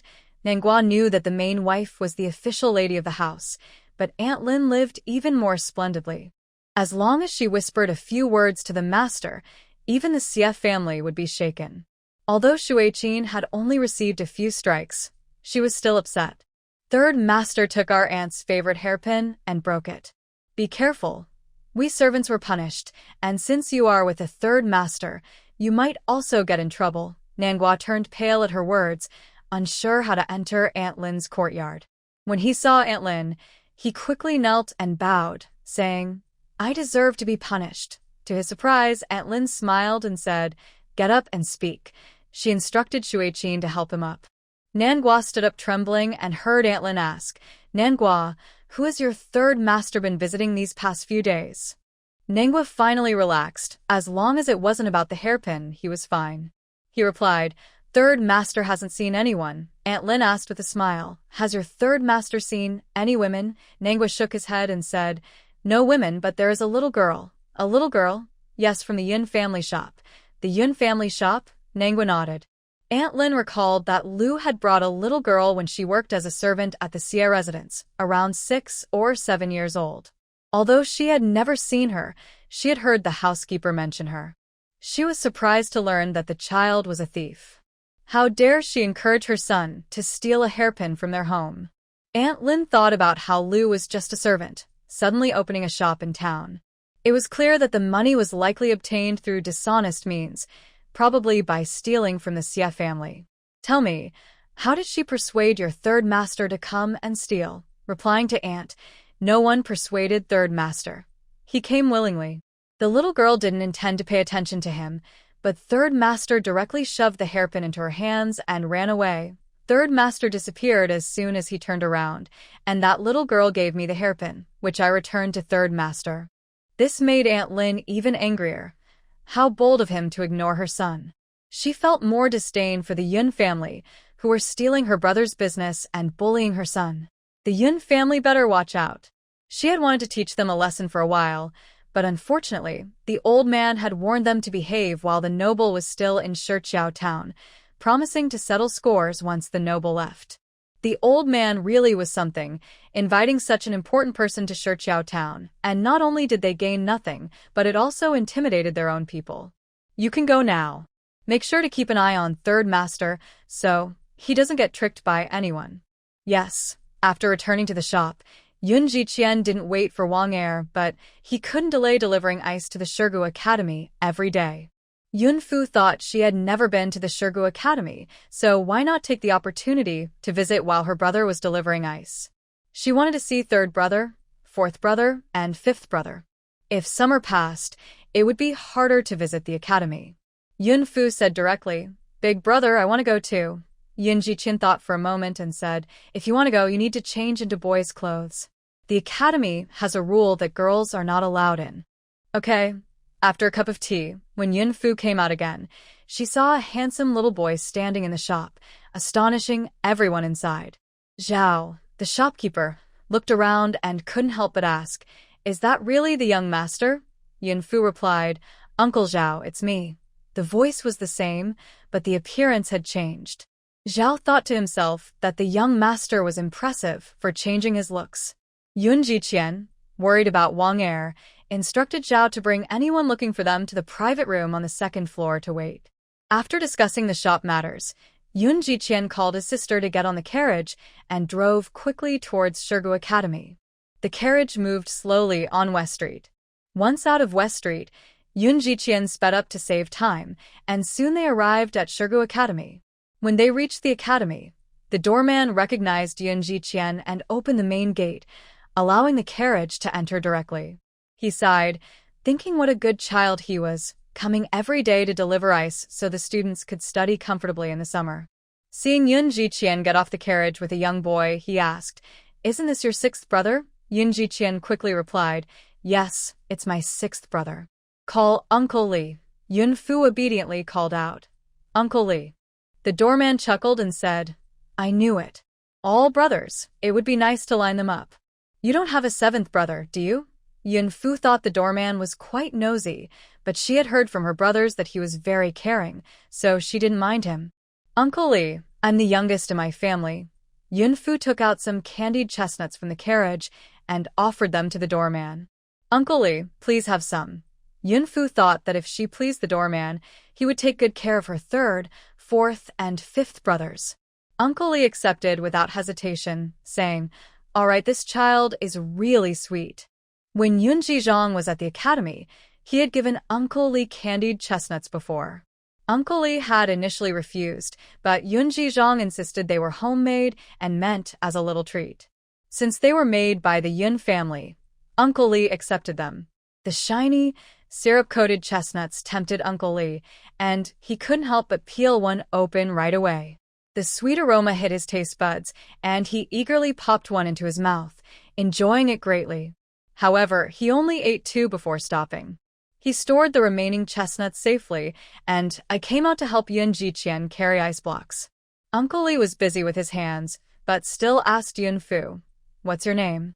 Yun Jiqian glanced at his sister and said, "You can call him Xiao Lu. Uncle, you can call me Yun Jiu or Xiao Lu." In her past life, she dressed as a boy and used the name Song Yu outside, known for her handsome looks and called Young Master Yu. Which Yu? The Yu in lush and green. The gatekeeper uncle said, "This child can even read. He must be smart. Since your older brother studies well, this child can't be far behind. When do you plan to send him to school for lessons?" "I'll tell you, the best school in Shiqiao Town is our Shigu Academy. Not just in Shiqiao Town, but in the whole state, no school can compare to ours." Yun Fu didn't know how to respond. The uncle was indeed proud of his academy. "Uncle, I want to play for 2 more years before studying." "That won't do." While the gatekeeper uncle tried to persuade Yun Fu, Yun Jiqian was deep in thought. There were no girls' schools in Shiqiao Town, and Shigu Academy didn't accept female students. He usually taught his sister a few characters at home, but since he spent little time there, he thought it might be better for her to dress as a boy and attend the academy. "Uncle, we'll go home and discuss it with our parents." "Okay." The gatekeeper uncle liked Yun Fu more and more. Not only was he good-looking, but his speech was also impressive. If he didn't know about the Yun family, he might think this was the young master of a wealthy family. After moving the ice, Yun Jiqian asked the gatekeeper uncle to help find a place to park the carriage, and he took his sister into the academy. "Brother, which class is 5th brother in?" "Why, do you want to see 5th brother?" "Yes." Yun Fu understood her 5 brothers' personalities well and knew that 5th brother was the least interested in studying. Eldest brother chose to leave school, not because he disliked studying, but because he felt too much responsibility as the eldest. He wanted to support the family and chose to go into business.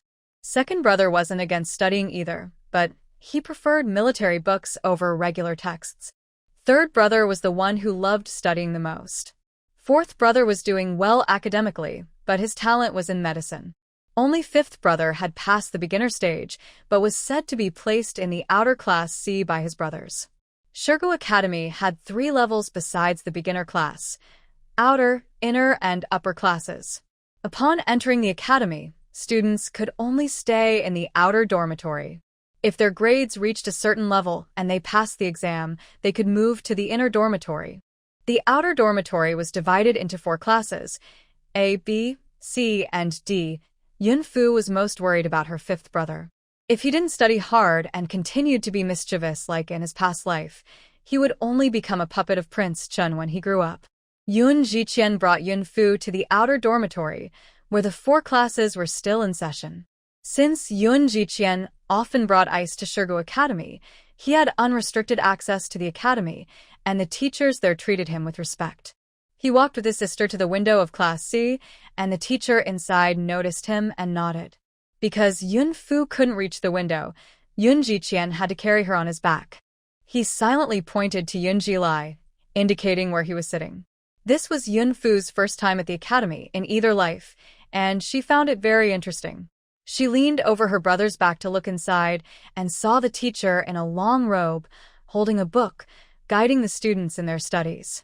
Yun Fu quickly spotted her 5th brother, who had a book on his desk and was following along with the teacher, but his eyes were closed and his head was nodding, clearly very sleepy. The teacher looked around at the students with a sharp gaze. He seemed to notice Yun Jilai's drowsy appearance and cleared his throat, slowly speaking. "Students, today we will discuss the meaning of the phrase from the Analects. Reviewing the old and learning the new, one can be a teacher." "What does it mean?" "Yun Jilai, you answer." Yun Jilai kept his head down, mouth slightly open, as if he was silently reciting something. "Yun Jilai, Yun Jilai." The teacher called his name 3 times, but Yoon Ji-lai remained silent and focused on his book. Gu Qingyuan, sitting behind him, kicked his chair. Yoon Ji-lai snapped back to reality and closed his book, saying, "What's up? Is class over? I'm so happy. Finally class is over. Ha ha ha, ha ha ha." Laughter erupted in the classroom.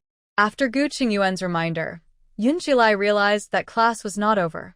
The teacher was asking him a question, but he hadn't responded after being called several times. Gu Qingyuan and Jiang Xiai could have gone to Class A based on their abilities, but they chose to stay in Class C to remain with Yoon Ji-lai. The teacher in Class B felt disappointed because he couldn't find a good student like the two who could help him. With them, he felt proud. He sighed, realizing that Yoon Ji-li had fallen asleep in his class again. It's not easy for families to support their children's education. Besides the wealthy kids, the students understood their parents' struggles and valued the chance to study. Only Yoon Ji-li seemed uninterested during class, but he was full of energy once the lesson was over. If he weren't somewhat clever and if his brothers didn't speak up for him, Class B wouldn't have accepted him, and he would have ended up with the less capable students in Class D. Outside, Yun Fu felt embarrassed for his brother while also worrying about him. Those in power studied strategies for gaining control, yet they banned such books. Since fifth brother didn't grow up in the palace, he was already behind the other princes and had no chance to learn about these things. If he didn't study hard, he might end up like in his past life. Even if he became an emperor, he would just be a puppet. Just then, the class bell rang, and the teacher said, "Let's take a break for a moment." Yoon Ji-li seemed to regain some energy and was the first to rush out. As he stepped outside, he saw his older brother standing in the hallway with a little boy on his back. He approached and asked, "Big brother, why are you here?" "Who is he?" "Fifth brother, it's me." Yoon Ji-li widened his eyes, then closed them and rubbed them before asking, You? You're my sister?" Yoon Ji-chen quietly scolded, "Lower your voice. Don't let others hear." Yun Fu climbed down from her brother's back, and Yoon Ji-li circled around her several times to confirm she was indeed his sister. Remembering how embarrassed he felt when the teacher called on him, he cautiously asked, "How long have you been here?" Yoon Ji-chen glanced at him and replied, "We've been here for a while." They all knew how fifth brother was at school, but only their parents and sister were unaware. Now it was embarrassing enough that even his sister knew. Yoon Ji-li blushed and said, "Big brother, why did you bring my sister?" "Fifth brother, I asked big brother to bring me. I saw how embarrassed you were. I don't like you anymore." "Sister, listen to me, it was just this once. I accidentally fell asleep." As he said this, he glanced at Yoon Ji-chen, feeling a bit guilty. "Big brother, let's go." Yoon Ji-chen shot Yoon Ji-li a look and then took Yun Fu away, leaving Yoon Ji-li feeling lost. On the way back, Yun Fu asked, "Big brother, has fifth brother always been like this?" "Yes, mother always says that fifth brother is still young and with her protection, he has become more unruly." Yun Fu sighed quietly, thinking that mother likely never considered that fifth brother would one day hold such an important position. If father and mother knew that fifth brother would take on great responsibilities for the country in the future, they surely wouldn't let him behave so recklessly. It must be said that compared to fifth brother, Prince Chi Juni seems more suited for that role. When the two returned to the shop, they saw it was getting busy inside. Manager Zhao, seeing them come back, remembered what the owner had said before leaving and quickly approached them, saying, "Owner, young master, no one has come to the shop looking for you yet." Yun Ziqian and Yun Fu waited all day in the shop, but did not see Wang Er. Knowing that Wang Er would no longer cause trouble for the Yun family, they didn't mind whether he came or not. Since they had bought a house, they wanted to return home early to share the good news with father and mother. After informing manager Zhao, they hurried home. As soon as they entered the house, Yun Fu saw Yun Ji-lai standing there looking downcast. Yun Ji-lai wanted to speak to Yun Fu upon seeing them return, but Yun Fu turned away and ignored him. Yun Jilwan, hearing the sound of the carriage, ran over and helped Yun Fu down. "Little sister, I heard you went to the academy today. Why didn't you come to see me?" Yun Jilwan was currently in the A class at the outer dormitory. "I went to the academy with big brother to deliver ice and didn't have time to visit fourth brother." Next time I go to the academy, I will definitely come to see fourth brother. All right, it's a promise. Yun Jilwan proudly glanced at Yun Jilai, thinking to herself, fifth brother, in the past, you always had little sister wrapped around your finger and she was closest to you, but now that I'm here, I will take care of her from now on. Yun Jilai could only watch helplessly as Yun Jilwan and Yun Fu chatted and laughed, feeling frustrated. All evening, Yun Jilai looked for opportunities to talk to Yun Fu, but she continued to ignore him.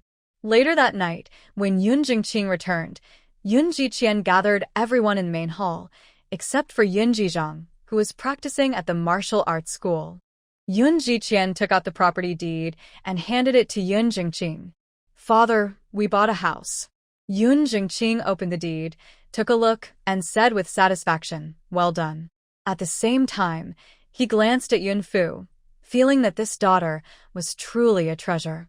Since she came home, the other sons seemed to have found their direction, but little fifth brother still remained so mischievous and aimless. Dad, Mom, I want to ask if we should move to the town. Yun Jingqing quickly disagreed. Let's not move for now. The farm will be ready soon and your mother and I will raise more chickens, ducks, and sheep there. He mainly enjoyed this way of life, and another reason was that his daughter wanted him to. He feared that these comfortable days wouldn't last long. Every day that passed was a gain for him. As long as he could be with his wife and children, he felt content and happy. Lu said, I won't move either, and Fuer won't go. If you all want to move, go ahead. Lu knew that there were Aunt Sue and Nyang in the shop to cook for the children. Even if his kids moved to the house, they would still be taken care of. But she was worried about Fuer being too young. Yun Jian said, if my sister isn't going, then I won't go either. Yun Jilin said, third brother, why are you taking my words? Yun Jiqian looked at Yun Jilin, who seemed downcast, and asked, what's wrong with you, fifth brother? Yun Jiqian replied, Mom, don't worry about him. He probably got scolded by the teacher at school. Lu sighed. Fifth brother was too mischievous, and getting scolded was common for him. She didn't know how to help him study better. The group decided that everyone would stay in Xiling village. Yun Jiqian felt that as the eldest son, he should stay to look after the family, so if everyone else wasn't going, he wouldn't go either. Seeing that no one wanted to move to the town, Yun Jingqing said, let the house be for those children in town. Qianer, make sure to treat them well, they are all unfortunate. Dad, I understand. I'm thinking about where those children will stay, but we can't move into the house just yet, there are still some minor issues. Yun Jingqing looked at Yun Jiqian, tell me about it. Maybe I can help. Dad, you've seen the property deed. This is a 3-section house, and at this price, it shouldn't be available. The last 2 families were scared away because of the rumors, which is why we got such a good deal. Yun Jingqing didn't believe in such things. He said, there's no such thing as ghosts. Don't worry about it. I'll handle this. Dad, give me 5 days. I'll let you know in 5 days. If I can't resolve it, I'll hand it over to you. All right. Yun Jingqing was still very willing to give the children some opportunities to learn. Yun Jiqian continued.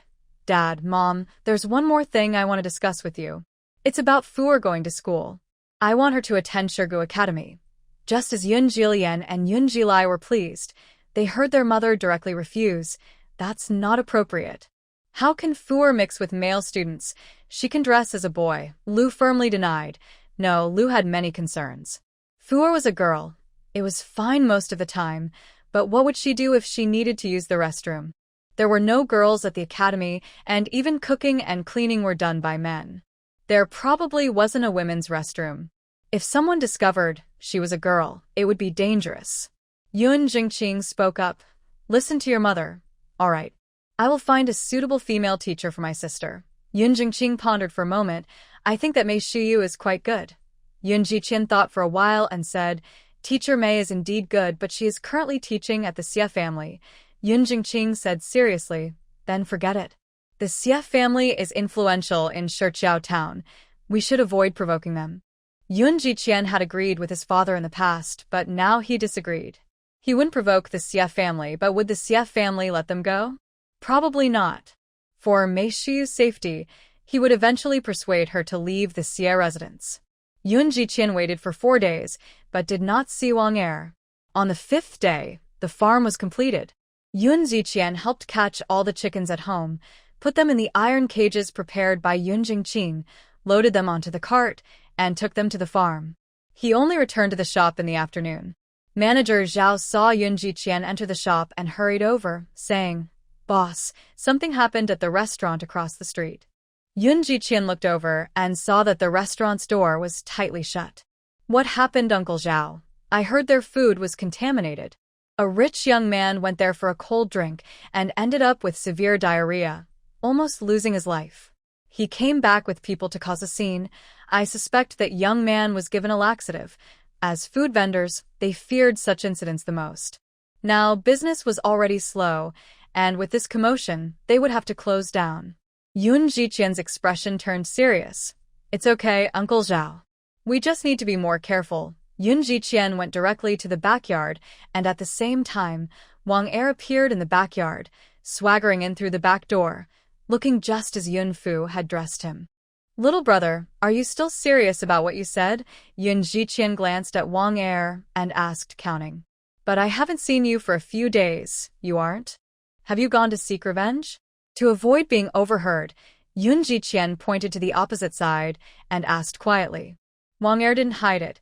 "You're really clever. You guessed it. I warn you, you are not allowed to appear in my shop's backyard again, or we will have serious trouble." Yun Jiqian's voice was calm but carried a strong warning. Wang Er smiled and said, "Don't worry, he's not like you. The people working in his shop have long been complaining about him. I just spent a little money and said a few words, and it was done." Yun Jiqian pondered this. It seemed he needed to manage his shop more strictly to prevent anyone from taking advantage of it. He waited until evening before daring to bring Wang Er into the house, but he didn't mention the rumors of it being haunted. Wang Er wasn't foolish and asked, "You let me stay in this house so easily? Are you really that kind?" Yun Jiqian teased, "It's just because I feel sorry for you. A good catch like you ending up like this? If you don't want to stay, just leave." Wang Er then put aside his doubts and casually chose a guest room to stay in. As Yun Jiqian walked out the door, he felt like someone was watching him, but when he looked around, there was nothing, just the shadows of the trees. The little rooster, raised in captivity, suddenly entered the farm and, seeing such a large space, started to run around happily, searching for bugs in the woods. The farm was surrounded by a fence to prevent the rooster from flying away, and its wings had been clipped. At the same time, nests were built for the chickens, and surprisingly, at night, the chickens would return to their nests and huddle together to rest. In the evening, Yun Zhengqing gathered the children to discuss when to move. Yun Jingqing and Lu Shi thought it would be best for Yun Jingqing to stay at the farm for now, waiting until the children finished their exams before moving to avoid disrupting their studies.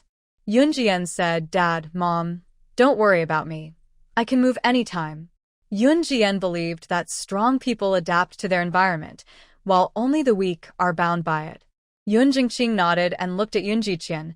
"The weather is getting cooler, so let Manager Zhao take care of the business here. If that doesn't work, your mother and I can help. The exams are coming up, so you should stay home and focus on your studies for the next few days." Yun Jingqing and Lu discussed letting Yun Jiqian continue his studies while they managed the shop, but they couldn't feel at ease.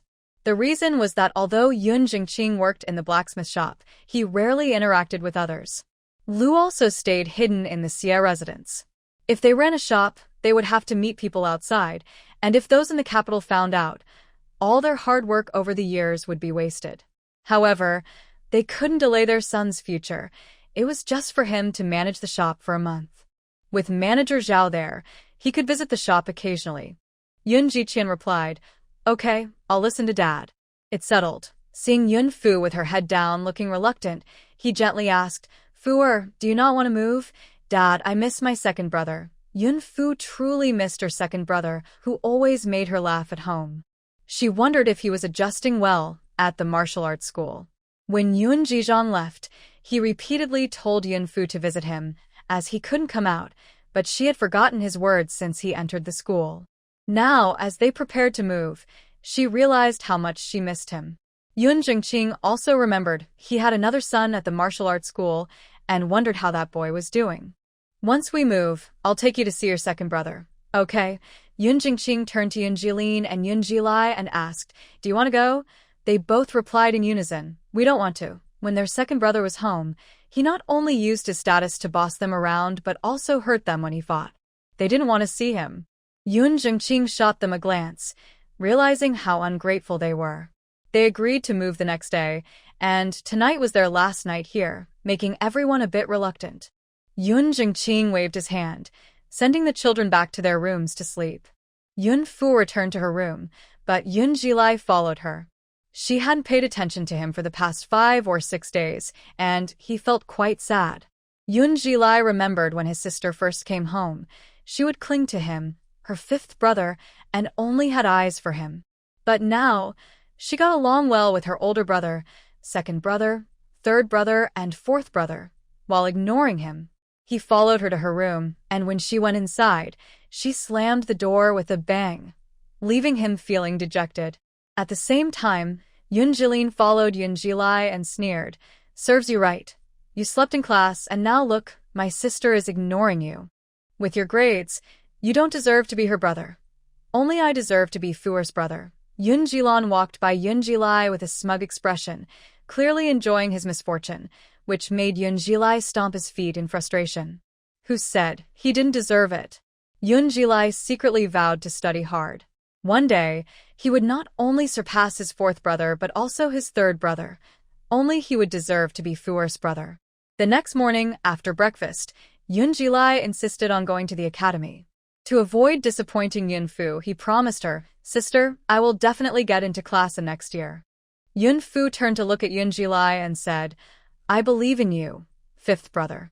You are the best. Seeing that Yun Fu was paying attention to him again, Yun Jilai happily asked, really? Of course. Don't you have confidence in yourself, fifth brother? Of course I do. Just wait for my good news, sister. With Yun Fu's encouragement, Yun Jilai felt a renewed interest in studying. He grabbed his book bag and urged his 2 brothers to hurry so they could get to the academy early. He wanted to show his sister that he was just as good as his third and fourth brothers.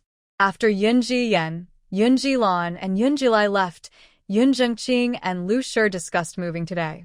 Lu Shi, Qing Shi, and the 2 sisters-in-law from the Niu family, along with Qing Shi, had already cleaned and prepared the new house at the farm, airing it out for 3 days. The Yun family didn't have much to move, and with a cart available, it was easy. At that moment, Qing Shi and the 2 sisters-in-law from the Niu family arrived again. Lu Shi smiled and said, these days I really owe it to Sister Cheng and the 2 sisters-in-law. Otherwise, if it were just me cleaning the new house, I wouldn't know when we could move. Qing Shi replied, look at you being polite again. Our family has made good money working with you lately, and even our parents-in-law see me differently now. If there are any good jobs in the future, remember me. Lu Shi quickly responded, of course. If we have too many chickens to raise, I will call Sister Cheng and the 2 sisters-in-law for help. Finding work in the village isn't easy. Some people carry heavy loads in town and only earn 20 or 30 coins a day for their hard work. Qing Shi and the 2 sisters-in-law were happy to hear Lu Shi's agreement. Yun Fu chimed in, Aunt Cheng, why not buy more chickens like us? If they are hens, you can sell eggs, and if they are roosters, you can sell them to us at a good price. Cheng was puzzled about why the Yun family only raised roosters and so many of them. She had asked Lu before, but Lu just shook her head and said she didn't know, only that the children wanted to raise them. Cheng understood Lu well. If she knew, she would have told her, so she didn't ask again. However, after visiting the Yun family many times, she felt that each of the Yun children was quite remarkable. At that moment, she no longer saw Yun Fu as just an ordinary child. All right, it's settled then. When I get home, I'll discuss with my in-laws about buying more chickens to raise. Cheng was busy moving things and chatting about the village's unusual happenings. As she spoke, she remembered something and looked at Lu, saying, there's one more thing I didn't want to tell you, but you know me. I can't keep things to myself. Zhao Yingzi is engaged. Lu asked, oh? Which family is she engaged to? She was curious about where Zhao Yingzi was marrying, especially since she had been critical of their Qian. Yun Fu perked up to listen. She's engaged to someone from the neighboring Shaoyang village. It's someone she chose herself, and I heard he's also a scholar and quite good-looking. Ingzi's mother is quite proud in the village now, bragging about her son-in-law being a scholar. Lu smiled. That's good to hear. Chung huffed. Good? You say that, but she not only brags but also puts down our eldest, saying her son-in-law is much better than Yun Jiqian. Her son-in-law is going to be a scholar, while our eldest is nothing. Lu chuckled. Just ignore her. Let her say what she wants. Her mouth is on her face, not ours. Yunfu was a bit surprised. She didn't expect Zhao Yingzi to find a husband like her elder brother. In truth, aside from her brother, she had no grievances with Zhao Yingzi. Life is hard for women, and if Zhao Yingzi could find a good match, that would be a good thing for her. She hoped her brother would find his own good match too. If she were to talk about her sister-in-law, she preferred someone like Mei Shiyu. But considering her brother, who had just come out of school and was still a bit inexperienced, she felt he wasn't worthy of someone like Mr. Mei at the moment. Thinking back to her previous life, the refined gentleman she had met, shaped by the world, was wise and calm, and he truly deserved someone like Mr. Mei. Chung angrily said, That won't do. She wouldn't dare say it to my face, but if she talks behind my back in front of me, I will definitely scratch her face. All right, Sister Chung, let's ignore these people. Aren't you going to help me move? Here, take this and put it on the cart. Lu handed over 2 chairs. Seeing Chung take them with a pout on her face, she couldn't help but smile. Sister Chung was like that, quick to get angry, even when the person involved was fine. Before, she always wanted to find a strong and capable wife for Qianer, but now she thought differently. Given Qianer's personality, it would be better to find someone who can read and write. She thought He Miarong seemed quite nice. However, after the incident with Zhao Yingzi, Lu realized she needed to be careful and observe more closely. If Qianer was interested, she could ask a matchmaker to propose to the He family. Recently, He Miarong had been coming to the Yun family under the pretense of learning embroidery from Lu. Over time, Lu found that she really liked He Miarong. In Lu's eyes, although He Miarong seemed delicate, the Yun family didn't have farmland or heavy work to do. It was just cooking and laundry, which didn't require much effort, as long as she could take care of her own home. Moreover, He Miarong could read and write and enjoyed embroidery. Lu thought that if one day they returned to the capital, she would be able to adapt to life there. At that moment, while working on embroidery at her home, He Miarong pricked her finger with a needle and blood immediately oozed out, causing her to almost cry out in pain. She threw her embroidery on the ground, stomped on it with her delicate foot, and shouted at her mother. Mom, it's all your fault for making me learn embroidery. You know I hate this. Her mother took He Miarong's hand and saw the new pricks on her delicate skin, feeling very sorry for her. But thinking about her daughter's future, she advised, I'm doing this for your own good. You're grown up now, and you can't keep throwing tantrums. If you go to your in-laws like this, who will spoil you like your parents do, do you not want to marry Yun Jiqian? Her mother's words made He Miarong snap back to reality. She picked up the embroidery and exclaimed, What about the other students? Aren't they paying attention to me? She couldn't bear to lose them. Her mother was surprised. What? You haven't cut ties with them? Mom, I haven't even started anything with Yun Jiqian yet, and who knows if he can even pass the exams. Her mother could only nod. All right then, make sure to cut ties quickly. I understand, Mom. Although she said that, He Miarong actually felt insecure. Yun Jiqian was always indifferent towards her. What if she lost contact with others and couldn't reconnect with him? It seemed she needed to visit the Yun family more often. Since the Yun family didn't have many belongings, they moved in just one day. They locked the earthen house before leaving because, although it was empty, there was still an ice cellar with ice inside. When building the farm, Yun Jingqing had someone dig a larger cellar, which was also cleaner than the previous one. The farm had many houses, and each of the Yun family's children had their own room, aside from the couple. Since the farm was not in the village, there weren't many neighbors around. Just one family with the surname Chen living in a thatched house nearby. The Yun family actually preferred this, as living away from the village reduced many troubles.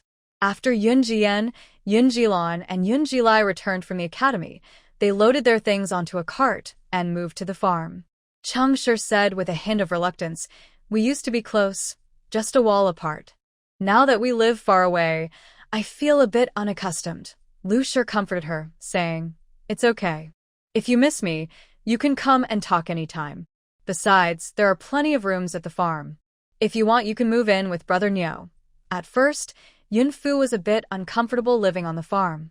Although the brick house was much better than the earthen one she had lived in before, with new beds and furniture, she had just gotten used to her old place after 3 months. Thankfully, she still had her old bedding, which gave her a sense of familiarity.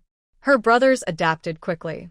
They had moved around a lot with their parents since childhood, so for them, it didn't matter where they lived. They were too tired for moving during the day, so in the evening, Lu Sure made steamed rice and stir-fried 2 vegetable dishes. Perhaps because they were tired from the move, everyone found the food quite delicious. Lu Sure asked Yun Jingqing, "Brother Qing, I heard from Qing Sure that people in the village usually host a feast when they move into a new house. Should we have a feast?" After thinking for a moment, Yun Jingqing replied, "Let's do it. We're not from this village, so we can invite the workers from the farm, along with the village head, the Nyo family, the Zhao hunter, and those families who are friendly with us." Lu Sure agreed with Yun Jingqing's suggestion. They roughly calculated that they needed about 5 tables for the guests. If they brought their families, they would prepare 2 more tables, making a total of 7, 4 for men and 2 for women. Yun Jingqing thought for a moment and finally decided, let's make it 9 tables. We'll also set up 2 tables for the children so they can all come and have fun. Lu replied, "Great, that's what I was thinking too. I'll go tell the Chung family tomorrow." On the 3rd day after moving to the farm, the Yun family held a big feast with 9 tables, each seating 10 people. With a recommendation from the Chung family, Lu invited the famous Chef Lu from the nearby villages.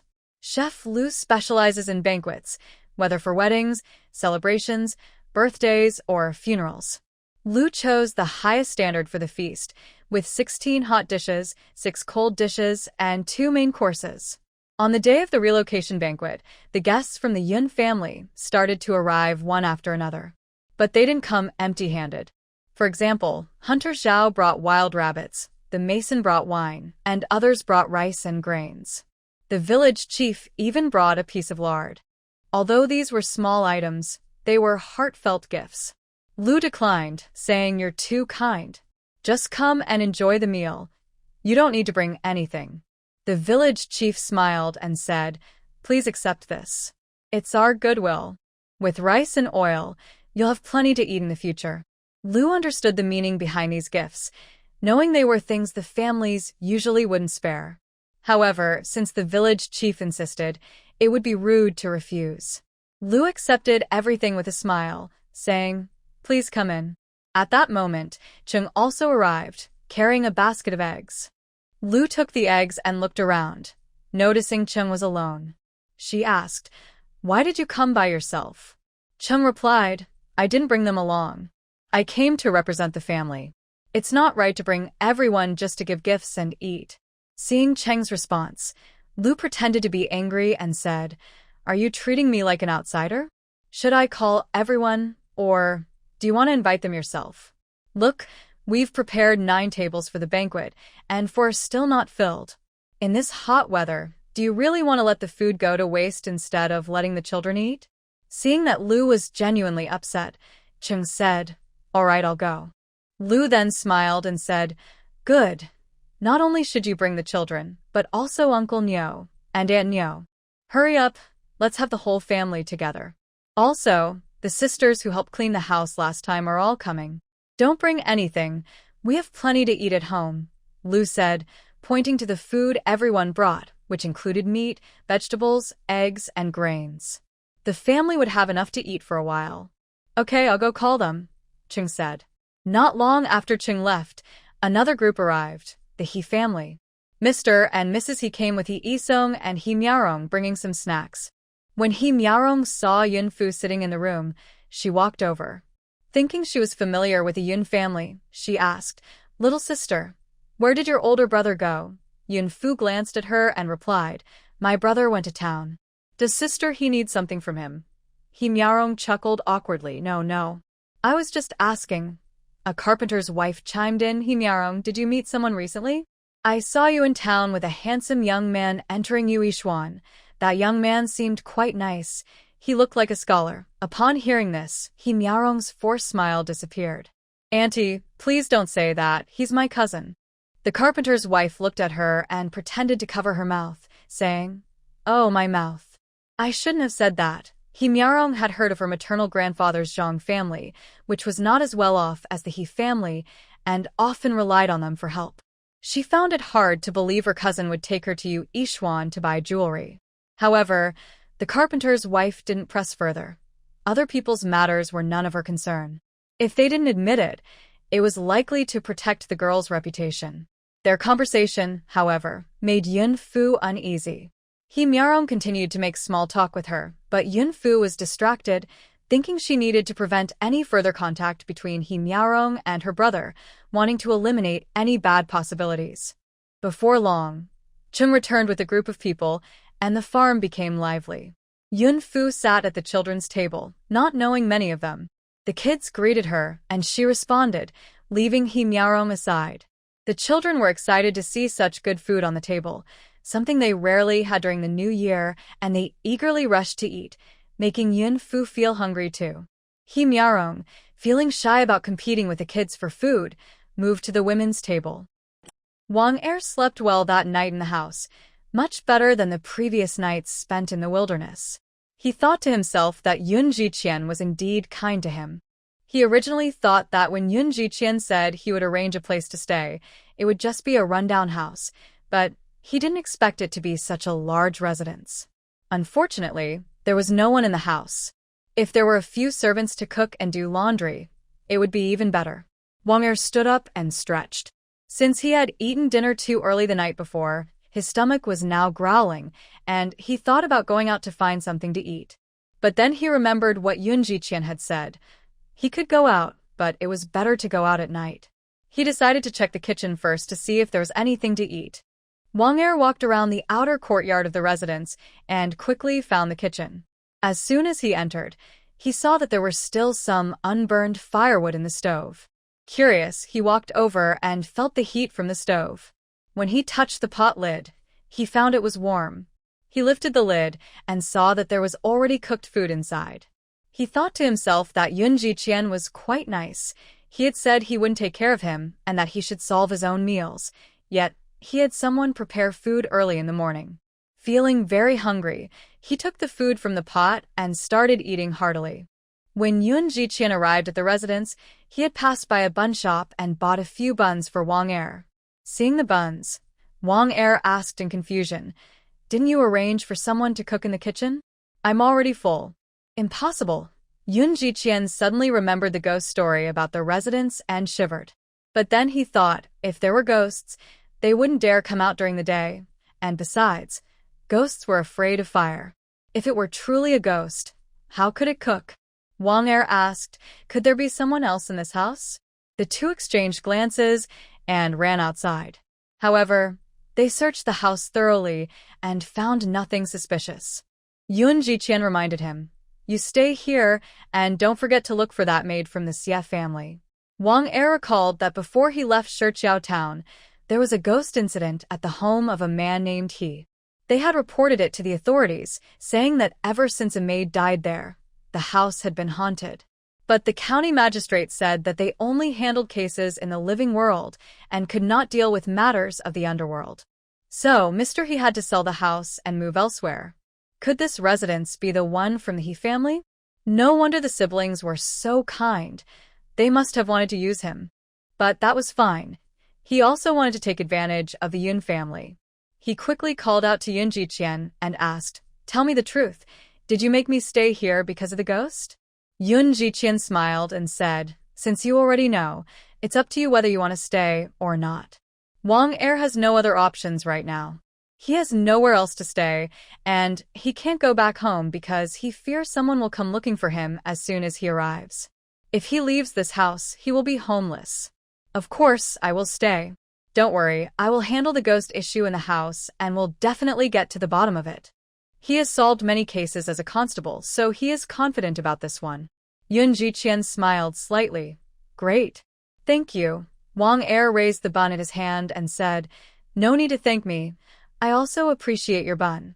Yoon Ji-chien left the house and went to the shop. The weather was not too hot today, and the shop was not very busy. He gave a few instructions to manager Zhao and then left. Since he hadn't had time before, he wanted to stroll down East Street to buy some writing supplies and visit the study to get some books.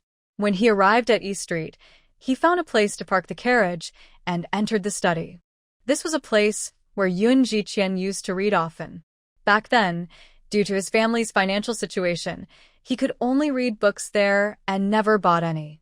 Now that he was making money from the shop, he wanted to buy all the books he had wanted before, but couldn't afford.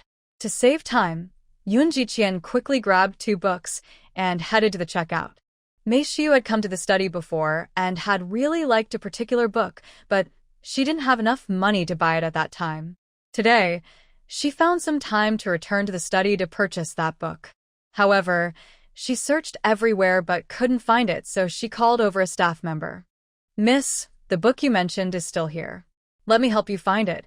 Just as the staff member was about to help Mei Shiu look for the book, someone shouted, "Waiter, I'm ready to pay. Miss, please wait a moment.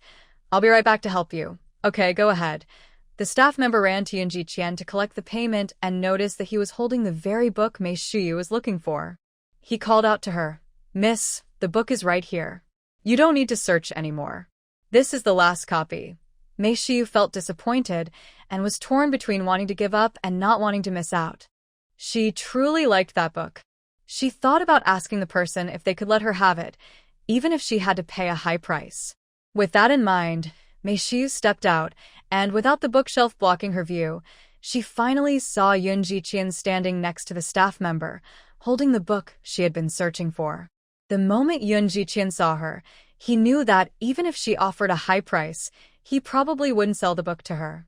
Curious about the girl who liked the book, Yoon Ji-chien looked up and saw Mei Shiu. Noticing her beautiful appearance, with delicate features and a light blue dress, she stood there exuding elegance. Due to his previous bias, it was the first time he observed Mei Shiu closely and was surprised by her beauty. Just as Mei Shiu turned around, he asked, "Do you also like this book, Mr. Mei?" With her upbringing, she turned and replied calmly, "Yes. However, since you, young Master Yun, wanted to buy it first, it belongs to you." All right. Seeing Yoon Ji-chien take out money to buy the book, Mei Shiu realized she had no hope and walked quickly towards the door, thinking of checking other shops. After Yoon Ji-chien finished paying, Mei Shiu was already gone from the study. He hurried outside, walking quickly and almost bumping into someone. But once outside, there was no sign of Mei Shiu. Yoon Ji-chien randomly chose a direction and walked forward, hoping to encounter Mei Shiu again. However, after walking almost the entire street, he still didn't see her. He thought to himself that as a lady, she wouldn't walk that fast. So, he searched in the opposite direction, covering another half of the street, but still didn't spot her. Walking too quickly made him break into a light sweat, and his clothes became damp. He felt a bit frustrated. He had been so focused on paying that he hadn't noticed when Mr. Mei left. He originally wanted to buy the book as an apology for his rudeness during their previous meetings, but she had left so quickly. Just as he regretted this, he saw Mei Shiu coming out of another bookstore, looking slightly disappointed. Worried that she might disappear again, Yoon Ji-chien hurriedly jogged up to her and said, "Mr. Mei, please wait." Before she could respond, he handed her the book and said, "This book is a gift for you." Mei Shiu glanced at Yoon Ji-chien and then at the book, suppressing her reluctance, and replied softly, "No need. Thank you, young Master Yun. A gentleman does not take away what others cherish." She intended to walk past him, but then she heard Yoon Ji-chien say, "I was rude to you earlier, and I hope you accept this book as my apology." "No need for an apology. I never took it to heart." As she said this, she tried to move forward, and Yoon Ji-chien stepped aside. But when he thought about Mei Shiu refusing to accept his apology, he walked alongside her and said, "Mr. Mei, how about this? Consider this book as a loan to you. Once you finish reading it, you can return it to me, and I can read it then. Wouldn't that be beneficial for both of us?" Reluctant to part with the book, Mei Shiu stopped and accepted the book from Yoon Ji-chien, showing a polite smile.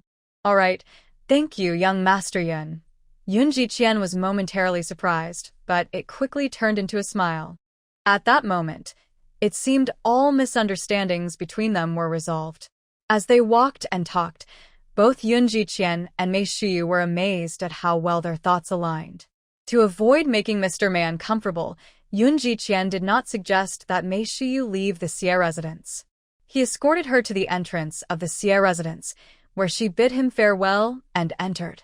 Only after Mei Shiyu disappeared from sight did Yun Jiqian reluctantly turn away. He thought to himself, he never expected there could be such a wonderful woman in the world. While he felt frustrated about his previous misunderstanding of Mei Shiyu, he was also grateful for his sister's earlier reminder, which helped him clear up the misunderstanding with Mr. Mei. But it was not too late. When he turned to find his carriage, he realized he had left it on E Street. He thought, oh no, what if the carriage is lost? He hurriedly walked toward E Street. Fortunately, it was broad daylight, and the carriage was tied to a tree next to a stall. When Yun Jiqian arrived, the horse was still securely tied there. On his way home, he passed by Uncle Zheng's stall and informed him about sending chickens to the farm before heading back. After receiving Yun Jiqian's message, Uncle Zheng was happy, thinking he could sell more young roosters for extra money. Since many of Uncle Zheng's relatives were involved in hatching, he introduced several of them to help collect 1-month-old roosters to send to the farm. In just a few days, the Yun family's farm had nearly 1,000 roosters. At the same time, Yun Jingqing bought 100 sheep.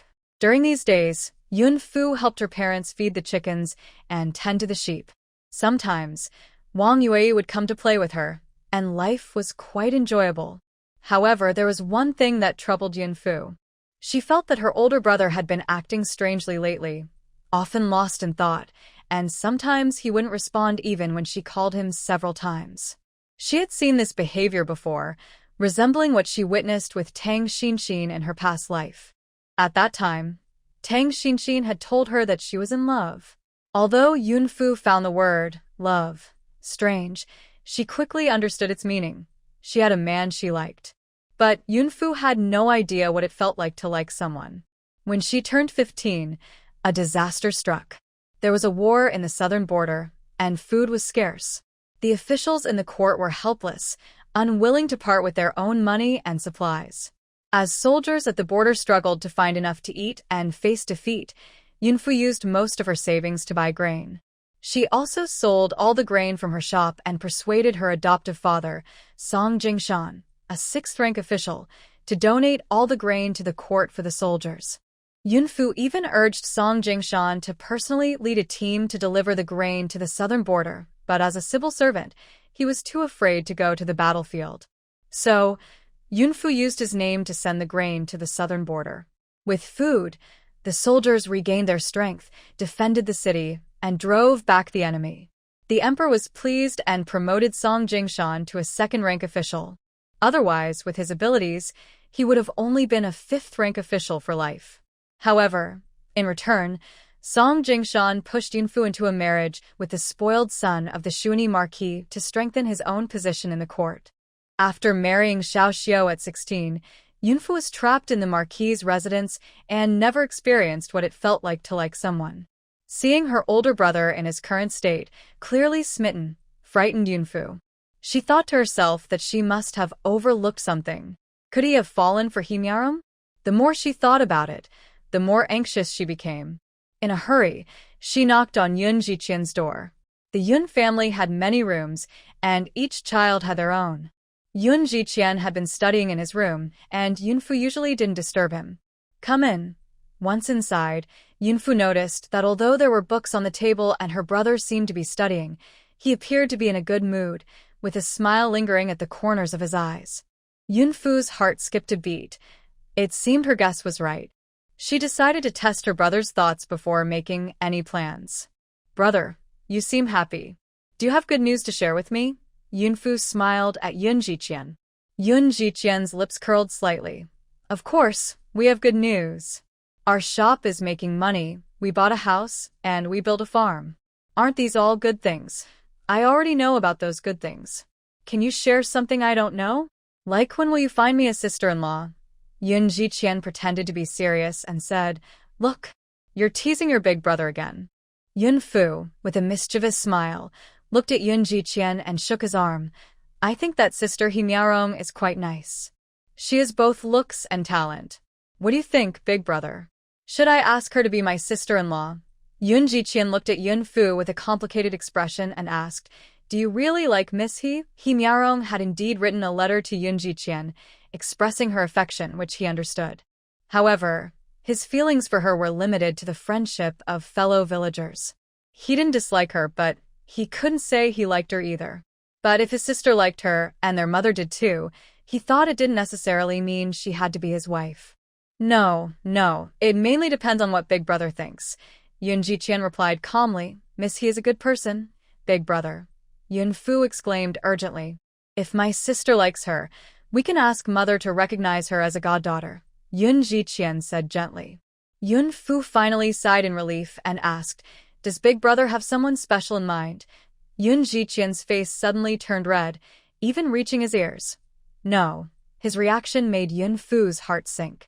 It was clear that big brother had someone in mind, but he wouldn't admit it. Hopefully it wasn't He Miaorong, but what if it was? Without evidence, she couldn't outright say that He Miaorong was bad, which was frustrating. Forget it. She would investigate He Miaorong first. Yun Fu thought that Zhao Yukai and Zhao Erge probably spent all their money already, so she might as well send them some more.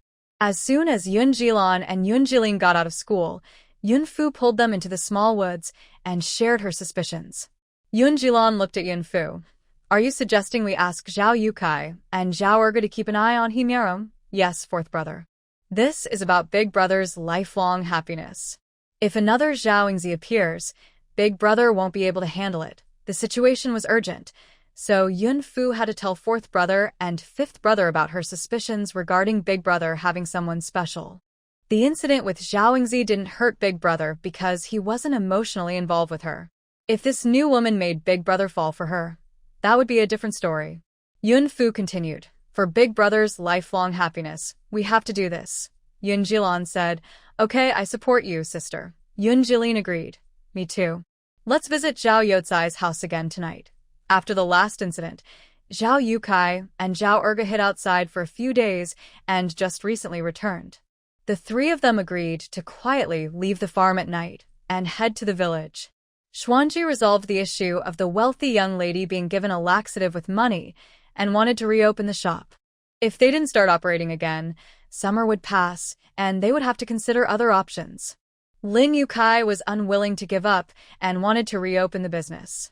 Although his injuries weren't fully healed, he went to the shop and arranged for someone to post a notice outside Xuanji. The notice stated that the incident involving the young lady was false and that she was framed by someone with ill intentions, spreading rumors. When the townspeople saw Xuanji reopening and that the young lady's family didn't cause any trouble, they believed it. Additionally, Lin Yukai set the prices for cold drinks very low, affordable for ordinary families, so once Xuanji started operating again, sales began to soar. Zhao, the shopkeeper, reported the situation to Yun Jingqing, who waved his hand and said, "Let them be. Summer was almost over, and if they didn't let them earn some money, they might act out of desperation." Many townspeople had been craving cold drinks all summer but found them too expensive before. Now that Xuanji had lowered prices, everyone wanted to try them. Although Xuanji's profits were small, selling many items daily allowed them to earn something, which was much better than having no customers at all. This made Lin Yukai very happy. One day, Xie Mingsong came to Yunji, wanting to give a jade bracelet he got from Xie Qian to Yun Fu. However, he was stopped at the door by Anfu again. Having tried several times to enter Yunji without success, Xie Mingsong felt very wronged and almost cried. He asked Nangua, "Why can't I go in?" Nangua didn't understand either, but noticing that Xuanji was doing well lately, he pointed to it and said, "Maybe it's because of your uncle. The things sold at Yunji are similar to those at Xuanji, so they are competitors. If I were the owner of Yunji, I wouldn't let you in either." Xie Mingsong clearly took Nangua's words to heart. Without saying anything else, he entered Xuanji and started causing a scene, startling the customers who were enjoying cold drinks, making them all run away. Wang, the shopkeeper, and the staff at Xuanji could only advise him but dared not stop him. Everyone in Shichiao town knew that Xie Sanyi was the most favored youngest son of the Xie family, and they feared for their lives if they angered him. With no other choice, Wang had to send someone to the Lin residence to invite Lin Yukai, who was at home recovering from his injuries. When Lin Yukai arrived, the shop was in chaos, and all the customers had run away in fear. What made him even angrier was that none of the customers had paid, and manager Wang couldn't stop them. Lin Yukai felt heartbroken but didn't dare to scold Xie Mingsong. "Songer, can you tell your uncle why you smashed the shop?" Xie Mingsong pointed to the opposite Yunji and said, They wouldn't let me in." Upon hearing this, Lin Yukai felt a mix of heartbreak and anger. He thought, if Yunji wouldn't let you in, why did you smash my shop? He realized he couldn't communicate with Xie Mingsong, so he asked Nanhua what happened. "Why didn't you keep an eye on your master?" Nanhua was a bit stunned. He hadn't expected that his words would lead to Xie Mingsong smashing the shop. But with his uncle asking, he didn't dare to tell the truth. "Uncle, I tried to persuade him, but I couldn't stop him. Besides, he is the master, and I am just a servant. I can't force him to listen to me." After Xie Mingsong left, Lin Yukai looked at the mess in the shop. It was just starting to operate, and now it was destroyed. What a situation. He kept thinking about Xie Mingsong's words and realized that he had gone to Yunji first before coming to smash his shop. It must have been those people at Yunji who told Xie Mingsong something that led him to do this. He had someone investigate and learned that the person who stopped Xie Mingsong from entering Yunji was Anfu. Anger surged in his heart. Recently, Yun Jiqian hadn't gone to Shichiao town, but Yun Jingqing had been visiting the shop twice a day. He saw that the shop was being managed well by manager Zhao and that nothing was wrong, so he only went once a day to collect the money and check the accounts, leaving the rest to manager Zhao. That day, manager Zhao rented a carriage and came to Xiling village. After some inquiries, he found the Yun family farm. Yun Jingqing and Lu Shi had just returned from feeding the chickens when they heard the sound of a carriage outside. Lu Shi said, "I'll go take a look." She opened the door and saw manager Zhao standing outside. Seeing his anxious expression, Lu Shi quickly invited him inside. She knew manager Zhao's character. If there wasn't an urgent matter, he wouldn't leave the shop to make this trip. Manager Zhao followed Yun Jingqing into the main room, while Lu Shi went to call Yun Jiqian. In the yard, Yun Fu, who was feeding the lambs, heard the commotion and followed them into the main room. She had a feeling something was wrong. "Boss, I'll be direct. Anfu hasn't come to the shop for 2 days. Since he started working here, he's been smart and capable, and he's a good kid. I was worried something might have happened to him, so I thought about checking the address he left before. But before I could go, his neighbor came by and said he hasn't returned home for 2 days. His parents are not well, and they are at home crying because they can't find their son." Yun Jiqian frowned slightly. "Have you looked in other places?" Zhao said yes. "I arranged for a few people to help search, but we couldn't find him.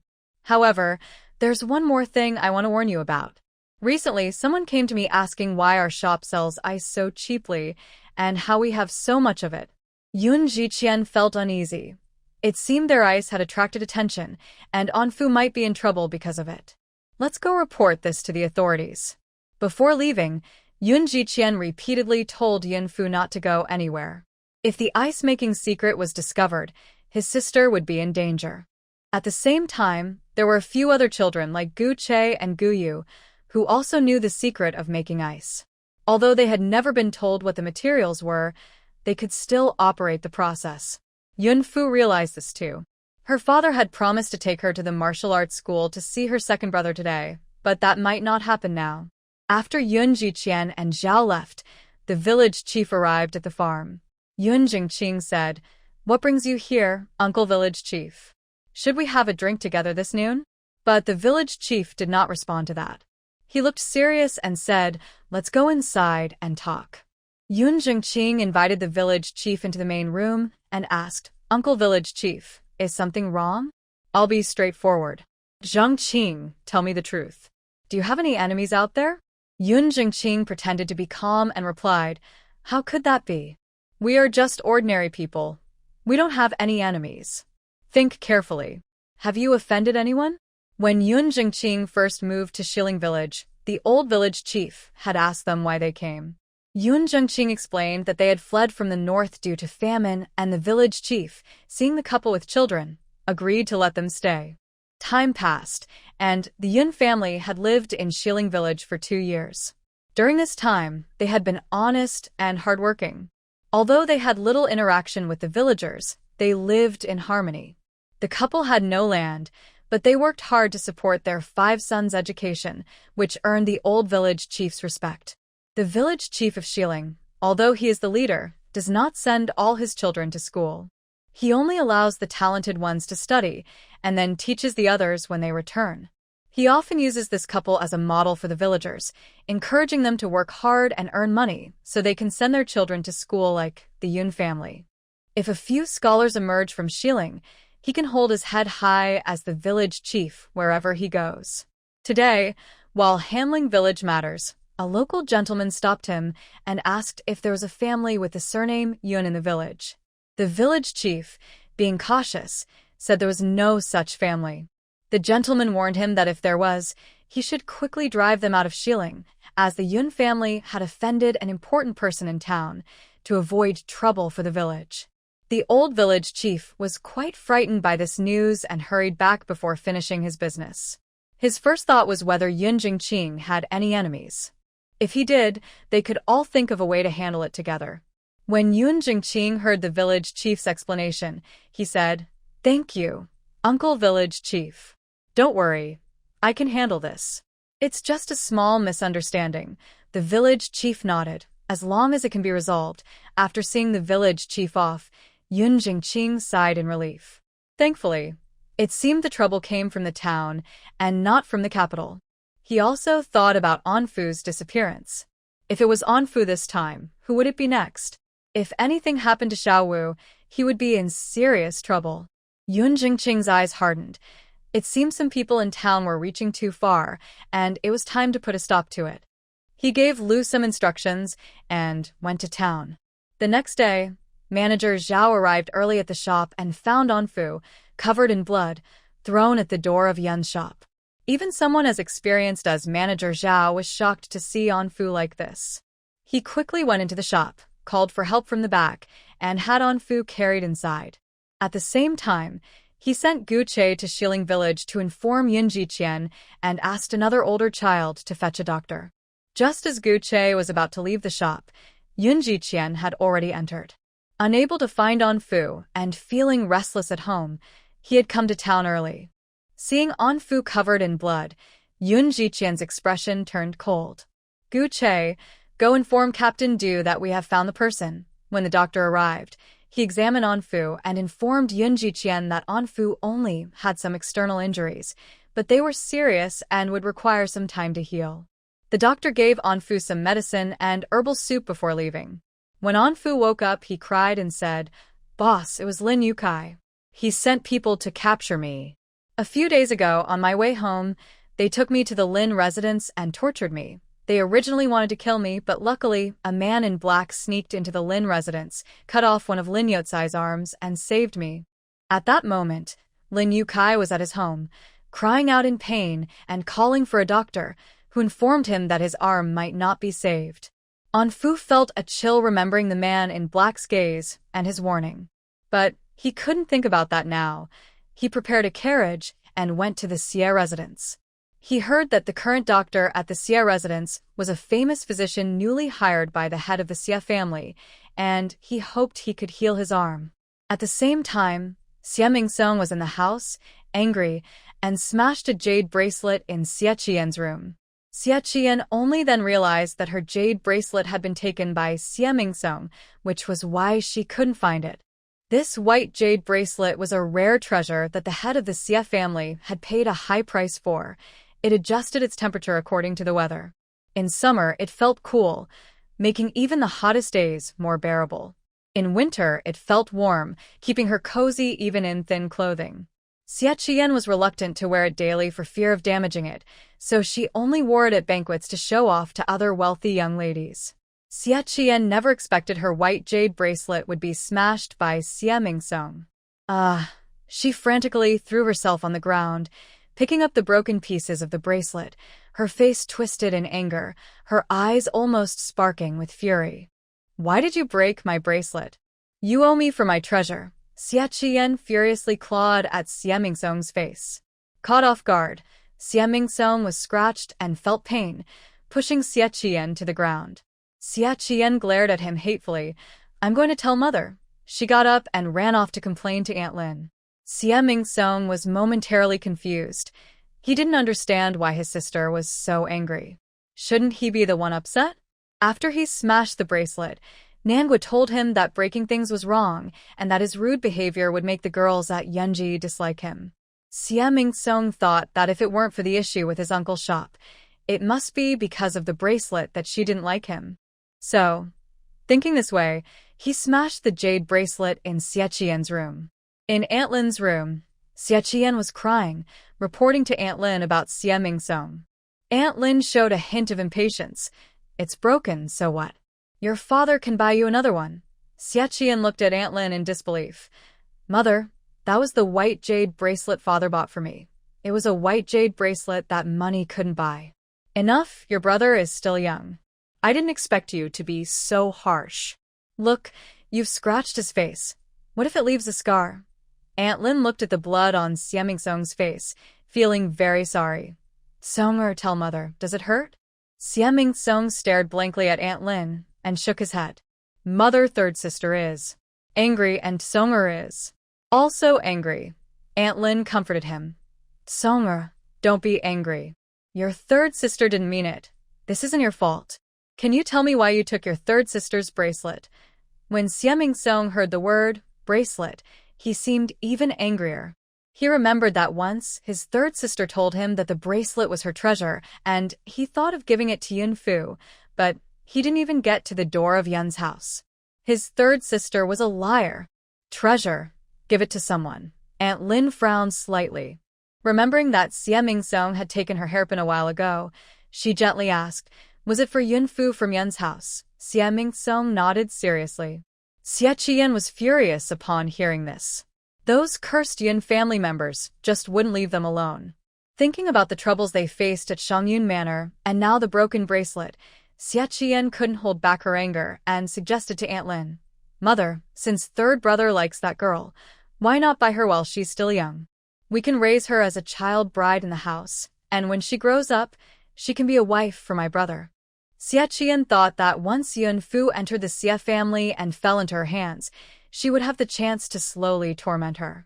She wouldn't give Yun Fu the chance to grow up. Aunt Lin's eyes brightened at her words. It must be said that Xie Qian spoke to her heart. Her Tsonger had never been very clever. If he grew up and needed a wife, he could only marry a clever girl from a poor family or find a maid in the house. Those rich young ladies would probably never want to marry Xie Mingsong.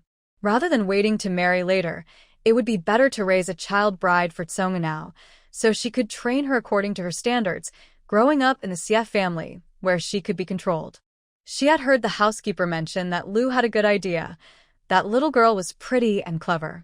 If she could enter the Meiyuan, she would surely be as good as those young ladies when she grew up. Aunt Lin had suggested buying her to be a companion for Yuhua, so Lu's daughter could study, and later she could also serve as a companion for Xie Yuhua, achieving two goals at once. Unexpectedly, Lu flatly refused. When Xie Mingsong heard that Yun Fu would be his bride, he happily clapped his hands and jumped up. A bride. A bride. Aunt Lin looked at Xie Qian and said, the Yun family probably won't agree. They are not the same Yun family that used to serve in the mansion. This was mainly because the Yun shop was profitable. Mother, last time we wanted her to be a maid, the Yun family naturally disagreed, but this time is different. When she grows up, she will be the mistress of the Xie residence, even higher in status than you. Why wouldn't the Yun family agree? What reason do they have to refuse? To be a wife for my third brother is a blessing she earned over 3 lifetimes. Aunt Lin raised her eyebrows slightly. I think it's difficult, Xie Qian scoffed. Mother, if they disagree, then we can just take her. Do the Yun family really dare to oppose the Xie family? Aunt Lin said softly. No, that nobleman may not be living in our residence anymore, but he hasn't left Shichiao town.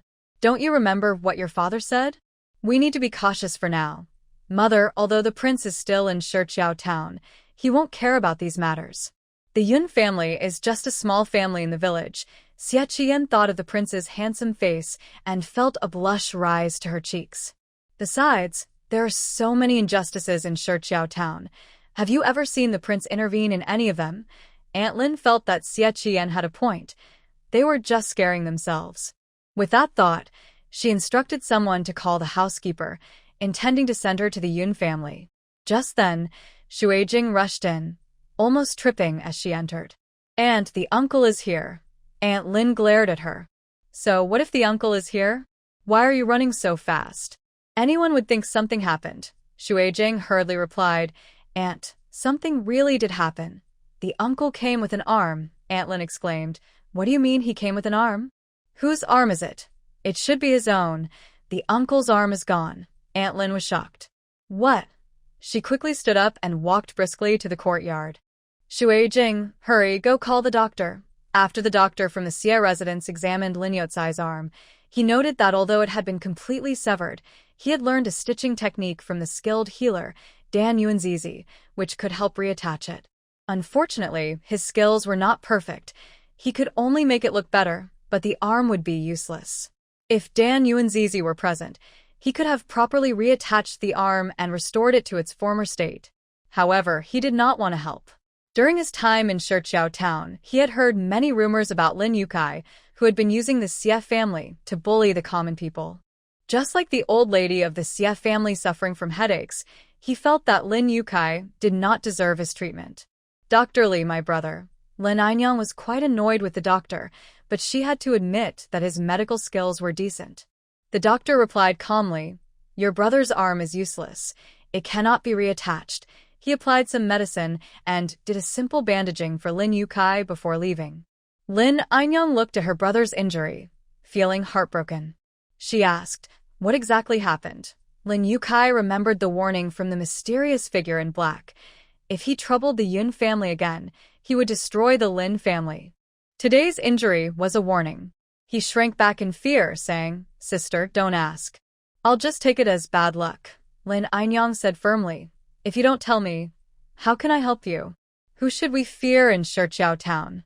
Don't forget that you brought me to the Xie family as a concubine to protect the Lin family from being bullied." Finally, Lin Youcai cried and revealed how the Yun family had mistreated them. Lin Anyang suppressed her anger and softly said, "Brother, go home for now. I will handle this." When Lin Youcai left, Lin Anyang had him take 2 guards from the Xie residence with him. These guards were raised by the Xie family and were skilled in martial arts. With them, Lin Youcai felt more secure.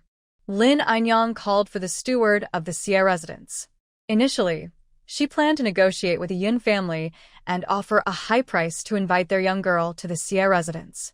However, she changed her mind, filled with hatred for the Yun family. She decided to send someone to the Yun family to capture the girl and make her a plaything for their son, treating her like a pet.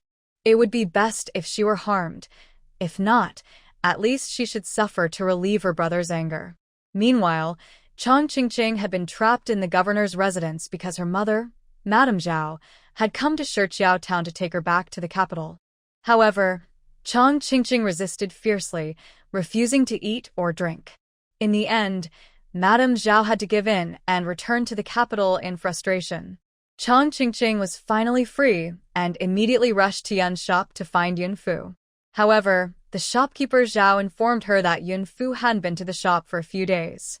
Chang Qingqing asked the shopkeeper for the address of Yun Fu's village and headed to Xiling village. The Yun family's farm was large, surrounded by a fence, with their house built inside the farm. For safety at night, a wall was built outside the house's yard. The wall was tall and there was a door between the wall and the farm. To get from Xiling village to the Yun family's farm, one could enter through the north gate of the farm, which led directly to the Yun family's yard. Chang Qingqing arrived at the Yun family home and knocked on the big door, which was opened by Lu Shi. Lu Shi had seen Chang Qingqing when the shop opened and quickly opened the door to let them bring in the cart. Understanding that she was there to play with Yun Fu, Lu Shi welcomed her. I'll go call Fu out, but Chang Qingqing stopped her, saying, Aunt Yun, I'll go find her myself. Lu Shi knew that children like to play on their own, and that having adults around could make them uncomfortable, so she said, All right, she's not far, under a big tree. Just walk a little further, and you'll find her. Following Lu Shi's directions, Chang Qingqing walked deeper into the farm and saw many roosters searching for worms. Sure enough, it wasn't long before she spotted Yun Fu lying on a hammock under the big tree, seemingly asleep. This hammock was woven by Yun Jingqing for Yun Fu, tied between two big trees, resembling a large cradle. A few little lambs were resting beside the hammock, also dozing off. Chang Qingqing envied Yun Fu for having such a leisurely life, while she was stuck at home learning rules all day. Suddenly, an idea struck her. She could stay here too. If Yun Fu didn't let her stay, she would simply refuse to leave. Determined, Chang Qingqing called out, Fu Fu. Who? Who's calling me? Yun Fu suddenly woke up from her light sleep, wondering how she could hear Chang Qingqing's voice. It seemed she missed Chang Qingqing so much that she was imagining things. She turned over and tried to go back to sleep. Yun Fu. Suddenly, Chang Qingqing's enlarged face appeared in front of her. Yun Fu gave her a light push, saying, You scared me. As she sat up, the hammock swayed. How could you be so heartless? What have you been doing these days? You didn't come to find me. Yun Fu pretended to be angry and turned her head away. Chang Qingqing turned to comfort Yun Fu, saying, Oh, I'm here now. Are you done? Don't be upset. I brought you some tasty snacks from the carriage. Let's go eat. Yun Fu immediately smiled. That's more like it. The two of them climbed into the carriage, and Yun Fu saw it was filled with various treats. Here are your favorite snacks: cloud cakes, mixed dried fruits, sugar strands, wolfberry cakes, pork jerky, persimmon cakes, and Buddha's hand cakes. Yun Fu thought to herself, Wow, it seems like she bought out the whole snack shop. Not holding back, Yun Fu opened the snacks and started tasting them. This one is delicious. You should try this. This one is good too. They enjoyed the snacks in the carriage and then got out to find some water to drink. Just then, Lu Shi had finished cooking, and since Yun Jiqian and Yun Jingqing had not returned yet, she called for them to eat first. Lu Shi thought that kids get hungry quickly, and since Zhang Qingqing was there as a guest, she didn't want to let the children go hungry. At that moment, the two of them let out satisfied burps. Aunt, we're not hungry yet. After saying this, Chang Qingqing urged Yun Fu to take her to see the little lambs Yun Fu was raising. In fact, she was eyeing Yun Fu's hammock and was eager to lie on it. As Chang Qingqing was leaving, she instructed Zhu Lu, You can go back first and tell my grandmother that I want to stay at the Yun family for a few days. Oh, and bring down all the snacks from the carriage.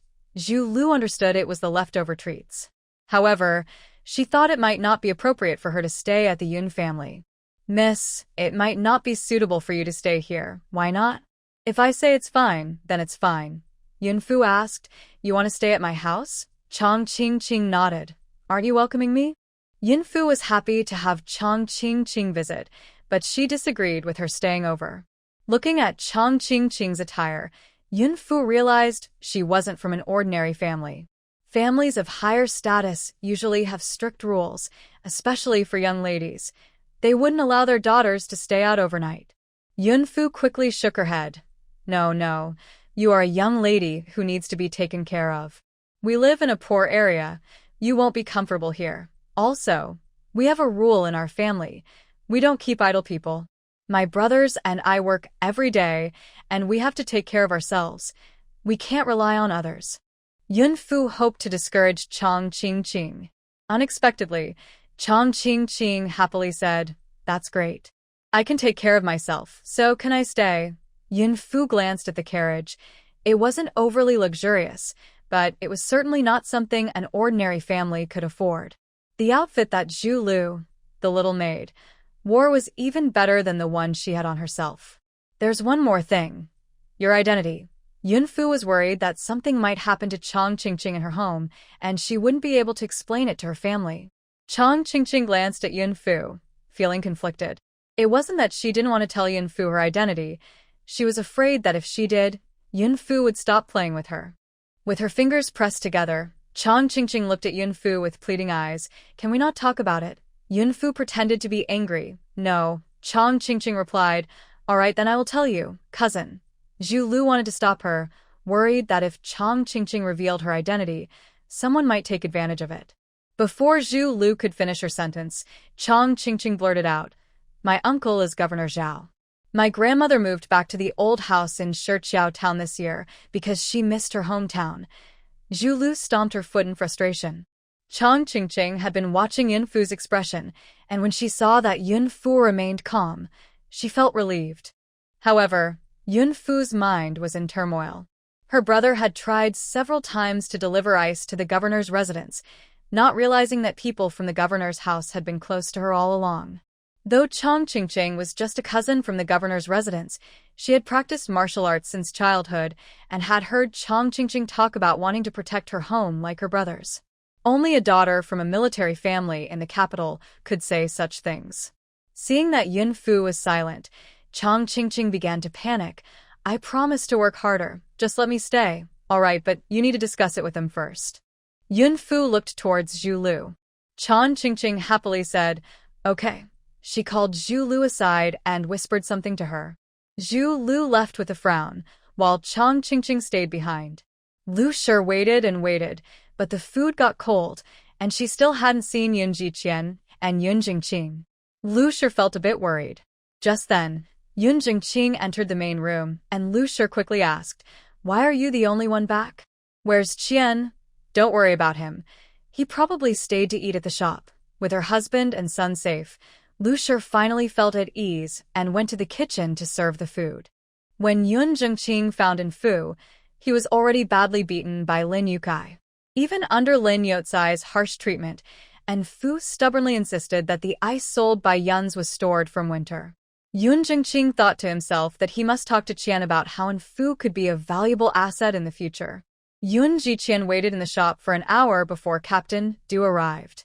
Shopkeeper Zhao directly took Captain Du to the backyard. His expression was somewhat complicated as he looked at Yun Jiqian and said, Since Yun Fu has been found, let's leave it at that. Yun Jiqian thought of something and quickly asked, Brother Du, is it because Lin Yukai had his arm broken? Captain Du's voice was low. Since you already know, think about the reasons behind it. Brother Du, to be honest, we don't know that man in black. If I find out who he is, I will definitely thank him in person. Captain Du did not respond to Yun Jiqian's comment but said, Lin Yukai has reported to the authorities. County Magistrate Kong ordered to arrest Yun Jiqian, but Xiang Qiu repeatedly assured him that Yun Jiqian did not do it. He is just a scholar and has never practiced martial arts. Seeing that Xiang Qiu was disobeying orders, County Magistrate Kong had him punished with 20 strikes. Captain Du pleaded for him and received 10 strikes himself. County Magistrate Kong knew that Du Jin and Xiang Qiu were well-liked, and if he continued to punish them, it would likely cause a rebellion among their subordinates. So, he ordered that this matter could be overlooked, as both families were at fault. If it had to be pursued, both families would be arrested. Although Du Jin and Xiang Qiu were punished, the guards did not use their full strength, so their injuries were not severe. Otherwise, with 20 strikes, Xiang Qiu would have been badly hurt and bedridden for days. Yun Jiqian said, All right, I will listen to Brother Du. That's good. I will head back now. Only then did Yun Jiqian notice that Du Jin was walking awkwardly. He quickly stopped him and asked, Brother Du, what happened to you? Du Jin waved his hand and said, It's nothing, just a minor injury. Brother Du, please be honest. Is it because of our matter that you got into trouble? Seeing he could not hide it any longer, Du Jin said, We couldn't stand County Magistrate Kong's actions and spoke up, so we were punished. You, brother, were hurt the worst, receiving 20 strikes. Yun Jiqian's heart sank. Indeed, he had caused trouble for the two captains. He arranged for Gu Che to take care of Yun Fu while he hurried to the pharmacy to get medicine for Du Jin. When Du Jin arrived at the pharmacy but refused to get off the carriage, it was the first time he had been punished in his career as a captain, and he felt very embarrassed. Yun Jiqian had no choice but to go into the pharmacy himself, buy the best wound medicine, and prepare some herbal medicine. He sent Du Jin back, and then went to visit Xiang Qiu. After leaving the Xiang family, Yun Jiqian sat in the carriage, clenched his fists, and could not calm down for a long time. Since childhood, their parents taught them not to cause trouble and to endure when faced with difficulties, but what they received in return was constant provocation from others. From now on, he would no longer listen to his father or endure. He took a moment to calm himself, then drove the cart to the newly bought house to find Wang Er. Yun Jiqian entered the house and saw Wang Er happily eating. He was clearly in a good mood. Wang Er, was that man in black you? Wang Er put down his chopsticks and looked up at Yun Jiqian. What man in black? Yun Jiqian's brow furrowed slightly. It seemed it wasn't Wang Er, but who else could it be? He speculated that the man in black was just an enemy of Lin Yukai, and Anfu was merely rescued by chance. Yun Jiqian glanced at the food on Wang Er's table and asked, "How's the investigation going?" "No leads," Wang Er replied solemnly. However, last night, there was indeed a ghostly face appearing at the window. By the time I chased it out, there was no one left. What can be confirmed is that there are no ghosts in the house. It should be a person in disguise, likely a woman, who seems to want to scare me away. Yun Jiqian nodded. Have you found out about that maid from the Xie family? Wang Er shook his head. Not yet, but don't worry. I will help you get to the bottom of the house issue first. Yun Jiqian said, I didn't come for that. Wang Er, I'll pay you 2 taels, covering your meals and lodging. You won't have to do anything except ensure the safety of Yunji. Also, when you have free time, teach the kids in the backyard some martial arts. What do you say, will you do it?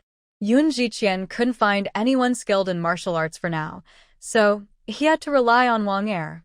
Although Wang Er's skills weren't very high, they were sufficient for Shiqiao Town.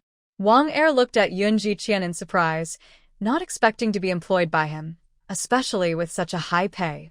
He knew he still had a case against him for injuring Lin Yukai. He couldn't deny that the 2 taels tempted him. At the same time, he felt ashamed for having beaten Yun Jiqian before. Since losing his position at the government office, he had no skills to rely on. Earning even 1 tael was tough, let alone 2. Although he still had some silver, his mother was unwell, and his child was young. If he kept spending without earning, that money wouldn't last long. Aren't you afraid the authorities will find out I'm a Yunji? To put it harshly, the authorities might think I'm being directed by you, and at the least, Yunji could be accused of harboring a criminal. Yun Jiqian replied calmly, the most dangerous place is often the safest place. Wang Er, I'm not afraid. Just tell me if you'll do it or not. Of course, we have to do it. Only a fool wouldn't. Okay, after you finish your meal, go to Yunji and find Manager Zhao. Wang Er pointed to his face. What about my looks? After Yunfu helped Wang Er disguise himself, he never washed his face again. Don't worry. I will bring my sister in a few days to help you with your disguise until your case is resolved. Only then did Wang Er feel relieved. Yun Jiqian gave a few more instructions before leaving. On the night that Chang Qingqing went to the Zhao family farm, she sent away several groups of people sent by old Madame Zhao. Old Madame Zhao had previously sent people to investigate the Yun family and knew they were decent people. She wasn't worried about her granddaughter being mistreated. Instead, she was concerned that Chang Qingqing might cause trouble and bring problems to the Yun family. After all, in the governor's residence, everyone could pamper and love her, but once outside, who would let her have her way? Old Madame Zhao understood her granddaughter very well. Chang Qingqing would only behave a little in front of her grandmother because old Madame Zhao often pretended to be ill. This tactic worked well. Whenever old Madame Zhao pretended to be sick, Chang Qingqing would immediately compromise, and this method even made her learn some manners for a few days. Old Madame Zhao sighed and instructed, since she doesn't want to come back, let it be. Mama Fong, go prepare and send more food and supplies to the Yun family. Have Zhu go along to keep an eye on things. Be careful that Qingqing doesn't cause any trouble. We'll be troubling the Yun couple for these days. By the way, send a cook over too. Qingqing is quite picky, so we don't want to tire out Mrs. Yun. Mama Fong smiled and said, all right, I will take care of it. She thought to herself that her lady still cared a lot for her granddaughter. After receiving the instructions, Mama Fong went to make arrangements. Before long, 3 carriages left the governor's residence heading towards Shilling village. On summer evenings, people often sit under big trees with fans and stools to cool off after dinner. The villagers of Xiling Village did the same. Many children came out to play games like grass fighting, blowing clay whistles, playing house, hide and seek, cockfighting, and bullfighting, creating a lively atmosphere. During the day, when Chang Qingqing heard Wang Yue talk about these games, she was very curious. So, she made plans with Wang Yue to go into the village that night to see the cockfights, bullfights, and grass fights. She thought that cockfighting was when two roosters fought to see which one was stronger, and bullfighting was when two bulls fought. She wondered what grass fighting was. Could grass fight too? After dinner, Chang Qingqing and Yun Fu held hands and went to the village. Yun Fu was not interested in the children's games and usually avoided the village's lively gatherings. However, today she accompanied Chang Qingqing to satisfy her curiosity. When they reached the main street of the village, Wang Yue was already waiting for them and waved as they approached. As the two entered the crowd, they quickly became the center of attention in Xiling Village. Seeing Chang Qingqing's elegant outfit, the villagers speculated about her background. "Look, who is that girl with the Yun family child?" A woman's voice called out, drawing the attention of those who had been looking down or standing far away. Several girls noticed Chang Qingqing's attire, especially the gold longevity lock around her neck, and looked at her with envy and jealousy. At that moment, Chang Qingqing searched around but couldn't find any chickens or cows. She asked Wang Yue, "Where are the chickens and cows?" Wang Yue looked at her in confusion. "What chickens and cows? Aren't you the one who said there would be chicken and bullfights?" Wang Yue stifled a laugh and pointed. "That's the chicken fight, and over there is the bullfight." Chang Qingqing looked over and realized that the chicken fight was just a game where one child stood on one leg and used the other knee to attack. The bullfight involved two children facing each other to see who was stronger. There were also two other children each holding a piece of grass to see whose was sturdier. Is that it? She thought there would be real chickens and cows fighting. At that moment, an 11 or 12-year-old girl approached Chang Qingqing and asked, "Do you dare to fight me?" Wang Yue quickly stepped in front of Chang Qingqing and said, "We're not here to fight. We just came to watch." Zhao Yugu, the cousin of Zhao Yingzi, was from a slightly wealthier family than Wang Yue's. She had enough to eat and wore nicer clothes. Because of this, Zhao Yugu looked down on Wang Yue and often bullied her, so she didn't regard Wang Yue highly. "Move aside, I'm asking her, not you," Zhao Yugu said, pushing Wang Yue aside. Yun Fu asked, "Why are you pushing people?" Zhao Yugu ignored Yun Fu and stared intently at the longevity lock Chang Qingqing was wearing, asking, "Do you dare to fight me?" Although Zhao Yugu's family could afford food, they were reluctant to buy her any expensive jewelry.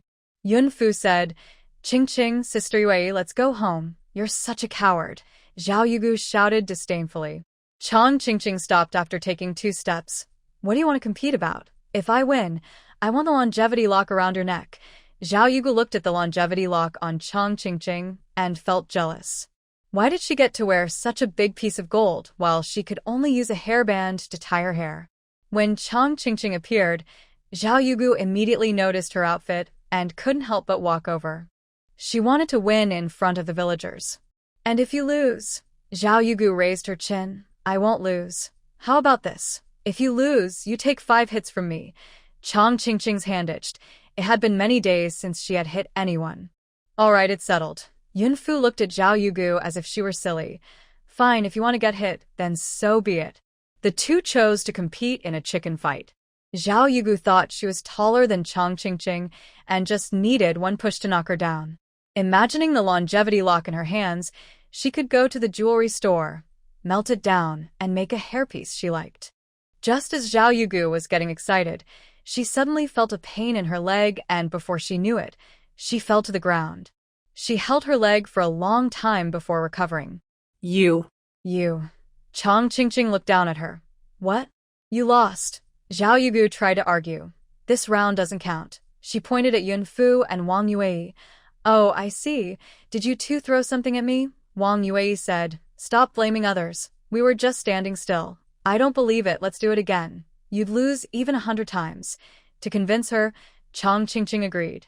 But the commotion from the girls attracted the attention of the villagers, who all looked over. Even the children who were playing stopped to watch. This time, Zhao Yugu chose to compete in a bullfight.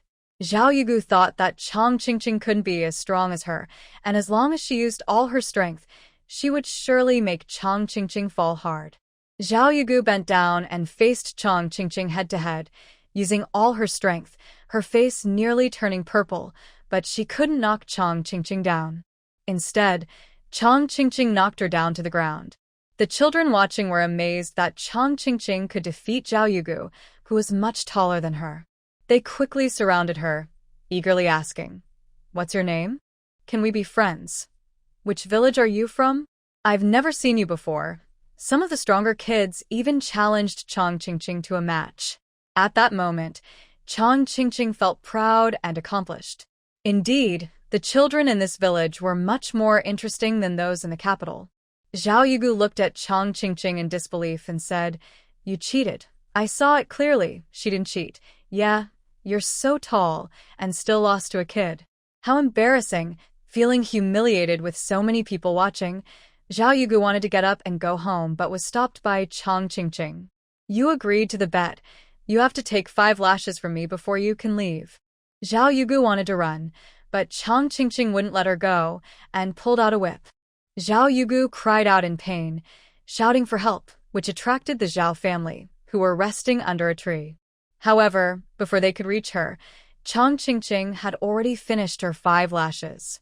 Zhao Yugu saw her mother, aunt, and other relatives and cried, "Mom, I was hit.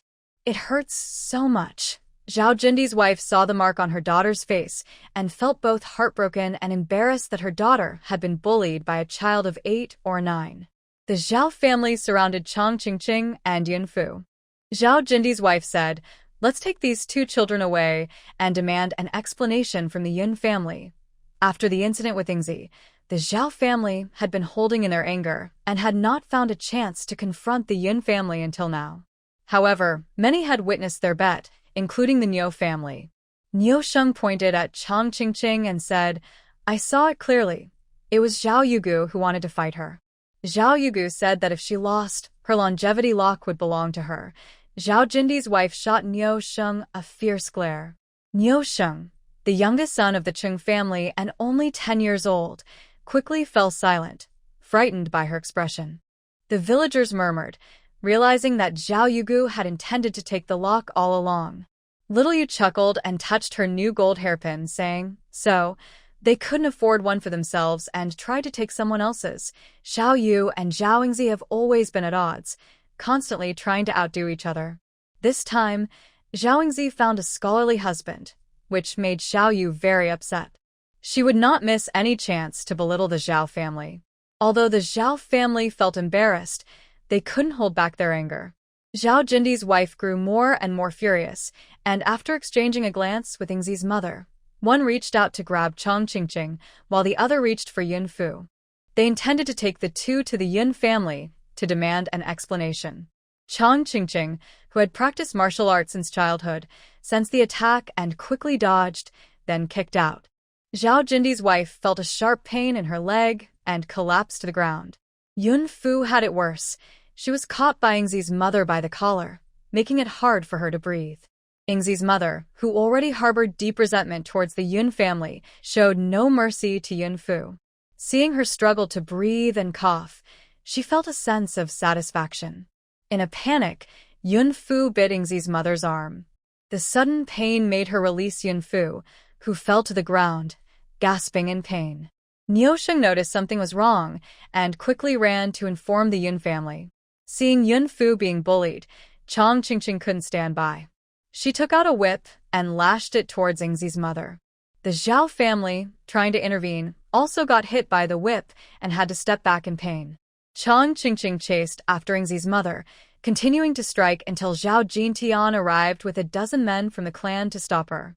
Zhao Jintian saw that Yingzi's mother's clothes were torn to shreds, barely covering her, and if it weren't for the night, she would have lost all dignity.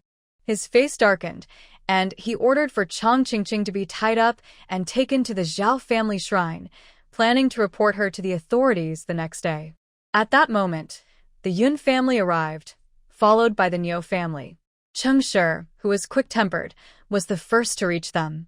Seeing the two children being held down, she shouted, "Zhao family, do you have no shame?"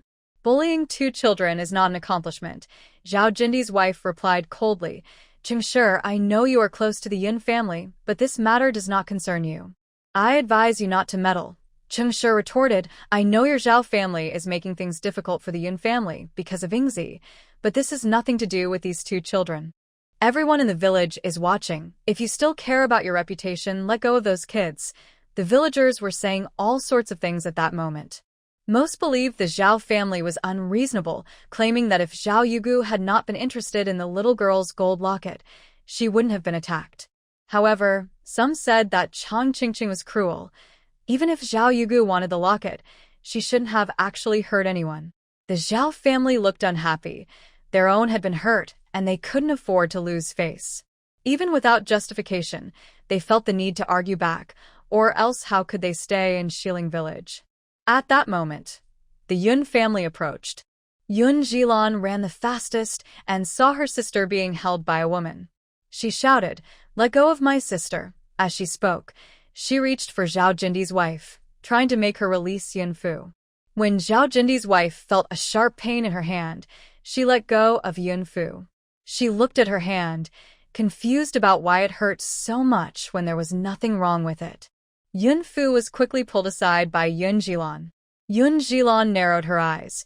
If someone was bullying his sister, then that hand didn't need to be spared. It was the perfect opportunity to test the poisonous herbs he had gathered on the mountain. Yun Jilan asked, "Are you okay, sister?" Yun Fu shook her head and looked toward Chang Qingqing. Seeing her being restrained by several strong men, she wanted to step forward but was stopped by Yun Jingqing, who had just arrived. Yun Jingqing stepped forward and said, "Let go of this child." Zhao Jini snorted and asked, "Who is she to you?" "She's a guest of my family. If there is an issue, you can speak to me, and I will take responsibility for her." Zhao Jindi replied coldly, "She hurt someone, and tomorrow we will take her to the authorities.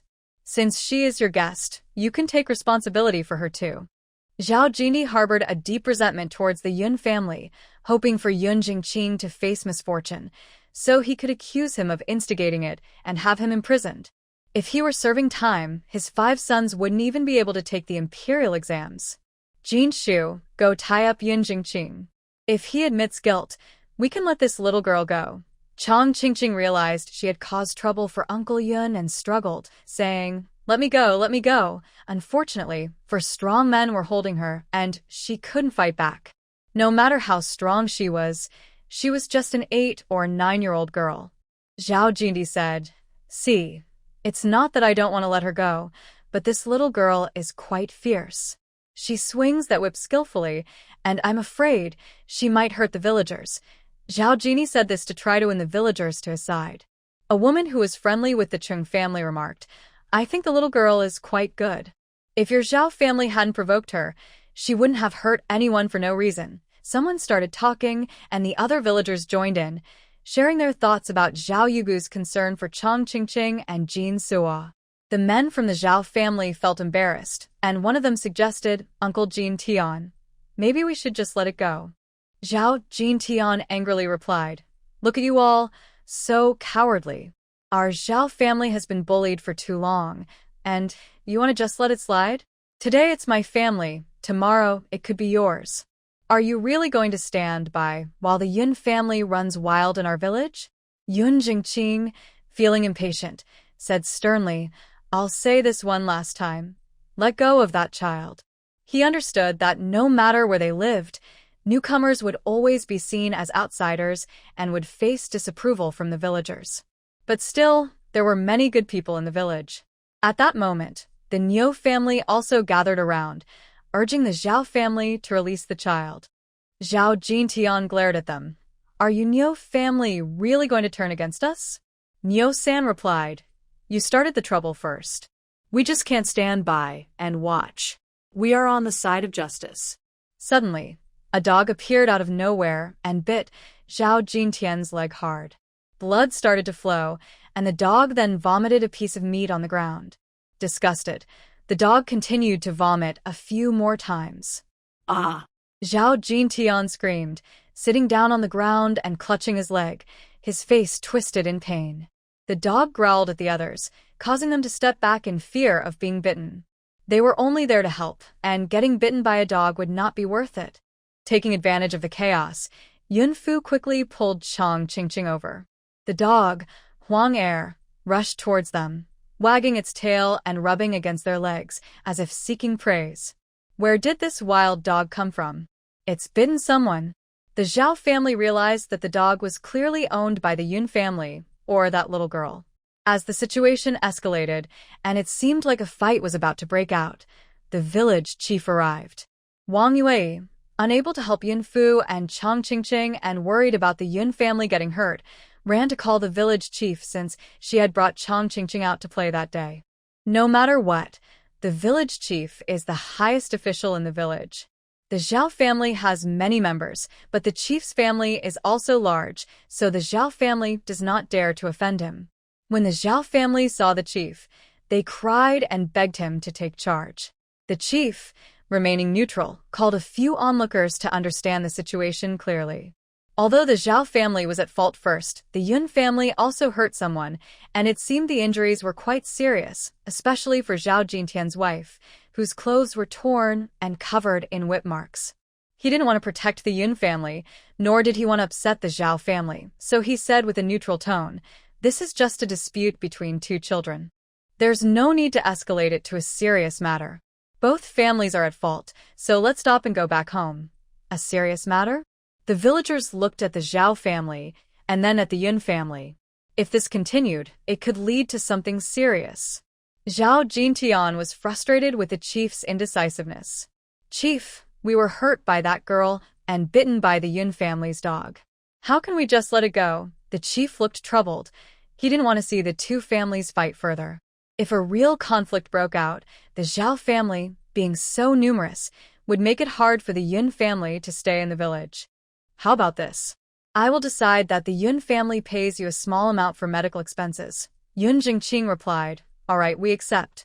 Zhao Jindi, sitting on the ground, pointed at Chang Qingqing and said, "And we want the gold lock she wears, plus the dog's life." He wanted to stew that dog to relieve his anger. Chang Qingqing replied, "In your dreams." For Chang Qingqing, the dog was more than just a pet. When she was in the capital, no one wanted to play with her, but this dog kept her company every day. So when she came to Shiqiao town, she brought nothing but the dog.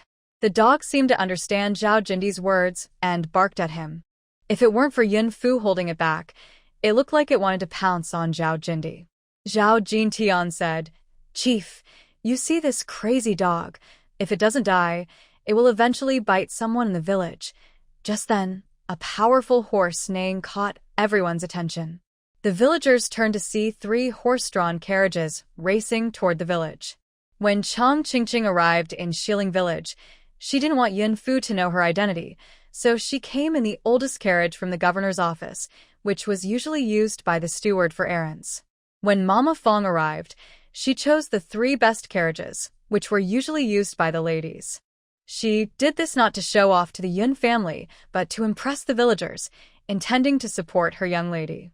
Given her young lady's personality, it was likely that she would cause some trouble in the village, but as long as the governor's office backed her, the villagers would think twice before confronting her. This had a hint of taking advantage of power. At that moment, Zhu Lu heard the commotion ahead and said, "Mama Fong, there are many villagers in front of us. Should we stop?" Mama Fong thought for a moment and replied, "Let's stop. You all distribute some snacks to the villagers."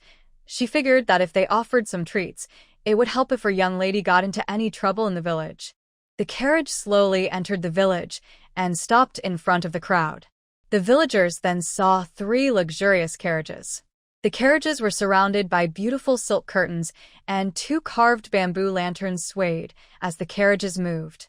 Everyone wondered who had arrived. As the carriage stopped, everyone held their breath to see. Only the Zhao family glared angrily at the Yun family and Chang Qingqing. The curtain was lifted, and 2 maids got down first. Then, with their help, a woman stepped down from the carriage, dressed like a lady from a wealthy family in town. The two maids from the carriage saw Mama Fong get out. Although they didn't understand why she had stopped, they followed her down. Even though the moon was bright in the night sky, Mama Fong did not see Chong Ching-ching. She smiled and said, "Hello, everyone. I hope you've all eaten." This was a common greeting in the countryside. The villagers looked at each other, unsure of what to say. Mama Fong instructed Zhu Lu and the others to open a few bags of snacks to share with everyone. The village chief, seeing Mama Fong's warm demeanor, quickly approached and said, "Madam, I am the village chief of Shiling Village. May I ask why you have come to our village?" Mama Fong smiled and replied, "Oh, I'm just a steward from the governor's office in Shichiao Town, here to deliver some items for our young lady." The village chief was shocked. The governor's daughter was in their village? He suddenly recalled the little girl who had hit someone. She was not only elegantly dressed, but also skilled with a whip. Could she be the governor's daughter? He gasped, relieved that the little girl hadn't suffered any harm earlier, or they would have been in big trouble. The villagers, hearing Mama Fong's words, quietly wondered how the governor's daughter ended up in Shiling Village. Mama Fong looked at their expressions with disdain, thinking they were so easily frightened just by mentioning the governor's office. The true identity of the young lady was far more noble. In the end, it was Huang Er who cleared their confusion as he suddenly dashed toward Mama Fong. The Zhao family members watched with delight, thinking the Yun family was in trouble. If that dog harmed someone from the governor's office, they would see how the Yun family would handle it. Just when they thought the crazy dog would cause harm, Huang Er stopped at Mama Fong's feet, rubbing against her. "Huang Er, didn't I tell you not to follow? How did you get here faster than a horse?"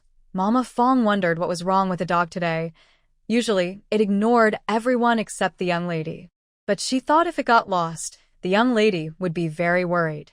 With that in mind, she instructed someone to put a leash on Huang Er and lead it to the carriage. Huang Er quickly ran to stand in front of Chong Ching-ching, barking twice at Mama Fong. Only then did Mama Fong notice Chong Ching-ching standing there.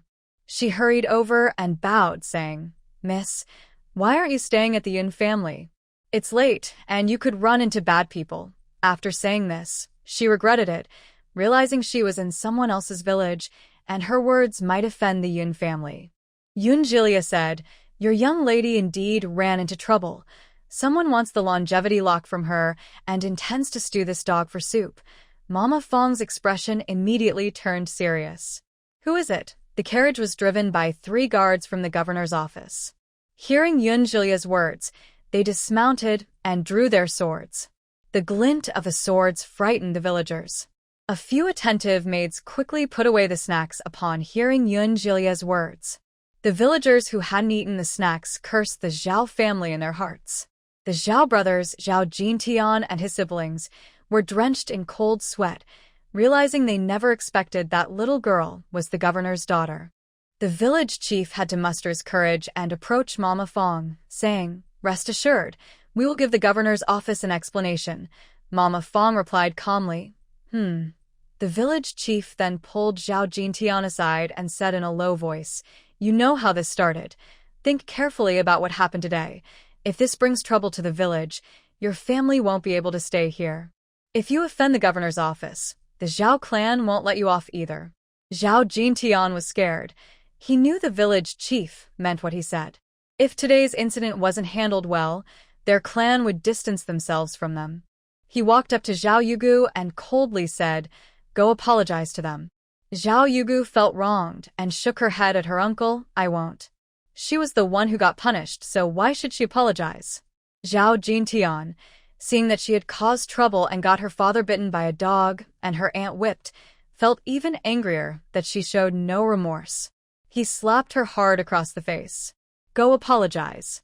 Zhao Yugu's face immediately swelled up. She had never seen her uncle so furious, and she was scared, so she timidly nodded. She walked in front of Chong Ching-ching and Yun Fu, feeling wronged, and with a trembling voice said, "I'm sorry." Mama Fong gently lifted her eyelids and coldly glanced at Zhao Yugu, her tone icy and slightly angry. "What did you do wrong? Speak up clearly." Seeing her like this, it seemed the governor's office was bullying them. This pitiful look was just for show. Mama Fong had brought many servants and maids to the mansion, teaching them the rules. Her faint but commanding presence frightened Zhao Yugu, and she began to cry. Zhao Yugu turned to seek help, but saw her mother scratching her hands nervously, and her father was too busy tending to his leg injury. The other Zhao clan members glared at her, wishing they could tear her apart, so how could they help her? "I'm sorry, I shouldn't have thought about hitting Jin Su." Zhao Yugu said this loudly enough for everyone to hear. The young girl admitted her mistake. If Mama Fong held on to this, it would make the governor's office look petty, which wouldn't be good for their reputation. Besides, it seemed the other girl hadn't suffered much. A maid had whispered something to her, and a woman covered in bruises looked like she had been whipped by the other girl. And the man with the leg injury? She had asked the maid about it, and they said he was bitten by a dog. She took out 2 taels of silver and handed it to the village chief, saying in front of the villagers, "Today's incident was started by them. My young lady could only retaliate after being pushed too far. This 2 taels of silver is compensation for my young lady." Madame Fong glanced at the Zhao family and said, "Just because our young lady is kind doesn't mean our governor's residents can be bullied. If you don't accept this, you can report it to the authorities right now. If our young lady is harmed, I would like to ask if the county magistrate of Shichiao town will take action." County Magistrate Kong was only a 7th-rank official and was no match for the 3rd-rank Zhao governor. Moreover, these ordinary villagers had no choice but to swallow their pride, even if they were unhappy. The village had kicked Zhao Yutian, and he quickly said, "I wouldn't dare, it's all our Yugu's fault." What else could he say? When commoners clash with officials, he wouldn't have enough courage even if he had more. Madame Fong coldly replied, "It's good that you understand. If we find out later that you plan to retaliate against our young lady or the Yun family, don't blame us for being rude." After Madame Fong finished speaking, the villagers murmured among themselves, wondering when the Yun family had become connected to the governor's residence. They heard that Lu used to work for a wealthy family. Could that be when the connection was made? As this thought crossed their minds, they realized they were mistaken. Madame Fong then cheerfully asked, "Is Yun Jingqing here?" Madame Fong thought that since there was trouble involving the young lady and the Yun family must be present as well.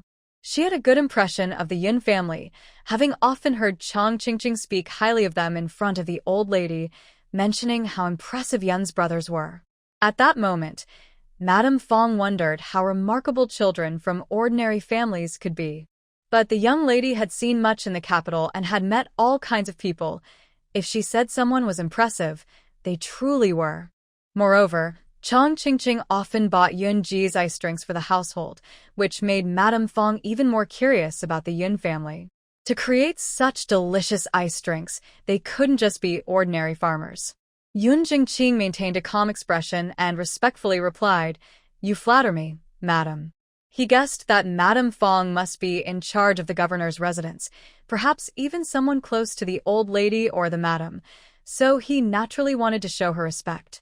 When Madame Fong heard his voice, she turned to examine Yun Jingqing and realized he was indeed extraordinary. Having followed old lady Zhao since childhood, and with her family also being prominent in the capital, she had seen all kinds of people. If someone claimed Yun Jingqing was an ordinary farmer, she wouldn't believe it. Madame Fong smiled and said, "You're too modest, Mr. Yun." Yun Jingqing gestured for her to proceed, saying, "Please, madam." After the people from the Yun family and the governor's office left, the villagers sighed.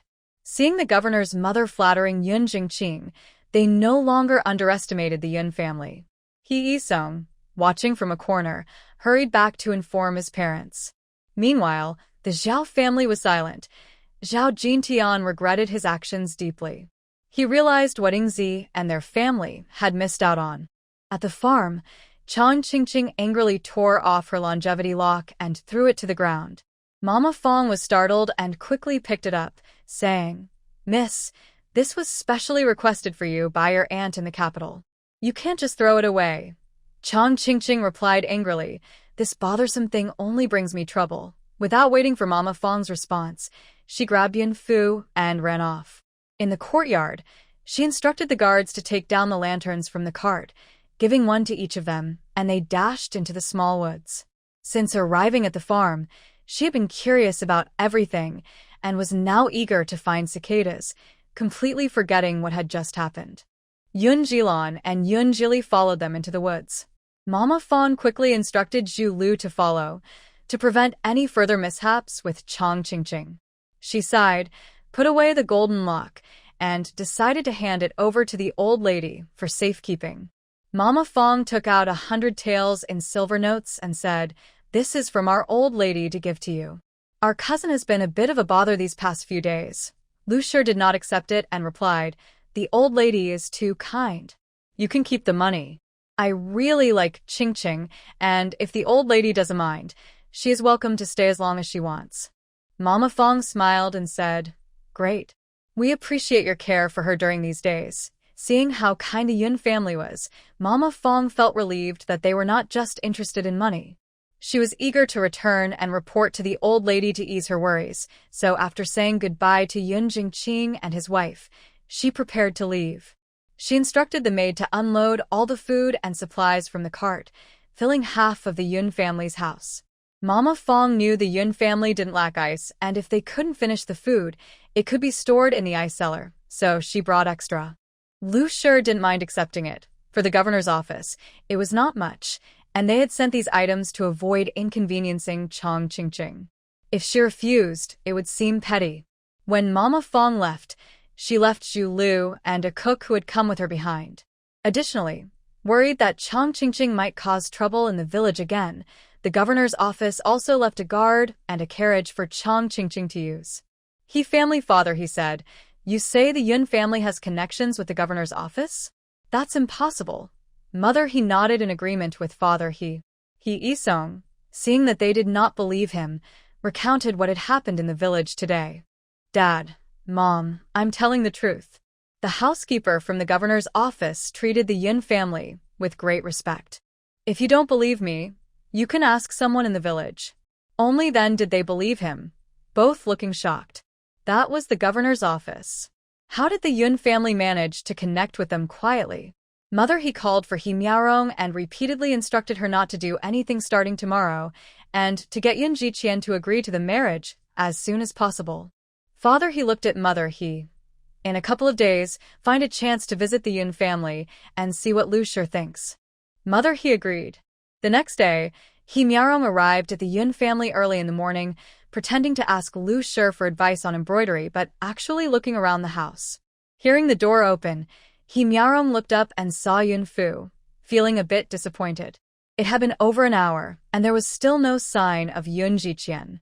Just as she was about to ask Yun Fu, a little girl entered the house, looking about 8 or 9 years old and taller than Yun Fu. Seeing her outfit, He Miaorong immediately realized that this little girl was the young lady from the governor's family that her brother had mentioned. Her eyes lit up, wondering if the girl had an older brother. He Miaorong asked, "Aunt Lu, is she a relative of your family?" Lu Shi glanced at He Miaorong. Yes. In Lu Shi's view, there was no need to explain more to He Miaorong. Just as He Miaorong was trying to get closer to Chang Qingqing, Lu Shi said, "Miaorong, it's getting late. Let's end it here for today." He Miaorong's expression stiffened, feeling wronged. "Okay, Aunt." It was then she realized it was indeed getting late. Time for lunch. She wondered if she had said something wrong. After thinking for a long time, she concluded that she hadn't said anything wrong. To avoid annoying Lu Shi, He Miaorong said, "Aunt Lu, I'll leave now and come back tomorrow to ask you more." Lu was a bit impatient and waved her hand, saying, "I have guests at home these days, so it's not convenient. Let's talk later." He Miaorong was slightly taken aback and quickly understood that Lu didn't want her to come back. She reluctantly packed her embroidery supplies into a basket and left. After He Miaorong left, Yun Fu couldn't help but ask, "Does Mother really like Sister He?" Lu sighed. "Well, mainly your older brother likes her. Does Mother not like her?" Lu's expression was complicated. "I misjudged her." In the past, Lu liked He Miaorong, but after spending more time with her, she felt something was off. He Miaorong clearly didn't like embroidery, yet pretended to enjoy it in front of her. Lu realized too late that He Miaorong had been approaching her under the pretense of asking for embroidery advice with a hidden agenda. Thinking back to how shy He Miaorong acted around Yun Jiqian, it became clear that she was interested in her son. She was quite the actress, managing to deceive Lu completely. Lu even wondered if He Miaorong's near-drowning incident was fake. When He Miaorong visited the Yun family today, Lu repeatedly asked if she liked embroidery, and she insisted that she did, which made Lu thoroughly annoyed with her. Chang Qingqing said, "I don't like that woman." When Chang Qingqing entered, He Miaorong stared at her as if she were prey, and Chang Qingqing could feel it. "Maybe your brother doesn't really like her," Yunfu suggested, waiting for Zhao Yukai and Zhao Erga to reply. Seeing that it was getting late, Lu worried the children might go hungry and decided to start cooking.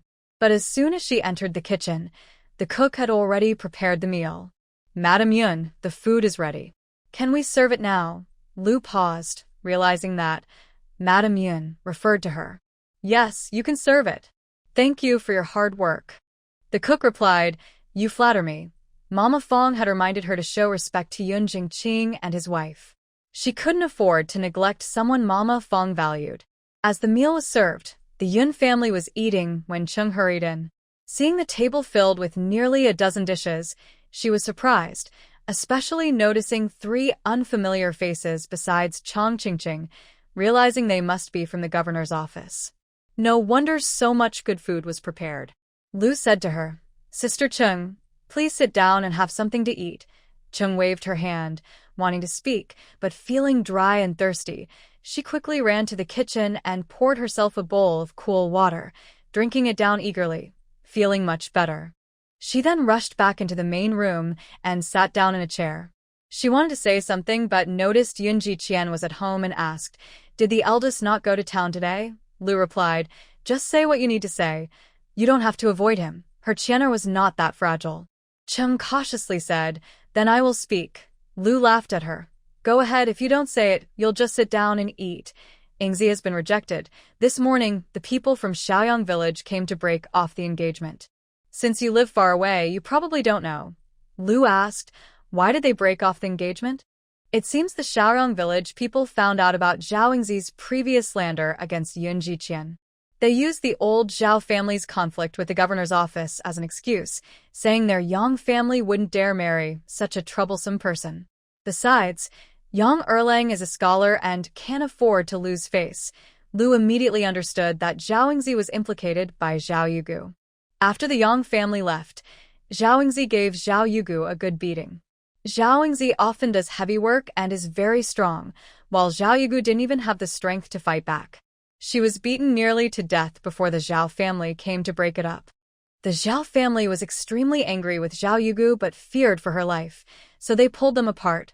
Lu smiled quietly, without speaking. She thought to herself, with Zhao Ingzi's pride, losing such a good match will surely make her seek revenge on Zhao Yugu. Chun continued, "There's another strange thing. Since last night, Zhao Jindi's wife has been scratching her hands until her skin has become raw, yet she can't stop scratching." Lu replied casually, "Did she not see a doctor? The Zhao family took her to town and the doctor said she was fine." Chung said, "Do you think she has done too many bad things and is facing retribution?" Lu did not respond. At that moment, Yun Fu suddenly remembered that last night, her 4th brother had scratched Zhao Jindi's wife's hands, and she understood. Just then, Yun Jiqian finished eating and stood up, saying, "And you all continue your conversation." "Okay." Seeing Yun Jiqian leave, Ching asked, "Is the eldest okay?" Lu answered, "Qianer is preparing for the courtyard exam." He went back to review his studies. Ching chatted with Lu for a while longer before leaving. After Yun Fu and Chang Qingqing finished eating, they said goodbye to Lu Shi and went into the forest to digest their food. Zhu Lu was worried and wanted to follow them, but Chang Qingqing sent her off to do something else. However, a guard from the governor's mansion stayed back and followed the two from a distance. Chang Qingqing had her eye on Yun Fu's hammock and insisted that Yun Jingqing make one for her as well. Once they entered the forest, she immediately climbed into the hammock. Yun Fu got into another hammock. At that moment, a figure appeared in the woods, observing them from under a tree for a long time. He looked at Yun Fu and then at Chang Qingqing. feeling uncertain. He scratched his head, wondering which child was Yunfu. After hesitating, he decided that Chang Qingqing was the target of the Xie family. He thought that the young lady from Yun's shop wouldn't be dressed so poorly, while the other girl clearly looked like an ordinary village girl. With that in mind, he suddenly rushed forward, intending to grab Chang Qingqing and take her away. Chang Qingqing sensed the presence of a stranger and felt danger, so she quickly became alert. She performed a quick move to dodge the man's outstretched hand. Standing on the other side of the hammock, Chang Qingqing swung it around, throwing it over the man's head, and then pulled out a whip to strike him. The man was caught off guard and got tangled in the hammock, receiving a flurry of hits. At that moment, he realized he had probably mistaken the children. The woman had told him that the Yun family was just from the countryside and had only made a little money. How could this little girl be so skilled? He thought that if she hadn't trained for 3 or 4 years, he wouldn't believe it. Yunfu picked up a stick from the ground and threw it at the man. "Please spare me, young lady," the man pleaded. Yunfu asked, "Who are you?" The man quickly replied, "Little girl, please stop. I'm just passing by. I have candy for you." Seeing he was trying to trick them with candy, they hit him even harder. The man finally broke free from the hammock and started fighting with Chang Qingqing. Huang Er, who was watching over the sheep nearby, heard the commotion and ran over, barking loudly at the man, which attracted the guards from the governor's mansion who were not far away. The guards jumped down from the trees and rushed towards Chang Qingqing. In just 3 moves, they subdued the man. One of the guards pointed his sword at the man and said, "Tell us who you are. How dare you oppose the governor's mansion? Let's see how many lives you have left." The man was stunned. Hadn't the woman said that Yunfu was just a country girl? How had it turned into a matter involving the governor's mansion? Aren't these two the ones? He clearly inquired. This is the Yun family's farm. He suddenly broke out in a cold sweat and hurriedly explained, "Please spare me, big brother. How could I go against the governor's office? Even if I had more courage, I wouldn't dare. I am from the Xie family, here to catch the Yun family's girl. It's my fault. It's my fault. I mistook the person. I beg you, big brother, spare me, and I beg the young lady for mercy." Chang Qingqing looked at Yunfu, silently asking, "Why is the Xie family after you?" Yunfu shook her head. "I don't know." Chang Qingqing said coldly, "What do you want with the Yun family's girl?" The Xie family guard realized he had misspoken and quickly corrected himself. No, I'm not capturing anyone. I just happened to pass by and saw this forest, thinking I would cool off here." The governor's guard kicked him, saying, "Speak. If you don't tell the truth, I'll take your head." The Xie family guard trembled at the sight of the shining sword, thinking he was just a guard and didn't need to risk his life for the Xie family. He immediately confessed everything and threw Aunt Lin under the bus. The more Yunfu listened, the more disgusted she became. Originally, she felt sympathy for Xie Mingsong and thought it would be unfair to him if she exposed his background after finding hiding. But now, she no longer felt that way. Chang Qingqing said, "Let's lock him up and throw him in the sheep pen to keep him company with the sheep. Just give him some food daily so he doesn't starve." After the governor's guards took the man away, Chang Qingqing asked, "Should we tell Uncle Yun and Aunt Lu?" Yunfu thought for a moment and replied, "Let's not tell them for now. You know my parents are just ordinary farmers and have no martial skills. Even if we told them, they would only worry." Chang Qingqing said, Fu, just say the word, and I can have the governor's office intervene." Yunfu waved her hand, saying, No need. She didn't want the governor's office to misunderstand and think the Yun family was getting close to Chang Qingqing for their own benefit. "All right then, just be careful." Chang Qingqing thought to herself that, indeed, Yunfu was like her, wanting to solve problems on her own without involving her background. Meanwhile, those so-called young ladies in the capital would just cry and look for their parents when faced with trouble. Yunfu looked at Chang Qingqing with bright eyes and said, "Why don't you teach me martial arts?" In her past life, she envied those skilled in martial arts who could leap and climb. However, she had no opportunity to learn as a child, and by the time she earned money to hire a martial arts teacher as an adult, her body had already stiffened. The teacher said it was too late, which became her lifelong regret. Chang Qingqing's eyes lit up with joy. Really? Do Uncle Yun and Aunt Lu agree? Of course they agree. Why wouldn't they? That's great. I'll teach you how to use the whip. Suddenly, Chang Qingqing felt a bit down. She envied Yun Fu. No matter what she did, her parents always supported her, while her own parents opposed everything she wanted to do. They only wanted to raise her to be a delicate young lady, but seeing those pretentious young ladies made her feel uncomfortable. Chang Qingqing demonstrated a few simple moves and encouraged Yun Fu to try. Yun Fu wasn't interested in the whip. She preferred using a sword. Still, she gave it a few tries but ended up hitting her own arm with the long whip, causing it to swell and turn red. Despite the pain, she continued practicing, not wanting Chang Qingqing to think less of her. After a session with the whip, Yun Fu hadn't learned anything and only ended up hurting herself. She realized she couldn't keep practicing like this.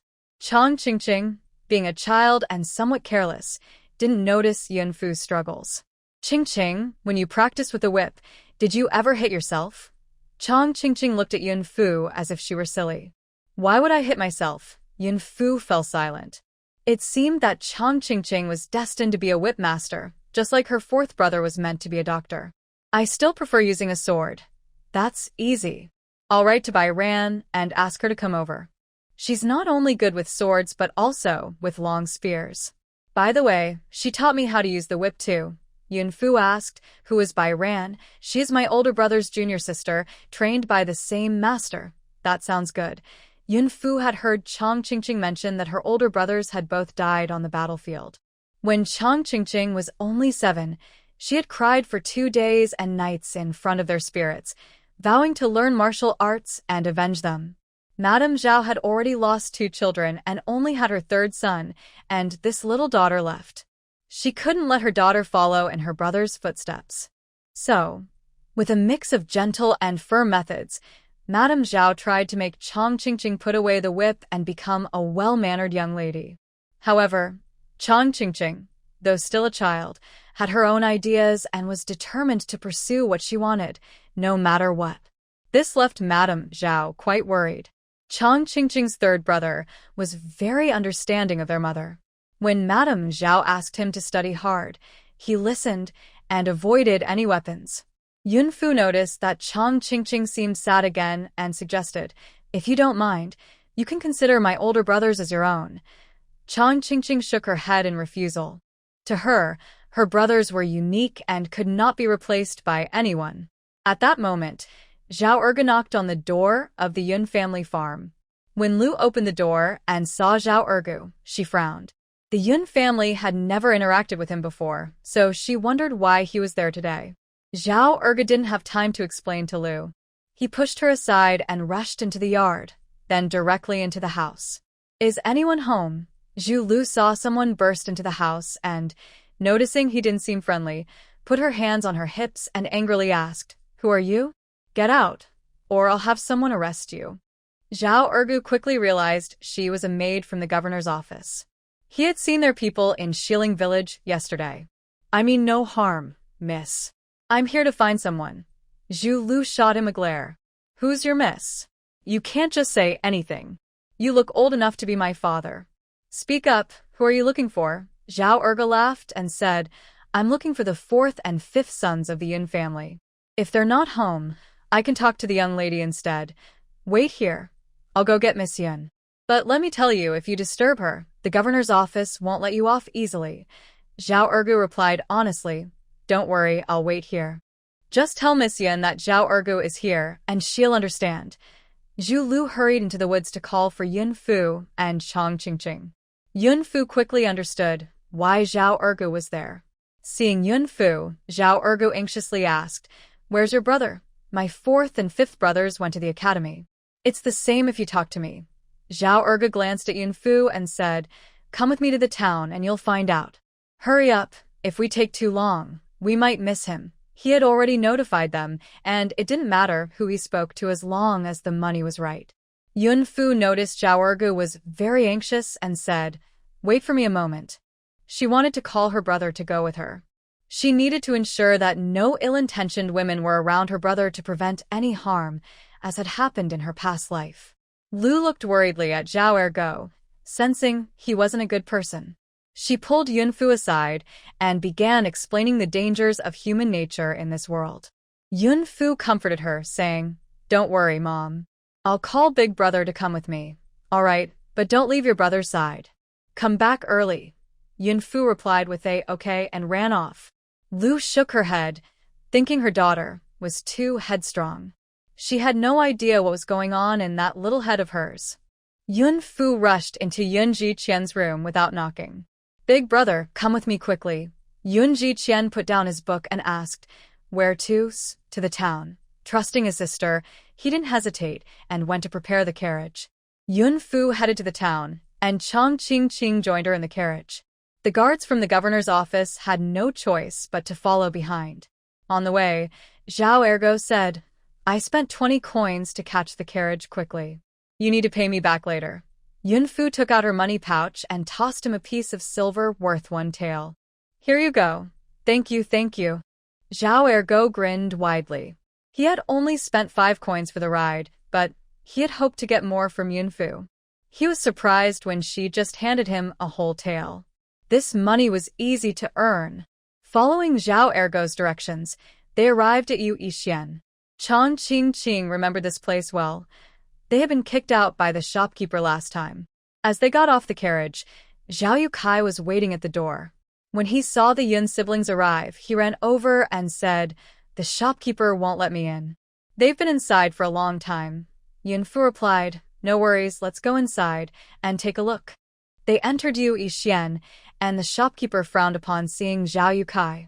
"What are you doing here again?" Remembering he was with the Yun family and a young lady from the governor's office, Zhao Yukai straightened up and said proudly, "Can't you see our lady is here to buy jewelry?" He completely dropped the earlier submissive attitude. The shopkeeper, noticing Zhao Yukai's shabby clothes, looked down on them and sneered at Chang Qingqing and Yunfu. Just them? He remembered these 2 kids. They were the troublemakers from last time. In a fit of anger, he pushed Yunfu and the others, shouting, "Get out. You're not welcome here." The scene was quite intense. Customers in the jewelry store turned to look when they heard the commotion. Seeing this, the guards from the governor's office quickly stepped forward, drawing their swords and pointing them at the store manager, saying, "You have quite a bold attitude. Who gave you the courage to push our governor's daughter? Call your boss out here." When the store manager heard they were from the governor's office, he initially thought the guards were just trying to intimidate him and were pretending to be someone they weren't. He was about to scold them, but when he turned around and saw their uniforms, he immediately fell silent. He quickly pretended to slap himself, saying, "I'm sorry. I was mistaken. I didn't recognize your authority." Seeing this, the guards put away their swords. The manager then changed to a friendly smile, saying, "Please come in." The guard replied, "Let our lady enter first." The manager then realized he had underestimated the situation. The girl who had caused trouble in the store before was actually the governor's daughter.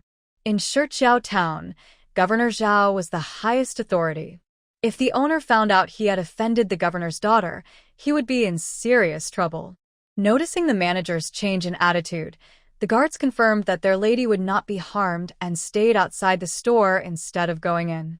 Zhao Yukai and Zhao Ergu were visiting such a place for the first time, their eyes curiously darting around. However, after Yun Jiqian shot them a warning glance to behave, they stopped looking around. Although Yun Jiqian didn't understand why his sister wanted to come to Yixuan, he knew she had her reasons for bringing him along. However, he noticed that his sister seemed very familiar with Zhao Yukai and Zhao Ergu. Remembering how the 2 had slandered Zhao Yingzi last time, he figured his sister must have helped clear his name. But what was the reason this time? It seemed that while he was unaware, his sister had done a lot for him. This thought touched his heart, causing his eyes to momentarily well up. Yunfu didn't see He Miaorong on the first floor. If she were there, the noise at the entrance would have surely drawn her out. So, she must be on the 2nd floor. Thinking this, Yunfu went straight up to the 2nd floor, followed by the others. The manager, worried that his staff might not serve well, also went upstairs. As soon as Yun Fu stepped onto the second floor, she spotted Hee Myarong. At her counter, there were several pieces of jewelry, and she seemed to be very close to a scholar, playfully asking him to buy her some jewelry. Yun Fu turned to look at her brother, only to see him with a blank expression. Did he not recognize Hee Myarong? Yun Fu tugged at Yun Jiqian's sleeve and pointed at Hee Myarong, saying, "Big brother, look, it's Sister Hee." Yun Jiqian glanced in the direction Yun Fu was pointing and replied calmly, "She must be here to buy jewelry too. Let's focus on our own shopping." Seeing that her brother showed no sign of sadness, Yun Fu realized that his heart belonged to someone else, not Hee Myarong. Noticing his sister's relieved expression, Yun Jiqian suddenly smiled. "You little clever one. You didn't bring me here to see her, did you?" Yun Fu cautiously nodded. "Since we're here, let's buy something." Yun Jiqian thought that he had never given his sister a proper gift. "Shopkeeper, do you have jewelry suitable for girls her age?" The shopkeeper nodded eagerly, smiling broadly. Yes, I'll take you there right away." The shopkeeper led them to a section filled with jewelry for girls under 13. Yun Fu thought to herself, no wonder they didn't see any suitable jewelry last time on the first floor. It was all on the second floor.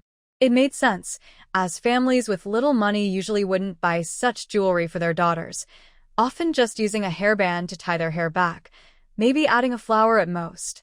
Even for hairbands, they would buy them at markets, not places like Yui Pavilion. Wealthy families, on the other hand, would likely buy jewelry for their daughters, and they would naturally look for higher-end items on the second floor. In business, it's important to plan according to market demand. Yun Fu thought that living in the village, there was no need to wear expensive-looking jewelry, as it could attract thieves. So she chose 2 circular jade rings. The design of the jade rings was clever and showed thoughtfulness. These 2 rings could be separated or worn together, suggesting that the designer might have 2 children or a close sibling, reflecting their care. Yun Jiqian, however, was drawn to some small hairpins for girls, adorned with rubies, thinking they would look lovely on his sister.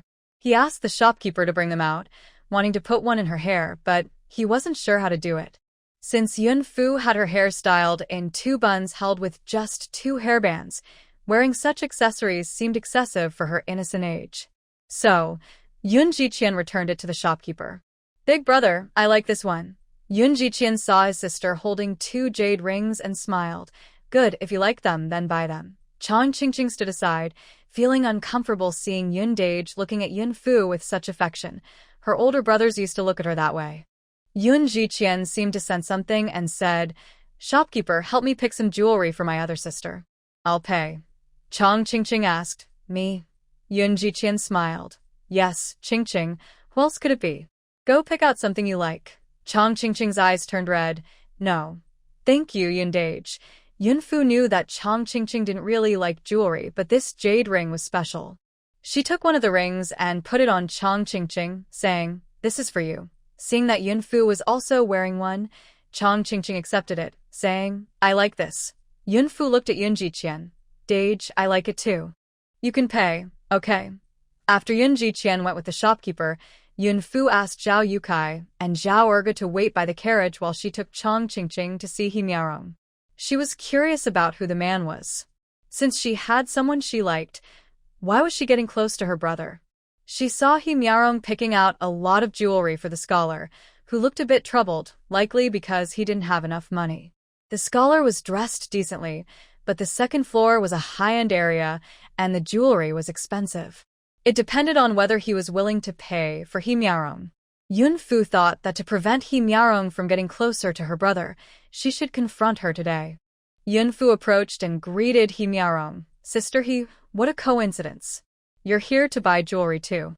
"Who is this brother?" Hee Myarong was startled by the voice and awkwardly replied, "Yes." "What a coincidence." Yun Fu glanced at the jewelry Hee Myarong had chosen and said, "Sister Hee, you're buying so much. Is this brother paying for it?"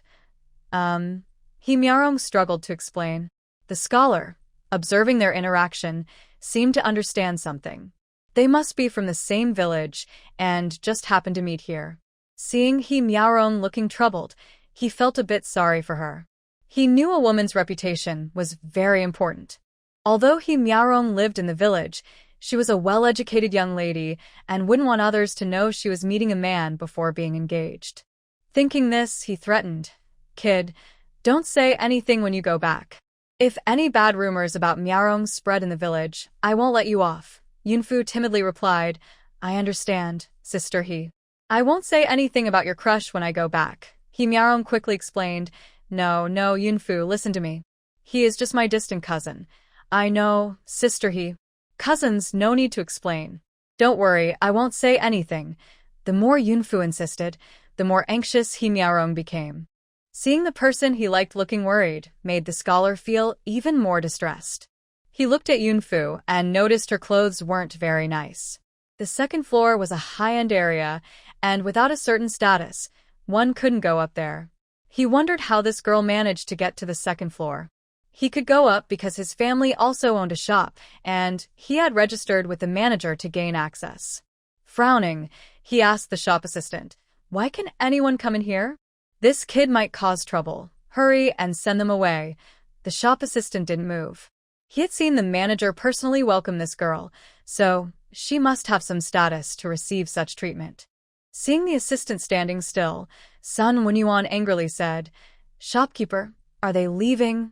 Or am I?"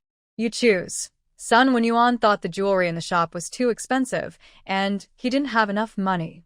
He was worried about finding an excuse to leave when this kid offered him one. The shop assistant didn't want to offend either side, and was in a dilemma.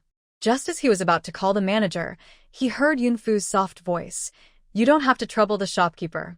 If you buy all the jewelry on the counter, we will leave the shop now and never come back to Yui Pavilion." Seeing the scholar about to get angry, the shop assistant quickly advised, "Young master son, I think she's right. With your abilities, these pieces of jewelry are just a small matter for you. You can easily afford them." Sun Wenyuan felt stuck in a difficult situation. If he bought them, he didn't have enough money. His old father only ran an oil shop, and all the earnings went to him, leaving little at home. If he sent the assistant to get money from home, it would probably lead to a scolding. But if he didn't buy them, he worried about disappointing Miarong. He felt like he was being grilled over a fire, and soon, beads of sweat appeared on his forehead. He said to Miarong, "Miarong, how about we go look somewhere else?" As soon as Sun Wenyuan finished speaking, he heard some murmurs from onlookers, with one customer saying, "If you don't have that much money, why act so important?" Sun Wenyuan's face turned red and pale. He had no choice but to agree and buy one item for Miarong. At that moment, Miarong noticed Yun Jiqian walking over from a distance, holding a beautiful hairpin that seemed quite valuable, and her face turned red. She softly said, "If it's not convenient for you, Mr. Sun, then you don't have to buy it." Miarong. Sun Wenyuan felt touched and looked at Miarong with warm eyes, thinking she was very understanding. He had suggested buying jewelry, but after arriving at Yui Pavilion, he realized how expensive women's accessories were and found he didn't have enough money to buy even one. Miarong ignored him and went to greet Yun Jiqian, her eyes fixed on the hairpin in his hand. "Brother Yun, you're here too." Yun Jiqian nodded. Seeing that Yun Jiqian had no intention of giving her the hairpin, Miarong felt a bit annoyed. Sun Wenyuan noticed that Miarong knew Yun Jiqian and even called him Brother Yun, which made him feel jealous. He stepped forward and said, "Isn't that Yun Jiqian? I heard you couldn't pay your tuition and got dismissed from the academy. Do you want me to lend you some money for it?" His voice was filled with disdain. Sun Wenyuan and Yun Jiqian were classmates at Shigu Academy, but Yun Jiqian always outperformed him academically. Yun Jiqian was also kind to others, and everyone liked to be close to him. Sun Wenyuan couldn't stand Yun Jiqian, thinking he was just pretending to be important, a poor student from a farming family who couldn't even afford a meal, not worth his time.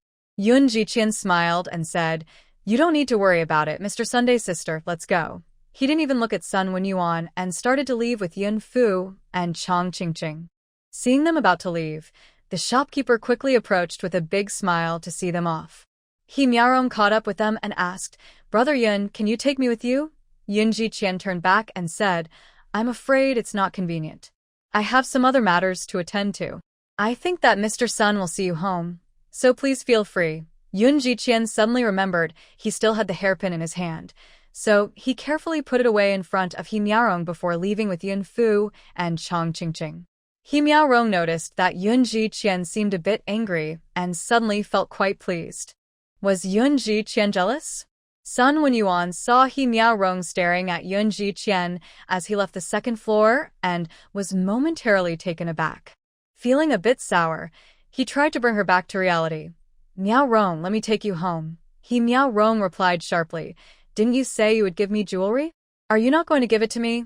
Sun Wenyuan was caught off guard and asked, Miaorong, didn't you say you weren't going to buy anything? Even Yun Jiqian, who can't afford the bride price, can buy a hairpin from you, Yi Xian. You, a wealthy young master, can't even buy a hairpin.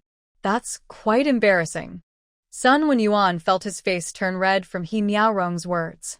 He remembered seeing Yun Jiqian with something earlier and was surprised that he could afford a hairpin from Yi Xian. However, he hadn't seen Yun Jiqian on the second floor, so if he could afford it, it must have been jewelry from the first floor. Thinking this, he said, Miaorong, the jewelry on the first floor isn't worth much. If you want a hairpin, I will definitely get you the best. Seeing that Sun Wenyuan only talked big but was unwilling to actually buy anything, and now even belittled Yun Jiqian, He Miaorong felt disappointed and called for the shopkeeper of Yi Xian. Shopkeeper, how much did the jade hairpin that young Master Yun just buy cost? The shopkeeper heard Sun Wenyuan's earlier remarks about Yun Jiqian. Although he didn't know the relationship between Yun Jiqian and the governor's residence, he certainly didn't believe that Yun Jiqian couldn't afford the bride price. People who could buy jewelry from Yi Xian surely could pay a few taels of silver for the bride price. 160 taels. Sun Wenyuan widened his eyes in disbelief and looked at the shopkeeper. What? The shopkeeper, slightly annoyed, repeated. 160 taels. Not wanting to explain further, the shopkeeper noted that Yun Jiqian not only bought a hairpin but also a pair of jade earrings and a jade bracelet, all of which were the most valuable items in their shop. Sun Wenyuan quickly swallowed hard, unsure of what to say to ease the awkwardness. Just moments ago, he had belittled Yun Jiqian for not being able to afford the bride price, and now he found out he could buy such an expensive hairpin. He couldn't even come up with 60 taels, let alone 160. Seeing Sun Wenyuan's shocked expression, the shopkeeper realized he probably couldn't afford any jewelry at all and was just pretending to be wealthy. He instructed the shop assistants, Come, kick these two out of the shop and don't let them in again in the future. As the two shop assistants approached, Sun Wenyuan, who had never faced such humiliation, angrily shouted, On what grounds are you kicking me out? The shopkeeper smirked, You burp on an empty stomach. What are you pretending for? If I don't kick you out, who will? Seeing that Sun Wenyuan wasn't leaving, the shopkeeper ordered someone to throw him out of the shop. Sun Wenyuan wanted to shout a few insults, but when he noticed the pointing fingers of passers-by, he kept quiet. He got up from the ground, straightened his clothes, and turned to see He Miaorong looking at him with a gloomy face. Miaorong, let me explain. He Miaorong looked at Sun Wenyuan's disheveled appearance and lost interest when comparing him to Yun Jiqian. She turned to leave, and if Yun Jiqian hadn't gone far, she might have caught up with him. In a hurry, Sun Wenyuan chased after her. Miaorong, let me take you home. Sun Wenyuan, tell me the truth. Do you even have money to buy me jewelry, or are you just playing with me? I spent so long happily picking things out in the shop. Sun Wenyuan looked at He Miaorong in disbelief. This was the first time she had called him by his full name. Before, she always sweetly called him Young Master Sun with a shy expression. Why had she suddenly changed? But then he remembered that since Yun Jiqian arrived, her attitude towards him seemed to have shifted. So it's because of Yun Jiqian. He Miaorong stopped pretending. Yes, compared to Yun Jiqian, you are worlds apart. He is 100, 1,000, 1,000,000 times better than you. Sun Wenyuan's face darkened, and a strong sense of humiliation surged within him. How can he compare to me? As long as I pass the August entrance exam, I will be a scholar, while he is just a dropout from a poor farming family. What does he have to compare with me? Seeing Sun Wenyuan's frustrated expression, He Miaorong sneered, You think Yun Jiqian can't match you? Do you know about Yun Ji ice drinks? That's Yun Jiqian's shop. No matter how wealthy your family is, it's all thanks to your parents, while Yun Jiqian earns money to support his whole family. Do you think you can compare with him? Besides, Yun Jiqian is also taking the entrance exam. How do you know he won't pass? And those two girls with him earlier. One of them is a daughter of the governor's family. You'll probably never reach that level. I have always only cared about Yun Jiqian. You saw the jade hairpin he bought, right? He intended to give it to me, but because I came out with you today, he got a bit upset and put it away. He Miarong laid everything out for Sun Wenyuan, hoping this would prevent him from bothering her in the future. Please, young Master Sun, respect yourself. Let's just pretend we never met. After He Miarong finished speaking, she didn't give Sun Wenyuan another glance and walked away, leaving him stunned in place. Sun Wenyuan didn't believe a word of what He Miarong said. He thought it was impossible for someone like Yun Jiqian to be associated with the governor's mansion. As for Yunji, it was just a coincidence that the owners shared the same surname. How could it be a shop owned by Yun Jiqian? He was so shameless to deceive women. Thinking this, he strode towards Yunji to gather evidence. Upon entering Yunji, Sun Wenyuan couldn't find Yun Jiqian. He called the shopkeeper over and asked, "Is your boss named Yun Jiqian?" Shopkeeper Zhao smiled and replied, "Sir, our owner is not here. What do you need from him? You can tell me. It's the same." Hearing this, Sun Wenyuan began to believe He Miarong's words. He looked around the bustling shop and felt even more jealous. Yun Jiqian, you haven't been to school for half a year and still want to pass the scholars exam? Dream on. Once I pass the exam, we will settle this score. With that thought, he stood up and walked out quickly. Shopkeeper Zhao watched Sun Wenyuan leave, feeling puzzled. He instructed his staff to kick him out if he ever returned. He couldn't take any risks. After all, the last time Xuanji was forced to close due to a prank, they couldn't operate for days, and they had many mouths to feed, unlike Xuanji. After leaving Yui Pavilion, Yun Fu gave Zhao Yukai and Zhao Ergu 2 taels of silver to send them away. Once the brothers left, Yun Jiqian noticed Yun Fu hesitating and asked, "Sister, if you have something to ask, just say it. Then I will ask. Is the hairpin that Big Brother bought for his future sister-in-law?" Yun Jiqian rubbed Yun Fu's head and said, "Clever girl, this is a gift for our mother." Oh, Yun Fu understood that if Big Brother said so, it must be for their mother. From today's perspective, it seemed Big Brother didn't like He Miarong after all. Who could it be then? Could it be that Big Brother met another girl during his recent trips to town? When will Big Brother find me a sister-in-law? Yun Fu blinked her big eyes at Yun Jiqian. Do you really want a sister-in-law? Yun Fu nodded seriously. Yun Jiqian smiled and said, "All right, when we get home, I'll ask Mother to call a matchmaker to find a wife for your second brother." Why does Big Brother keep using second brother as a shield? He's only 15. At 15, it's not too early to marry. If there's a good girl, we can arrange a match for your second brother, and he can marry in a few years. Yun Fu originally wanted to set a trap for Yun Jiqian, but now she felt like she was getting caught up in it herself. "I want a sister-in-law," Yun Jiqian replied. "That will disappoint you. No one likes your big brother, so who can I marry? Does Big Brother have someone he likes? We could ask Mother to find a matchmaker." Yun Jiqian said firmly, "No, if I have someone I like one day, I will tell my sister." Yun Fu looked at her brother and saw he seemed sincere. Could it be that she was mistaken? He must have just encountered something happy, and her worry for him led to a misunderstanding. Since Yun Jiqian had other matters to handle, Yun Fu and Chong Qingqing took the guard's cart back to Shilling Village. Yun Jiqian also got on the cart. He took out a jade bracelet from his sleeve, gently touched it for a moment, and then carefully put it away. He wanted to go to East Street again to see if he could meet Mei Shiyu. If he could, that bracelet. Yun Jiqian knew that giving a girl a jade bracelet meant something special, but when he saw this bracelet while picking hairpins for his mother, he immediately bought it. He thought that if it were on Mei's delicate hand, it would look beautiful, so he didn't hesitate to purchase it. Since that day talking with Mei Shiyu, for some reason, Yun Jiqian felt like he had lost his mind, constantly thinking about her. No matter what he did, her smiling face appeared in his mind. In the past few days, he had wandered East Street a few times but hadn't seen Mei Shiyu, which made him miss her even more. Passing by the Xie residence, Yun Ji-qian stopped the cart and couldn't help but look inside. He had once hated this place, but now he wanted to go in. Unfortunately, he didn't see Mei Shiyu. So, Yun Ji-qian hurriedly drove the cart to East Street, searching all around but not finding the person he longed for. Just as he was about to return disappointed, he spotted Mei Shiyu's figure. His eyes lit up as he walked toward her. When he saw Mei Shiyu smile at him, Yun Ji-qian felt his face flush and his heart raced, as if it would leap out of his throat. What was happening?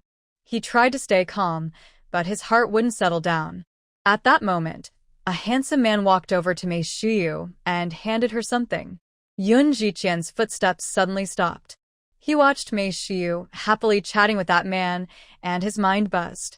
The two of them looked good together. It turned out she wasn't smiling at him. Yun Ji-qian gave a self-deprecating smile. He had been daydreaming. Thinking about it, even though they had met 3 times, the first 2 encounters were not pleasant, so the girl must dislike him. He regretted how rude he had been to Mei Shiyu and wished he could find someone to give him a good beating to feel better.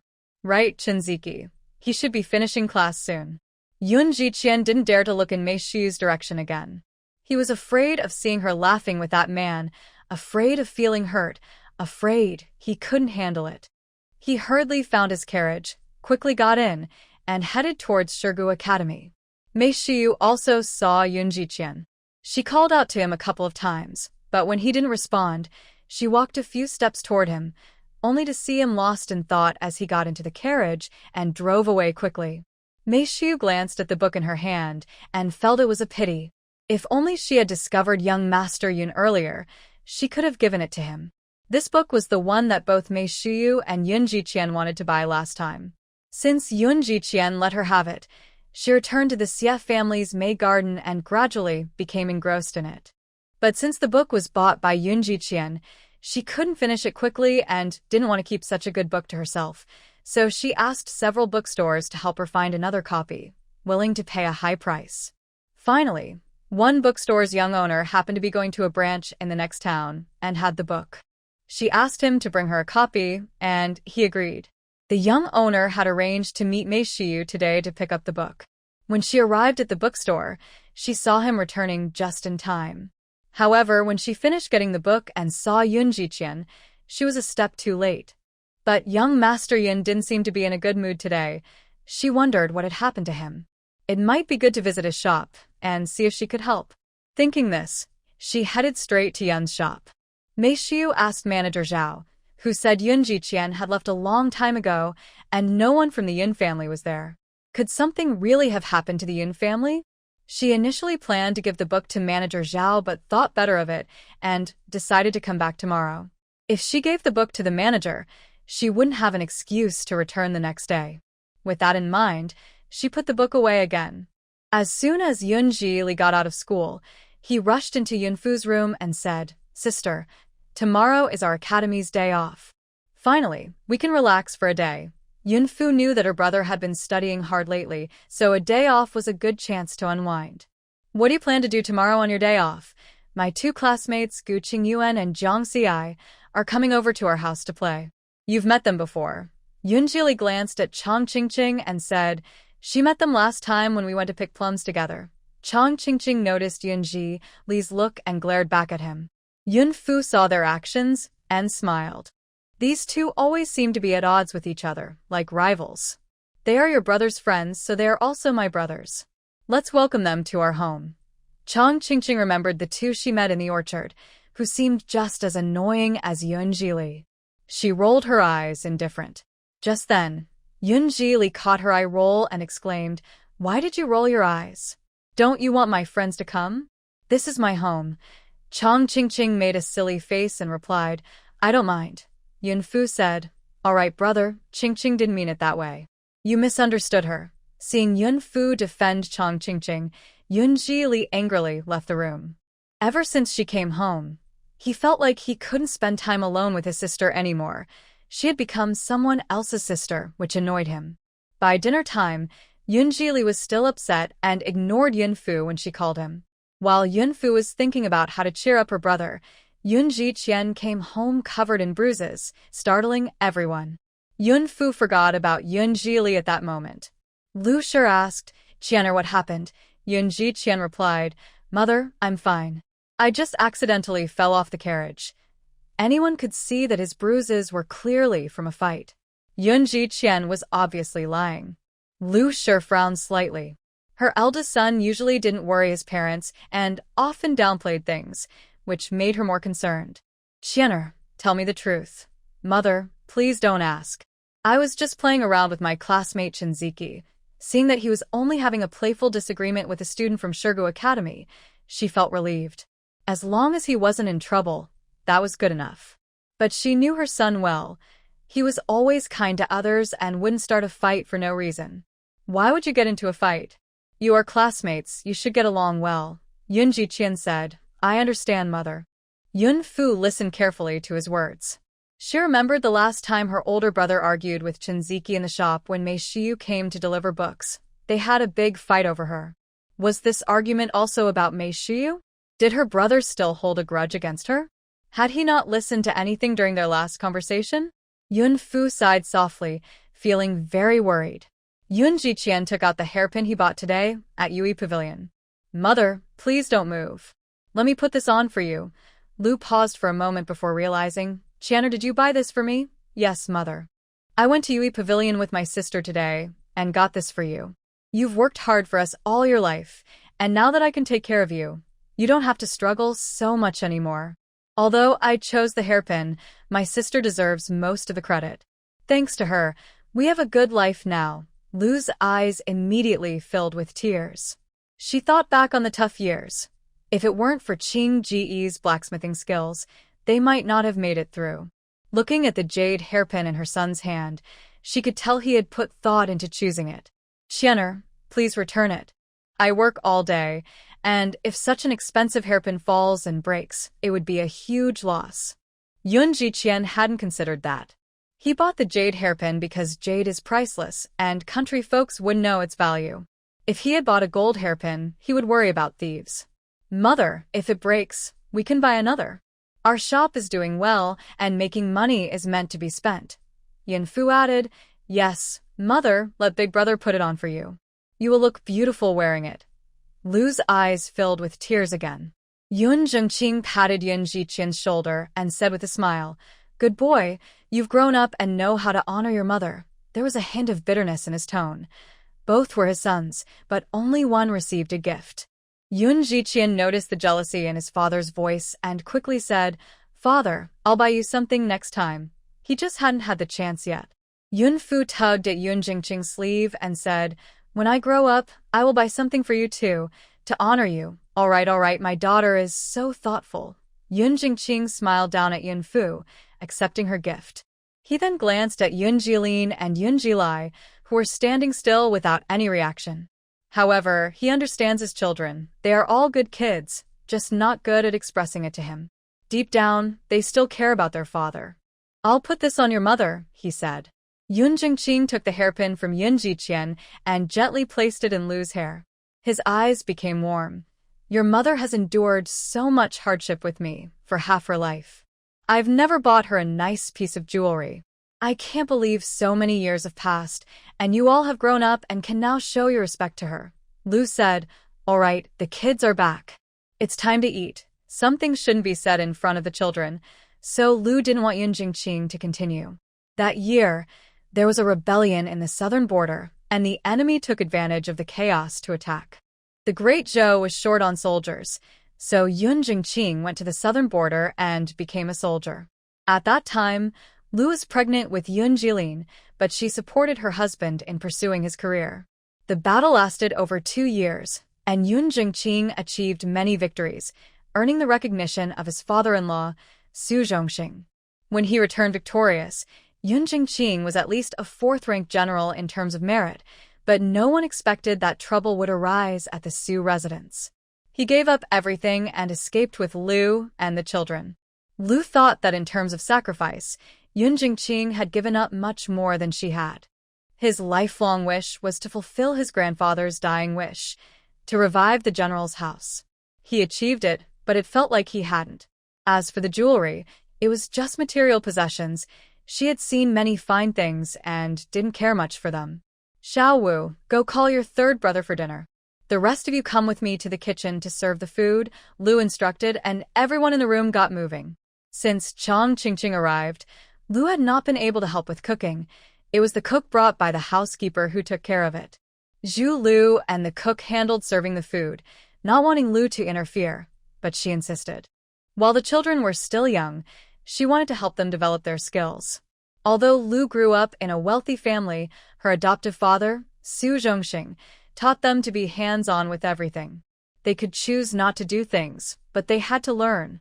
Even Su Wan, who later became a queen, learned to cook and do laundry as a child. It proved that Su's teachings were right. Otherwise, when Lu had to escape with the children later, she wouldn't have had even the basic survival skills. Lu was aware of this and feared that if something happened in the future, her children would be able to take care of themselves. As long as anyone stays in this house for a day, everyone must participate in the work. Even serving a dish before a meal, washing a bowl, or sweeping the floor is acceptable. Ah, Fu. Don't go. Don't go. Qi Junyi suddenly opened his eyes and saw darkness all around, confirming he was dreaming again.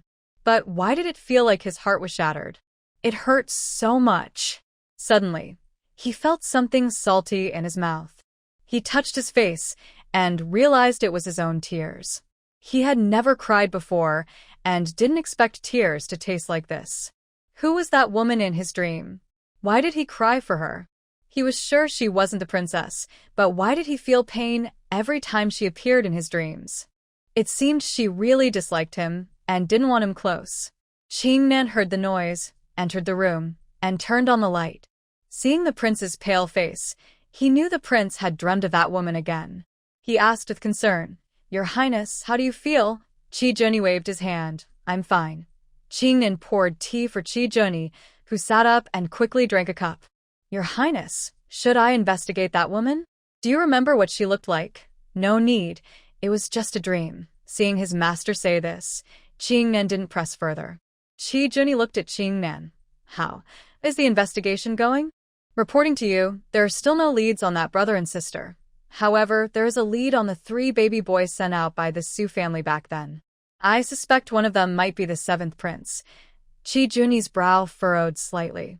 He had a feeling the 7th prince was in Shiqiao town, but they had not found any clues yet. He wondered where things had gone wrong. "What about the capital?" Qingnan respectfully replied. "The Jiang family has started making moves again."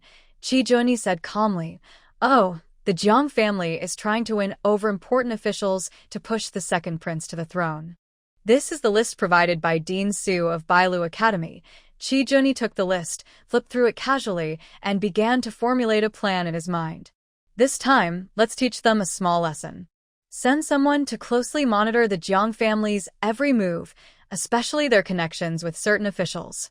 Choose the one they are closest to and inform that old man Su Zhongru to deal with it. I will follow your orders."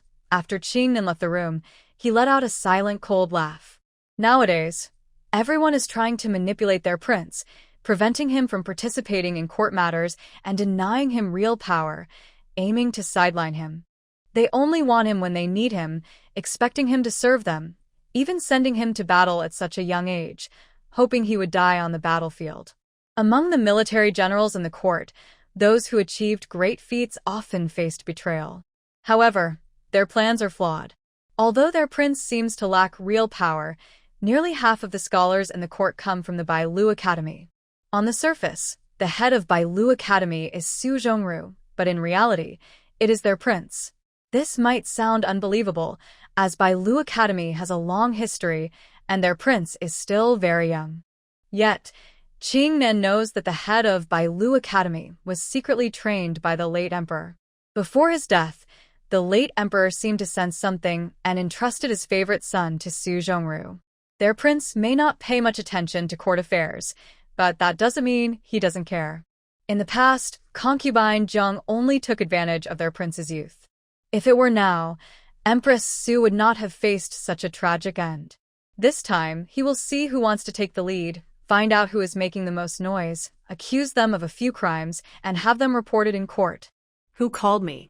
Yun-fu rubbed her eyes and sleepily opened them, seeing the dark room with only a sliver of moonlight shining through the window, illuminating a corner of the room. She noticed Chang Qingqing sleeping soundly beside her, breathing deeply. It turns out she was dreaming. But who was that man in her dream? His gentle eyes lingered in her mind even after waking up. Yun-fu slapped her face, reminding herself, "What are you thinking? You are not the previous life Song Fu. You are Yun-fu, only 7 years old." Even in her past life, no one ever looked at her with such deep affection. That must be love. She scolded herself for being foolish. She turned over, wanting to go back to sleep, but couldn't. Looking at Chang Qingqing, who had a pretty sleeping face, she leaned closer to watch her. Who was she really? To marry the daughter of the governor's family, she must come from a notable background. After Chang Qingqing arrived, she claimed to be afraid of the dark and ended up sharing a room with her, which was fine since her bed was large enough. The name Chang Qingqing seemed familiar from her past life, but she was sure she didn't know her. After thinking for a long time without finding an answer, she decided to stop pondering. It wasn't until dawn that Yun-fu finally fell asleep again. So, at breakfast, Yun-fu was missing from the table. This was the first time she had slept in since coming to the Yun family. Chang Qingqing called for her several times, but couldn't wake her up. Lu Shi kindly let her sleep as long as she needed, knowing that children need plenty of rest to grow. When Yun-fu finally woke up, the sun was already high in the sky. She rubbed her eyes and noticed that Chang Qingqing was no longer there. She felt tired from her long sleep, filled with all sorts of dreams, including a rather unpleasant one featuring the cold face of Prince Chun from her past life. However, in reality, Prince Chun had seemed less unpleasant during their recent encounters. He was still charming like he was in his youth, unlike the cold and indifferent adult he had become in her previous life. After getting dressed, she felt a bit hungry and decided to find something to eat. By this time, everyone else must have already had their breakfast. Mum, I'm awake. Yun-fu called as she entered the main room, surprised to see many unfamiliar faces. Her mother and older brother were there, but her father was not. Seeing Yun-fu, Yun-ji hurried over. "Sister, Mom said you were tired and told you to sleep longer. My classmates are here. You've met them before." Yun-fu focused her gaze and recognized it was her fifth brother's classmates, Gu Qingyuan and Jiang Xi. Seeing her brother in a good mood made her happy too. She greeted them with a smile. "Hello, brothers."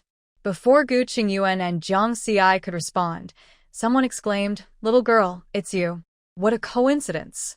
Yun-fu turned towards the voice and saw a familiar young woman, though she couldn't quite remember where she had seen her before. "Who are you, sister?" Yun-fu asked. "It's me. I often visit Yunji's shop."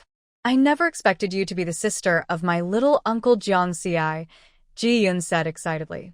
Yun-fu carefully looked at Ji-yun and recalled that she and another girl often visited the shop and would sometimes glance at her, making her blush. So, she was Jiang Xi's sister-in-law. Yun-fu then glanced at the young man sitting next to her, who looked refined and elegant, probably in his early 20s.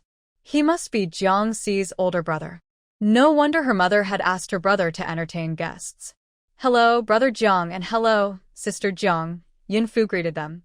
Ji-yun turned to Brother Jiang. "This is the little girl I was talking about." Brother Jiang saw his wife speaking like that and looked at Yun-fu. Not only was she cute, but her voice was also soft, which made his eyes light up. If they had a daughter in the future, he would be satisfied if she was like her, but she shouldn't be like the mischievous sister at home. After talking for a while, Brother Jiang stood up and cupped his hands, saying, "Today, we have troubled you, my younger brother and sister. Brother Yun, let's gather again in the future." Yun Jiqian also stood up and said, "Brother Jiang, no need to be polite." Yun-fu thought she misheard. Younger sister? Wasn't it just Jiang Xi and Gu Qingyuan in the house? Where did the younger sister come from? Yun-fu had heard from fifth brother that Jiang Xi seemed to have a younger sister named Jiang Wanin. Did she come today too? Brother Jiang and his wife looked at Yun-fu a few times as they left. Yun-fu smiled back, showing her white teeth. "Brother Jiang, sister-in-law Jiang, safe travels." All right, sister from the Yin family, next time come to my house with your fifth brother. Okay. After getting into the carriage, Brother Jiang reminded Jiang Xiai a few things, telling him to be good and not to be mischievous before leaving. Since Brother Jiang brought family members, out of courtesy, Lu Shi only brought out the food after Brother Jiang and his wife left. During breakfast, Yun Fu was still sleepy, so Lu Shi saved a portion of food for her, keeping it warm in the pot, as there were still some embers in the stove. After Yun Fu finished eating, Yun Jilai took Gu Qingyuan and Jiang Xiai to find Chang Qingqing and Jiang Wanyin. It turned out Jiang Wanyin couldn't sit still. After a while in the house, she ran out. As the four approached the woods, they heard shouting, and Yun Fu recognized Chang Qingqing's voice. They hurried into the woods and saw Jiang Wanyin riding on a sheep, holding onto its horns with one hand and trying to drive it away with a small stick in the other. The sheep was trying to throw her off and had already tried several times without success. Chang Qingqing was anxious, saying, "That's the sheep raised by my sister Yun Fu. Get down now." But the more Chang Qingqing urged her, the more excited Jiang Wanyin became. She pulled harder on the sheep, which suddenly ran off, causing Jiang Wanyin to lose her grip and fall off. Seeing Jiang Wanyin eat dirt, Yun Fu couldn't help but laugh. Ha ha ha. Then laughter from a few others echoed in the woods. Seeing everyone laugh at her, Jiang Wanyin wasn't upset. She got up, brushed off the dirt, and continued to chase the sheep. Yun Fu said, "Qingqing, it's fine, let her play." She really liked Jiang Wanyin's carefree nature. If only she could have had a childhood like Jiang Wanyin's when she was young. Being a wild child would have been wonderful. Unfortunately, she could only be the obedient child to please the Song family. In this life, she had lost her childlike innocence. Even if she wanted to be like Jiang Wanyin, she couldn't. Chang Qingqing had too many burdens. Although she still had a childlike heart, she couldn't be as innocent as Jiang Wanyin. Jiang Wanyin seemed to not know what tiredness was. After chasing sheep for half a day and finishing lunch, she started catching roosters. Even when a rooster pecked her hand, she didn't feel pain. After she dried the blood on her hand, she fought fiercely with that rooster, and later a group of roosters surrounded her, pecking at her. Even Yun Jili shook his head at the sight. She was even more mischievous than he was as a child. Eventually, Jiang Wanyin got tired and started competing with Chang Qingqing for the hammock, acting like a wild child. Chang Qingqing definitely wouldn't back down, and they began to argue, neither willing to give in. Yun Jili stood by, somewhat amused. He hadn't liked Jiang Wanyin before, but now he decided to accept her as his sister. Anyone who made Chang Qingqing uncomfortable would be his friend. In the evening, Jiang's brother and sister-in-law came to pick up Jiang Xiai and Jiang Wanyin, and they also took Gu Qingyuan home. Jiang Wanyin said, "Today I want to sleep with Sister Yun Fu." Jiang's brother and sister-in-law exchanged glances, seeing happiness in each other's eyes. They were eager for their sister to stay for a few quiet days. However, they still had to pretend to be serious since it wasn't proper to leave their sister at someone else's house. "Wanyin, you can't be silly," Jiang's brother said. Jiang Wanyin pouted and turned her face away, saying, "Humph. I'm not being silly. Why can she stay, but I can't?" The she referred to was, of course, Chang Qingqing. Chang Qingqing, feeling dragged into the conversation, protested, "I've known Fufu for a long time, so I can definitely stay here." "You're meeting her for the first time. Why should you stay?" Jiang Wanyin looked at Yun Fu and cautiously asked, "Sister Yun Fu, can I stay, please?" Chang Qingqing immediately interrupted, "Fufu, don't let her stay. She's even more annoying than I am." Yun Fu smiled and said, "If Brother Jiang agrees, then you can stay." The dilemma was thrown back to Jiang's brother. As soon as Jiang Wanyin approached him, she heard him say with a troubled expression, "All right, I agree." "How many days will you stay?" Jiang Wanyin pointed at Chang Qingqing and said, "If she stays for a few days, then I will too." Chang Qingqing glared at her. "Why are you dragging me into this?" Jiang Wanyin turned her head away and said to Chang Qingqing, "Since I can't see your expression, you can't make me angry. All right then, you need to behave at the Yun family. If I find out you're being naughty, I'll take you away tomorrow." Jiang Wanyin nodded obediently. Jiang's brother and his wife seemed worried that Jiang Wanyin would change her mind, so they hurriedly took Jiang Xiai and Gu Qingyuan away in the carriage. That night, when it was time to sleep, Jiang Wanyin insisted on sharing a blanket with Yunfu. Chang Qingqing disagreed, saying that while she and Yunfu shared a bed, they had separate blankets. Why should Jiang Wanyin get to share a blanket with Yunfu? In the end, they decided that Yunfu would sleep in the middle, with Chang Qingqing and Jiang Wanyin on either side, each in their own blanket, and that settled the argument. Since Jiang Wanyin arrived, the Yun family had been lively for several days. Jiang Wanyin was curious about everything and was now used to it. However, no matter how mischievous she got, she never approached the rooms of Yun Jiqian and Yun Jian. She had heard from Chang Qingqing that Yun Gij and Yun Sangij were preparing for their exams, so she always tiptoed past their room. At the Xie residence, Shuiqin, go find out if they have brought her back. Why is it taking so long to catch an ordinary farmer's daughter? Concubine Lin had been waiting for several days without any news of the guards bringing Yunfu back. Meanwhile, Xiaming Song caused a scene at home every day, which gave Concubine Lin a headache. Thinking about how her brother's arm was broken but she still couldn't catch someone from the Yun family for revenge made her very frustrated. Yes, I'll go ask right away. Shuiqin hurried off to inquire and soon returned. Aunt, she hasn't come back yet. Concubine Lin frowned. Useless. It's been days. What good are you? Shuiqin replied. Even if Yun's business is doing well, they are still just commoners. The guards are trained fighters, so I suspect he took the money and ran. Concubine Lin was very angry. She had given the guard 10 taels of silver, and not only did he fail to bring her back, but he also ran off with the money. When she catches that guard, she will definitely break his legs. Concubine Lin reluctantly took out 100 taels of silver and gave it to Shuiqin. Go, hire more people. Once the job is done, let them share the silver. I don't care how they do it. They must bring back the little girl from Yun's family. Yes, the dark night seemed to be painted with thick ink across the sky, leaving no light from the stars. Several masked individuals quietly infiltrated the Yun family, hiding in the woods of the farm. They had already set up their plan during the day and had been waiting for 2 days, knowing that the Yun family often appeared in the woods. They saw a little girl holding a lantern, searching for something in the trees. After a while, she put down the lantern and tried to climb the tree. They were excited, thinking they had found someone so quickly. One person stepped forward and knocked Jiang Wanyin unconscious. Jiang Wanyin had no idea what was happening as she was taken away, still holding onto a cicada. Got her, let's go. Just as they were about to leave, they heard 2 girls' voices. Humph. I'll let her go, but even if she runs fast, she can't outrun me. Another girl laughed and replied, right. One of the masked figures said, I'll take this child first. You all go check around. Due to the weather tonight, Chang Qingqing and Yunfu only noticed the path around their lanterns and did not realize there were others in the woods.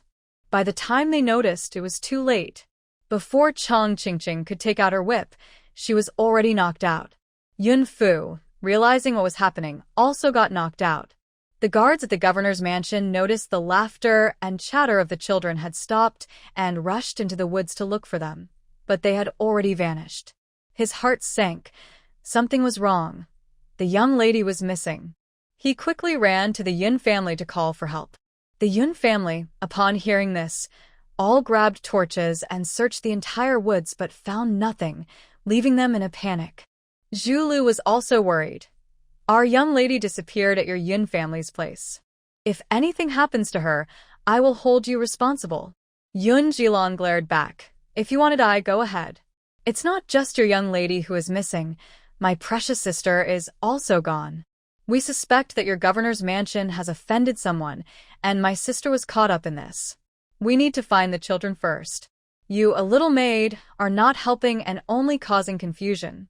If someone didn't know better, they might think you want your young lady to be in trouble. Zhu Lu was so angry she stamped her foot but knew Yun Jilong was right, so she fell silent. Lu Shi was in tears. What should we do? 3 children have disappeared without a trace. They haven't been kidnapped, have they? Yun Jilong said, Mom and Dad, I suspect it's either the Xie family or the Lin family. I need to go to the Xie residence and the Lin house to find them. He didn't believe it was someone from the village. Although Chang Qingqing wasn't very skilled, no one in the village had the ability to quietly take someone away right under the guards' noses. Yun Jilai said, I want to go too. Yun Jian said, we must not act impulsively. We need to think this through. If they went blindly, what could they do if they didn't admit it? The guard at the governor's office suddenly remembered that the person they had captured a few days ago was still in the sheep pen. He brought the person out and handed him over to Yun Jingqing. The guard from the Xie family had been tortured in the sheep pen for days. Although he received food and water daily, the hot weather made it hard to endure. Some sheep would butt him with their heads, annoyed that he was taking up space, and after several days, his whole body ached. His hands and feet were tightly bound, and his mouth was gagged. He had been thrown into the farthest corner of the sheep pen, and the Yun family had not discovered him. Yun Jilan stepped forward and removed the cloth from the man's mouth, asking, Who are you? If you don't tell the truth, I will end you right now. The young man had a fierce look in his eyes. Even though the guard had seen many types of people, he was startled by Yun Jilan's demeanor. The guard from the Xie family had been worn down in the sheep pen and quickly revealed everything Aunt Lin had instructed him to do. Yun Jiqian said, It's the Xie family again. They are truly overstepping. The guard from the governor's office was also anxious. The young lady had gone missing, and it was his failure. If something really happened, even sacrificing his life would not make up for it. Zhilu anxiously said, I need to return to report to the old lady. The guard from the governor's office regretted it as well. The young lady was clearly implicated by the Yun family. If he had forcibly taken her away that day, this situation would not have occurred. I need to take this person back to the governor's office and report to the masters. Just then, there was a knock at the door. Everyone was startled. It was already late at night. Who could be knocking at this hour? Could it be related to the missing children? Yun Jilai said, I will go open the door. Yun Jilan also said, I will go too. Let me handle it. Yun Jiqian was worried about his two younger brothers. What if it was another bad person? Their sister was already missing. If something happened to his brothers too, what would their parents do? Who is it? Who is knocking outside? Yun Jiqian called out from behind the door. Big brother, it's me. Hearing his second brother's voice, Yun Jiqian quickly opened the door. Second brother, why are you back at this time? Yun Jizhong glanced at his older brother and replied as he entered, Humph. How can you all ask? I've been gone for days, and none of you thought to check on me at the martial arts school. Where is our sister? Is she asleep? That ungrateful little one. He is straightforward and always speaks his mind. If he weren't so homesick, missing his parents and sister, he wouldn't care about the others at all. If he hadn't wanted to go home, he wouldn't have climbed over the wall in the middle of the night to sneak back from the martial arts school, completely unaware that his family had moved. He first returned to the old house and found it empty. When he knocked on Aunt Cheng's door, he learned that everyone had moved without informing him. He felt so sad. And his sister, who had promised to come see him at the martial arts school, never showed up despite his waiting for days. He decided to ignore her and let her experience the feeling of being neglected. Yun Jizhong entered the house and saw some unfamiliar faces, feeling puzzled. It was late, and everyone should be asleep. What was going on? He looked around and didn't see Yin Fu. He asked, Mother, where is my sister? Is she asleep? Lu Shi, seeing Yun Jizhong return, should have been happy, but she couldn't feel joy at that moment. Your sister is missing. What do you mean missing, Mother? What are you saying? Yun Jili pointed to the tied-up guards from the Xie family on the floor. Second brother, it was the Xie family who kidnapped my sister, along with the governor's daughter and my classmate's sister. The governor's house. Yes, second brother. Do you remember Chang Qingqing? She is the governor's daughter. Yun Jizhong frowned slightly. The governor's daughter should have the last name Zhao, but now wasn't the time to ask questions. He needed to find a sister first. He couldn't care less about being angry with Yin Fu. If the Xie family dares to hurt my sister, I will not let this go. When Zhu Lu and the guards from the governor's house were leaving, Yun Jizhong, who had just returned, got into their carriage. He was going to the martial arts school to get help to rescue his sister. Yun Jiqian also brought out a carriage, and Yun Jingqing got in.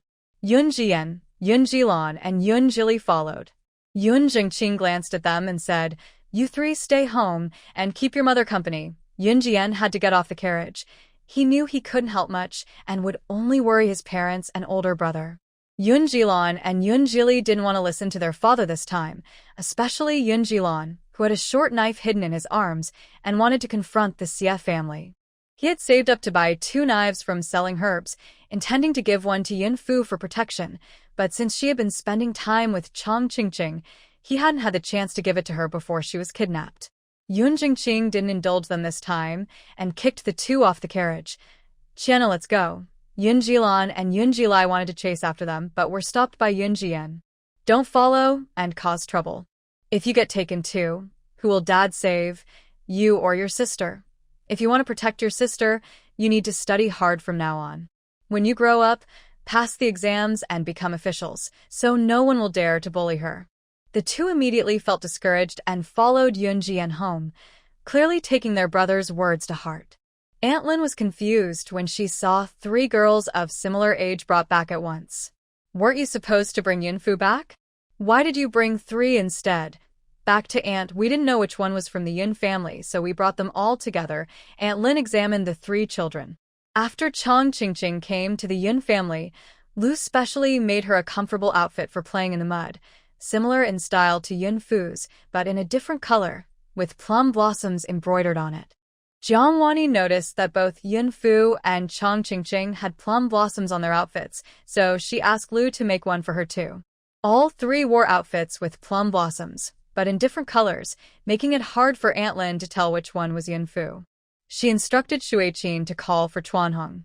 Chuanhong immediately recognized Yin Fu and pointed to the girl in the mallow-colored outfit, saying, "She is Yin Fu." Aunt Lin carefully looked at Yin Fu, who was indeed a pretty little girl, suitable to be her son's plaything. She ordered, "Wake her up." Xueqin had someone bring a basin of cold water and poured it directly over Yin Fu's head. It was late at night and summer was almost over, so the temperature difference between day and night was significant. The cold water made Yin Fu feel extremely chilly, and she woke up with a start. When she opened her eyes, she saw a woman glaring at her. She didn't recognize this woman, and when she looked beside her, she saw Chuanhong. Could she be at the Xie residence? Oh no, after Jiang Wanin came, she had been caught up in childish fun and forgot to discuss the Xie residence matter with her brother, which led to her being captured. "You want to catch me, so let the other 2 go." As soon as Yin Fu spoke, Aunt Lin was startled. How could this little girl speak so calmly, sounding mature despite her young voice? Smack! Aunt Lin slapped Yin Fu across the face with force, causing her face to turn to the side, swelling immediately with blood at the corner of her mouth. "Huh. She really is a clever little girl. No wonder she could trick my son into stealing things from home." Yin Fu's eyes slightly narrowed as she looked at Aunt Lin. "Aunt Lin, right? I've seen Haidang." Aunt Lin was shocked to hear that name. "What do you mean?" She looked at Yin Fu, whose bright and sharp eyes seemed to pierce through her deepest secrets. If it were any other child, they would have cried in fear after that slap, but Yin Fu not only didn't cry, she even dared to use Haidang to threaten her. "That's exactly what you think it means? Impossible. Haidang has gone mad. She's probably dead by now." Yin Fu smiled. What if her madness is just an act? Seeing that Yin Fu showed no fear and looked down on her, Aunt Lin was startled. This girl seemed so strange, not at all like a typical 6-year-old. Aunt Lin steadied herself, thinking she must be overreacting and scaring herself at night. She looked at Yin Fu. "What do you know?" Yin Fu smiled. "About Xie Mingsong." "Stop." Aunt Lin interrupted Yin Fu. She had once doubted Xie Mingsong's background, but she didn't believe it. She couldn't accept that she and her brother could have such a dull child. Their child should be the smartest, right? Yin Fu ignored her. "Haidang is not mad. I've hidden her where no one can find her. If something happens to me, do you think my brother would bring Haidang to the Xie family head?" Aunt Lin ordered Xueqin to take everyone out, then glared fiercely at Yin Fu. "You don't need to scare me. Do you think my husband wouldn't believe me and would trust the Yin family instead? I don't need him to believe me. Once the seed of doubt is planted, he will eventually find a way to verify it." Do you dare to gamble? Besides, who exactly is the child of Xie Sanyi? Just ask a doctor and you'll know. Xie Mingsong's appearance and symptoms clearly indicated a result of too close a blood relation. Aunt Lin was furious and slapped her again. Be quiet. Yun Fu's hands and feet were tied, and even if she weren't, she wouldn't have the strength to resist. Aunt Lin, you're scared, aren't you? In the end, whether the Xie family head believes it or not, the blood test will reveal the truth about Xie Sanyi. She shifted her tone. However, I can return Haiting to you as long as you let her go. You want me, not them. Yun Fu thought that escaping one person was better than none. Once those two were sent back, Chong Qingqing would surely return to the governor's office for help, and rescuing her would be easy then. Aunt Lin pondered for a moment, secretly regretting that she hadn't dealt with Haiting back then. That troublesome person knew too many of her secrets. She called for Shuiqin to come in. Tell someone to send the other two children back. Aunt Lin gave Shuiqin a meaningful look, her eyes filled with intensity, and Shuiqin immediately understood that Aunt Lin wanted those two children gone. Just as Chong Qingqing and Jiang Wanyin were being taken out, Yun Fu suddenly changed her mind. I don't want them to leave. I want them to stay with me. Yun Fu sneered inwardly. Did they think she was blind to their little tricks? If those two left through that door, they wouldn't even have time to wake up before their lives were in danger. For now, she had to keep them close, under her watch. If her family discovered the three of them were missing, Zhu Lu would surely report it to the governor, which could help them escape, but it would take time. For now, she just needed to keep Aunt Lin calm and prevent her from going mad. This time, Aunt Lin did not agree. She always felt like she was being led around by the nose by the little girl. Originally, she had planned to control the girl, but now it seemed the girl was too clever and was turning the tables on her. Take them away. Yun Fu, in a hurry, said, You brought me here to keep your foolish son company, right? I can agree to that. But I'm scared alone in the Xie residence. Let them stay with me. Otherwise, I'll insult your foolish son every day when I see him, making him even more foolish. If you let them stay with me, I have ways to make your son smarter. This tactic worked well. Aunt Lin had Shuiqin bring the others back.